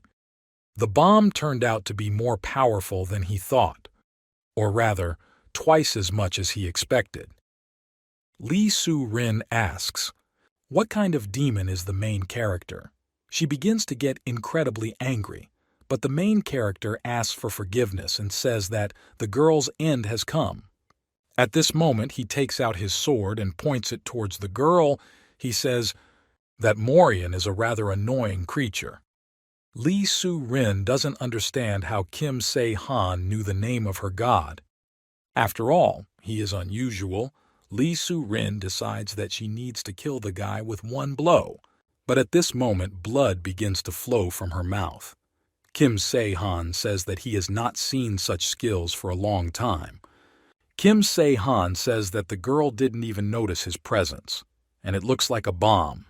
She fulfilled her role perfectly. After all, at that moment, the main character found himself behind the girl's back. He hits her, and now Lee Soo-rin's face is pressed against the stone, and there is blood all around her. Kim Se-han says that they usually deal with supporters first. But his mood is not good. Kim Se-han says that he needs to quickly deal with it before they appear in this place. At this moment, Min Soo-ho is incredibly surprised. He doesn't understand if this is Kim Se-han. At this moment, the main character is next to the girl. This place is clean, but Min Soo-ho should already be in this place. At this moment, two players land next to the main character, and Kim Se-han thinks that Min Soo-ho has finally arrived. Min Soo-ho says that he has found the main character. Kam Jun-sik also starts to get incredibly angry. Min Soo-ho thinks that it was his mistake because he shouldn't have let the main character go. Min Soo-ho was too stupid to lie that this was one of the players fighting. For the sake of the people, Min Soo-ho thinks that he should have put an end to the main character back then. After all, many ordinary people die because of this smog. But he's already spread. And now even the players are under threat, and now Lee Soo-rin has died. Min Soo-ho understands that he needs to kill this guy and can't just leave him like that. Kam Jun-sik agrees with the guy's words. He also wants to kill the main character. Min Soo-ho says that he will kill the main character right here. You can't miss this guy. Kim Se-han sees that two players with the elements of storm and fire have been placed in front of him. This is an incredibly terrible combination. Now these guys are attacking the main character. Kim Se-han is ready for battle. Min Soo-ho is the first to attack. He holds out his weapon and tries to stab the main character. But now Kim Se-han is trying to escape from the guy. Kim Se-han is surprised by how fast Min Soo-ho is. He glances at the guy and still tries to run away. Min Soo-ho directs his blow towards the guy. At this moment, Kim Se-han dissolves. Min Soo-ho asks if Kim Se-han is using cunning tricks. After all, at this moment it turns out that the main character made copies of his body. Min Soo Ho talks about how annoying the main character is. At this time, Kam Jun Sik is on the roof of the building and tells Min Soo Ho to evade as best he can. After all, at this moment the guy directs the fire downwards and he wants the main character to finally die. At this moment the main character appears behind the guy and said that he couldn't just let the guy use his skills. At this moment the main character directs his power and extinguishes the guy's fire. Kam Jun Sik doesn't understand what it is. Is it really cabbage soup? He's incredibly gold. Kim Se-han says, let it be, and created with the help of skills, but in the end it is just fire, and if you just block the supply of oxygen and magical powers, it will easily go out. Kam Jun Sik tries to hit the main character. He hits with his hand and there is an explosion from his fire. At this moment the main character recoils from the blow. Kam Jun Sik and Min Soo Ho begin to get incredibly angry at the main character. Kim Se-han tells the guys not to worry because they don't have to run anywhere anymore. At this moment the main character looks to the side and thinks that Jung Sang-hwan is on the other side. Either he trusted these two or was busy with something else. But one thing is clear to the main character. This situation is ideal. Kim Se-han says the boys look exhausted. They don't understand at all what the main character is talking about. After all, they are just tired because Kim Se-han is running from side to side. Kim Se-han replies that he won't run away from guys anymore. Kam Jun Sik asks what kind of Kim Se-han means. Is he ready to take a hit and die? But Kim Se-han replies that he simply doesn't need to run away anymore. The guy doesn't understand what's happening. Min Soo Ho thinks there is something wrong with this. Without Sasha, he never interferes, and only if it is unprofitable for him. That is, Kim Se-han fights, when you are confident of victory. After all, this is his way. Kim Se-han went into hiding and then returned to them alone. He also acts so carelessly in a fight with two leaders of the Agatram Guild. In ordinary life, Kim Se-han would never do such a thing. Min Soo Ho realizes that this is actually a trap. At this moment, Min Soo Ho grabs Kam Jun Sik and says that they need to hurry. Min Soo Ho, I don't understand what's going on. But at this moment, Min Soo Ho says that they need to leave this place now. But Kim Se-han says that it is too late for them to do this. He hits the guys, takes out the crystal. Kam Jun Sik is incredibly surprised and asks if Kim Se-han can use magic.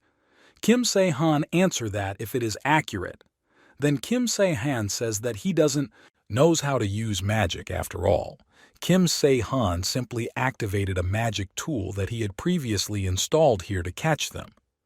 Kam Jun Sik starts to get incredibly angry. He says that if Kim Se-han really thinks that this will help him catch them, then this will never happen. At this moment, a swamp with a special paralytic poison appears under the guy's feet. Kim Se-han says this just in case. After all, they shouldn't think that he is acting meanly. After all, they are fighting 2 against 1. At this moment, this swamp begins to absorb the guys. Min Soo Ho starts to get incredibly angry. He understands why Kim Se-han first killed Lee Soo-rin, who was a magician. After all, if Lee Soo-rin had been with them, she would have lifted the spell. If only they had guessed in advance, this would not have happened. After all, they were just having fun.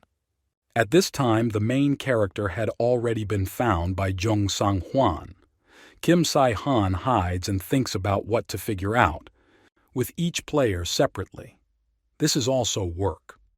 After all, Kim Se-han wanted to do everything quietly, but he didn't succeed. After all, Jung Sang-hwan already guessed. Kim Se-han doesn't understand if he can handle Jung Sang-hwan and others simultaneously. Although the main character has the last method, Kim Se-han tries to attack the enemy, but at this moment he realizes that Jung Sang-hwan repelled his attack. At this moment it turns out that Lee Min-ah is standing in front of the main character. The girl asks, is this revenge for the fact that she attacked the main character last time? But Kim Se-han doesn't understand what's happening. Lee Min-ah says that she was bored, so she came to the rescue. She asks, is Kim Se-han surprised? The main character asks, why did Lee Min-ah come? The girl replies that she was just curious about what Kim Se-han was up to. And now she sees. Lee Min-ah asks, does Kim Se-han think he will succeed? The main character replies that this is a game. At this moment, other players begin to attack them. But at this moment, with just a snap of her finger, Lee Min-ah entangles the players who tried to attack her. The girl says that she is also participating in this task, so she can help the main character. After all, Lee Min-ah has done almost nothing so far. Kim Se-han thought that the girl didn't really care about this. Lee Min-ah replies that she doesn't care anymore. But what really haunts the girls is how the task ends. At this moment, the girl summons a huge number of swords and directs them towards these players. Kim Se-han asks if the girl is too cruel, but Lee Min-ah tells Kim Se-han not to worry. After all, this is the same as the daggers of the main character. After all, something else is important. First, they need to deal with one guy. Lee Min-ah tells Kim Se-han to make sure he doesn't get to this place. After all, if he appears, Lee Min-ah will run away. Kim Se-han thinks that Lee Min-ah is really too smart.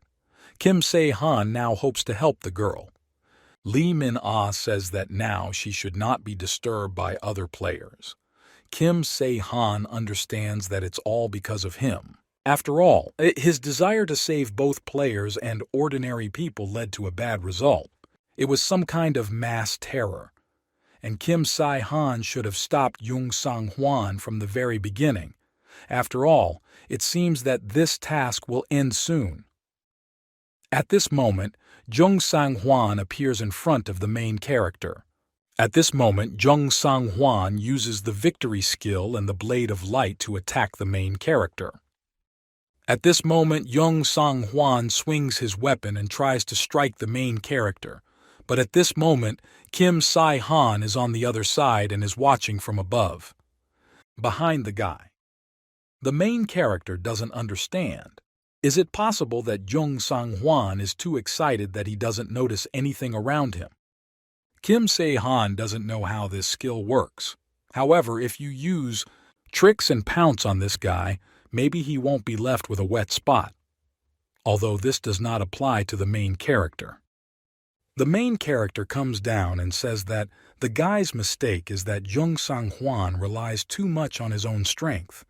Jung Sang-hwan replies that his mistake was that he showed too much mercy. After all, it was necessary to immediately kill the main character. Kim Se-han thinks that Jung Sang-hwan is not as strong as Min Soo-ho, but also quite dangerous. In such a place, it is unprofitable for the main character to fight. After all, first they need to get as far away from this place as possible.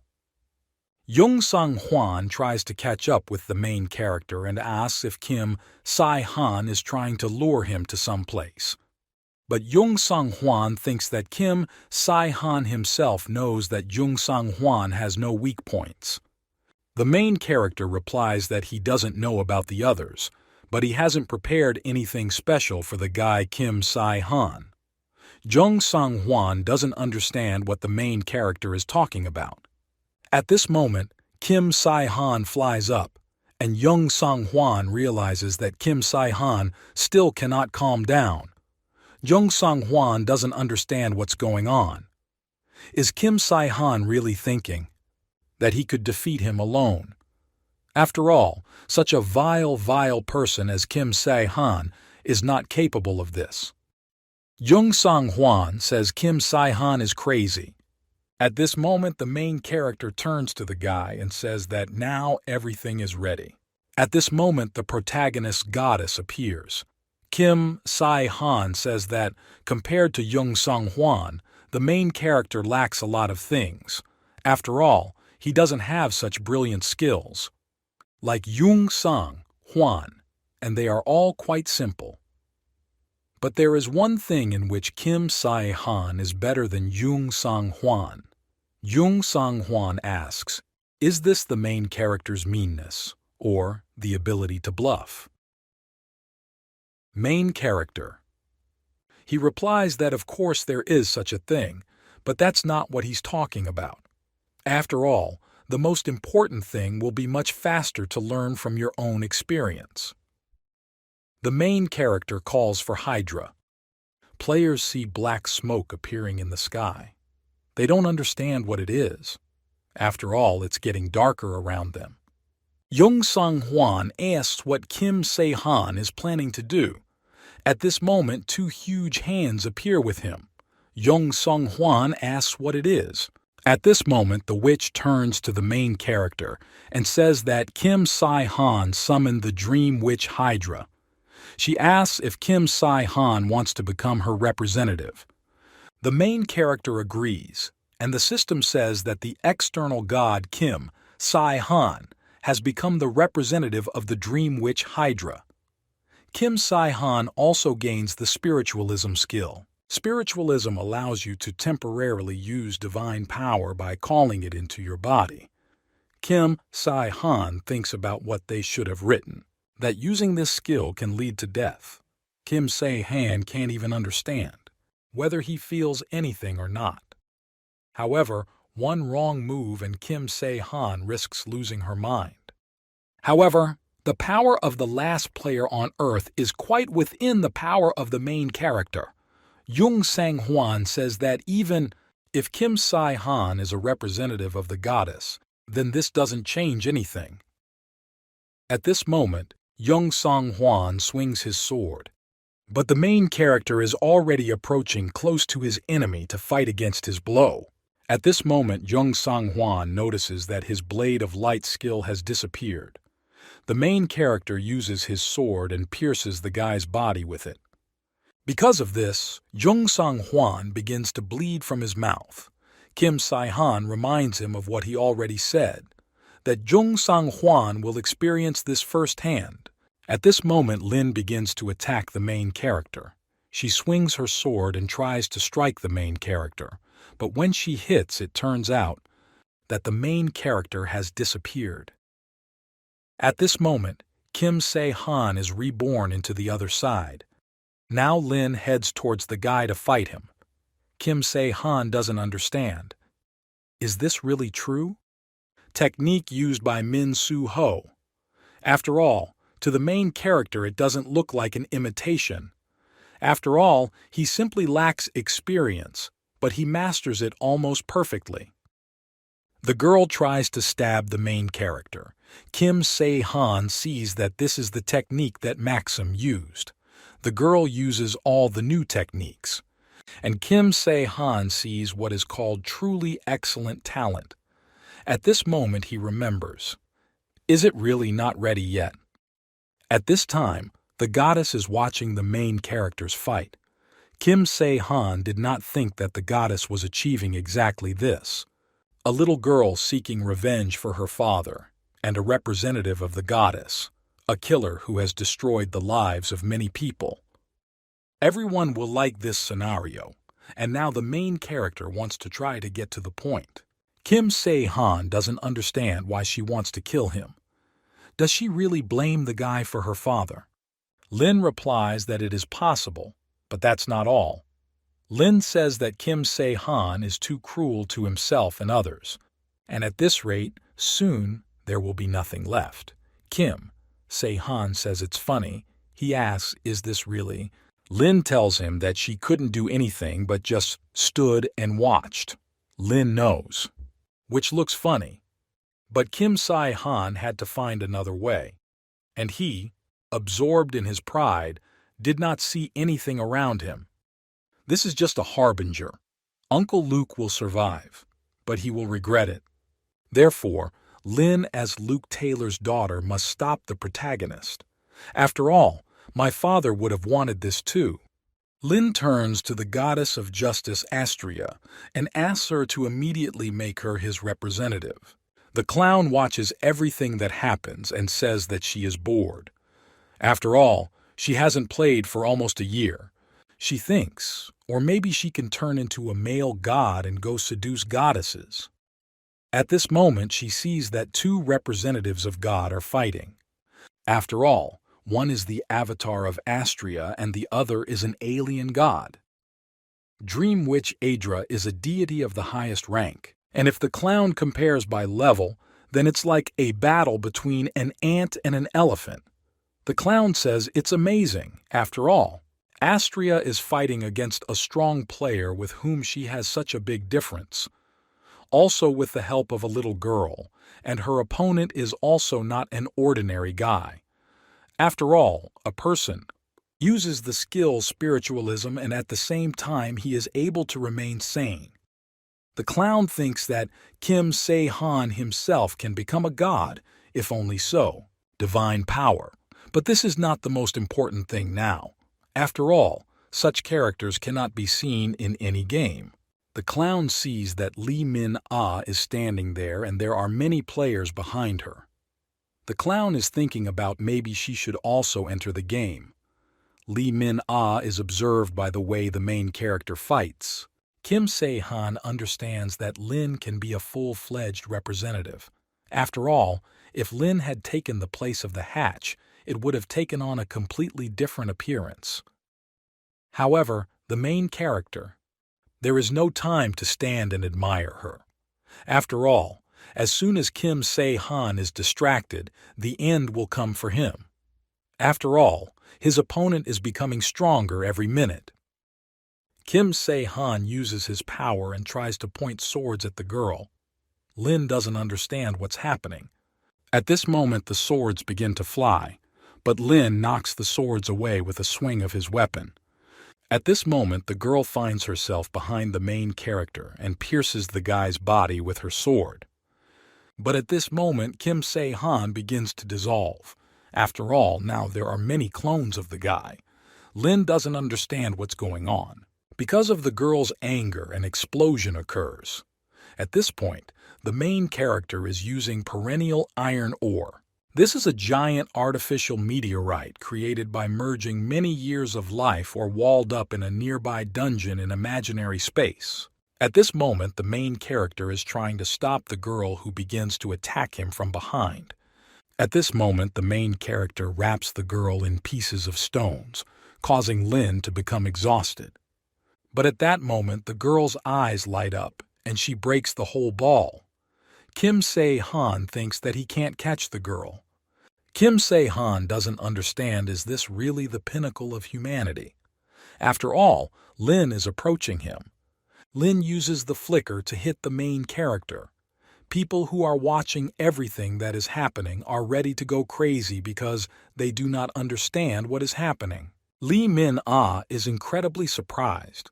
She doesn't understand. Maybe this is a dream. After all, this is a fight, already far beyond the level of humanity. Lee Min-ah doesn't understand. Is this really what is called God's representative? Two forces collide against each other. The girl simply has no words. At this moment, Lee Min-ah notices some strange footprints. She sees that the personal observers of the gods have appeared. Lee Min-ah thinks that such a quantity could only be seen at the very beginning of the game. Lee Min-ah doesn't understand, is it possible that Kim Se-han turned out to be strange to her, but Kim Se-han is truly an incredible person. At this moment the main character thinks that the performance is enough. Now he is ready to fight for real. Lin swings his sword, the main character repels this blow. Lin doesn't understand. Have they already been blown into space? After all, direct attacks do not affect the main character. And if Kim Se-han blocks this blow that the girl makes, she will step aside and aim straight at the throat. At this moment, Lin wants to stab the main character right in the heart, but the girl does not understand what is happening. After all, this blow pierced the body of the main character. But Kim Se-han swings his hand and pierces the girl's body with his sword. She doesn't understand. Did Kim Se-han choose exactly the same method? After all, now two wounded players do not understand what is happening, but now Lin is already unconscious. The gods don't understand. Does everything have to end so insignificantly? After all, they assume that Lin has already died. At this moment, the main character is thinking about how much he misses the regeneration skill and the Death Star. After all, he still has something left to finish. The main character is interested if it's time to use the elixir. At this moment, the system says that the main character's task has been completed. The main character knew that he would succeed, and the ending will be amazing. Kim Se-han picks up the ball and squeezes it. The radiance from this ball spreads everywhere. It can be seen throughout the city. People lying on the ground do not understand what is happening. At this moment, Lin opens her eyes and does not understand where she is. Lee Min-ah is now trying to help the main character. She says that there is one item. He will be able to put the subject into a coma state. It worked with monsters. That's why. At the beginning of the game, some people used it. Many people know about him. However, after a certain level, it stopped working. He was simply forgotten. Using the item, you can lead a person to a state of clinical death and complete the task. Kim Se-han came to Lee Min-ah and asked the girl for a bomb to enhance the effect of the bead, and the liquid potion is obtained from the fumes of smoke.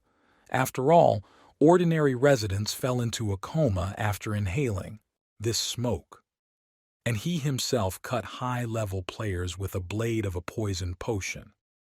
The main character also benefited from the fact that the enemy side held people are locked up for safety.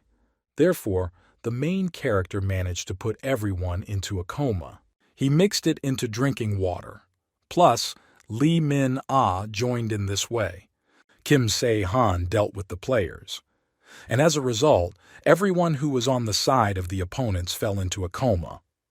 Lin asks, wouldn't it be better for him to just ask the girl for help? Lee Min-ah replies that in that case, only the issue of the assignments would have been resolved, and everything would have ended there. Lee Min-ah tells the girl to look away. At this moment, all people rejoice, and Lin realizes that she was wrong. After all, Kim Se-han has already chosen the best way. She thanks the main character. Lee Min-ah talks about how sentimental everything turned out. At this moment, Lee Min-ah addresses the clown, or rather, she calls her by the name Loki, who is watching the girl at this moment. It's like a comedy. After all, no one died, and the gods returned. The game that was already dying came to life, and everyone was waiting for a different ending. Kim Se-han achieved a new result, but all this turned out to be for us. The witch doesn't understand. Did the main character really have to act so desperately? After all, it looks like Kim Se-han is really the last player on Earth if he was able to achieve such results. The witch thinks that her avatar is an incredible fellow. After all, thanks to the skill spiritualism, the goddess learned a lot about the main character. The single player is also in the second round.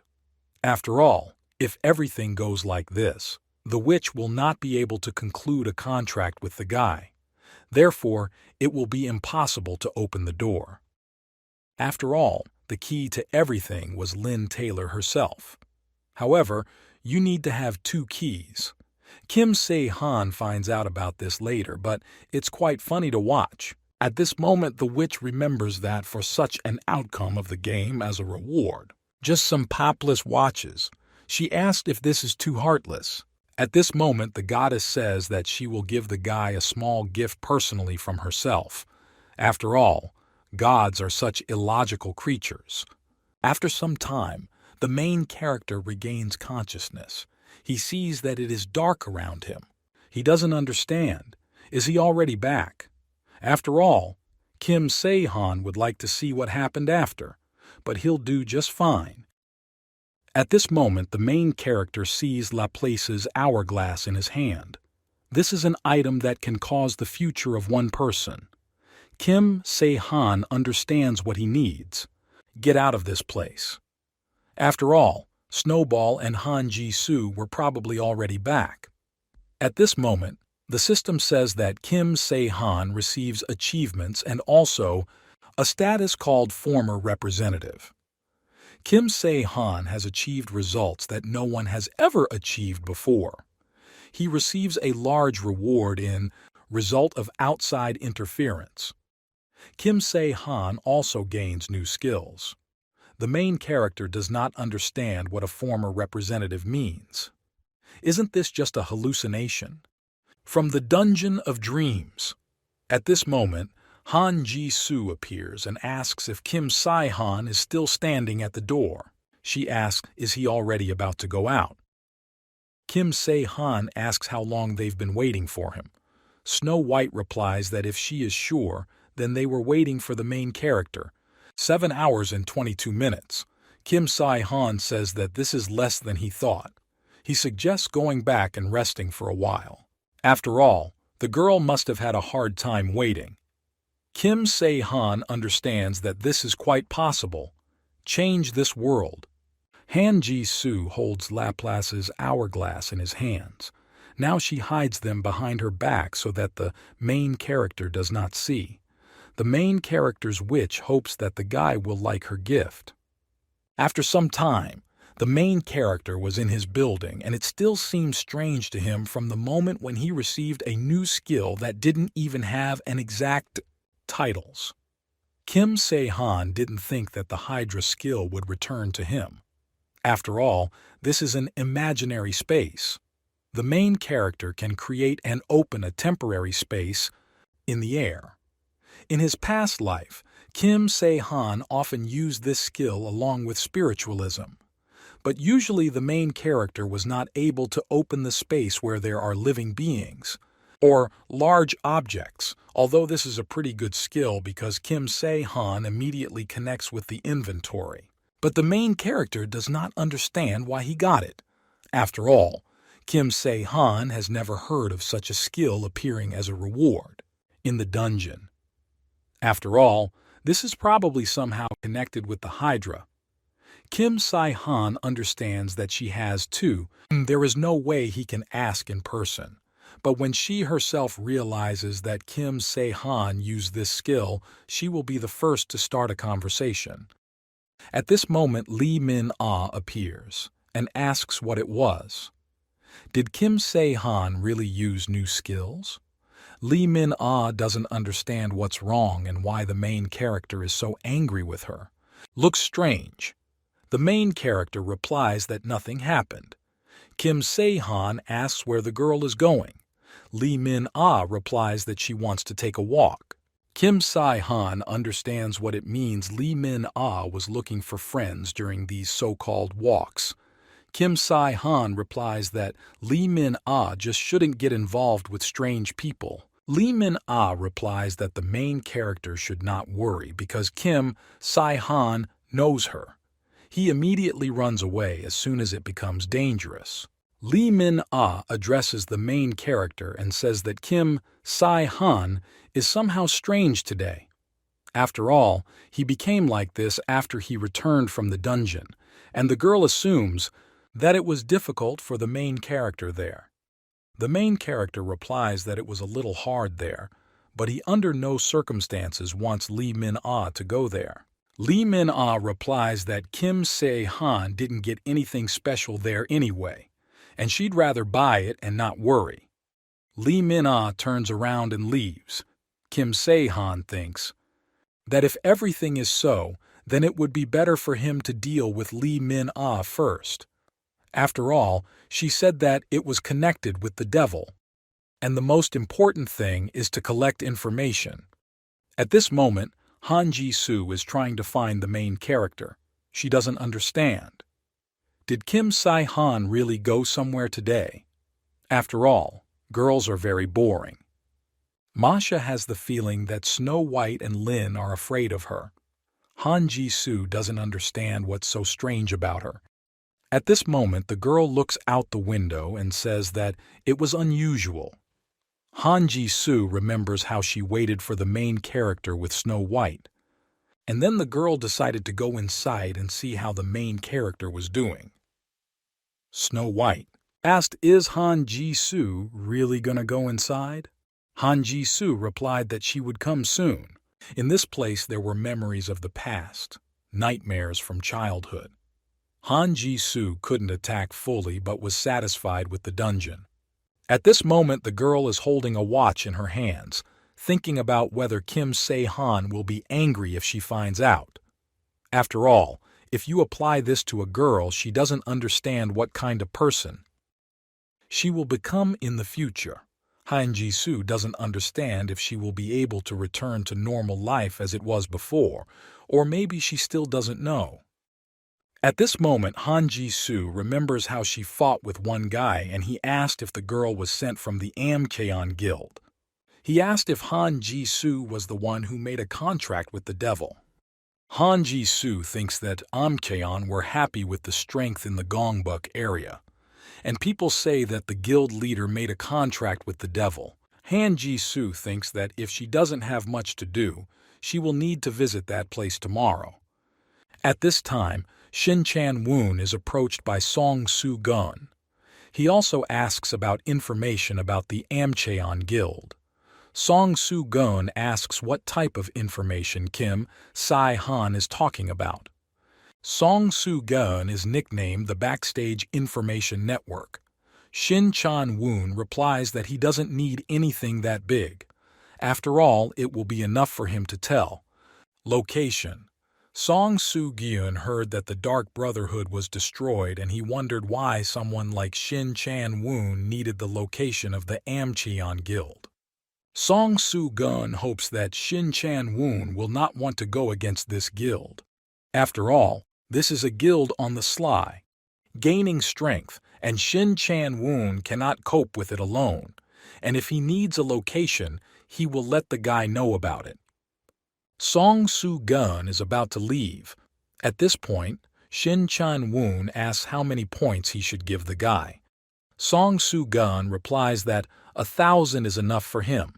Lennon says that it's very cheap, but Song Soo-gun replies that this is not such important information. After all, if Song Soo-gun gives the guy too high a price, he risks losing his head. Song Soo-gun says goodbye to the guys and says that Shin Chan-woon can contact him whenever he wants. At this moment, Azazel appears and asks, why did Shin Chan-woon ask what he already knew? Shin Chan-woon replied that he did this so that rumors would spread that he was looking for this guild.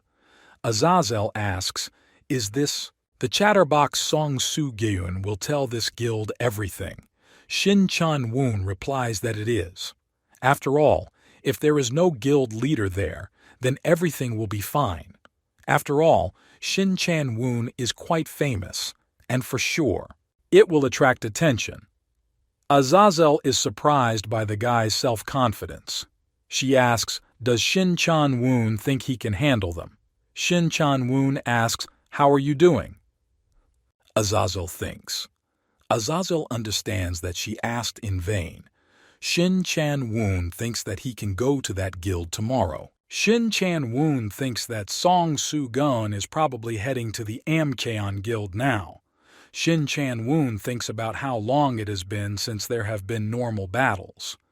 After all, the Iron Devil of the Amcheon Guild, Park Do-yeon, is waiting for him. Shin Chan-woon hopes that Park Do-yeon's level will not disappoint him. At that moment, the main character found what he had been looking for so long. Kim Se-han doesn't know the name, but the faces are familiar to him. That's why Kim Se-han found them quickly. But the problem with the main character is how exactly he can terminate the contract with the devil. The main character is wondering if there is anything in the store. Everything will work out if you destroy the devil's relic, like Shin Chan-woon did. But this cannot be done by simple effort. After all, Even Kim Se-han, who is already the second. Since participating in the game, I have only seen this once. After all, the easiest way to do this is for the devil to terminate the contract himself. It's quite difficult. After some time, the main character came. He sees Lin and Snow White standing there. Kim Se-han asks where the others are. Julia replies that they most likely left. For points. After all, Lee Min-ah said that she would go for a walk. Kim Se-han asks what Han Ji-soo said then. Lin replies that Masha also said that she wants to take a walk. Kim Se-han thinks that Han Ji-soo is not the type to bend over for no reason. At the university, she studied constantly, and when the world changed, she hunted monsters and trained by the main character. Kim Se-han seems like Han Ji-soo said she was going to some guild. At this moment, Lin remembers that Han Ji-soo said that she would go to the Amcheon Guild. Lin asks if Uncle knows such a guild. The main character begins to get angry, because that's what he thought. The main character starts to run. After all, Han Ji-soo only knows those guilds that are on her list for destruction. But Kim Se-han didn't think that the Amcheon Guild would also be there. Han Ji-soo has been too quiet lately. So Kim Se-han relaxed. The main character suggests that maybe Han Ji-soo is unhappy with the fact that he didn't pay enough attention to her because he was busy. But Kim Se-han hopes that Han Ji-soo will not kill Lee Min-ah's friends. To Park Do-yeon, already Song Soo-geun has arrived. Park Do-yeon asks if it's true that Shin Chan-woon is already looking for them. Song Soo-geun replies that he already said everything yesterday. Park Do-yeon, Iron Devil leader. Amcheon Guild. Park. Do-yeon doesn't understand why Shin Chan-woon is looking for them. Does he really want to take over the guild? But this cannot be. After all, Shin Chan-woon is not from those who crave power, but Park Do-yeon thinks that this is even better. After all, he wanted to fight Leonie at least once. After all, if Park Do-yeon wins the battle against Shin Chan-woon, he will receive the title of the most powerful player who has entered into a contract with the devil. Park Do-yeon thinks that if there is still a girl who sees the future, that is, he will be in his arms. He needs to deal with Shin Chan-woon and keep the child. After all, if Park Do-yeon cannot return them, he will simply kill them. And when it's all over, a second Dark Brotherhood will simply appear. But Amcheon will be the first. At this point, Shin Chan-woon asks why Min-sua is following him. Min-sua replies that she is just a little worried. After all, when she saw the future, it wasn't there. Nothing dangerous for her today. Shin Chan-woon replies that he is more worried about what the girl wants with him. But the problem is that the future of the girl's brother is constantly changing. And since Min-sua saw this, she can't leave Shin Chan-woon. After all, there was a creature that could change the future. At this moment, Shin Chan-woon says that they came to that very building. The guy thinks about what is too much in this place. It's quiet, and he even feels weird about it. He suggests that Song Soo-geun may still be. Didn't tell Park Do-yeon everything. But Shin Chan-woon will find out about this when he goes inside. After some time, Shin Chan-woon doesn't understand what's going on. After all, everything around is empty. At this moment, it seems to him that he hears some strange sound on the upper floor. Min-sua says that her brother is in the basement. Shin Chan-woon asks how Min-sua knows he is there. Well, Min-sua replies that she was also in that place. Shin Chan-woon and Min-sua walk down the steps and head to the basement. Shin Chan-woon hears someone discussing that there is chaos upstairs and they should sit downstairs. At this point, Min-sua asks, how about going the other way first? At this moment, Shin Chan-woon tells the girl that he senses the presence of two players on the other side. But the girl's brother is not there. Min-sua knows this. but she says it would be better to look elsewhere. Shin Chan-woon understands that. It looks like Min-sua saw something again. He thinks about what annoying skill the girl has. Shin Chan-woon and Min-sua enter the same room. They see two girls there.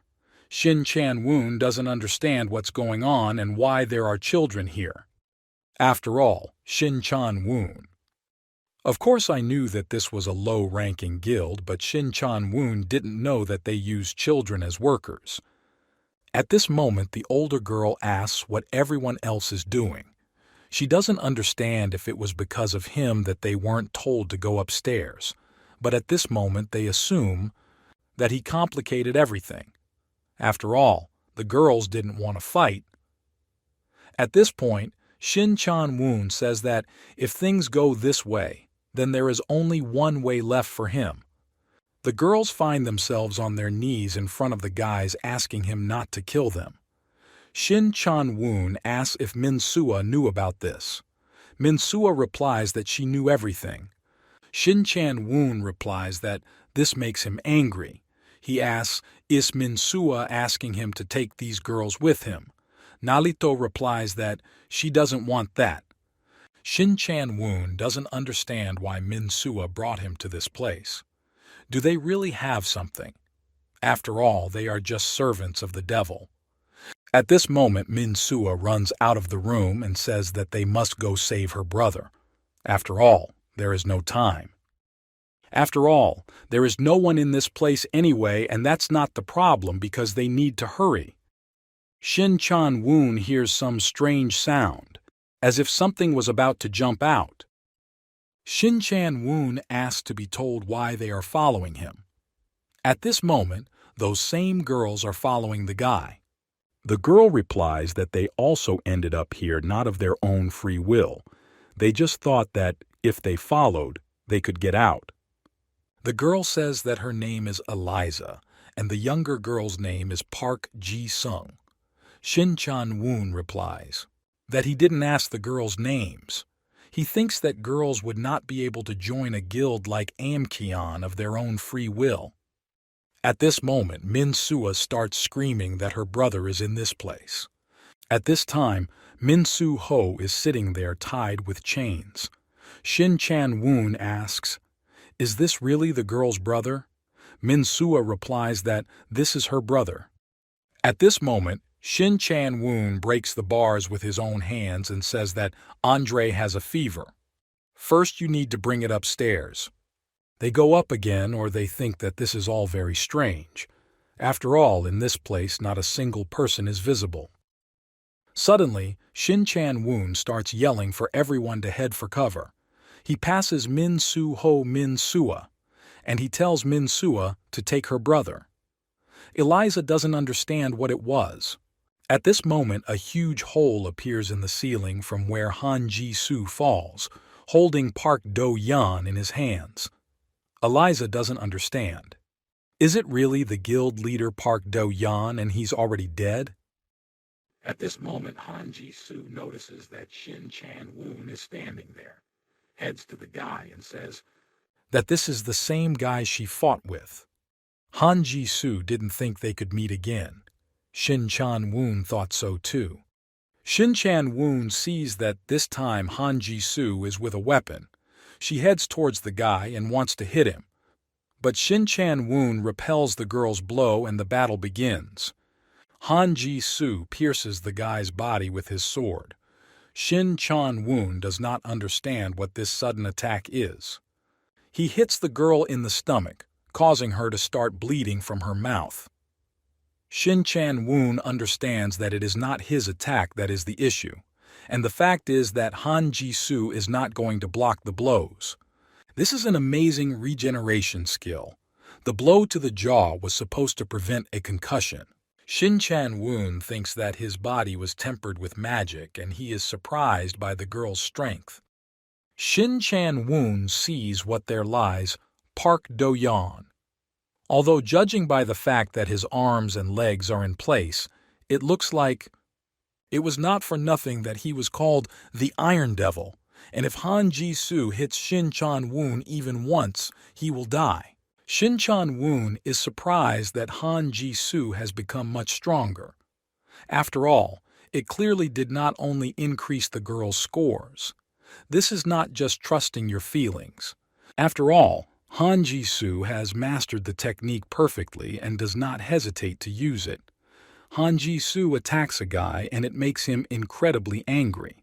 Shin Chan-woon understands that it is not profitable for him to fight the girl now, but if he escapes, then these girls will not survive. Somehow maybe two of them are servants of the devil. Shin Chan-woon realizes that they have no choice but to fight. After all, if he doesn't kill her with one blow, he himself will lose. At this moment, the girl picked up a huge stone with her hand and is trying to throw it towards the guy. Shin Chan-woon tries to break this huge stone with his strength. But when the stone breaks, Han Ji-soo appears in front of his face. Shin Chan-woon understands that he needs to collect all the magic of the mask to apply, hit the girl so she doesn't touch him anymore. But at this moment, Shin Chan-woon does not understand what is happening. After all, Han Ji-soo doesn't even think about dodging his blow, but on the contrary, she attacks the guy herself. No, the girl doesn't know if she's in her right mind. Shin Chan-woon is already exhausted and bleeding everywhere. The guy understands that the situation is not the best. If it weren't for these contract soldiers, he would already be dead due to the damage. At this moment, Shin Chan-woon does not understand what is happening to the girl and where she is. After all, now Han Ji-soo lies covered in blood, without strength. Shin Chan-woon thinks this is the end. Eliza turns to the guy and asks if Lily is okay. She's interested. Is this girl really dead? Shin Chan-woon replies that it is possible. At this moment, Park Ji-sung says that the girl is moving. Shin Chan-woon is surprised. He thinks that this can't even happen. After all, the girl has a broken neck bone. He doesn't understand how Han Ji-soo can move. At this moment, the girl is covered in blood, but she gets up. Her head was twisted and she corrects it into place. Han Ji-soo thought that Shin Chan-woon would be incredibly surprised. Shin Chan-woon understands that he has no other way. After all, there is no hidden strength or hidden trump card. He sees the girl's wild look, as if she were looking at a stone lying on the road. Shin Chan-woon doesn't understand. Can this girl really be called a human? Shin Chan-woon understands that this is the end. At this moment, Han Ji-soo tries to hit the guy. But Shin Chan-woon doesn't understand what's going on and why Han Ji-soo stopped holding her mace at the level of the guy's head. Han Ji-soo replies that she won this time. Shin Chan-woon doesn't understand what's going on, but Han Ji-soo repeats that she won. She asks if Shin Chan-woon wants to play again. Shin Chan-woon doesn't understand what the girl is talking about. After all, if the guy remembers that he attacked her comrades, then Han Ji-soo, on the contrary, should have killed him. Han Ji-soo talks about it, that Shin Chan-woon did not kill anyone that day, although he could very well do it, and to be honest, Han Ji-soo wanted to kill him. But she sees that there are children here who need help.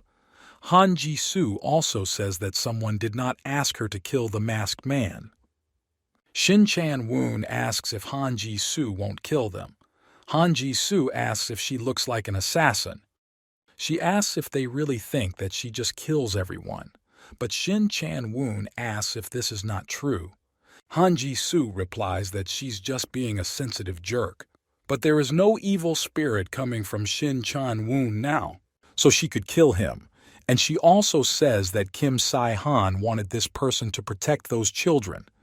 Shin Chan-woon understands what Han Ji-soo seems to have said about the raven. Shin Chan-woon understands that he owes this guy. At this moment, the main character watches from the roof as Shin Chan-woon walks with the children. Masha's heart is about to burst out of her chest with fear. After all, it seems those words that she just heard something incomprehensible strike Han Ji-soo's soul. Shin Chan-woon has something interesting. He asks why Han Ji-soo follows the raven everywhere. After all, Han Ji-soo can become stronger alone. Shin Chan-woon says that Kim Sae-han is certainly strong, but Han Ji-soo is also unusually strong. And it's strange that Han Ji-soo listens to him so much. After all, the message that Han Ji-soo checked. During the fight, it was from a raven. Shin Chan-woon realized, this is because Han Ji-soo didn't kill him. Han Ji-soo replies that it's just a secret. Han Ji-soo was suspiciously obedient. She replies that this is true. People don't quit. Those who listen to them. Han Ji-soo understands that it's not time yet. She needs to hide and wait. Han Ji-soo wants to wait until she becomes so strong that she can hold the main character, even if Kim Sae-han wants to run away. Kim Sae-han sees that Eliza and Park Ji-sung are the same friends of Lee Min-ah whom he saw in the dream dungeon. Kim Sae-han understands that these are exactly the same girls. At this moment, the demon Azazel appears behind the main character. Now Kim Sae-han understands that Azazel is the same demon who entered into a contract with Shin Chan-woon. Azazel says about how amazing it is. After all, she hasn't introduced herself yet, but Kim Sae-han already knows who she is. In her past life, Azazel did not enter into contracts. She's pretty lazy, but Kim Sae-han doesn't understand why Azazel suddenly signed a contract. The main character says that he has his own method of obtaining information. Azazel replies that there are many ways to obtain information. You can also see the future or use a skill that allows you to see. Tips. After all, there are many incomprehensible and inexplicable things in this world. Azazel thought that Kim Sae-han will kill the one with whom she entered into a contract. Kim Sae-han replies that he could very well do it. Azazel asked why Kim Sae-han didn't kill Leonie then. The main character replies that he needed to save the girls. Azazel asks, is it because of the contract? Kim Sae-han replies that these children made a contract with a demon. Only a contract with a higher-ranking demon can override it. Azazel replies that she's fine with it, but doesn't need to do anything. Azazel says that there are simply several more servants, and she just needed a maid. Kim Sae-han replies that Azazel agrees too easily. Azazel replies that she is interested in Kim Sae-han and wanted to be friends with him. Besides, most demons already like to have fun. And naturally, not only Azazel became interested. At this moment, Azazel says that the main character is being watched by one annoying person. Kim Sae-han realizes that she probably knows that she has a mental transmission skill. But Kim Sae-han doesn't understand why she doesn't say anything. Should he really speak first? Azazel says that she needs to return to her contractor. She tells Kim Sae-han to be healthy, and they will see each other again. Kim Sae-han thinks that he doesn't really want to see this girl again. Kim Sae-han says that no matter what happens now, he can prepare. He placed one raven next to the girl, and if they meet again, it will be during a battle in the world of devils. At this time in the world of devils in the palace of lust Arachtos. After all, not only does Kim Sae-han create Don't Understand, that it also makes him cautious. After all, no one knew that the gods would begin to express their displeasure. And they have too many rights as gods. Arachtos seems to be in this place. After all, in any case, this is a chic butler. Arachtos doesn't understand if this is a palace higher than the highest-ranking deity. At this time, the guy is met by Mara Papayas. This is the sixth demon of lust in the devil world. Mara Papayas talks about how interesting the visitor came to him. Mara Papayas says that he enjoyed the game even without Arachtos. Arachtos says that it is an honor for him. Mara Papayas asks what Arachtos has in store for him. Arachtos replies that he came to ask Mara Papayas Mara Papias asks Aractos to tell him what his request is. Thank you, Aractos. He says that, in short, then he would like to borrow the power of the demon, or rather, the power of the one who entered into a contract with her. The system says that Kim Se-han has acquired a new skill called resistance to psychological attacks. This skill is resisted most effects on the psyche.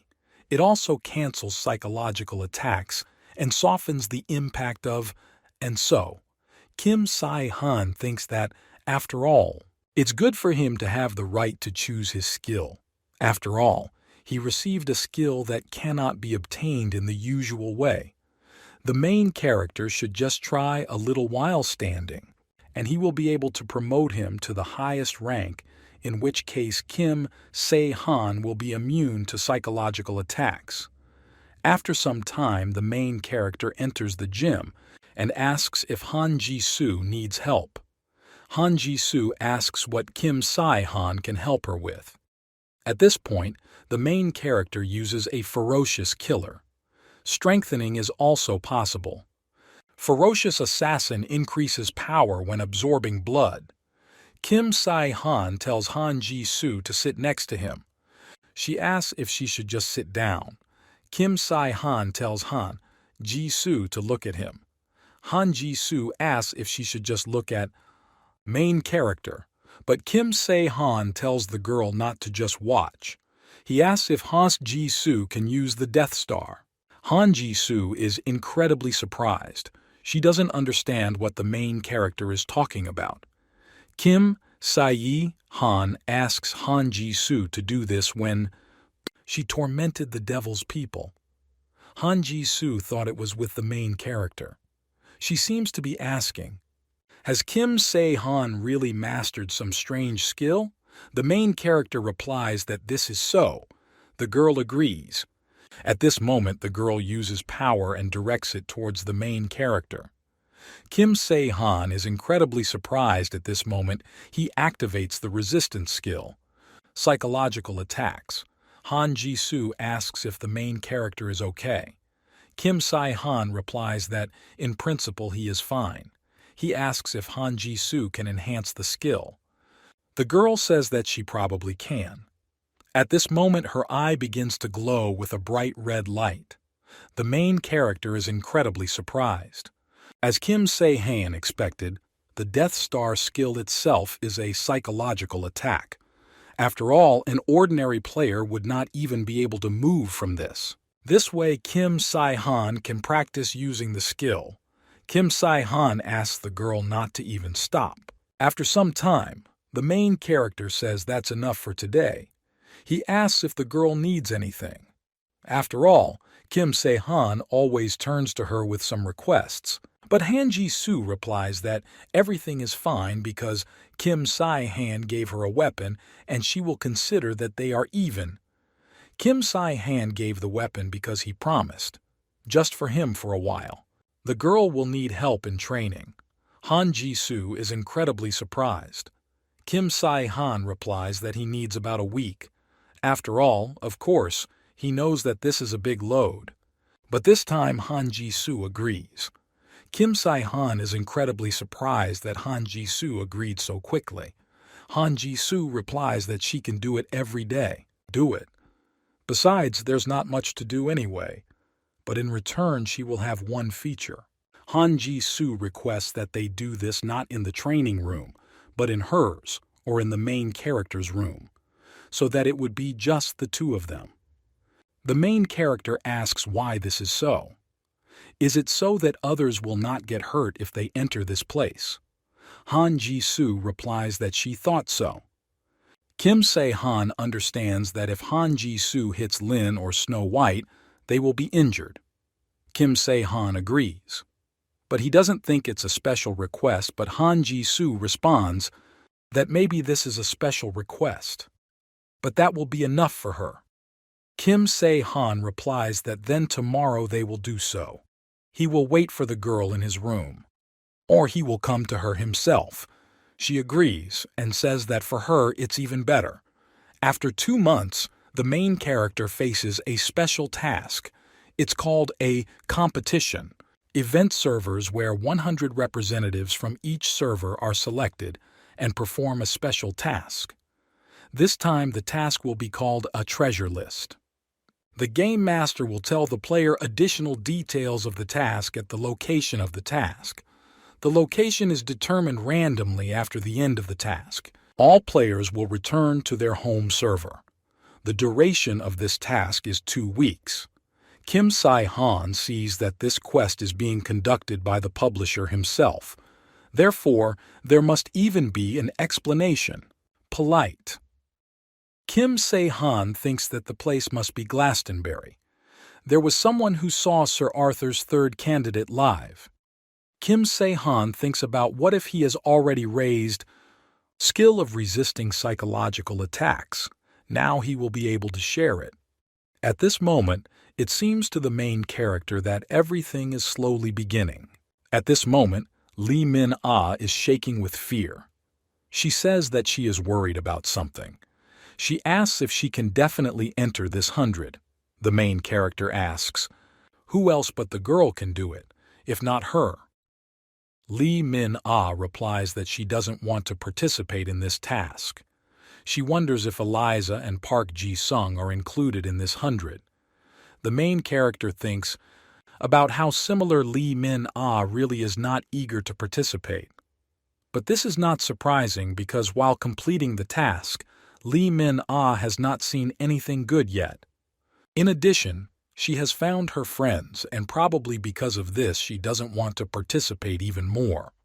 Han Ji-soo says that if she doesn't get into the top 100, she doesn't know if she should go to the collection point anyway. The main character says that they must decide this when they see the contents of the task. His team agrees. Song Chang-woo says that Han Ji-soo is very calm and he is very worried. Song Shi-woo replies that my brother will be okay. He asks him not to worry. After all, he has already prepared his equipment. Kim Se-han thinks that he doesn't have to worry about Song Chang-woo. After all, he recently gave him a lot of points. Han Ji-soo is so strong that even she doesn't realize it. And in principle, Kim Se-han has decided on all the participants. There are only 4 of them. He, Lee Min-ah, Song Chang-woo, and Han Ji-soo. The main character cannot leave the children alone, so with them, there will be Mr. Luke, especially since he himself said that he does not have enough points. At this moment, the system says that a special task called a competition begins. Servers. The system asks all players to calm down and wait for the next instructions. After some time, the main character says that they are already there, and it seems to the players that everything is beginning. The main character says that they will see all his team members a little later. Participants travel to Great Britain and Glastonbury. It seems to the main character that this is the main field for this task. At this moment, Snow White does not understand why she ended up in this place. Kim Se-han asks what Snow White is doing here. Snow White says that she was playing with Lin and suddenly found herself in this place. Kim Se-han thinks that maybe this is something like a pet in games, and Snow White followed him. The main character needs to protect her as much as possible. At this moment, a monster attacks the main character from behind. Kim Se-han didn't have time to react. How Snow White shot the enemy with her horn and pierced his body. Snow White asks for forgiveness because the monster appeared very suddenly. Snow White asks if Kim Se-han wants to tell her something. Kim Se-han replies what he wanted to say, but he changed his mind. It seems to the main character that most of the participants are already in this place. Snow White is surprised by how many participants there are.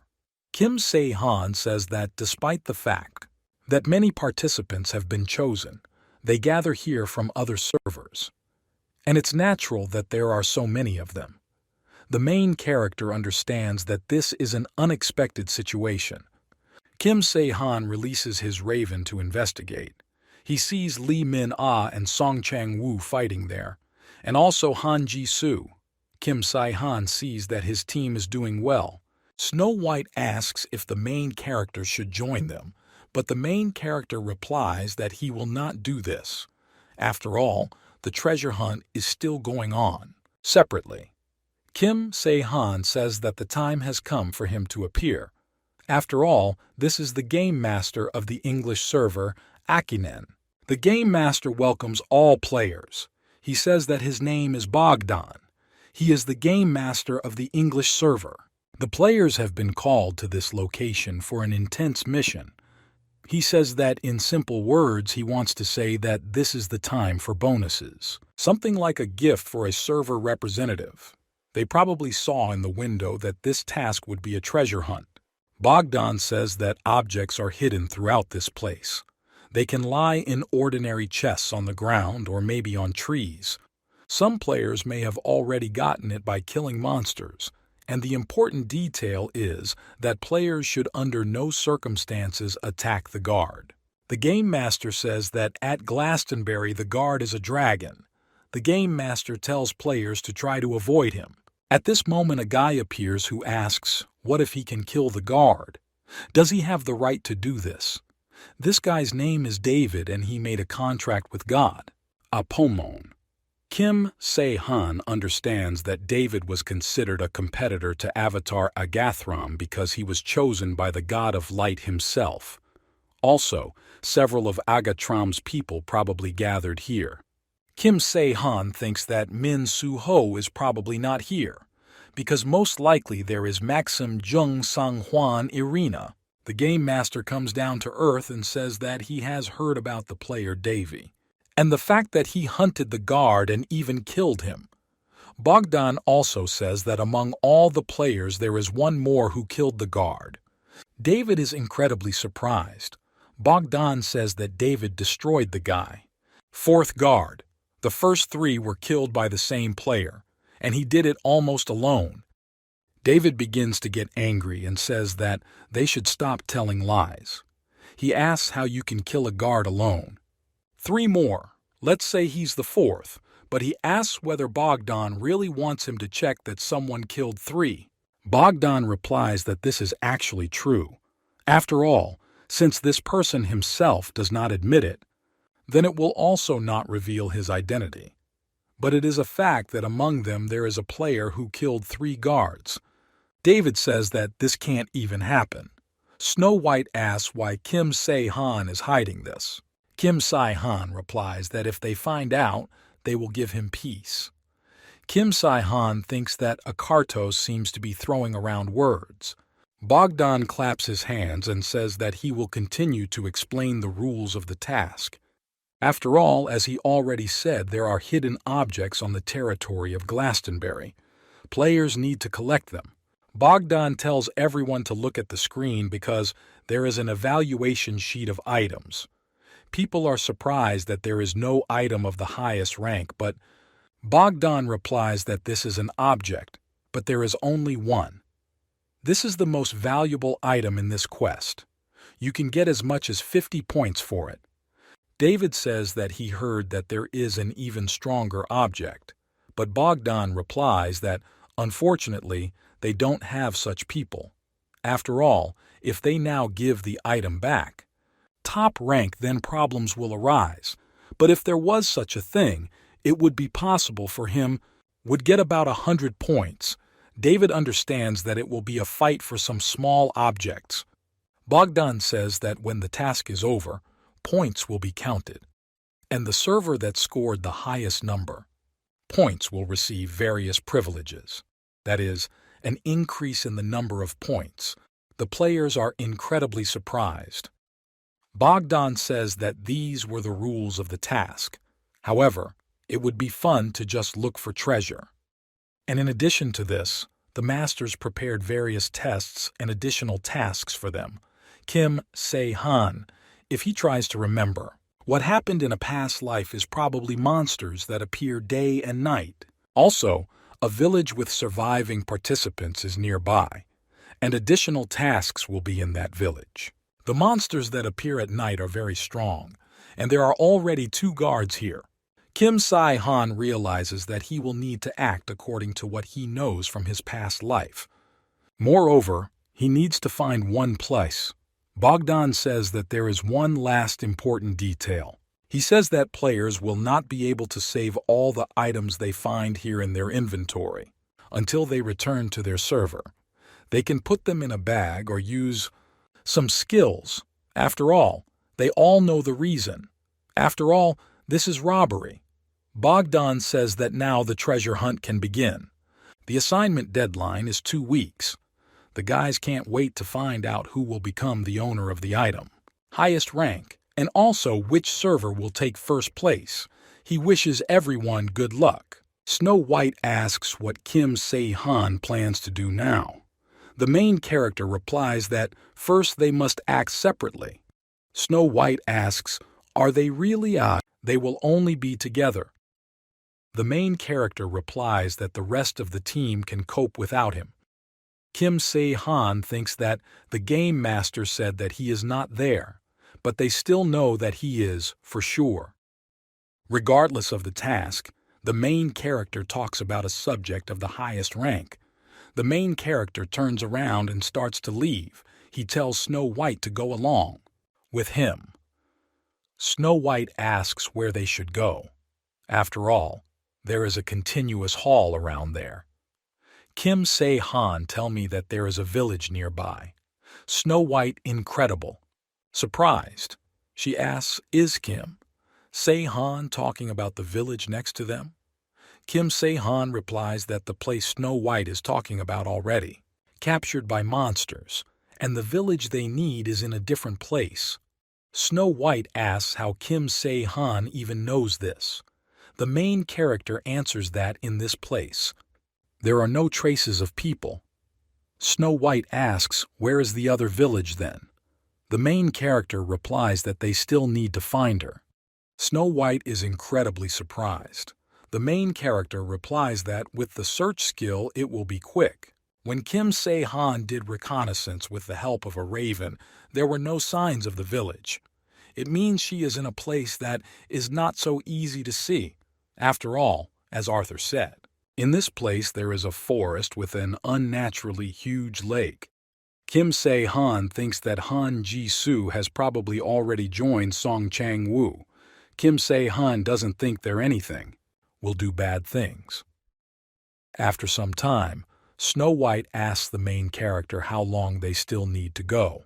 After all, they had already entered the forest a long time ago. Main character asks, is the girl really afraid that they will get lost? After all, they are almost here. At this moment, they hear 2 players arguing. One says it's him and the object, and he asks to be given it to him. But the other player replies that he can say the same thing. After all, he was the first to grab it. The main character sends his raven in that direction to see what is happening there. Kim Se-han doesn't understand what these girls are doing there. After all, now Lee A-young from the Manhwa Guild and the sacred maiden Shin Yu-hwa are there. Kim Se-han doesn't understand how these 2 girls met each other. And he also sees that they already have their own fans. Kim Se-han sees that these girls are both quite stubborn. After all, it's not far from a fight. Snow White asks whether the main character will interfere in all this. Kim Se-han asks if Snow White can see what's going on there. Snow White replies that she looked with the help of magic. Kim Se-han is surprised that the girl's skills are more powerful. Kim Se-han has not gone crazy yet, and they will sort it out among themselves. Kim Se-han doesn't understand why these girls are fighting. After all, they are both from the same server. Kim Se-han understands that this is just competition. Everyone does not want to give to the other what they saw first. Kim Se-han asks the girl to go quietly, otherwise they will be noticed and harassed. Snow White agrees with the main character. After some time, Snow White asks if Kim Se-han was looking for this place. The main character replies that it is so. Snow White says she feels strong, magic, and it seems to her that some kind of magic spell is activated here. Looks like the one that scares away monsters. The main character replies that it is so. Snow White asks, "Did Kim Se-han know everything?" Kim Se-han replies that he knew, but approximately. After all, this is exactly the same lake that Arthur told him about. He came running here, running away from monsters. And then I realized that they wouldn't come here. But still, Arthur was afraid of the monsters that could be outside. That's why I couldn't leave this place. Arthur was mentally exhausted. He threw himself into the lake and chose death. That's how he ended up in that very place. The main character begins to enter the lake. Snow White is surprised and asks if they really have to do this. The main character answers that they should go there. Snow White says that she can't swim. Kim Se-han asks for Snow White to close her eyes and hold her breath. Kim Se-han asks if she doesn't have magic tricks to use in the water. The guy picks up the girl and Snow White says that she doesn't have these techniques yet. After all, as Kim Se-han knows, magical skills appear depending on from actions. Kim Se-han understands that even though Snow White is a Karen, she won't drown in the water even if she goes completely into it. But he asks Snow White to try to hold her breath just in case. Snow White agrees. They dive into the water. Kim Se-han sees that it looks like an ordinary lake. He cannot do this without the skill of searching. Kim Se-han uses this skill and tries to find that place. He notices something and approaches him. Kim Se-han notices a stone. He realizes that if he turns it, then the door will open before him. That's how it all happened. Kim Se-han and Snow White walk into that place. The system says that they have entered a safe zone. They are met there by two guards. After some time, the guard says that they have already been told that Kim Se-han can enter. When Kim Se-han and Snow White walked down the street, people did not understand whether it was really the player, which came from the outside world, and people don't understand how Kim Se-han came to this place. Kim Se-han thinks that, as he was told, this place is just a copy of Glastonbury. And to the main character, it looks like the guard sees the player for the first time. After all, they are isolated from everyone.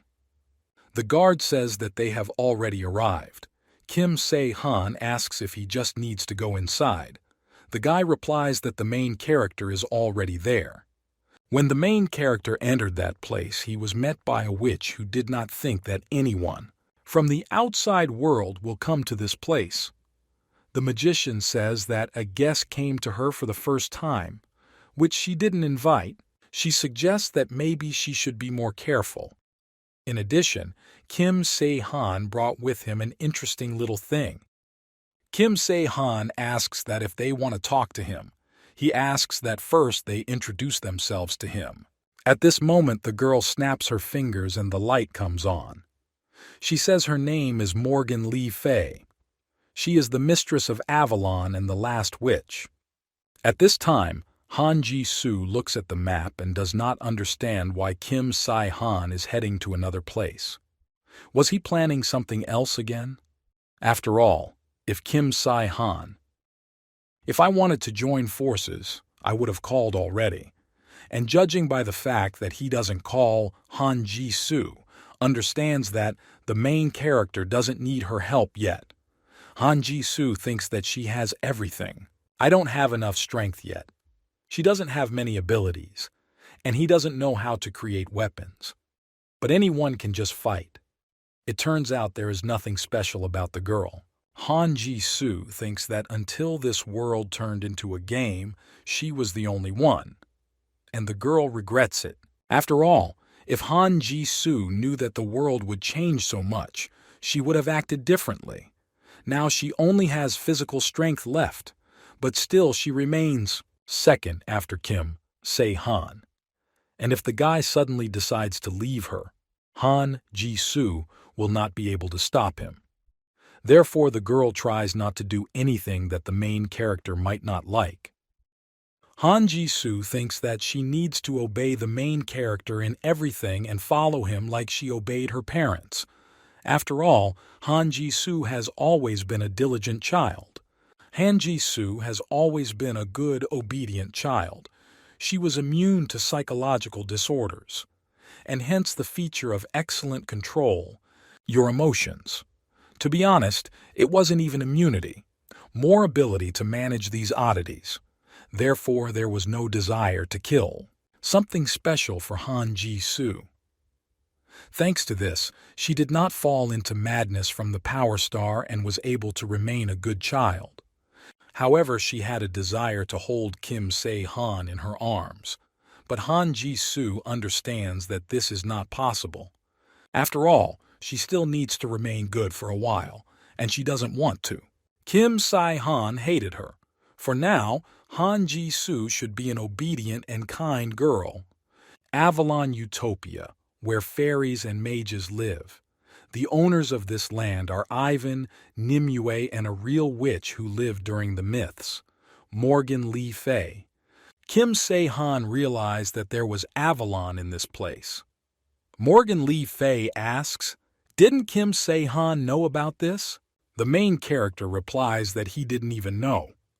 Because Morgan Le Fay calls herself the last witch, this means there are no others anymore. Morgan Le Fay says that Kim Se-han can introduce himself. She asks, is he new to the constellation Raven? Now the girl turns to Snow White. She thought it was a unicorn, but Snow White turned out to be a Kirin. Kim Se-han replies that this is a child of the Kirin. The witch says that it seems the Celtic kids said that the world has turned into a game. The witch is no longer surprised by anything, so she didn't think that Snow White herself will come to her. The witch asks what they want from her. After all, it's been a while since people visited her without a fairy accompanying her. Morgan Le Fay says that if he can, he will help the boss. To the hero. Kim Se-han asks if Morgan Le Fay will help him, even if he wants to get the legendary sword. The witch replies that there is no problem with that. The witch snaps her finger and says what Kim Se-han wants. At this moment, a sword appears that is shot into the stone. This is the most famous sword among people. The system gives a warning that this sword can only be used by those who have the right to be the owner. Kim Se-han thinks that they can check the exact ability. This can do the same. Only the real owner of the sword. Kim Se-han asks if the witch is asking him to pull out this sword on his own. Kim Se-han tries to pull out this sword. He thinks that it is possible to control a sword if the muscle strength is of a high enough rank. And it seems Kim Se-han can't use it. Morgan Le Fay tells Kim Se-han not to do anything. It's all useless. After all, Kim Se-han will not be able to pull him out. He may ask for something else better. But the main character is still trying to pull out this sword. He says that he will take it no matter how hard it takes him to get it. Morgan Le Fay asks what to the main character. This will be useful. But at this moment a very bright light begins to come from under the stones. The main character thanks the girl for the sword. But Morgan Le Fay is incredibly surprised. Kim Se-han took this sword along with the stone. Now the girl asks to give the main character many other good items only, so that he leaves this sword. But the main character replies that he doesn't need it because he likes this sword. Kim Se-han replies that the girl should not worry because he will personally give this sword to the owner. Morgan Le Fay asks who Kim Se-han is, and how does he know who the owner of the sword is? After all, he's not Merlin. How would he know that? Kim Se-han replies that he has his own channels. The witch gets angry and says that Kim Se-han talks like Merlin, and it makes an impression. Exactly the same.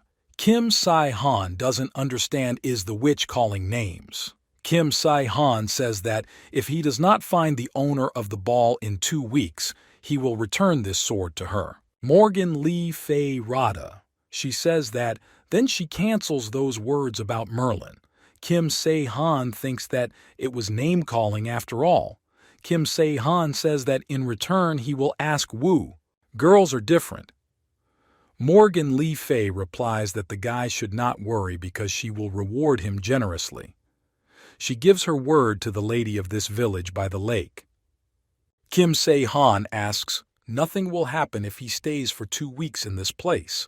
The witch answers that Kim Se-han can be in this place as much as he wants, and it doesn't matter. Only the witch has one request to the main character. The witch asks if Kim Se-han can report this child to her for a while. The witch won't do anything strange with her. Snow White asks in fear. Are they really talking about her? The witch says that she has simply never seen Eastern deities, and she wants to find out more. Snow White answers that she is not a Kirin, but just his child. The witch tells the girl not to be afraid of anything because she won't do anything bad. Kim Se-han asks Morgan Lee Fei to teach Snow White magic in this case. The witch naturally agrees. Snow White runs up to the main character. She is very afraid, but Kim Se-han replies that walking girls with him will be more dangerous than in this place. Plus, Morgan Lee Fei. I can't say that she's a bad witch, though, but just in case, Kim Se-han says that if something happens, Snow White can call him and he will come right away. Kim Se-han says that he will return this evening. Snow White agrees. Kim Se-han asks Snow White to behave well while he is away all this time. At this time, Arthur is in the forest. Suddenly the players stand in front of him. The main player asks, is the English server really full of weak people? He doesn't understand how such a stupid guy got into leadership, and why such a weak person represents their server. The guy asks how you can walk with your head up when there is such a shame here. He hits Arthur and the guy falls to the ground. Things fall out of Arthur's bag. He starts, put them back together. But the player begins to mock the guy. He asks if he doesn't even have pride. But Arthur doesn't answer. The player grabs Arthur and lifts him up by his clothes. Arthur doesn't understand what's going on with these guys. Has he really done something wrong to them? The player throws the guy aside and calls him a pathetic coward. He asks if they can fight if Arthur is so cool. But suddenly crows begin to fly at the players. They do not understand what is happening. Is this really a monster? But they understand that these are just crows. Player says that he doesn't know what it is, but he'll just kill them all. Suddenly, the crows fly away in front of them. The main character appears. The player asks who the guy is, but the main character asks for forgiveness from the player, but he has one thing to do with Arthur. Therefore, he asks the players not to touch the guy anymore. The guy asks why the main character helped him. Kim Se-han asks why the guy just stood there and didn't fight back. Because Kim Se-han knows that Arthur is much stronger than these guys. Arthur replies that he is just a weakling, and nothing will change if he boasts of his strength. Because these guys are right. Arthur is the weak one who left his family to die. Arthur asks, what business does the main character have with him? Kim Se-han says that he came to heal the guy's leg and also his mind. A screen panel appears in front of Arthur, inviting him to become a member of the protagonist team. Kim Se-han invites the guy to join his team. At this point, Arthur refuses. Kim Se-han asks, is it because Arthur doesn't? Can't forget that illusion. Kim Se-han respects the guy, but he shouldn't give in. Illusions. Arthur must face reality. The guy thanks the main character for his help, and he thinks that this is enough. Kim Se-han asks if Arthur wants them to talk about something else. Kim Se-han asks if the guy likes King Arthur. At this moment, Kim Se-han takes the crown and raises it above his head. The guy doesn't understand what the main character is suddenly talking about. Kim Se-han says that this is Glastonbury, where the legend of King Arthur lives. Kim Se-han asks if the guy is counting. What a great topic. The guy replies that it is not he who likes King Arthur but his son. After all, the son just wanted to get to this place. But the guy was usually busy, so I couldn't come along. Welsh and dragon, dragon guardian of Wales. Kim Se-han asks, does the guy really know about this? The guy replies that he often told his son about him. Kim Se-han invites the guy to meet this Welsh dragon. After some time, they enter the cave, and the guy says that his son would like it. After all, in this place there is some kind of sluggish reaction to the name of the hero. Arthur says that his son always teased, that he doesn't look anything like King Arthur. Kim Se-han replies that the guy can become a hero, but Arthur doesn't understand what these empty words are. He doesn't understand how someone like him can be King Arthur. Kim Se-han replies that they just need to find evidence of this. At this moment, a stone appears in front of the main character with a sword sticking out of it. Kim Se-han talks about what if the guy can pull out this sword. Then this will be enough. Arthur asks why Kim Se-han is doing all this. Kim Se-han asks, didn't he already say that he wants to take the guy to his team? Kim Se-han knows what kind of illusion the guy actually sees. Arthur doesn't understand what the main character is talking about, but Kim Se-han says that after the game started, a lot of people died. There were many who had similar. The guy has the same symptoms. They saw their dead relatives. The guy replies that he doesn't want to forget his son. Even if it's just an illusion, he wants. See him. Kim Se-han says that if these illusions were the guy's real family, they would not have left him like this. They would like the guy to live a normal life. Kim Se-han would do just that. So he asks the guy to pull out the sword. Kim Se-han says that the guy needs changes and the main character needs this guy. Song Soo-geun tries to pull out this sword. He takes it with his hand. At this moment, Kim Se-han does not understand what is happening. He sees that something is wrong behind the raven's eyes. At this moment, one player begins to scream and asks Chris Bright to immediately return his comrades to their previous state. But Chris Bright replies that she doesn't want to do this. After all, the demon probably warned that this is the fastest way. Find the raven. Chris Bright tells the player not to worry because she won't kill others. The guy asks if Chris Bright is even sane, and people start shouting for David to return to normal.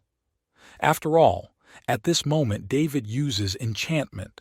The guy doesn't understand where such a stupid skill came from. At this moment the main character appears. He asks what is going on here and why Chris Bright hides behind his name and arranges what is happening now. Chris Bright replies that she does this because she has a thing for the main character. Kim Se-han doesn't understand what's going on, but Chris Bright says that she received an order: kill the main character. Kim Se-han doesn't understand what's going on because he heard that Chris Bright is arrogant and self-confident. But Kim Se-han didn't think she was that much. Chris Bright says that Kim Se-han is kind of strange, but she's not going to fight him. Kim Se-han says that the girl doesn't seem to know.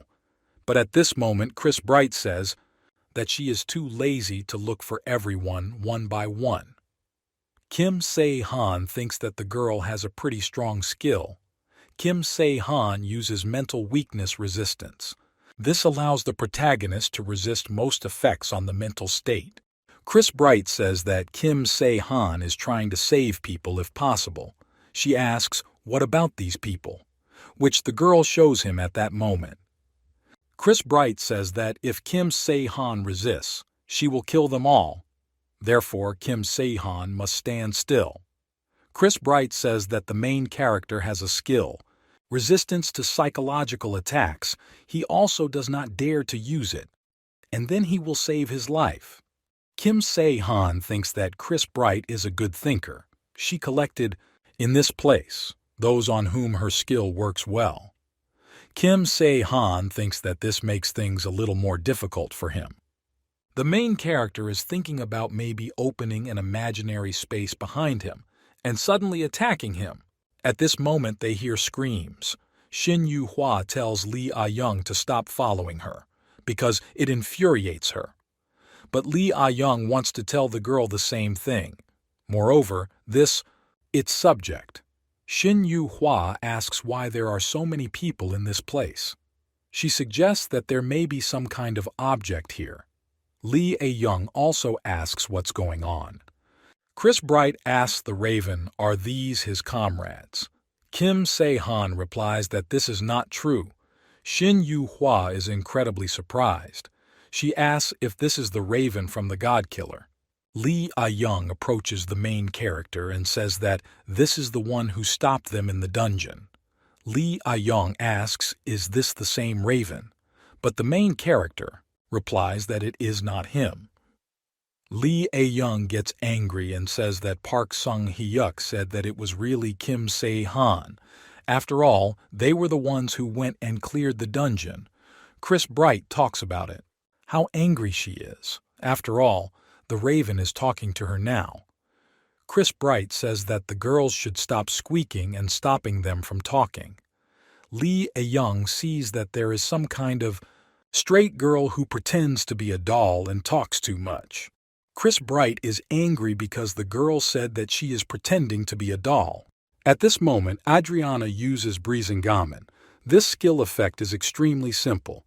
He has absolute power over men. Apply. You can send it to a limited company.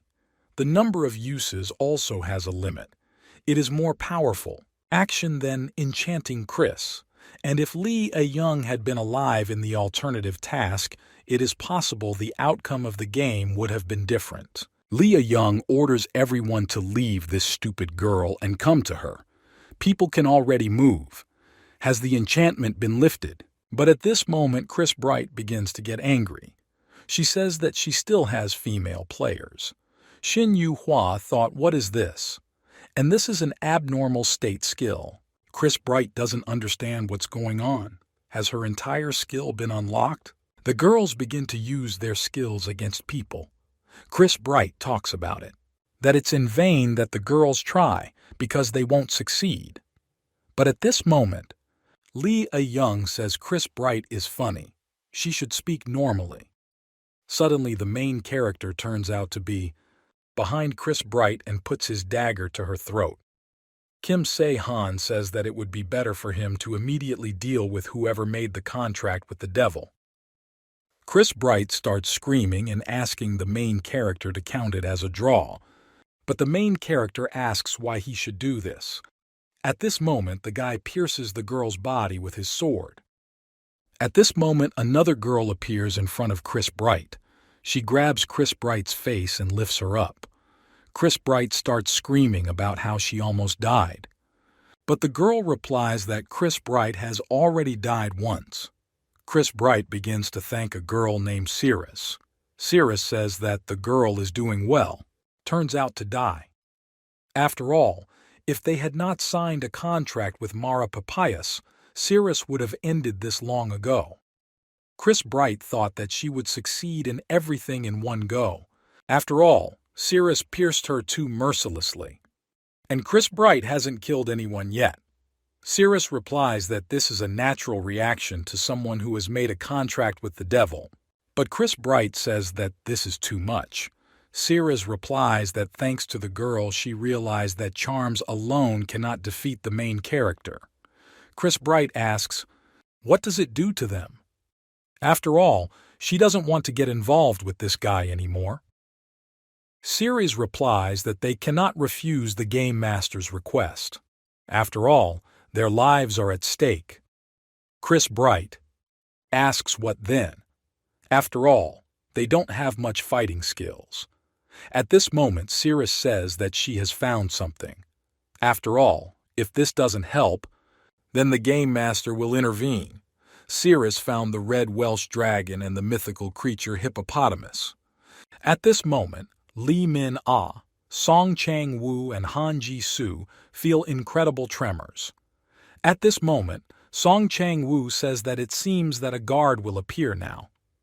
Until now, there have been signs of a completely different scale. Lee Min-ah says that this huge beast flies. She asked where the tremors on the ground come from then. At this moment, a huge monster breaks out of the earth, and Lee Min-ah says that even Kim Se-han will not help in this situation. Han Ji-soo asks, maybe they can drop in when the monster opens its mouth to kill him from the inside as she did with the gungi. Lee Min-ah understands that the girl has excellent regeneration rate, but to this huge monster they are nothing, just like stretchy chewing gum or hard toffee.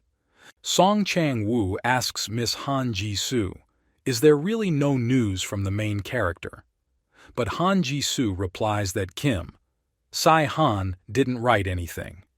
Han Ji-soo doesn't understand what the main character is so busy with.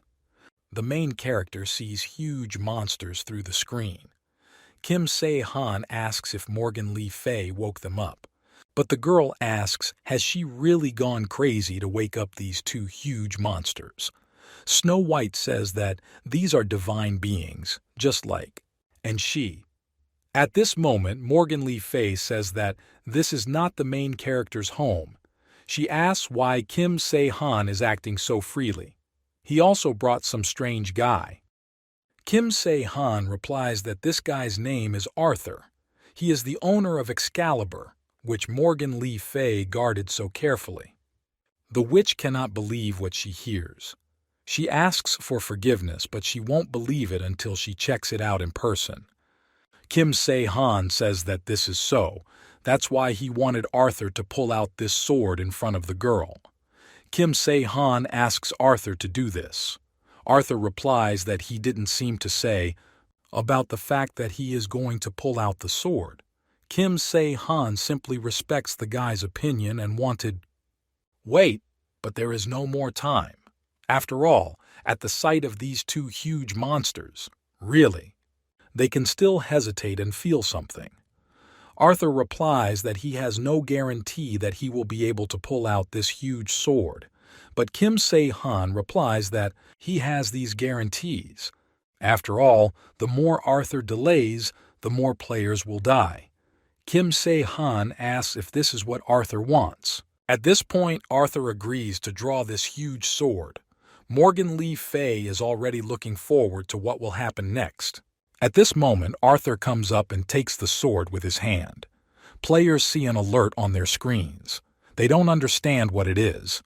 After all, they write that the owner of the item of the highest rank has appeared. The players are ready to be stunned. Did Arthur really pull out that sword? Morgan Lee Fei says that the main character has a good eye, and also Kim Se-han is arrogant. At this moment, the witch picks up a wooden stick and begins to cast a spell. Arthur does not understand what it is. Kim Se-han says that first we need to sign a contract. After all, the guy's legs and Arthur's non-activated physical abilities will be restored. Kang Tae-sun says that recently nothing has been working out. Hong Gang-yun says that if Kang Tae-sun is the leader of the guild, he should have come up with some kind of plan. Kang Tae-sun tells the girl to stop talking like that, because even if nothing, there will be no choice but to pray when he encounters these guys. On the contrary, it's good that Kang Tae-sun cannot participate in the game. One player says that first they need to deal with the hippopotamus. They can handle a dragon, but they can kill a hippopotamus. The player says that those who are in the 10, the best from each server, must go forward. With the help of the skill, she will be able to see the monster's abilities. After all, people say that a hippo with the current, there is more and more time. And naturally, there are certain boundaries. But if you leave it like that, it will become dangerous. Exactly because of this reason, player David will need to be placed on the front line. After all, he has experience in fighting with guards. The girl asks if she can handle choking on it, but David is scared. The girl asks, is there another David who destroyed the guard? David understands that his affairs are bad. After all, the monster he destroyed was not of such a large scale as this one. At this moment, the girl shouts for everyone to get ready, and the targets of the hippopotamus's eyes belong to David. The guy agrees. He says that then everyone needs to attack, but at this moment he does not understand what is happening. After all, this is the same lame one. Arthur heads towards the huge monster. Now in his hands he holds the very sword that he was able to pull out. Players see that Arthur is no longer limping yet, and he had a sword. They don't understand what's going on. At this moment, Arthur pounces on the huge beast and stabs it with his sword. Using his new weapon, the guy cuts off the monster's hand. The monster begins to scream. He falls to the ground exhausted. Arthur begins to call the main character. At this moment, Kim Se-han appears. The main character has a huge sword in his hands. With this sword, he pierces the body of a huge monster. This is a weapon that contains enough ester and mithril, also impenetrable iron. Song Shiwoo made it as the main character asked, but he is not sure that the main character will need this weapon. Kim Se-han says that everything has its own time of use. Kim Se-han shouts for Arthur to attack the legs of a huge monster so that the monster cannot move. Arthur says that the contract is that the sword is always asking him for something difficult. But at this moment the guy agrees. He thinks that it's quite possible for him to do this now. Arthur uses a pool of power on the sword that concentrates energy such as magic or strength and increases power. At this moment the huge monster begins. Attack players. The girl asks, are they really going to look like that? She tells everyone to go on the attack before it gets even worse. At this moment, David and Young Sang-hwan appear. And also other strong players. They are trying to strike a huge beast in order to defeat it. All these players are heading into battle. The player tells everyone not to stop because they need to continue to crush this huge monster. David doesn't understand if there is any hope at all that they can defeat such a huge monster. At this moment, the guy notices a strange aura. At this moment, a huge dragon also approaches them.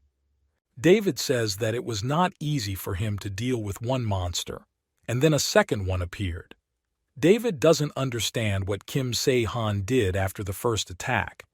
At this point, Kim Se-han says that it is a little harder to control than he thought. At this moment, the main character talks about weapons. Kim Se-han thinks that maybe Arthur knew how to control him even before Kim Se-han shared, with it the skill of resisting psychological attacks. Kim Se-han understands that this is the same feeling, and now the main character is ready to fight. Kim Se-han starts calling Arthur. Arthur asks, should he really block this? Kim Se-han talks about how he needs to pay for free items. Arthur replies that it's the other way around. It's good that there are two monsters at once. Kim Se-han understands that this is right. After all, just like and Morgan, if this is the same red dragon from the legend, then he will not be able to kill King Arthur. Arthur tries to attack a huge monster. The dragon expresses his surprise. Arthur asks if the dragon can still talk. The dragon answers that this is a type of magic. He did not think again of meeting someone who would pick up this sword. Still, it's not easy to be a guard. Arthur asks how this legendary, the red dragon has turned into a monster. The monster replies that this role was determined for him by the system. They became players, and the dragon became a monster. Arthur asks, really?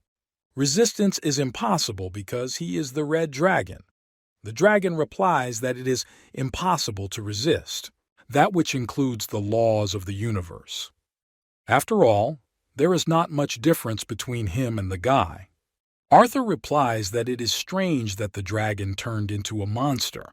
After all, the red dragon was supposed to become a player. The dragon replies that only people who outwardly resemble gods become players.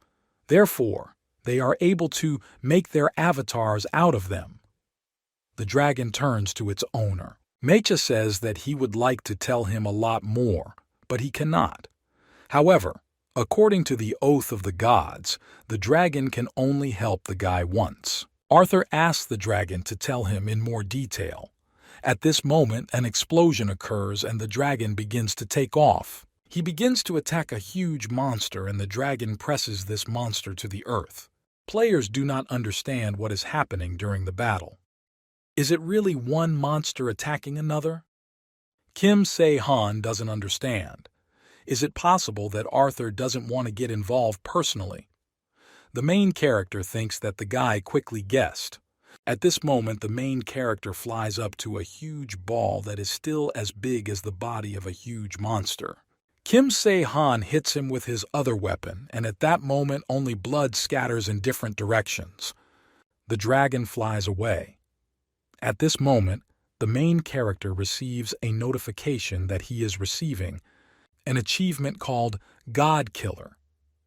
Also, Kim Se-han receives a special reward for destroying a strong battle. The main character is happy, but he doesn't understand where the red dragon went. After all, if the dragon had remained in this place, then the dragon would have had to fight them. The guy says that he was surprised because he didn't think that Kim Se-han was such a great player. The guy says that his name is Julian.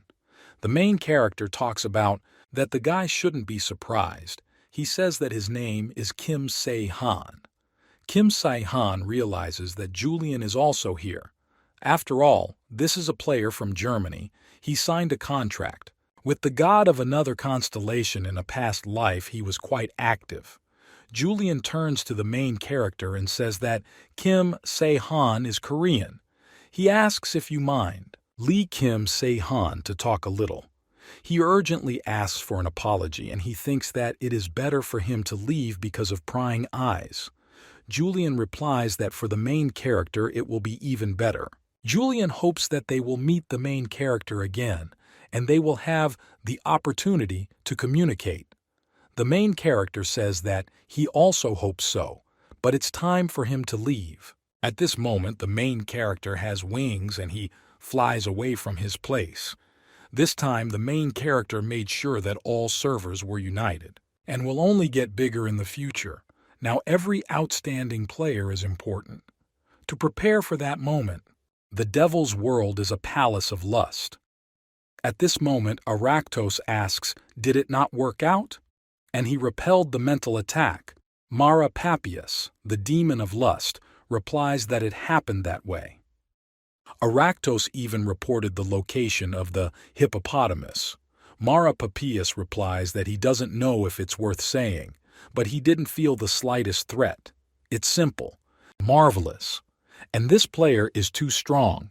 Arachtos says the demon looks cheerful, but at this moment, Mara Papias clenches her fist and says that strong players are a great incentive for Arachtos, because Mara Papias is already looking forward to it as Kim Se-han will show itself. In competitions that will soon begin in the world of the devil. Arachtos understands that Kim Se-han did not feel even the slightest threat. Besides, he knows in advance about the method of attack no matter which guard appears. If this stupid, the red dragon obeyed, then everything would have gone differently. Arachtos thinks that a monster is not enough to kill the main character. Arachtos thinks that they need to find another way. He gets incredibly angry.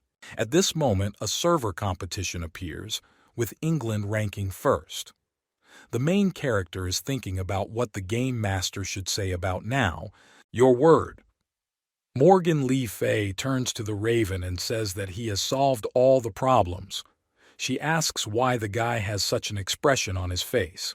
Kim Se-han talks about it, that the game master Arachtos did nothing.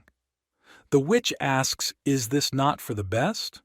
But the main character says that this is strange because usually game masters are not like that.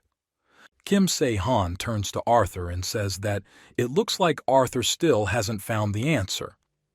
Arthur answers, what is he like as a person? After all, he took out a sword, but his courage did not increase. Kim Se-han says that this is true, and Arthur must think at his leisure how the competition will end. After all, he will definitely succeed. Arthur says that Kim Se-han believes in him too much, and this seems strange to him. The main character replies that he just has a good feeling and knows everything. At this moment, Snow White turns to the main character and asks if the competition is already over. But the main character replies that for now it's not over. But the results are already clear. After all, this will give you about 100 points. The main character talks about the sword that Arthur got. Kim Se-han says, what about these estimates? No matter how good the server is, he will not be able to catch up with them. Arthur doesn't even know how to thank the main character. And not only he, but all England players are grateful to the main character. Kim Se-han is not doing this for praise or gratitude. It is enough for the main character if England can reach the European level, and its players will receive an incentive to become stronger. Arthur says that Kim Se-han is sometimes too selfless, that even he is suspicious. Kim Se-han says that he just needs to finish the task. At this moment, Snow White grabs the main character by the clothes and asks if she can go with him. But the main character replies that girls cannot do this. He says that it is not often that you get the chance to learn magic from a great witch. In return, he will listen to any request next time, if only he can do it. The witch uses her magic to pull Snow White towards her. After 1 week, Han Ji-soo sees that she has no new messages. She thinks that this is too much. After all, in the end, she could not find the main character before the end of the competition. Han Ji-soo knows that Kim Se-han is busy, but she asks if it's really impossible to say at least a few words. Suddenly, a man appears behind the girl. Han Ji-soo tells him to leave if doesn't want to die a terrible death. She asks why people never listen the first time. At this moment, Han Ji-soo hears a familiar voice that says that they have not seen each other for a long time. At this moment, there is a guy behind the girl's back. He calls, "Girl and sister." This is Han Hyun-soo. Han Hyun-soo says it's good that Han Ji-soo is alive. After all, he was a little worried about his sister, although he heard the news from his mother. Han Ji-soo asks, is Han Hyun-soo really with his mom? Han Hyun-soo replies that his mother is with him. At this moment, Han Ji-soo tries to convince herself. She says that she must endure. Han Ji-soo says that if Han Hyun-soo came, it means he wants to tell her something. Han Hyun-soo replies that this is too much because he could have found the girl by chance.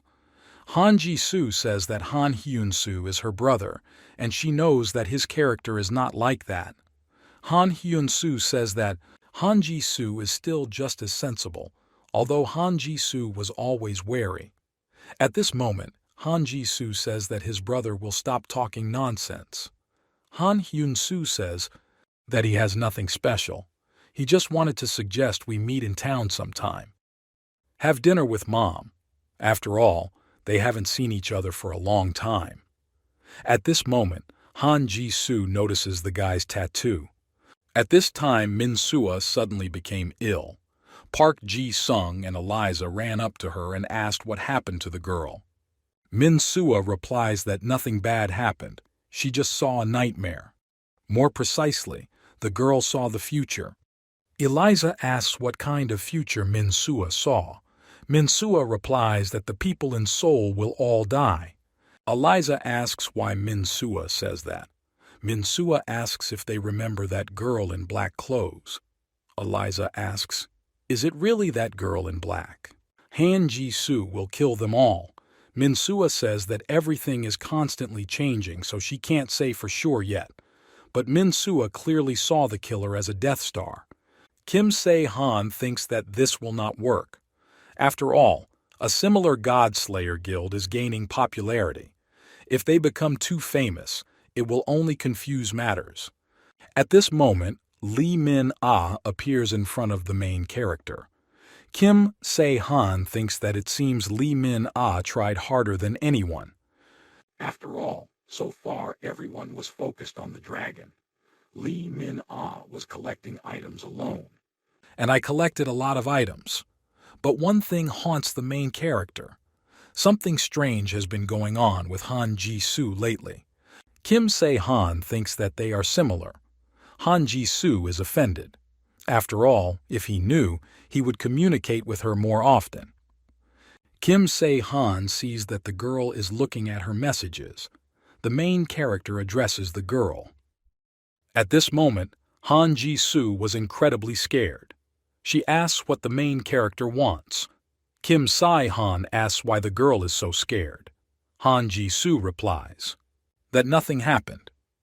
At this moment, Kim Se-han remembers that it seems that Han Ji-soo just closed the message window. Kim Se-han says that Han Ji-soo looked at the message with such a serious face. He asks if he can ask who this message is from. Han Ji-soo says that it's just her brother who wants to meet sometime. Unlike the girl, Han Hyun-soo has always been capable. Kim Se-han doesn't understand, is there really a person who is more capable than Han Ji-soo herself? Back then, Kim Se-han had never even heard of it in his previous life. The main character asks the girl for forgiveness, and if he says too much, but Han Ji-soo was thinking because she doesn't have a very good relationship with her brother. But Han Ji-soo replies that this is not the case. After all, my brother said that his mother was with him. The main character replies that this is good because Han Ji-soo was just looking for her mother. But Han Ji-soo replies that, to be honest, her own mother doesn't really like her. And to be more precise, then her mother is afraid of her. Kim Se-han asks, does this mean that Han Ji-soo doesn't want to meet his brother halfway? Kim Se-han asks if Han Ji-soo wants him to go with her. Han Ji-soo is incredibly surprised. She says that today Kim Se-han is too kind. She agrees with the main character and says that it sounds good. At least a little unexpected. But the girl says that there is one problem. The main character is surprised. What other problem? Han Ji-soo says that Kim Se-han will soon find out about everything himself. After some time, they went outside and Kim Se-han asks if they are going the right way. Kim Se-han thinks that the demon servants are gathering in this alley. Kim Se-han asks where is the place Han Ji-soo was talking about. Han Ji-soo says that this place is already visible. After some time, they entered the same place and were greeted by one guy. Suddenly, he is surprised to see that there is a demon killer there. Han Ji-soo asks the guy to make them 2 Americanos. At this moment, she throws her axe towards the guy. The guy asks the visitors to wait a little. Kim Se-han is surprised. Has Han Ji-soo already mastered the skill of returning items? After all, when Han Ji-soo threw the axe and returned it back to her hands, Kim Se-han thinks about what it looks like. Han Ji-soo is pleased with the famous person in this place. At this moment, the main character asks where to get girls. Han Ji-soo replies that she just received a message that Han Hyun-soo will be here soon. After some time, Han Hyun-soo enters this room and says that Han Ji-soo arrived earlier than he thought. Han Ji-soo asks in surprise, "Really?" Han Hyun-soo is already here and asks, "Where is Mom?" Han Hyun-soo asks why Han Ji-soo is so impatient because she could at least ask how he is doing. At this moment, Han Hyun-soo asks who is sitting next to the girl. Han Ji-soo replies that this is the guy she likes. Han Hyun-soo asks, can his sister really like this guy? Han Hyun-soo asks what kind of jokes are there to make girls like someone, but Han Ji-soo replies that this is not a joke. Kim Se-han thinks that he had some kind of vague feeling, but Han Ji-soo didn't say before. So straight about it, is this really the same problem Han Ji-soo was talking about? After all, the guy has black hair and the same eyes. Kim Sai-han realizes that Han Hyun-soo has made a contract with a demon. Han Hyun-soo talks about what he can't understand. Han Ji-soo says that Han Hyun-soo will get straight to the point. Han Hyun-soo says it's more like it now, at his sister. Han Hyun-soo wanted to say something to the girl. He has changed a lot and is no longer the Han Hyun-soo he was before. After all, as they themselves see, Han Hyun-soo entered into a contract with the demon, and he ranks 17th in the ranking, and his sister Han Ji-soo looks like she hasn't signed a contract with anyone. Kim Sai-han thinks that Han Ji-soo signed a contract with him, and the demon in 17th place means that he is higher than Naboros. Han Hyun-soo asks, is Han Ji-soo still pretending to be kind? Han Ji-soo always endures everything. Han Hyun-soo thought that Han Ji-soo changed if the world became different. But Han Ji-soo is still the same. Han Ji-soo replies that it's more convenient for her, and Han Hyun-soo is just a monster. Kim Se-han doesn't understand. Is this really the same Han Ji-soo he knows? At this point, Han Hyun-soo agrees to take his sister to her mother. He tells Han Ji-soo to come with him. Han Ji-soo didn't have any talent growing up, but the more she succeeded, the more her father demanded of her. The father was angry with his daughter because he was talking about how much they invested in her, and Han Ji-soo, still not capable of anything. They said that Han Ji-soo can do better and she should try a little more after all. Han Ji-soo needs to show some results and justify their investment. They raised their hands against the girl and beat her. Han Ji-soo's mother Fedya felt fear as her daughter fulfilled these unthinkable demands of her father. And this fear also turned into cruelty and violence. After all, mother. She also bullied her daughter. Her mother beat her and beat her again.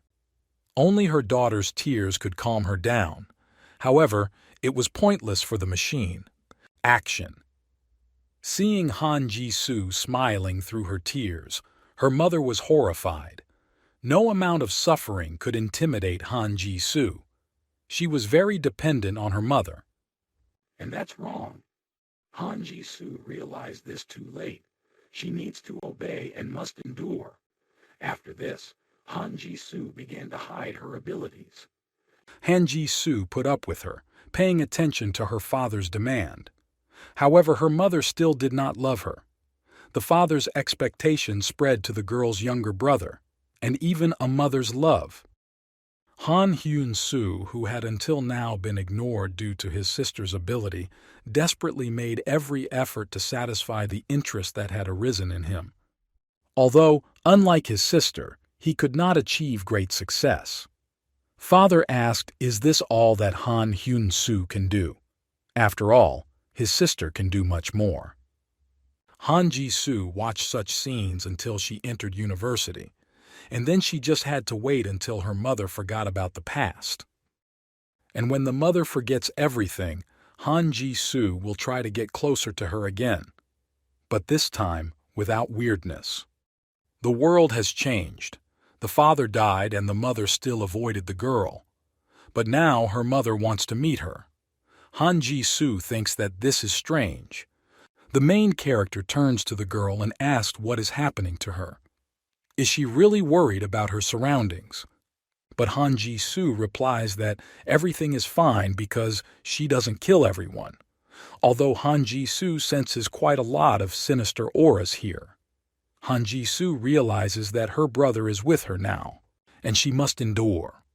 Han Ji-soo thinks that she needs to calm down because she must be good. After all, maybe even Kim Se-han won't understand anything. Han Ji-soo thinks that she shouldn't show her true colors. At this moment, the brother thought that the girl was called a devil slayer. He says it's strange. After all, Han Ji-soo is not an avatar and has not even signed a contract. Although all those victims were weak. At this moment, Han Hyun-soo says that they have arrived. Han Hyun-soo opens the door, and at this moment the guy is greeted and they say that they are glad to see him. They call the guy a leader. Kim Se-han asks, What hurt Han Hyun-soo? Han Ji-soo asks, is Han Hyun-soo the leader? Han Hyun-soo replies that he is the leader. He asks if Han Ji-soo has heard about the Eastern Moon Guild. After all, he became one of its leaders. Han Hyun-soo is the head of one branch in the Idrum area. Unlike the girl, Han Ji-soo is nobody. Han Ji-soo says that's true. Han Hyun-soo asks if Han Ji-soo wants to say that he is jealous of him, because now Han Ji-soo felt that Han Hyun-soo was taller than her, but Han Ji-soo replies to, the guy said better where their mother is. Han Hyun-soo is surprised. Doesn't the girl have any reaction? He talks about how boring you are. At this moment, Han Hyun-soo turns to one of the players and tells him to bring it. The player agrees. Han Ji-soo doesn't understand who they should bring. At this moment, the player is standing with the box. Han Ji-soo and Kim Se-han are incredibly surprised. Han Hyun-soo turns to his sister and tells her to hold this box. Han Hyun-soo tells Han Ji-soo to open it because this is his gift. Pasha at home means that this cannot happen. After all, Han Hyun-soo loved his mother. When Han Ji-soo opened the box, she couldn't believe what she saw. Han Hyun-soo asks if his sister is surprised. He asks how is the surprise for her. After all, this is her beloved mother. Although she was afraid of her sister. After all, their mother's head was in that box. Han Hyun-soo says that he is great for taking revenge instead of his sister. After all, he killed the mother who constantly beat Han Ji-soo. Han Ji-soo asks why Han Hyun-soo did this.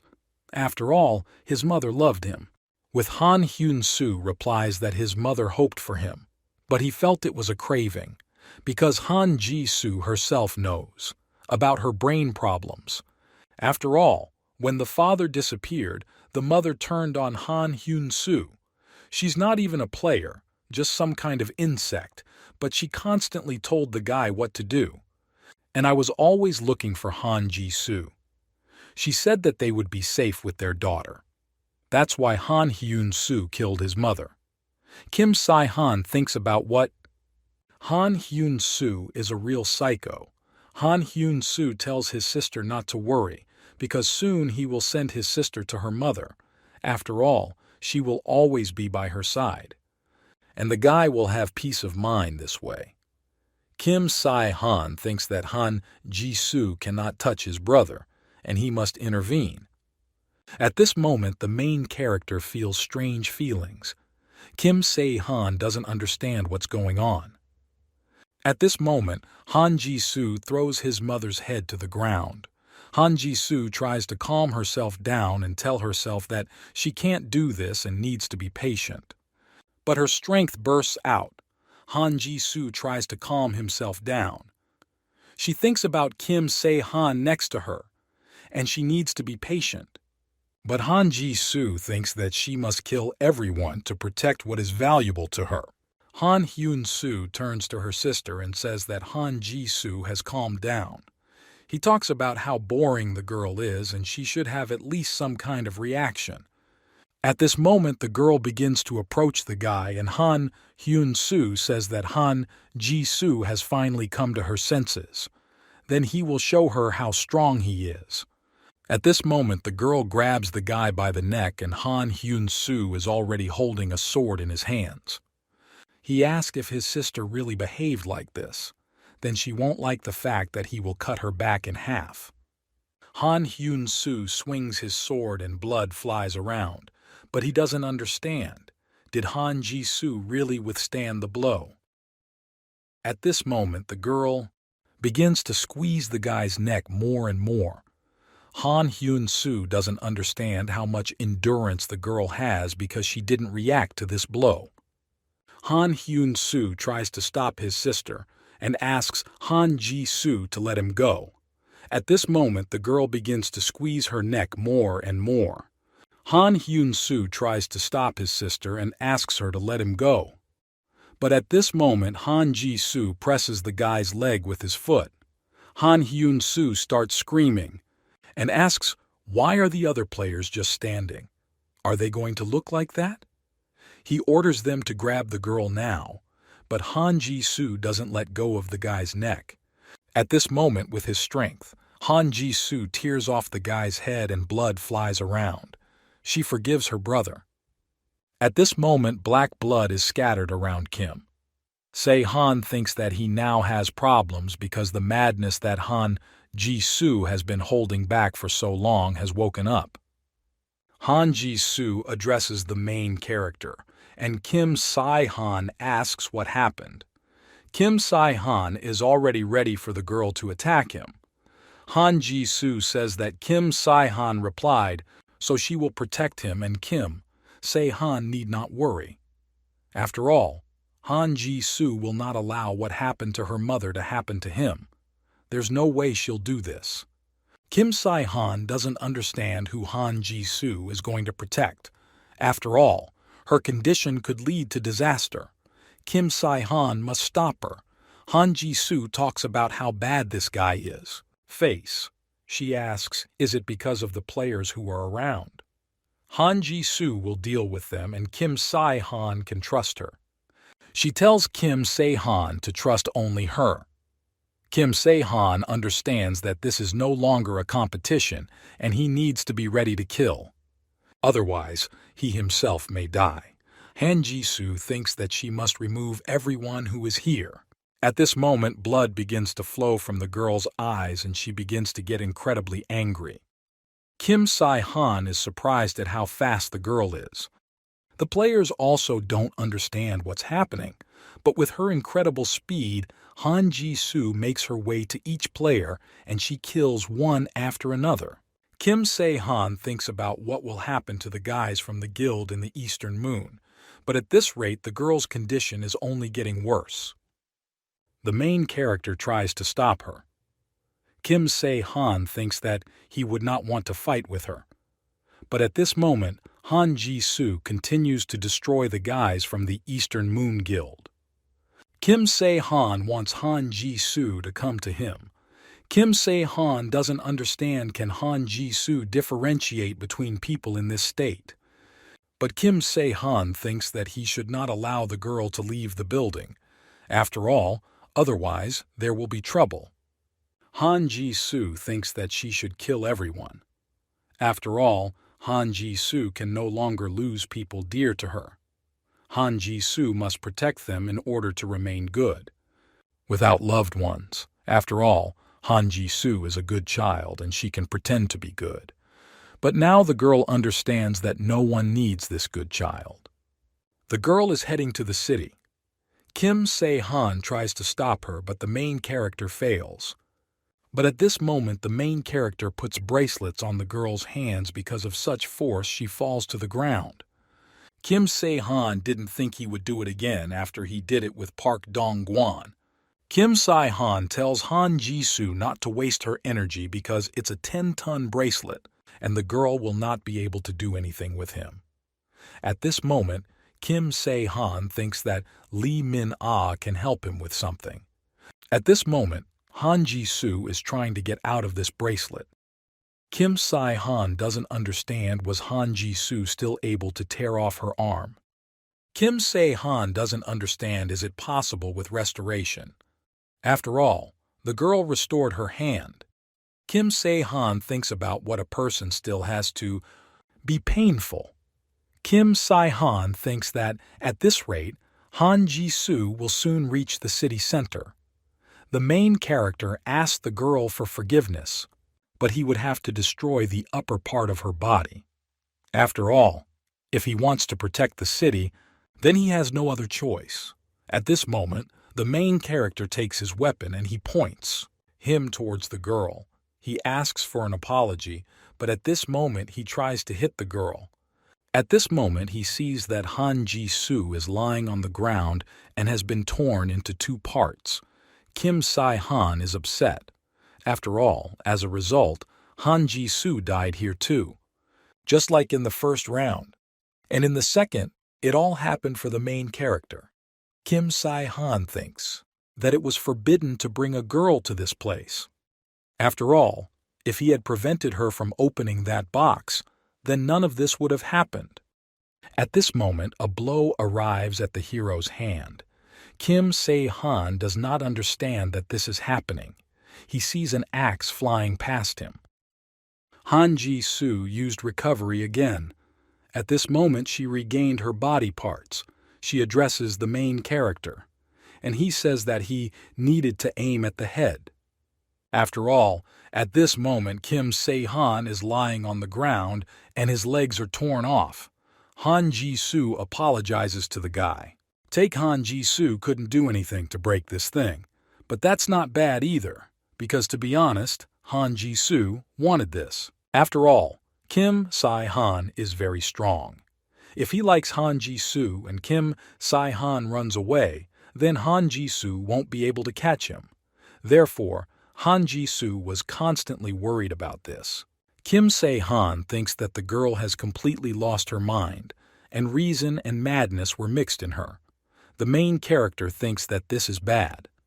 But the girl tells Kim Se-han not to worry, because she will always be by his side. Even if he doesn't have legs, she will still help him. But Han Ji-soo says that on the contrary, the guy is even better off without legs. After all, she can become his new legs, and the main character will no longer have to suffer because of the game, and now she will protect him. Han Ji-soo thinks that she did well and that the world has changed. After all her close people will always be by her side. At this moment, Han Ji-soo can't understand.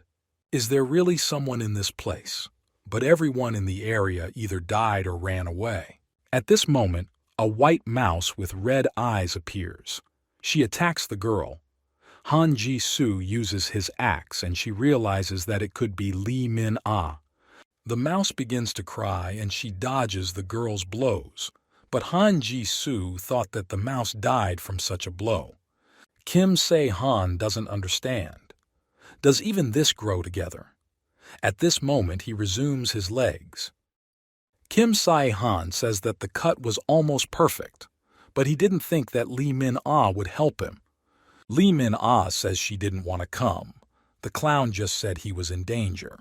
The main character thanks the girl's observer. At this moment, Kim Se-han asks what Lee Min-ah did to Han Ji-soo. Lee Min-ah says that she locked the girl in an interdimensional gap. Kim Se-han asks if Han Ji-soo did it in the same hole that Kim Se-han used. When I made the bunker, Lee Min-ah replies that the guy has a good memory. The main character asks how long the skill lasts. Lee Min-ah replies that it lasts about as long as her magic. About 2 days. Like last time, it won't be possible to split it. To do this, you need to remove the effect of the skill. The main character understands what Lee Min-ah is talking about.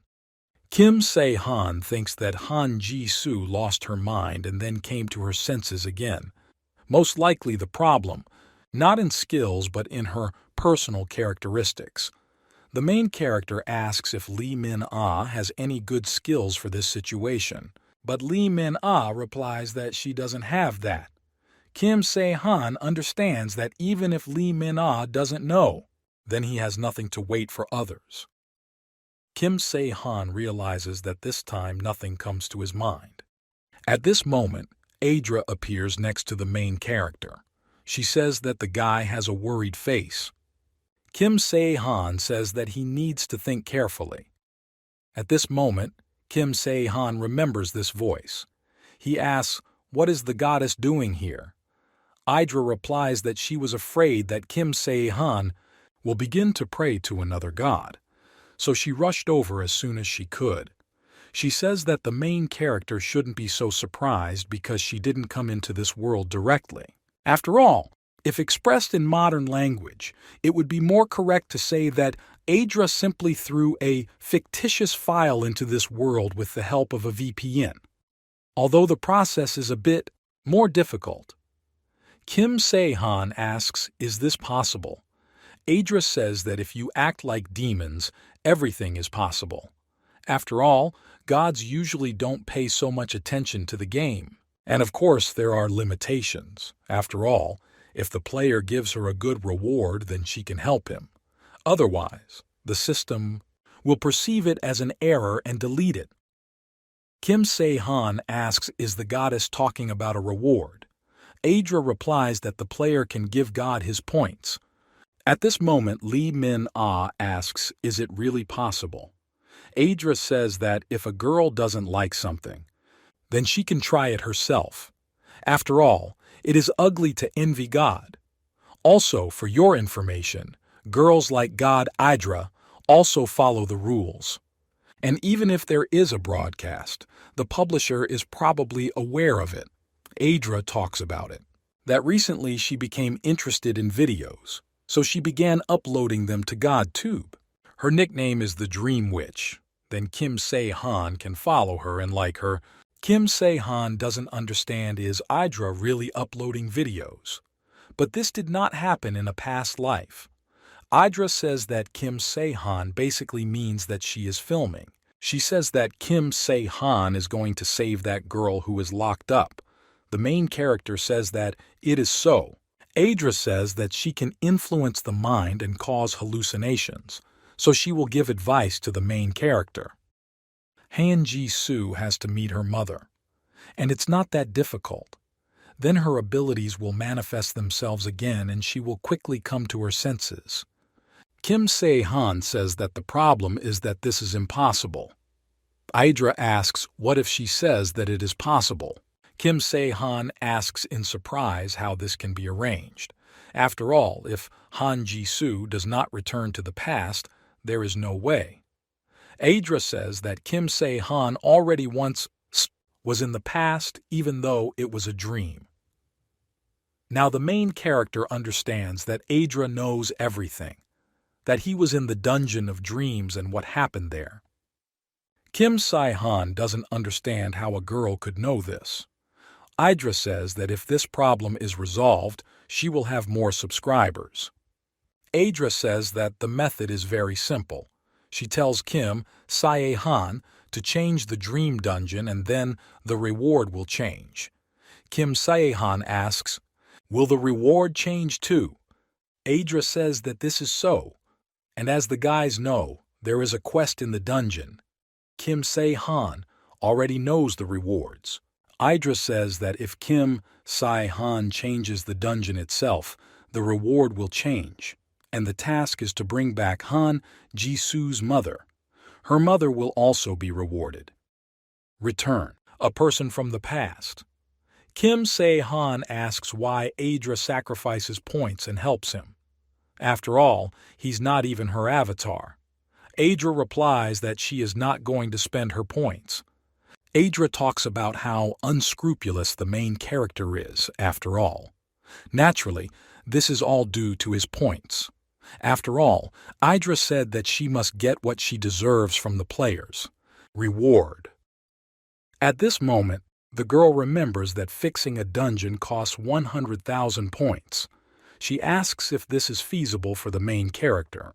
After all, he can say thank you to her, because he usually is. For this price, none of the gods would do such a thing. The main character is grateful to the girl. At this moment, he credits 1,100,000 points. Adra talks about how she got a headache from this whole complex system. Often she won't be able to do this. Kim Se-han asks if he can use it now, but he doesn't answer to tell the main character to wait a little longer. To the main character, it seems that Adra said that she edits videos and uploads them. Adra says that when Kim Se-han goes inside, he will move, while Han Ji-soo's mother was still alive. In that place, Adra could have concluded a contract with him, but she might not have. Kim Se-han thinks that this is for sure.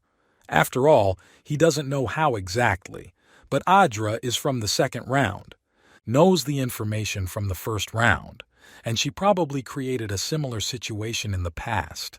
Adra says that's all. Now it's time to work. In the dungeon, gross changes under the influence of external interference. The dungeon of dreams has turned into a temple, and the temple becomes subordinate to the player Kim Se-han. Adra says that this is her temple, but the owner is Kim Se-han. And now you can call the main character the head of the temple. Kim Se-han goes inside there and he feels the same as from that dungeon. The system says that Kim Se-han can choose 3 of his skills and enter the temple. Kim Se-han doesn't understand. Can he really only choose 3 skills? After all, if we are talking about his skills, then he will not be able to use equipment, karas, or general skills. According to the goddess, Kim Se-han moved to the time when Han Ji-soo's mother was still alive. Kim Se-han sees that she has no scars or calluses on his hand. The main character thinks that this is not such a distant past. But Kim Se-han cannot understand what this moment is. After all, Kim Se-han does not feel the presence of people. Kim Se-han sees that with those points that he's pretty weak right now. He's thinking about whether he can move on to the first round.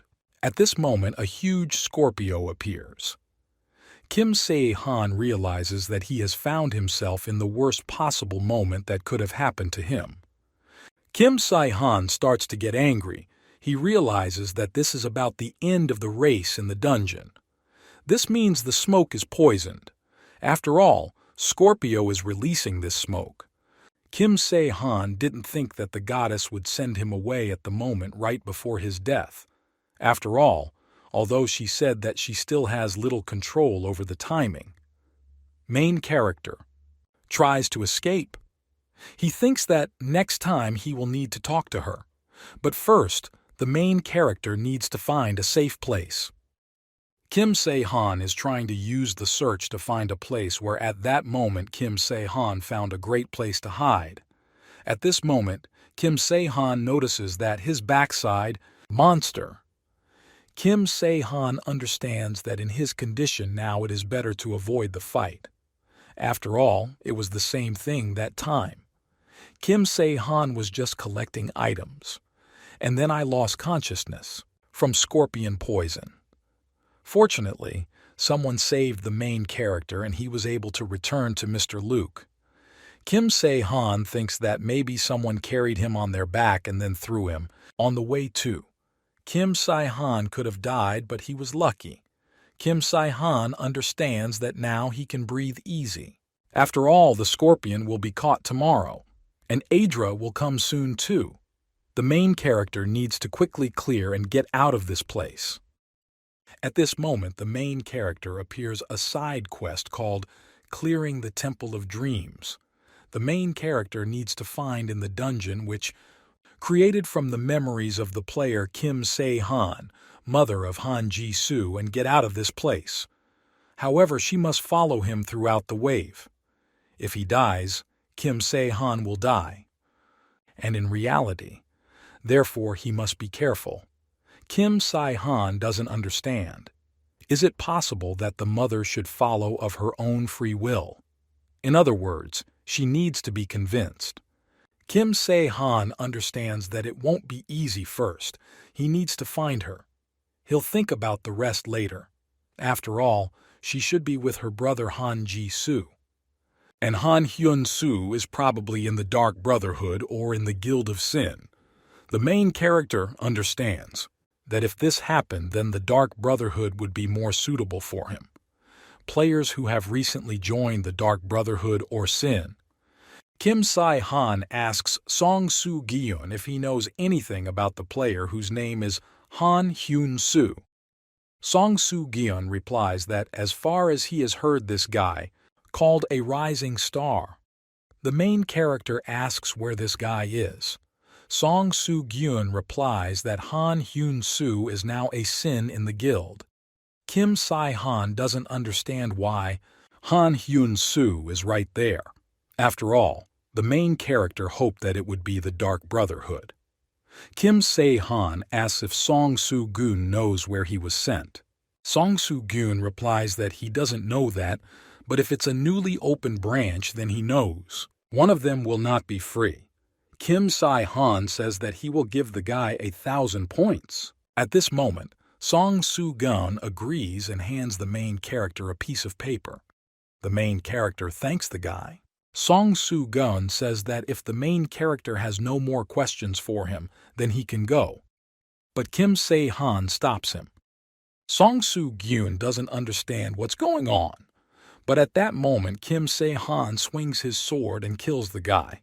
Kim Se-han thinks about it, that Song Soo-gun will still tell the guild the sin if he lets him go.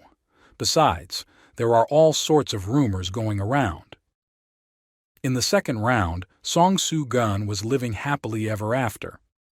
Kim Se-han has found a great location that suits this guild. Kim Se-han thinks that Idra will appear soon. The main character thinks about how uncomfortable he is without the raven's eyes. At this moment, Kim Se-han uses search. Suddenly he feels this sensation again. He does not understand. Who could it be? Is it really a player? In the first round, no one was watching the main character, because there was no reason for this, and there is no point in secret surveillance if they don't see each other. The main character believes that something has changed in this temple. At this moment, Idra appears and says that she is late. Kim Se-han says that Idra was late, of course, but the problem is different. He asks why Idra sent him at the exact moment when Scorpio appeared. Idra said that it's still bad, can control this skill. And now she is late because she synchronized her memories with this world. The main character agrees with the girl and says that first Idra should make him her avatar. Idra replies that it is no problem. At this moment, the girl places her fingers on the guy's forehead and the system says that Kim Se-han has become the avatar of the goddess of dreams Idra. He also gains the skill of imagining space. Kim Se-han says that with this skill he feels a little calmer. At this moment, Eliza says that along the way she saw something interesting. In this moment, the main character is interested in what the girl saw. Idra says that initially she and the main character met later, so she didn't know. But that girl is alive. Kim Se-han doesn't understand which girl Idra is talking about. But Idra says that Kim Se-han probably felt it himself. She asks, didn't the guy have a strange feeling? The presence of someone nearby. The main character says that he doesn't know exactly who it is.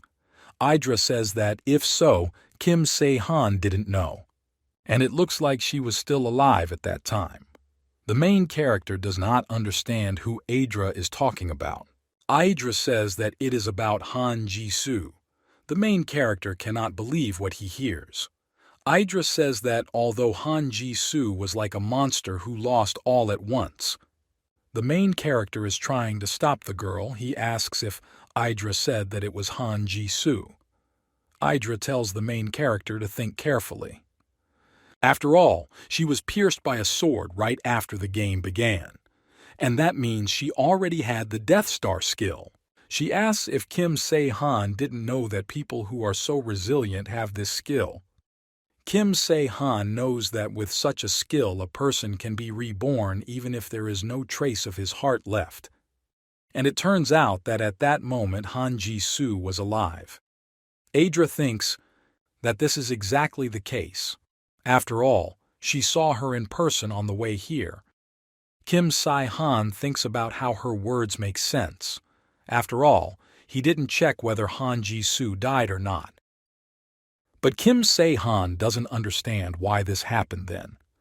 Idra says that the main character has such a face, as if he doesn't understand what's going on here, and she tells Kim Se-han to go and see for himself. At this moment, the main character uses the search again to find the girl.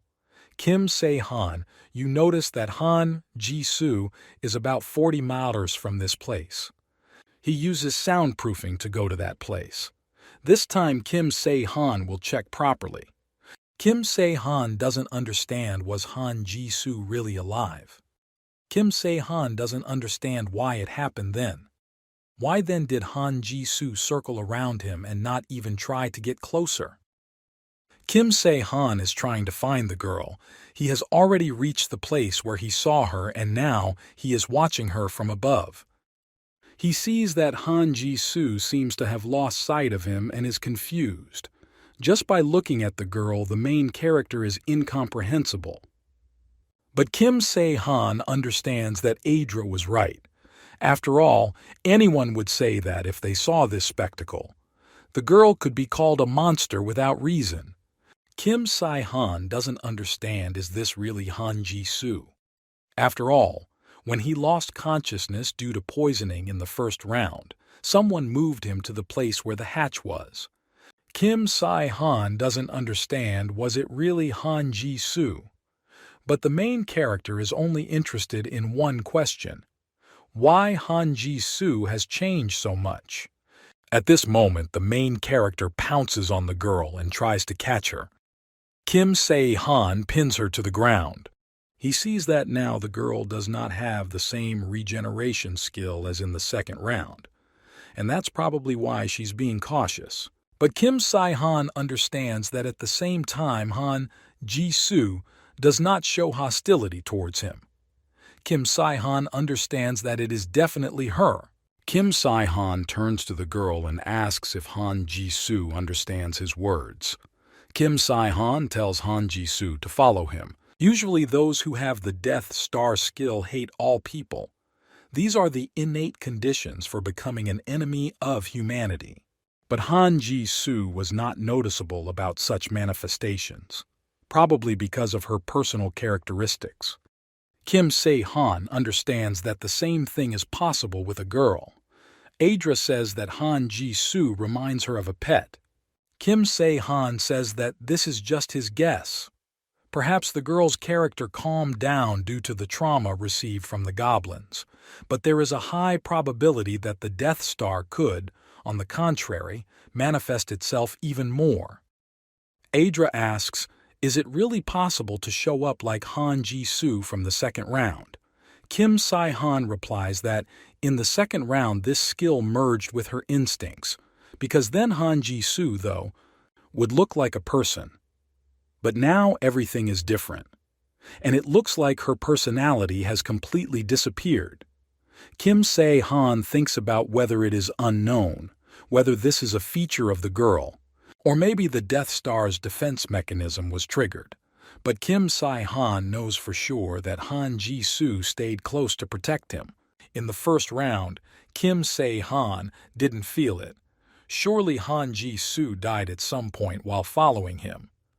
Han Ji-soo died protecting the main character from a danger that Kim Se-han did not even suspect.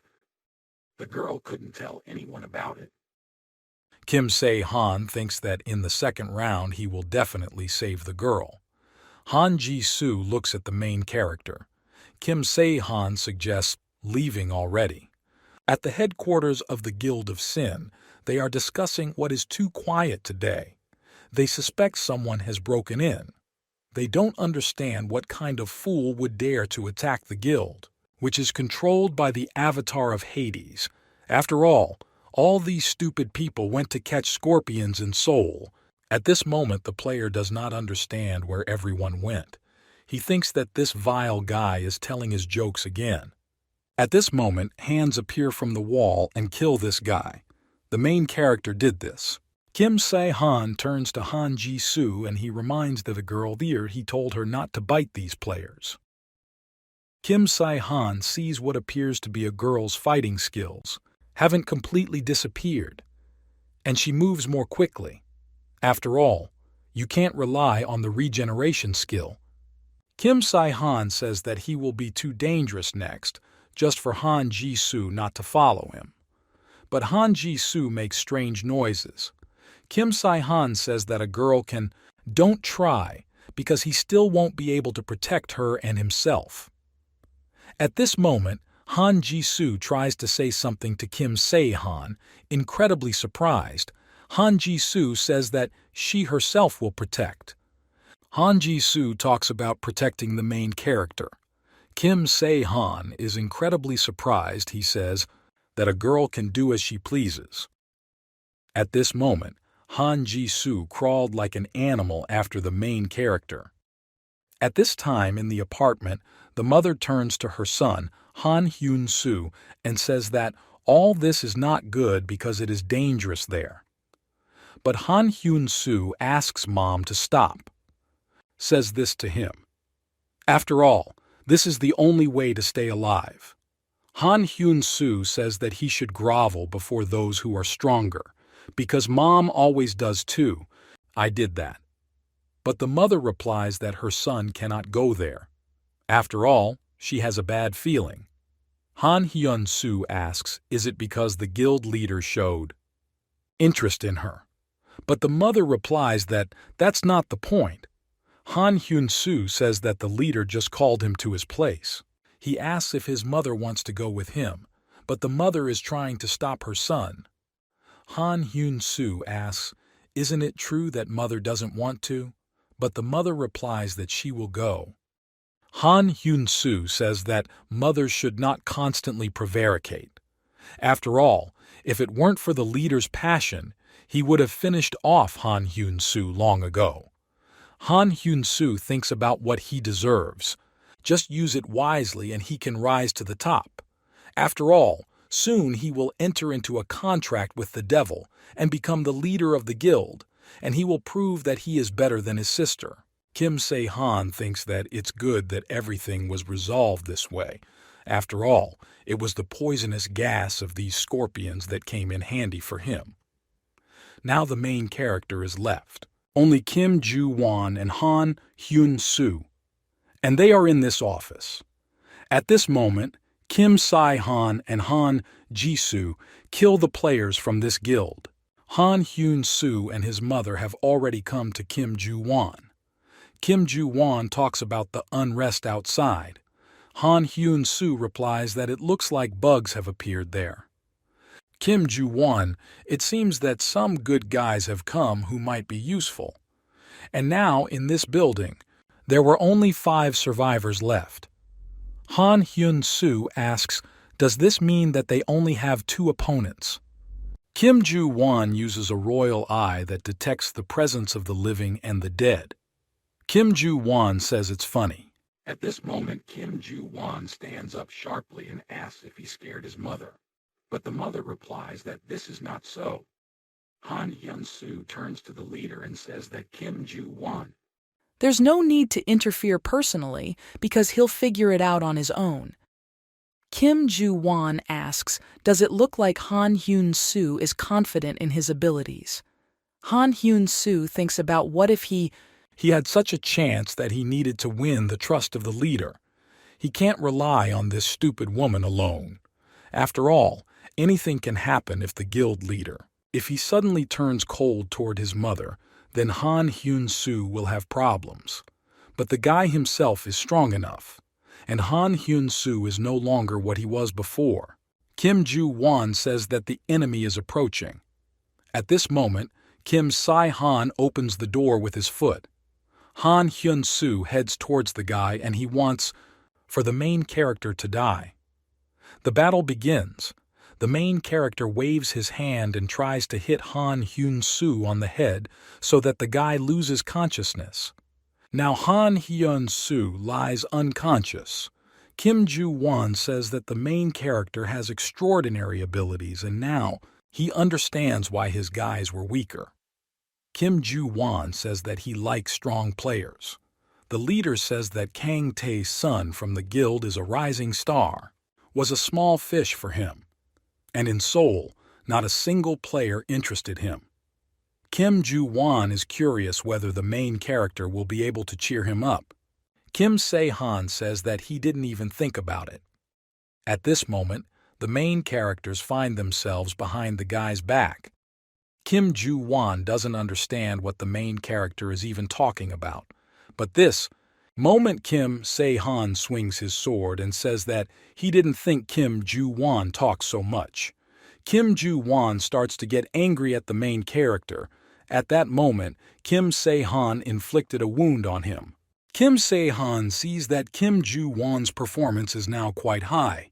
He also has that one skill and the main character cannot relax. Kim Ju-won is confused about this, that the main character wounded him. He says that he will tear the guy apart with one blow. They begin the battle.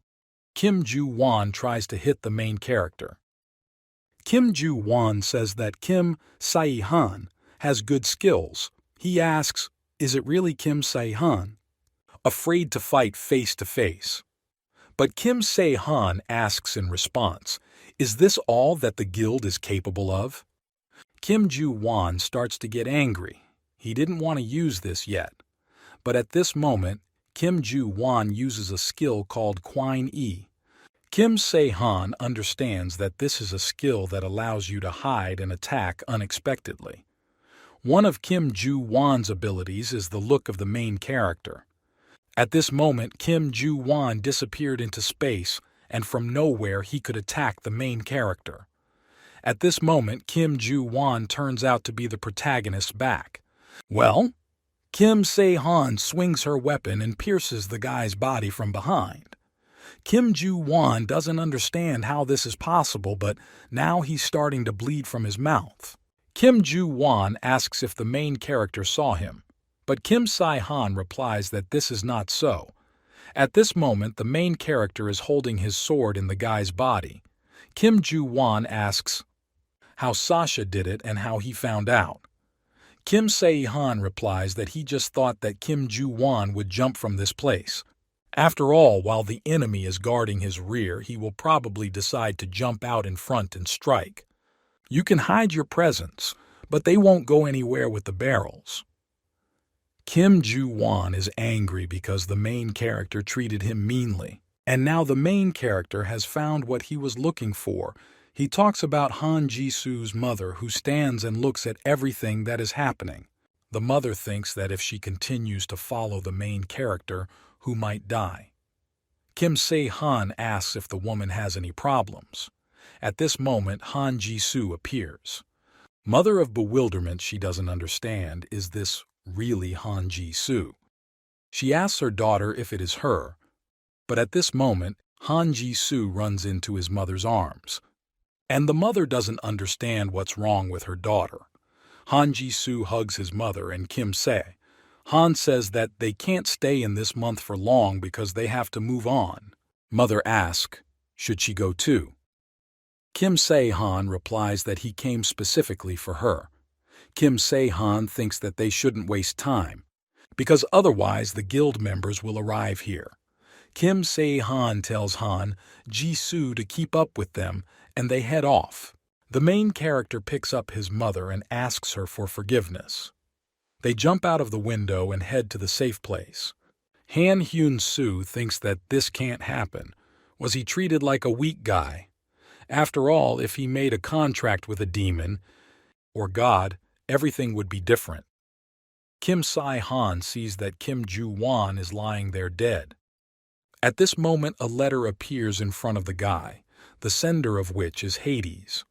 Han Hyun-soo doesn't understand what it is. The mother asks if she really needs to meet her daughter, but she says that Han Ji-soo is already here. Kim Se-han replies that it takes too long to explain this to him. Kim Se-han doesn't understand what to say to this woman. After all, if Idra had appeared, she would have explained everything. Han Ji-soo hugs his mother, but at that moment she rushes into the arms of the main character. Kim Se-han says that he did not tell the girl. The mother is surprised at how her daughter listens to people. Kim Se-han says that if mother shows, if she has the same reaction, then most likely she will treat her the same way. The mother says that she doesn't want it that way. Kim Se-han doesn't understand. Is she really afraid of her daughter? Kim Se-han tries to understand why. Kim Se-han asks, did the mother beat her daughter? But the mother replies that she didn't do it. She asks if she could do this. Now Kim Se-han understands that this type, people like this woman hurt others to overcome their own fears. But he doesn't understand why Han Ji-soo's mother loves her daughter for her sake and endures so much. At this moment, Han Ji-soo says that you shouldn't hate your mother. Kim Se-han replies that this is not the case at all. The mother asks what her daughter just said. Han Ji-soo talks about how she is a kind daughter. The woman begins to cry. She asks why Han Ji-soo is behaving like this. It's at this moment that something incomprehensible happens. The earth begins to shake and people fall to the ground. At this moment, Han Hyun-soo appears and asks if Han Ji-soo dodged this blow. After all, my brother would like to see if Han Ji-soo died so quickly.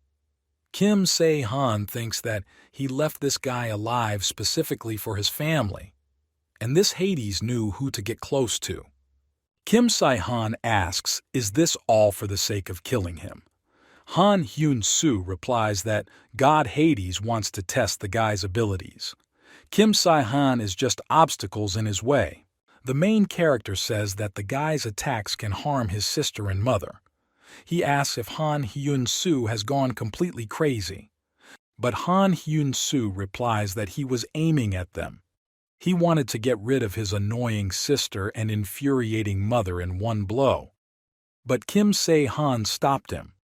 Kim Se-han doesn't understand.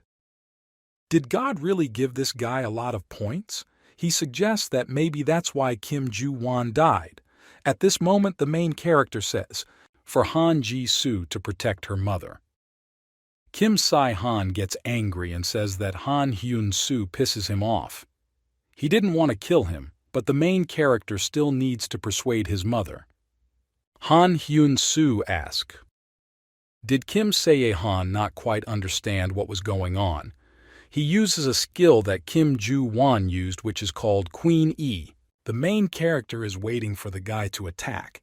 At that moment, Han Hyun-soo appears in front of him. Han Hyun-soo doesn't understand. Did Kim Se-han deflect his attack? Han Hyun-soo thinks about it, that it was too obvious an attack and that this is possible. He will beat the main character hard to defeat him.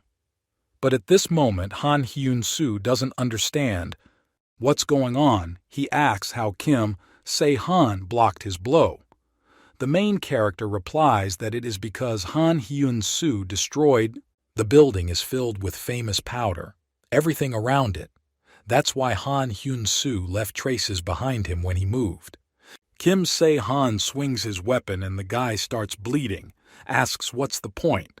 From high performance, Kim Se-han grabs the guy and says that his experiences with him are too different. Han Hyun-soo doesn't understand what's going on. He is trying to convince himself that this cannot happen.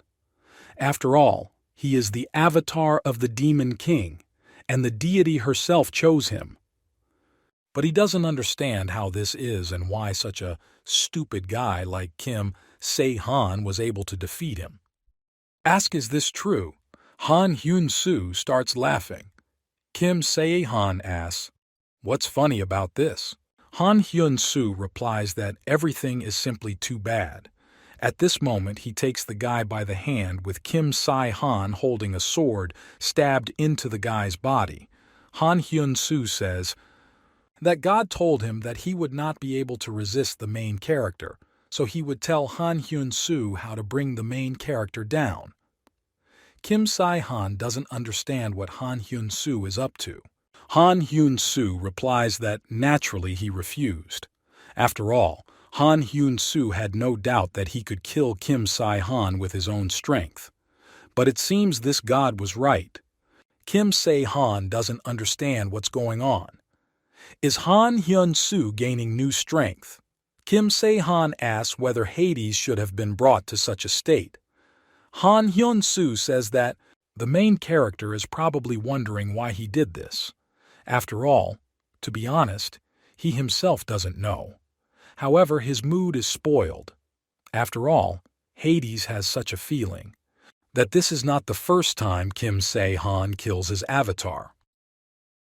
Kim Se-han doesn't remember everything like Idra, but the feeling remains in him. After all, Kim Se-han did not think that he would inhabit the body of the dead Han Hyun-soo. Hades asks, can Kim Se-han block death now? Kim Se-han thinks that because of the difference in indicators he will not be able to escape, and you will have to cut off the hand that Han Hyun-soo is holding on to. At this moment, Han Ji-soo appears and hits the guy, and Han Hyun-soo lets go of the main character's hand. Kim Si-han says that Han Ji-soo is great and she protected him. Hades says that they are stupid people. He asks, are they not even afraid of God? Kim Se-han asks your answer why they should be afraid of some losers. I feel Hades. That because of this attack something cracked in his hand. In this person's body, it will be difficult for him to defeat two. At this moment God acknowledges. This time he lost. Kim Se-han doesn't understand. Is this God planning something again? After all, as soon as he strikes Kim Se-han, he will put an end to it. Hades says that even though he lost, but the main character will not be able to win either. At this moment he swings his weapon. He ends up next to the main character, but at that moment Kim Se-han swings his sword and he cuts off Han Hyun-soo's head. Kim Se-han doesn't understand. Why is Han Hyun-soo smiling? At this moment he doesn't understand. Wasn't he the goal of God? He understands that this is dangerous. After all, at this moment the blow is directed at the mother. But Han Ji-soo sees that her mother is in danger. At that moment she appears in front of her to take the blow. Kim Se-han starts screaming and tries to stop the girl. But after some time he holds the girl in his arms. He asks why Han Ji-soo did this.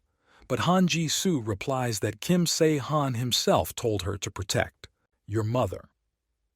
He doesn't understand. Has Han Ji-soo come to her senses? The main character says that apparently the girls returned because of pain. Han Ji-soo asks his mother, is she okay? Kim Si-han is surprised that his mother looks very calm, but Han Ji-soo tells Kim Si-han not to get angry. After all, she herself knows that her mother is afraid of her. Han Ji-soo doesn't understand where she made a mistake, but Kim Si-han replies that Han Ji-soo is not to blame for anything. Han Ji-soo replies that Kim Si-han said so then too, although he doesn't remember it. Kim Se-han doesn't understand what time Han Ji-soo is talking about. In this moment, the girl asks the guy for forgiveness because it seems she can no longer protect him. Kim Se-han asks Han Ji-soo not to think about it. Han Ji-soo says that Kim Se-han is strong and he can definitely beat this game. After all, Kim Se-han has always been like this.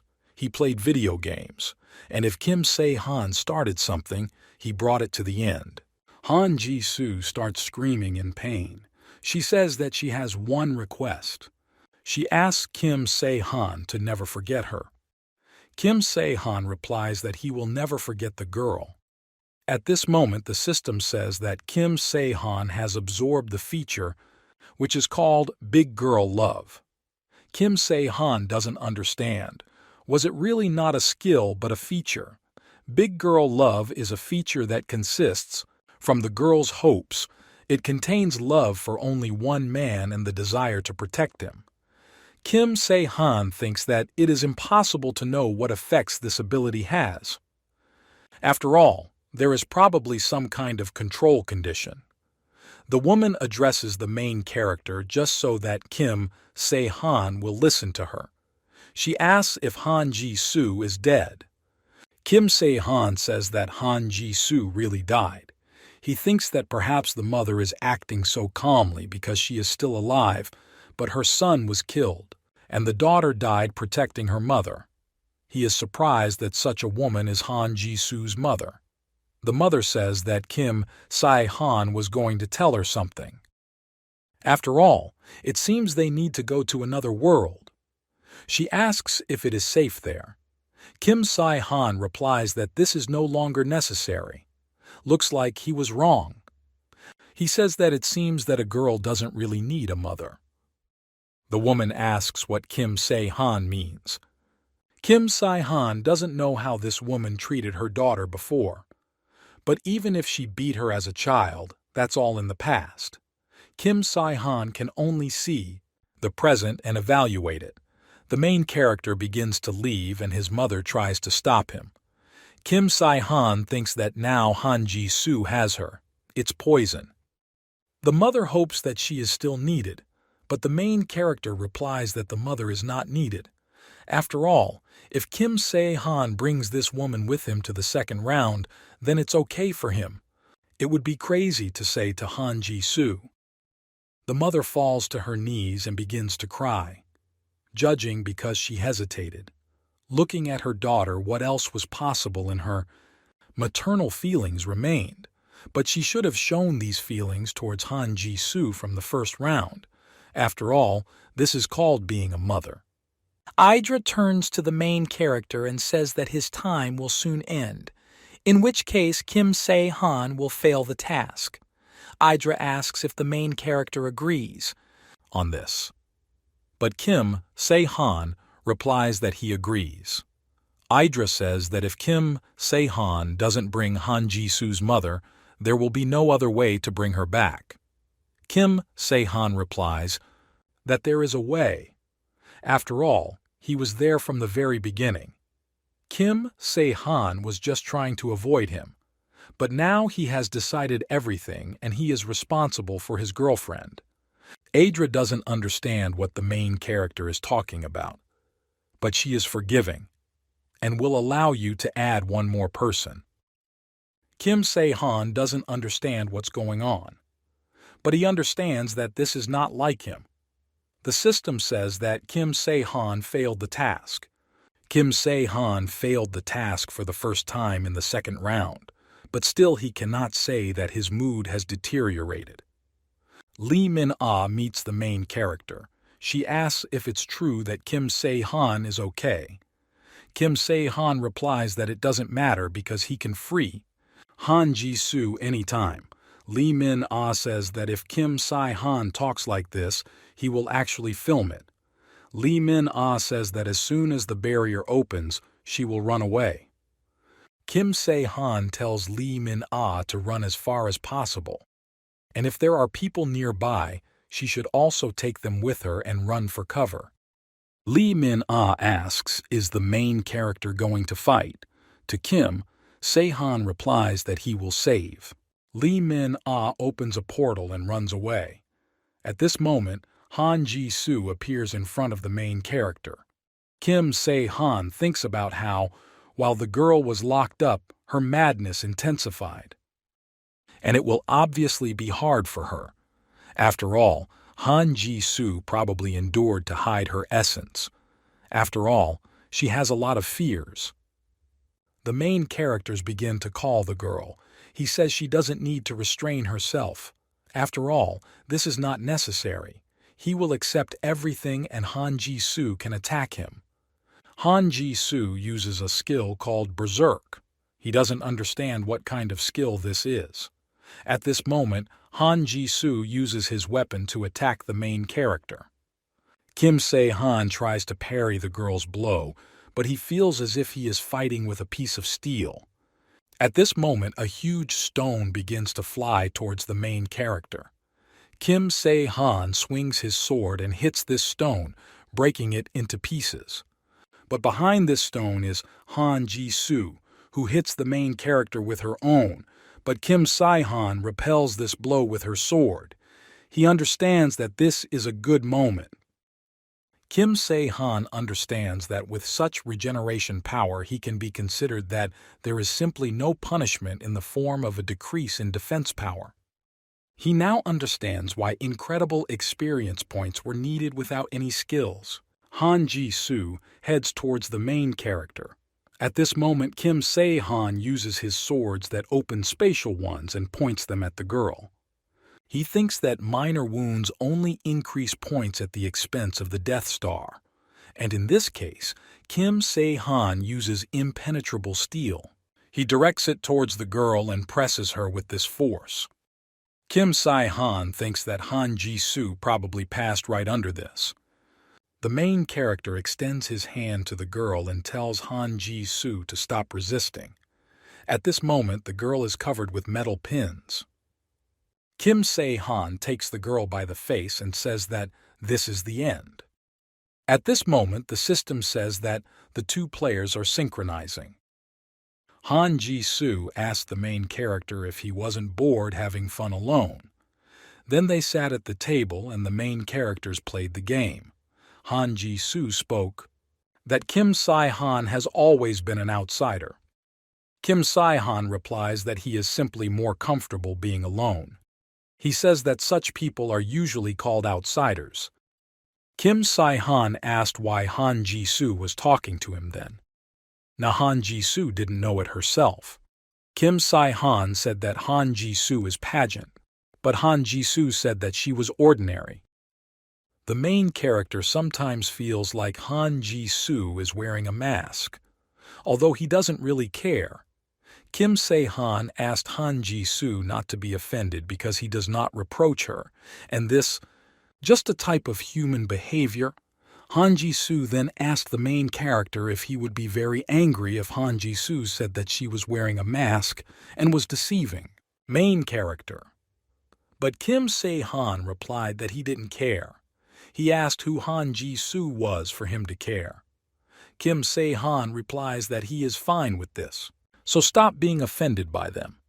Han Ji-soo doesn't understand what the main character is talking about, but Kim Si-han replies that the girl has such a face as if he is scolding her for something. After all, Han Ji-soo didn't do anything wrong, therefore she should stop adjusting to him. Han Ji-soo asks, "Is it really that noticeable?"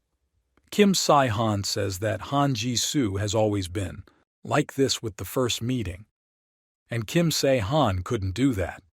Therefore, Han Ji-soo is truly worthy of respect. After all, it's more convenient to be the way a girl is and not pretend while looking at others. Han Ji-soo replies that in this case everyone will be afraid of her, just like her mother, and it is quite possible that she is a very bad person.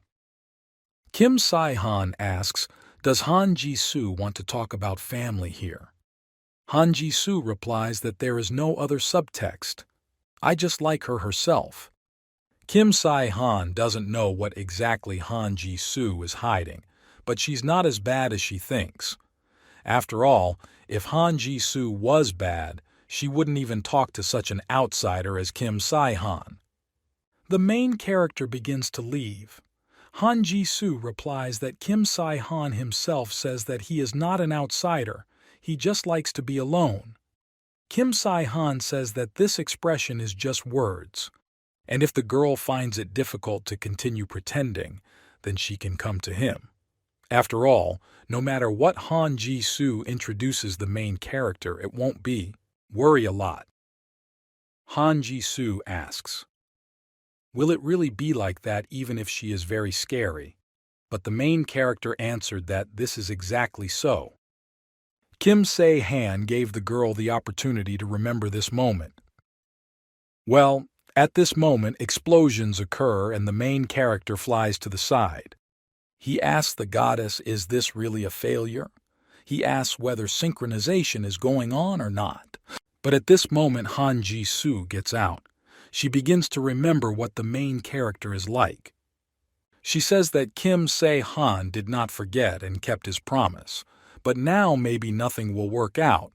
After all, Han Ji-soo could not hide her true appearance. And in the end, Kim Si-han is like her mother, but the main character replies that Han Ji-soo did nothing wrong. On the contrary, it is his fault that he failed to prevent this situation.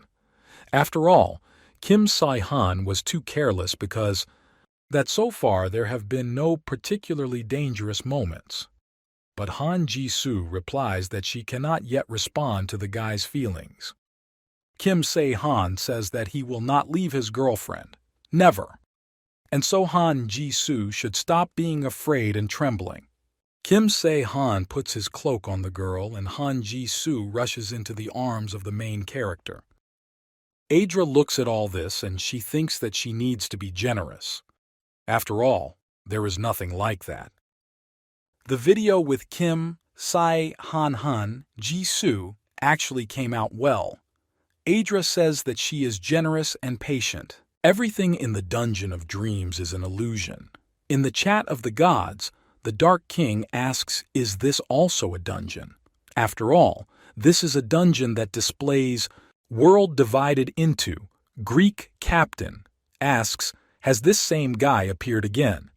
They say that Kim Se-han is not the avatar and perhaps he is even. Greek captain, I noticed this guy from the very beginning. Kim Se-han is probably strong, and it would be better if he didn't pester everyone and move on. European witch versus. After all, experience is important in love. The bigger, the better. Kim Se-han thinks that Adra does a good job with editing. After all, she moderately hid what happened with Hades. And Han Ji-soo, everything ended well. Kim Se-han doesn't understand what the next task will be. After all, this Arachtos must have taken substances. Arachtos thinks that the main characters of Han Ji-soo are just crazy. And if he takes into account that these two are members of the same team, it's incredibly terrifying. After all, in theory, the guards should have been released around this time. But the problem is with the main character.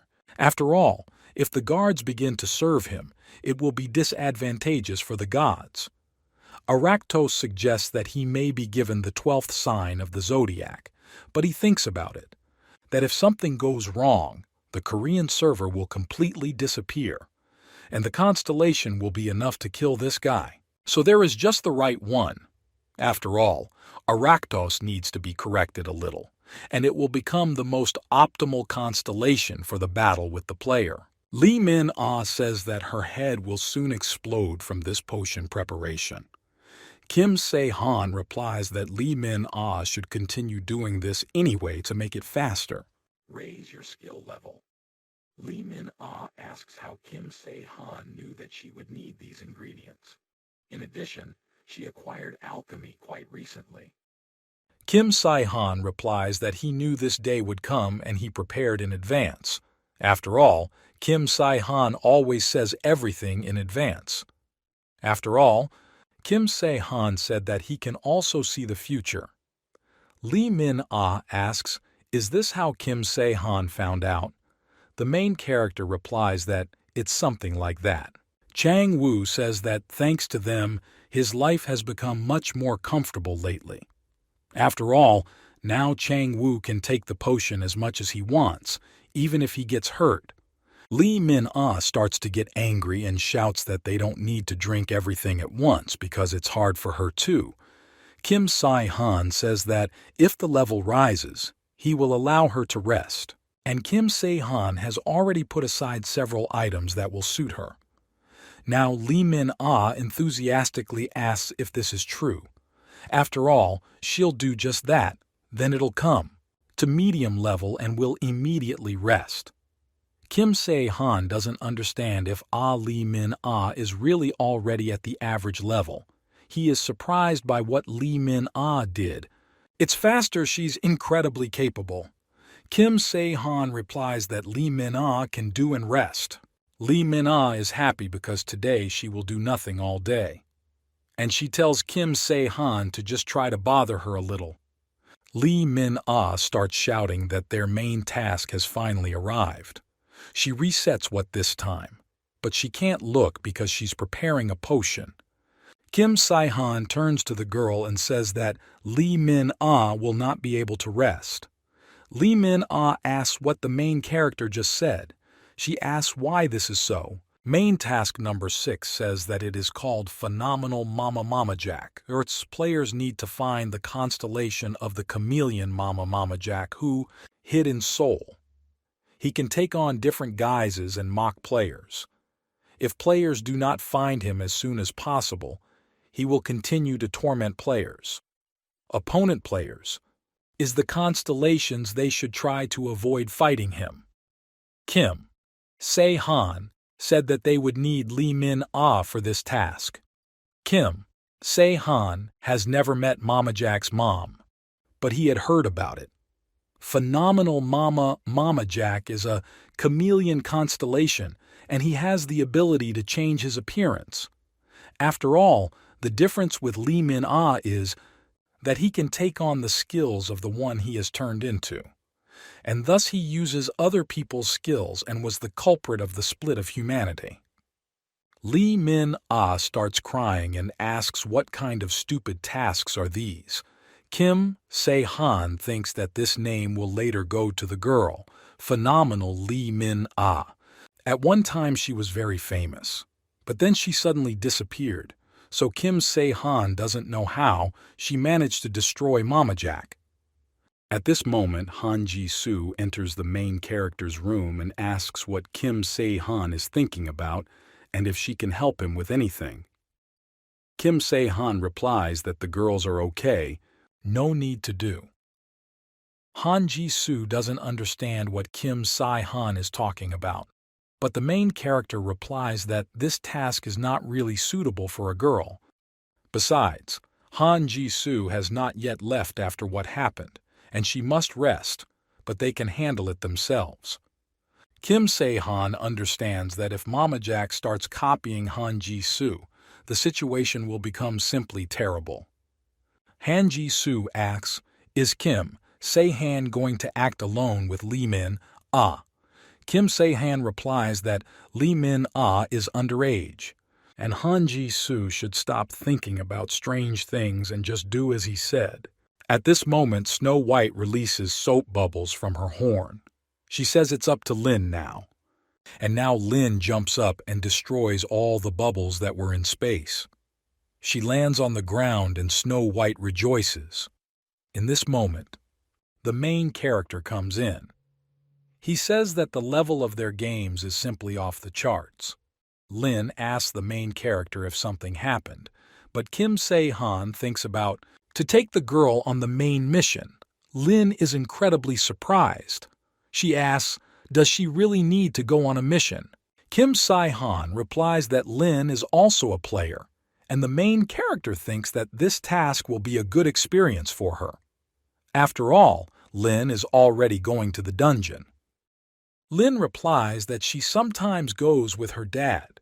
Snow White asks if she will also go on a mission, but Kim Se-han replies that Snow White should wait in this place. The main character asks about equipment. Lin replies that Shi Wu has already made it. The main character replies that then they are now going on a mission. After all, the main task has already begun, and they need to hurry. At this moment, the main character uses the Raven's Eye. Kim Se-han doesn't understand who is on the street at this time.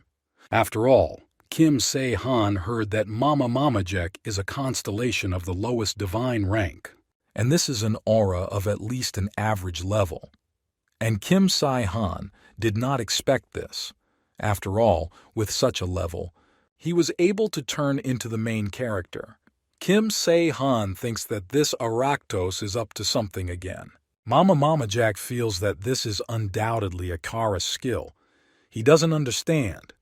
Has Kim Se-han become a raven now? Mama Jack sticks out his very long tongue and says that first he needs to get rid of the raven. At this moment he kills the bird with his tongue. He decides to remove the voices that are following him. Now Mama Jack understands that he has very little left. At this moment the guy is holding in his hands a photograph of a girl called Eliza. Aractos says that if Mama Jack is already here, then he can assume that Mama Jack is ready to receive the task. Mama Jack calls the game master highly respected, and he says that he is honored to receive a task from him. As Aractos already said, the reward will be an increase in divine rank. And the task is very simple. After all, Mama Jack must kill one player. At this moment, Mama Jack is already on his way, and with his mouth he destroys the crows that are in his way. Mama Jack understands that most likely these players are nearby. He comes to the guild. Due to the fact that Mama Jack destroys the raven in the main character, Kim Se-han understands that this is already a problem. After all, Kim Se-han didn't think that Mama Jack would kill all the ravens. Kim Se-han thinks that he really needs to transform this guy's skill. Indeed, in a past life, Mama Jack even tried to split a large guild. In this case, it will be one of two guilds. Those that do not have an average rank of godhood are Rising Star and Genesis. At this point, Chang Woo turns to the main character and asks if they just need to collect information. Kim Se-han replies that Chang Woo should collect information about Genesis and Mr. Luke must collect information about the rising star. They agree and say that I will do so. In this moment, Mr. Luke asks if this is too dangerous for his daughter Lin. After all, Lin hasn't quite raised her points yet. Kim Se-han replies that everything is fine.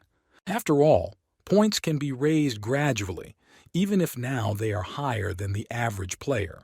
Then Lin needs to understand herself. Luke says Kim Se-han is too high, evaluates his daughter. Kim Se-han says that the girl really has great potential. At this moment, they should already be moving forward. After some time, Kim Se-han moved forward with Lisa and Lin. Lee Min-ah says that it seems that she is not really needed here. She asks why Kim Se-han took her with him. Kim Se-han replies that he has everything covered. He cannot explain to the girl that in the first round she killed Mama Jack. But Kim Se-han actually really doesn't understand. How could Lee Min-ah do this? Kim Se-han turns to Lin and asks what happened. Yulia replies that it's nothing. She just had some strange feeling. At this moment, one player, Lee Min-ah, appeared incredibly scared. After all, this player used an attack from high and hit the ground. Kim Se-han sees that this is an attack.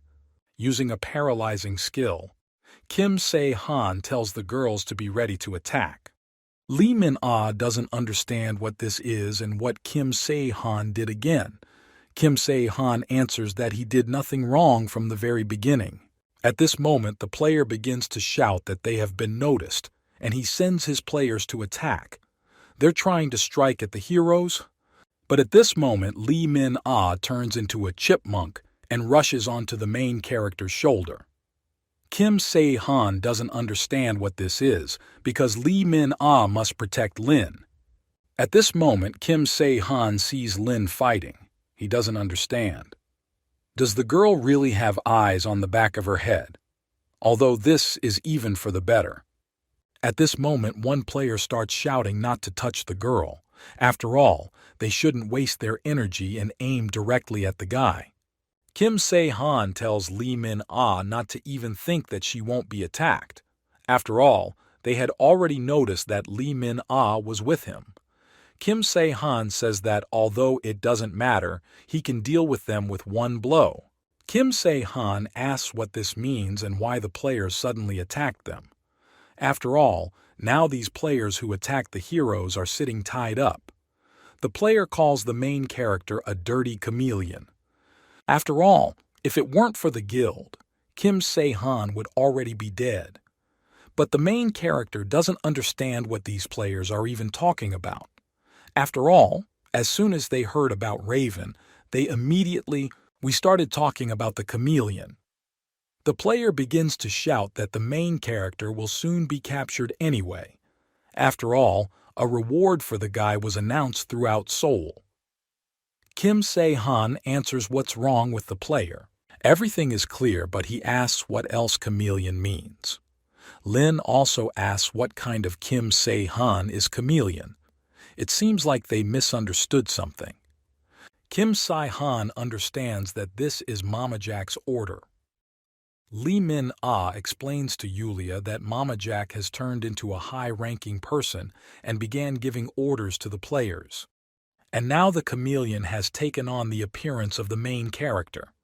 After all, this is what the players had in mind. After all, if the leaders of the 3 largest guilds in Seoul say so, then the players believe it. Mama Jack initially started by splitting the guild. The main character receives a notification that it looks like Mama Jack has taken on the guise of the guild leader and ordered the death of some man. Kim Se-han thinks that if he did this, then it was the work of Aractos. Kim Se-han thinks that Aractos is really in trouble. Lee Min-ah says that the guy's fame turned against him. Kim Se-han understands that this is true, and if you take into account the reward for the task, then no one will really know whether Kim Se-han is real or not. Lee Min-ah asks what should they do now. After all, everything is too confusing. The main character replies that, on the contrary, it is even beneficial for them.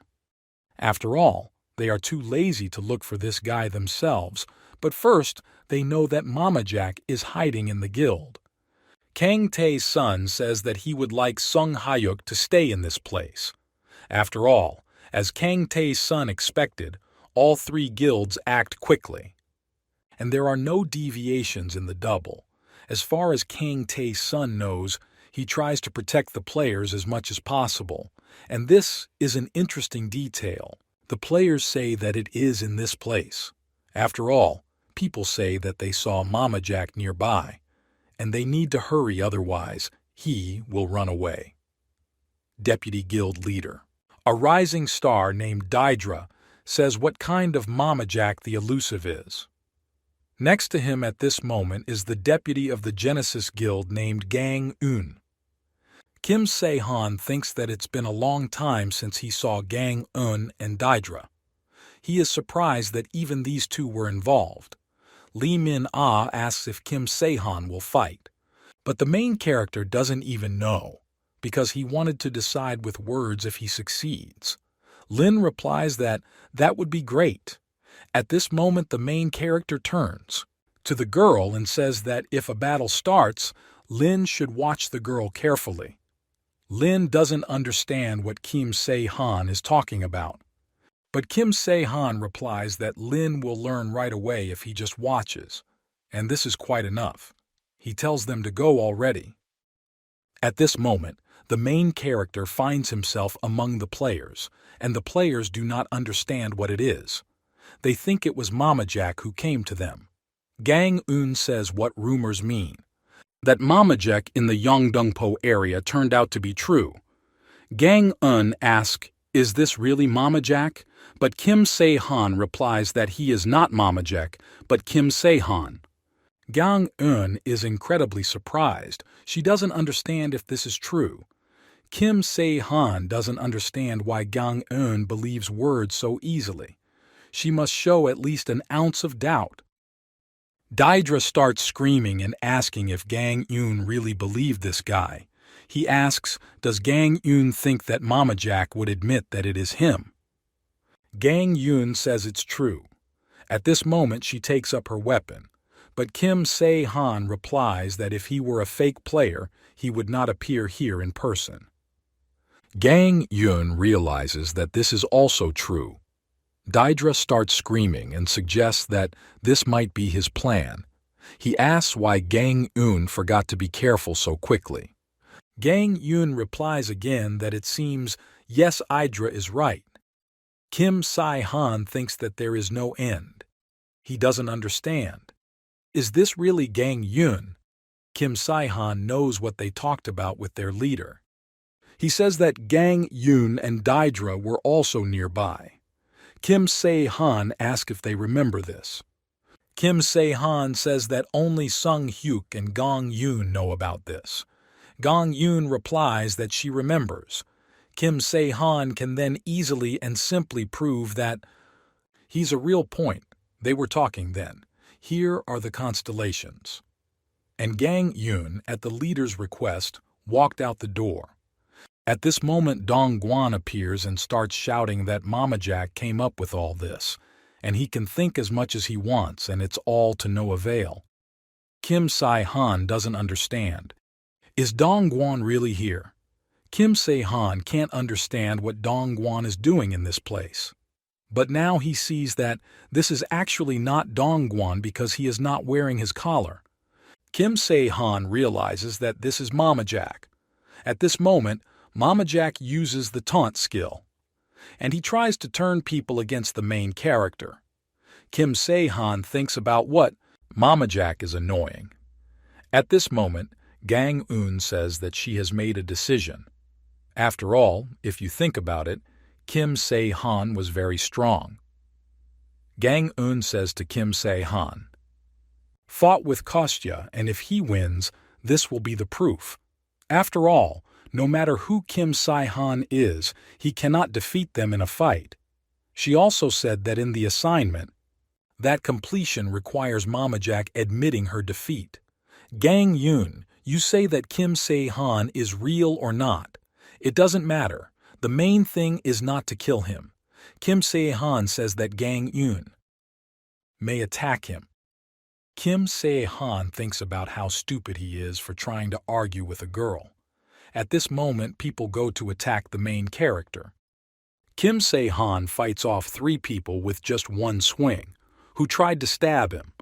People are surprised by how strong Kim Se-han is. Kim Se-han doesn't understand. Where is Mama Jack now? Kim Se-han thinks that this is why it is difficult with those who have the skill of transformation. After all, Kim Se-han found out that he cannot copy objects. First, you need to focus on the battle. At this moment, the main character begins to shout that it's time for a lesson. And Lin should not miss anything and watch carefully. Daedra begins to ask what other lesson has Kim Se-han gone crazy. He attacks the main character, but at that moment Kim Se-han repels the guy's blow with his sword. Kim Se-han replies that they don't need to know. Kim Se-han thinks that Daedra is quite salty and he is still far from Gang Eun. At this moment, Gang Eun attacks the main character, and Daedra thinks that he also has normal indicators. But now Gang Eun is fighting the main character. Kim Se-han swings his sword and Gang Eun flies off in the other direction. Kim Se-han thinks that with the help of high performance, he can quickly end the battle, but then he won't get any training for Lin. Kim Se-han asks to be listened to. After all, if all of them who are here really think that he is Mama Jack, then they must fight him with all their might. Kim Se-han wants Lin to watch attentively. After all, from this moment on, everyone present will become her experience points. Gang Eun thinks that it cannot be that the soldiers could never hit the main character. Kim Se-han says that the girl seems to have calmed down a little. Kim Se-han asks them where their guild leader is. Gang Eun grabs his sword and swings at the main character. She asks if Kim Se-han is also targeting their guild leader. Kim Se-han doesn't understand what's going on. He parries the blow to the girl and says that everything is exactly the opposite because he only came to help them. After all, if Kim Se-han were Mama Jack, they would be dead. Gang Eun says that this is true, but Gang Eun asks what it means that Kim Se-han wants to help them. Kim Se-han says that Mama Jack has most likely reincarnated as their leader, although now he probably changed his appearance again and ran away from this place. Gang Eun says this can't happen. After all, she was told that after one transformation, Mama Jack cannot change for about half a day. Kim Se-han asks where is this source of information? Did their leader personally check this? Kim Se-han says that he probably should have left some kind of clue. After all, he couldn't think that the main character could be stopped by so many people. After all, Mama Jack should have left a tip that would help get to. Next point. Gang Eun says that the leader told Kim Se-han to go to the Manhwa Guild. Kim Se-han doesn't understand what they're talking about. Kim Se-han sees that it looks like Lee Ah-young is still alive. At this moment, Lee Ah-young says that they themselves boasted that they were in the top 3 guilds. At this point, she says this about Kang Tae-sun and Sung Hyuk. Gang Eun doesn't understand. Did the two of them conspire behind Pianhwa's back? And then she needs to collect information on Mama Jack. At this moment, a guy appears and asks if the girl is interested in knowing about Mama Jack. Lee Ah-young doesn't understand what this is and where this person came from. This is Brisingamen. Mama Jack takes Lee Ah-young by the hand and tells the goddess not to get angry because he didn't come to provoke her. He says that he is already tired of them. Lee Ah-young asks if he is Mama Jack. Mama Jack replies that they already know about his abilities, so Lee A-young should not make unnecessary moves. After all, for Mama Jack there is only one woman, and Lee A-young will not be able to enchant him. Lee A-young starts to get angry. She asks if there is anyone there outside. She orders the guy to be seized immediately, but Mama Jack replies that he put everyone to sleep who was outside, and he was pleased to see it. At this moment, Mama Jack says that it is time for him to leave. But suddenly Lee A-young notices that the main character is flying up to them through the window. Kim Se-han breaks the window and ends up inside the room. He grabs Mama Jack's clothes and asks if he really came so quickly. Mama Jack says that he is surprised and did not think that Kim Se-han would come so quickly without killing anyone. Kim Se-han asks why then Mama Jack wants to kill Lee A-young. Mama Jack replies that he is bothered by the girl's ability to fly in the sky. Kim Se-han already wants to stop this unpleasant conversation. He tries to hit the guy at this moment. He disappears. But Kim Se-han sees that Mama Jack did not disappear, but he reincarnated into a dragonfly. This dragonfly attacks the main character, and at this moment the main character Mama Jack in his guise kicks him in the face. Kim Se-han flies off in a completely different direction. The main character thinks that it doesn't look like Mama Jack has high scores. Now Kim Se-han understands why Mama Jack wants to escape through reincarnation. Kim Se-han again cannot understand where Mama Jack is. But at this moment Kim Se-han punches the guy alive, which causes Mama Jack to fly out of the broken window and fall to the ground. But everything turned out to be completely wrong because Mama Jack used his wings and was able to fly. Kim Se-han thinks that he needs to make this guy move as slowly as possible, but Mama Jack is already next to the main character. Kim Se-han doesn't understand is Jay really reincarnated as a crow. But at this moment, Mama Jack reincarnated as Leonidas. He says that recently he is the most popular of those who made a contract with the devil. Leonid hits the main character from behind and Kim Se-han falls to the ground.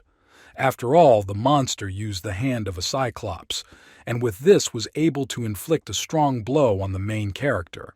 Leonid strikes with his fist to deal an even greater blow to the main character, but Kim Se-han managed to use shadow running and now he turns out to be the guy's back. Kim Se-han pierces Mama Jack's body with her weapon, but it turns out that it was a double. Kim Se-han asks if the person is asking him to play hide and seek. Is Mama Jack really stalling for time? At this moment, he turns out to be the back of the main character. Mama Jack now understands why the Game Master is hunting for the main character. After all, the Game Master ordered him to kill Kim Se-han. But it would be nice if she had time to neutralize this guy in order to get Lin. After all, Kim Se-han will be the biggest variable in the game. Kim Se-han thanks the guy for the compliment, but Mama Jack replies that that's all for today. After all, the main character still has a skill that can kill a constellation, and it will be difficult for them to fight further. Kim Se-han doesn't understand.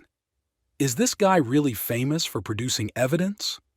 Kim Se-han asks if Mama Jack killed Sung Hyuk and Kong Tae-sun.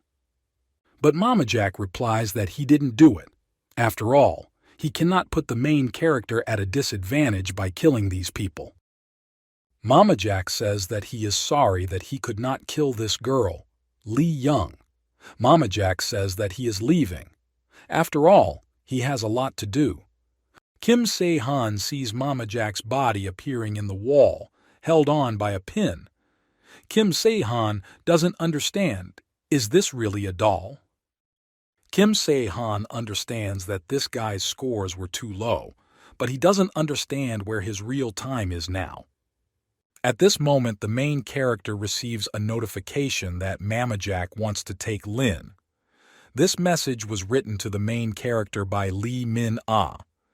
At this moment, Mama Jack also receives an alert. He doesn't understand why Naboris asked for information about the main character.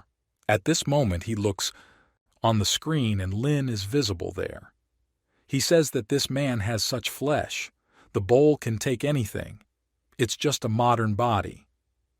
At this moment, Lin is in front of Mama Jack. She lies unconscious on the table.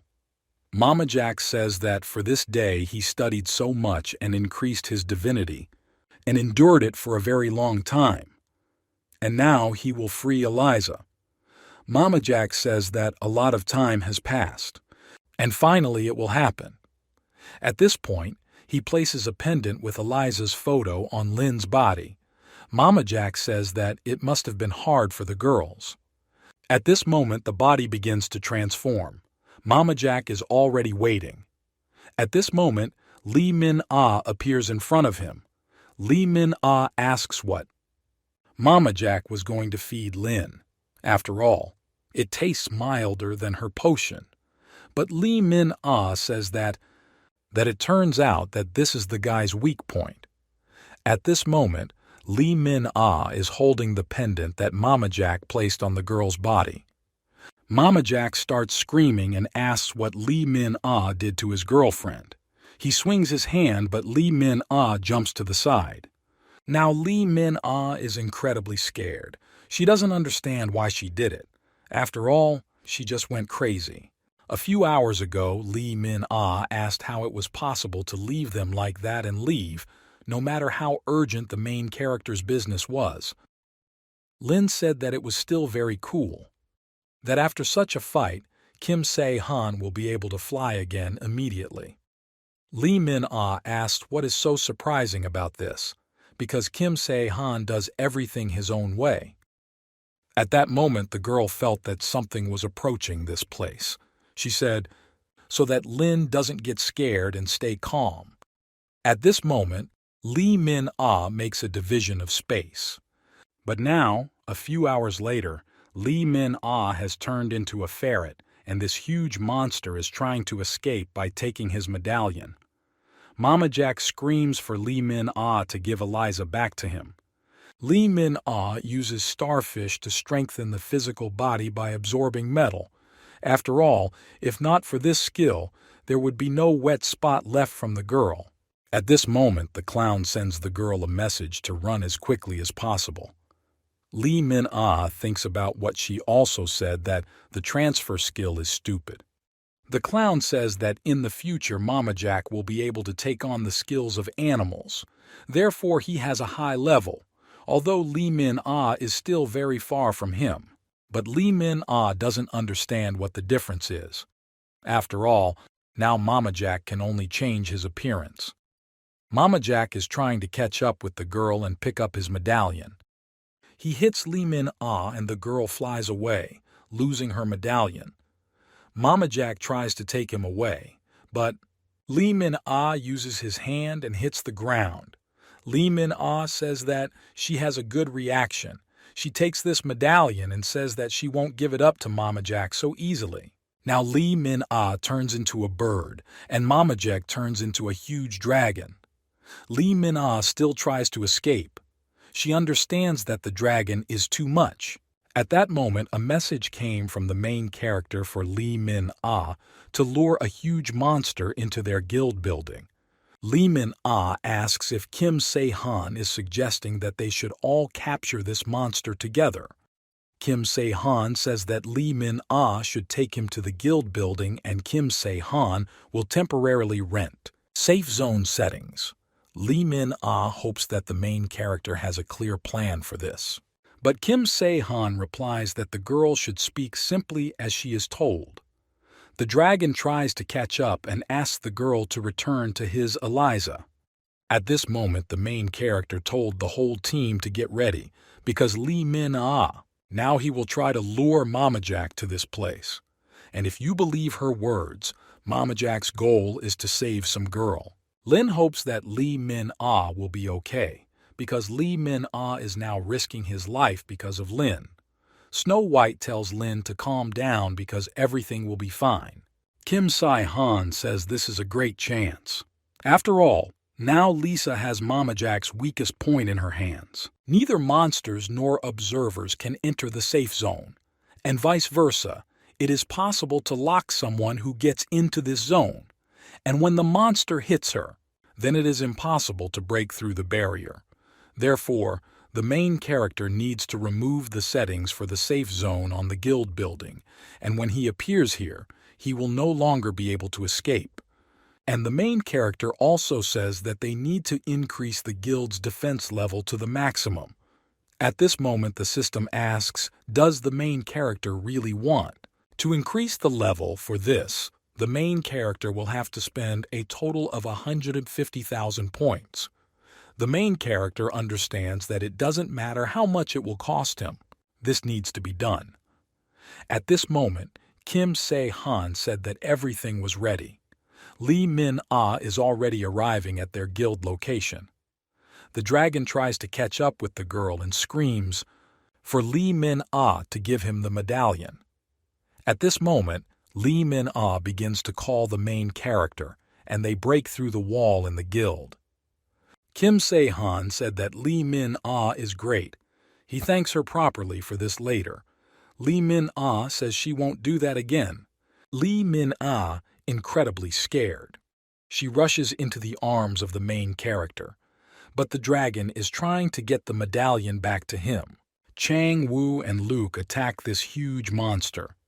Kim Se-han talks about how pleased he is to see this. At this point, Kim Se-han uses metal gloves.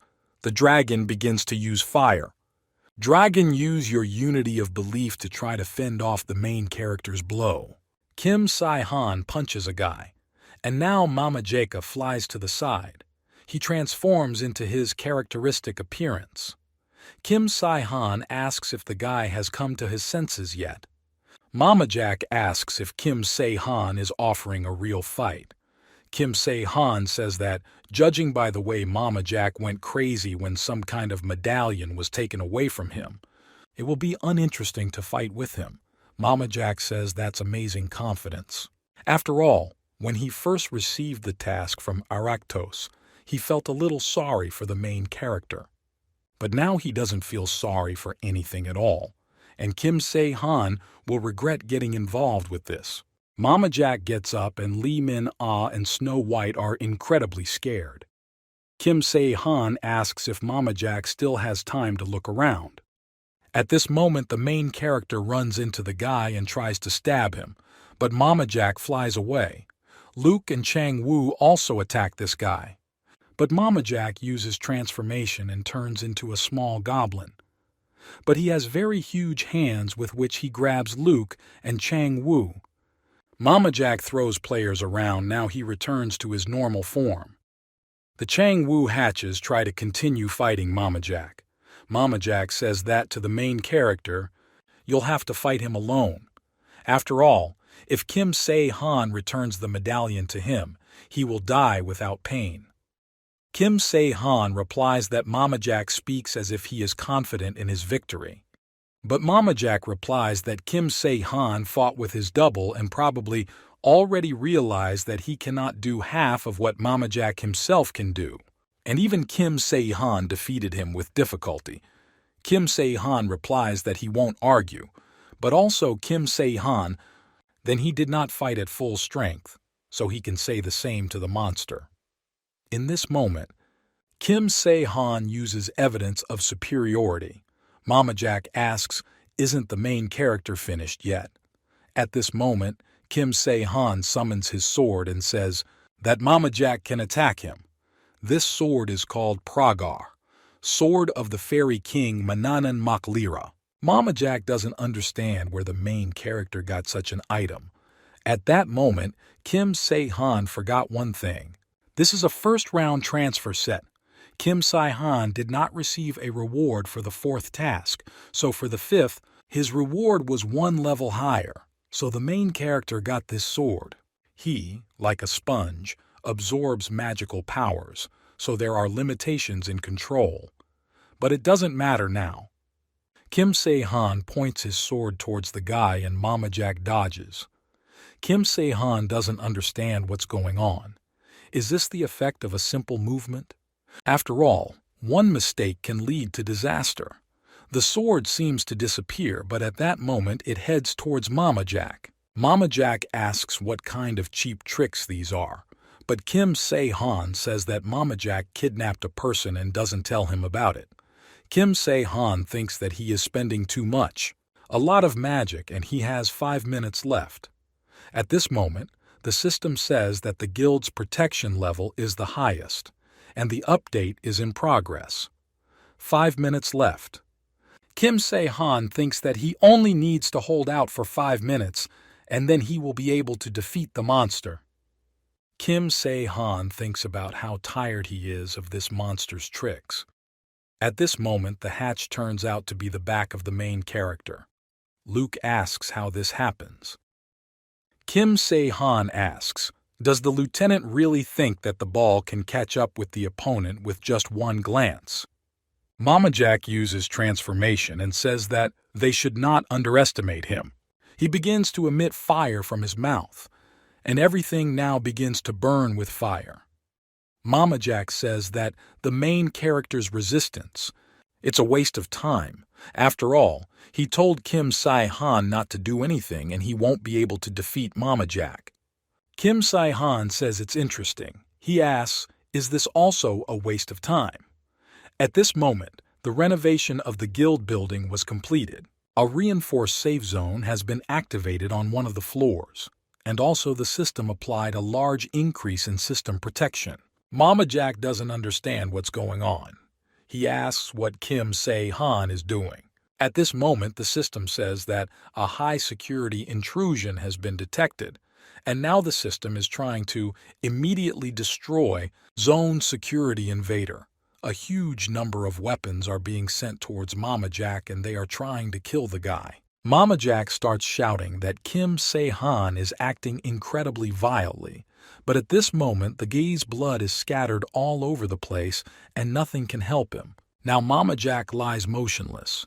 Chong-woo says that this is unprecedented power. He asks if they have any losses. Luke says that he is not injured, not a single scratch. Kim Se-han replies that everything is fine. After all, the system does not affect allies. Lee Min-ah asks if Mama Jack was destroyed. Kim Se-han replies that Mama Jack will be under attack until he stops moving. But at this moment, the main character notices that Mama Jack has just moved. Suddenly, Mama Jack takes off and heads to the side to get out of this place. But at this moment, he is missing Lee Min-ah with him. Kim Se-han tries to stop them. At this moment, Kim Se-han throws the guy aside, and now Mama Jack is covered in blood. He understands that he cannot just die like that. At this moment, his eyes light up and he realizes that he must do this at least for Eliza's sake. He uses incredible power, and Kim Se-han doesn't understand what's going on. Did Mama Jack blow himself up? The main character protects the players with his wings. An error has been detected in the system and temporary maintenance will have to be carried out. Kim Se-han is misunderstood. Did an error occur in the system? Is this really what Mama Jack wanted? After all, Mama Jack is not one of those who will blow himself up. Kim Se-han doesn't understand. Is Mama Jack really dead? At this moment, the main character Lee Min-ah says that something terrible seems to have happened. After all, the medallion disappeared. Kim Se-han understands what it means that Mama Jack was hunting for him. But he doesn't understand at all. Has Mama Jack escaped? After all, if he stayed inside the guild, then the system hits him as soon as it recovers. Kim Se-han says that it looks like he will have to go look for Mama Jack. He asks if Lin is okay. Snow White replies that she will treat the girl and everything is fine because Lin was just scratched a little.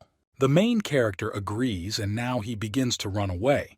He says that the players should not disperse until the situation becomes clearer. Kim Se-han thinks that if something goes wrong, everything will only get confused, and the main character should under no circumstances be allowed to meet Han Ji-soo. At this moment, Mama Jack says that he has not looked like this for a long time. After all, now the guy is in the form of a chameleon, and Mama Jack, I didn't think it would turn out this way. After all, there is no time and the system is stopped for only a few minutes. Mama Jack thinks that he needs to at least hide Lisa so that she can survive. At this moment, Mama Jack comes down and he doesn't understand. Is there really a storage facility in this place? He doesn't understand where Kim Se-han got such items. After all, Mama Jack, of course, suspected that Kim Se-han was not simple. At this point, the system tells the player to provide blood as a catalyst. After all, the player's blood affects the abilities and skills of pets. Mama Jack doesn't understand. Is it possible for him to even gain the influence of a catalyst? Because with this thing, Eliza can survive. And finally, Mama Jack will be able to give everything he has to revive her. After some time, the main character already comes to Shiwu. He asks, "Did no one really come here?" But Shiwu replies that no one has appeared in this place. He asks if the fight upstairs is over. Kim Se-han doesn't even know if this should be called the end. Kim Se-han thought that Mama Jack would definitely go looking for someone. If it's not Han Ji-soo or Shiwu, then he doesn't understand who it is then. The task called the Cunning Mother Mama Jack is over. Mama Jack admitted defeat. The system talks about that the achievement of the main character is the level of white gold. Kim Se-han receives compensation. Kim Se-han understands that it was, of course, a fatal wound, but he doesn't understand. Did Mama Jackie really just die? Did he really run out of strength while he was running away? But judging by the work of the defense system, there were no more invaders. Shiwu said that it seems the task is over. After all, there was a notification. Kim Se-han says that this does not add up to something. Kim Se-han thinks about it, that Mama Jack took the medallion and disappeared. But he couldn't just die obediently. At this moment, everything around begins to shake and Shiwu even falls to the ground. He doesn't understand what's happening, but at this moment Shiwu shouts that something is happening from above. Kim Se-han says that there was no need to talk about this. After all, everything is clear. Kim Se-han understands that this is definitely happening in the warehouse. Kim Se-han goes to that place, and he understands that there is some kind of fuss going on in the warehouse. Well, Kim Se-han doesn't understand why the protection system didn't work. Vitya, she should have reacted as soon as there was an explosion. At this moment, the main character is met by Luke, who tells Kim Se-han to run in that direction. Kim Se-han asks where Mama Jack is. Luke replies that he doesn't know, but whether it's there or not, a creature appeared. Kim Se-han sees that it is an unknown girl who has appeared in the warehouse. Mama Jack disappeared along with the flesh medallion, and the blood he used from Lin, which remained on his knife. Kim Se-han realizes that he only has one answer left. This is the same Eliza. He feels an incredible aura. He realizes that this is definitely Lin's aura. Because of Lin's blood, the security system mistook her for an ally. Kim Se-han starts to get angry. He understands that everything is very confused. At this moment, an additional task appears called the Exceptional Eliza. Mama Jack sacrificed himself to resurrect Eliza. She doesn't have mind and like a walking bomb. If it is not repaired or killed, humanity may face a serious crisis. Kim Se-han understands that now is the time for the sixth main task, and here the difficulty level is high. Mama Jack was affected by the system debuff, so it was still tolerable. But Kim Se-han I can't imagine how dangerous Lee Min-ah can be, which is not subject to these restrictions. At this moment, Kim Se-han tries to keep up with this girl, but she sees that there are dead players lying there. Kim Se-han doesn't understand, is it Eliza? Has already managed to attack these players. After all, the skills of exhaustion. Eliza sucks the energy out of them, but leaves them alive. Ex-Mama Jack did not have this skill, which means it is a unique skill of Eliza. At this moment, the girl begins to attack the main character. Kim Se-han doesn't understand. Has the girl's skin turned metallic? Before the sword approached, Kim Se-han thinks that at least mithril or orichalcum is needed here. But the girl disappears. Kim Se-han is surprised by how fast she is, because her abilities far exceed those of Mama Jack. The biggest problem is that the girl feels divine, Mama Jack, and if more time passes, it will be impossible to turn everything back. As she runs away, the girl scatters bombs behind her. Kim Se-han thinks that the girl changes her physical properties depending on the type of attack. Now the main character understands why Eliza is exceptional. He doesn't understand. Did Eliza get enough with the help of the exhaustion skill and immediately fall asleep? At this moment, Lee Min-ah appears and thinks that she can leave Eliza and there will be no problems. Doesn't even understand how Lee Min-ah managed to transform and hide. Kim Se-han answers the girl that now may be so, but the problem is awakening. After all, Eliza's body feels the divine energy of Mama Jack. And if there is too much of this energy, it will not last long and will explode. Kim Se-han says that the time is indicated in the quest window before Eliza awakens. Lee Min-ah asks what will be when the awakening happens, but Kim Se-han replies that in that case they will all die. The main character is trying to think. He knows that the scores are very high. For most, the attack does not respond in an exceptional way. If we take into account Lin's abilities, then a direct attack, on the contrary, will result in extra experience points for her. Kim Se-han thinks about what is possible with the help of Excalibur and something will work out. But it is simply impossible to bring English players here. If they use Pragaraha, then the risk of failure is too great. Due to lack of magical, Kim Se-han won't be able to do anything. Kim Se-han doesn't understand. Is there really no other way? Lee Mis-ah asks if Kim Se-han doesn't know what to do either. After all this seems strange starting from a high level. She suggests they just run away. Kim Se-han understands that this task cannot be of a lower rank. After all, the main character has the keys to pass. That's why it was highlighted so much. The main character begins to smile. Lee Min-ah asks if Kim Se-han has come up with something good. The main character replies that it is possible. At this moment, Adra receives a message from the main character. Kim Se-han asks if it is possible not to force a monster to dream. Adra replies that there are creatures that she could not force to dream. It simply doesn't exist. Mama Jack told Eliza that even if he was gone, she should be happy. Eliza feels that she is in pain. She does not understand who she is. At this moment, Mama Jack appears in front of her and asks Eliza to come to him. Eliza heads towards this guy and tries to grab him. But at this moment, it turns out that Kim Se-han is dragging this guy by the rope. Mama Jack asks Eliza to save him. Eliza's awakening is given until the divine essence of Mama Jack completely absorbs the entire consciousness of Lee Min-ah.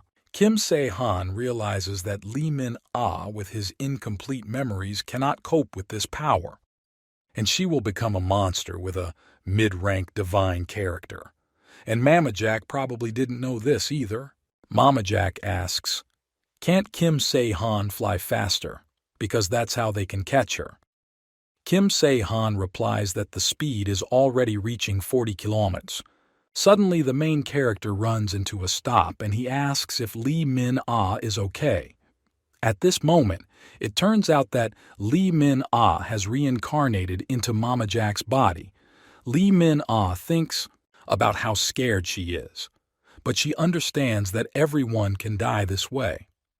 Eliza starts screaming for Mama Jack to stop. Kim Se-han thinks that awakening is near, and Eliza learned to speak. Lee Min-ah asks how long she can stay in this body. She asks if everything will definitely end when they get to that place. Kim Se-han replies that they are almost there. And at the moment, this is the best solution. At this moment, they are met by Adra. She sees that they are already here. At this moment, he already asks the girl how much is left. Adra replies that it will take some time and they need to open new ranks. Kim Se-han understands that it will not be possible to open them right away. Kim Se-han asks Eliza who she is. Eliza says that she is a player. Kim Se-han replies that after all, the girl is a player. But he asks how the player became the beloved constellation. But Eliza answers that she is not a lover, she is an avatar. Kim Se-han doesn't understand what's going on. Eliza says that both he and she were very weak. However, the girl feels pain in her head. She talks about what she doesn't want. But at this moment, something incomprehensible happens, and Eliza is already attacking the main character. Kim Se-han uses his sword to parry the girl's blow, but his sword begins to crack in the girl's hands. Kim Se-han tries to put a bracelet on the girl, but Eliza kicks the bracelets away and they say away from the fairy tale. Kim Se-han knew that the girl had the superpower Lin. Eliza screams for the main character to get out of the way. We already understand that if you use several types of A at once, it can work. Eliza tries to stab the main character, but Kim Se-han understands that Eliza turns the blow into liquid to soften the collision. Kim Se-han thinks that before Eliza can change her form, her legs must be cut off. At this moment, the main character directs the balls towards the girl's legs, but Kim Se-han doesn't understand. Did Eliza dodge this blow? Dance hits the main character with his foot and jumps to the side. Kim Se-han with such a blow flies off into the stone. It's not surprising how strong Eliza is. But unexpectedly at this moment, Eliza remembers Mama Jack. Adra says that the main character should hold out a little longer because everything is already ready. Kim Se-han understands that it is finally opening. But at this moment, Eliza begins to scream incredibly. Kim Se-han realizes that there is very little time left before the full girl wakes up. Kim Se-han shouts for Lee Min-ah to quickly head towards the gate. But Lee Min-ah is afraid to do this because suddenly she will die there. But Kim Se-han tells the girl not to worry because he will cover her there. Lee Min-ah is heading in that direction not now, but Eliza is trying to catch up because Lee Min-ah is now in Mama Jack's body. Kim Se-han understands that he is not succeeding. At this moment, he tries to grab Eliza with chains. Kim Se-han begins to pull the chains to pull the girl towards him. But he is surprised by how strong Eliza is. After all, he can't even do this. But with such enormous force, the metal begins to crack. Kim Se-han understands that the chains will soon crack. At this moment, he realizes that the gates have opened and he begins scream very loudly for the person to run away as quickly as possible because the chains are breaking. Eliza tries to catch up with Mama Jack, but Lee Min-ah turns into a ferret at the last moment and jumps to the side. Eliza tries to catch up to Mama Jack and goes into this space. But at this moment, Lee Min-ah, in the body of a ferret, finds himself next to the main character.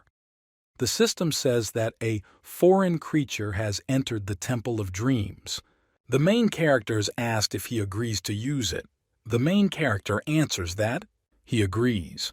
The system says that the Temple of Dreams is activated. They wish you a pleasant sleep. Lee Min-ah turns back into her body and she says that if you complete the task in the dream dungeon, she asks, will it be possible to go back? Kim Se-han replies that he asked Adra to make sure that this does not happen. After all, if it doesn't happen to kill her, then he doesn't understand. Is this the end? At this moment, the system says that Kim Se-han completed an additional task. Now Kim Se-han understands that she may have a good dream. Eliza now faces Mama Jack. He says that girls should not be afraid. He understands that they have not seen her for a long time. And Mama Jack says that he missed the girl. Eliza rushes into the guy's arms. And at this moment, the dream task begins. The system wants you to be together forever. Kim Se-han understands that Aractos gave the task to Mama Jack. Kill him. This is exactly what Mama Jack said himself. Kim Se-han understands that nothing worked out for Aractos. And even if the constellation with the transfer skill fails, there is only one answer left. Kim Se-han thinks the end is coming soon. After all, he needs to speed up the Lin learning process. The system says that the 6th main task has been completed. And very soon there will be second large-scale changes. The system says that let all players expect the change. Akinan asks, is Aractos really gonna do this? Aractos replies that he wants to do this. Akinan asks, does Aractos personally want meet the creator? After all, no one knows. Maybe Aractos will regret it.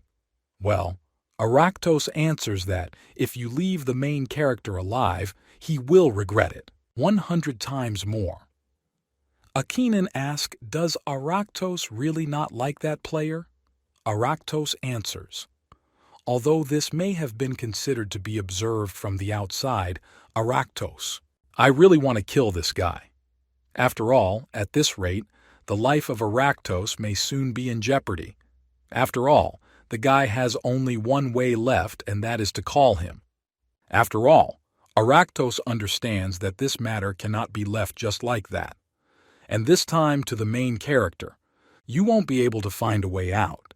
After all, if you speak an earthly language, you don't need to look. You need to look at the tree.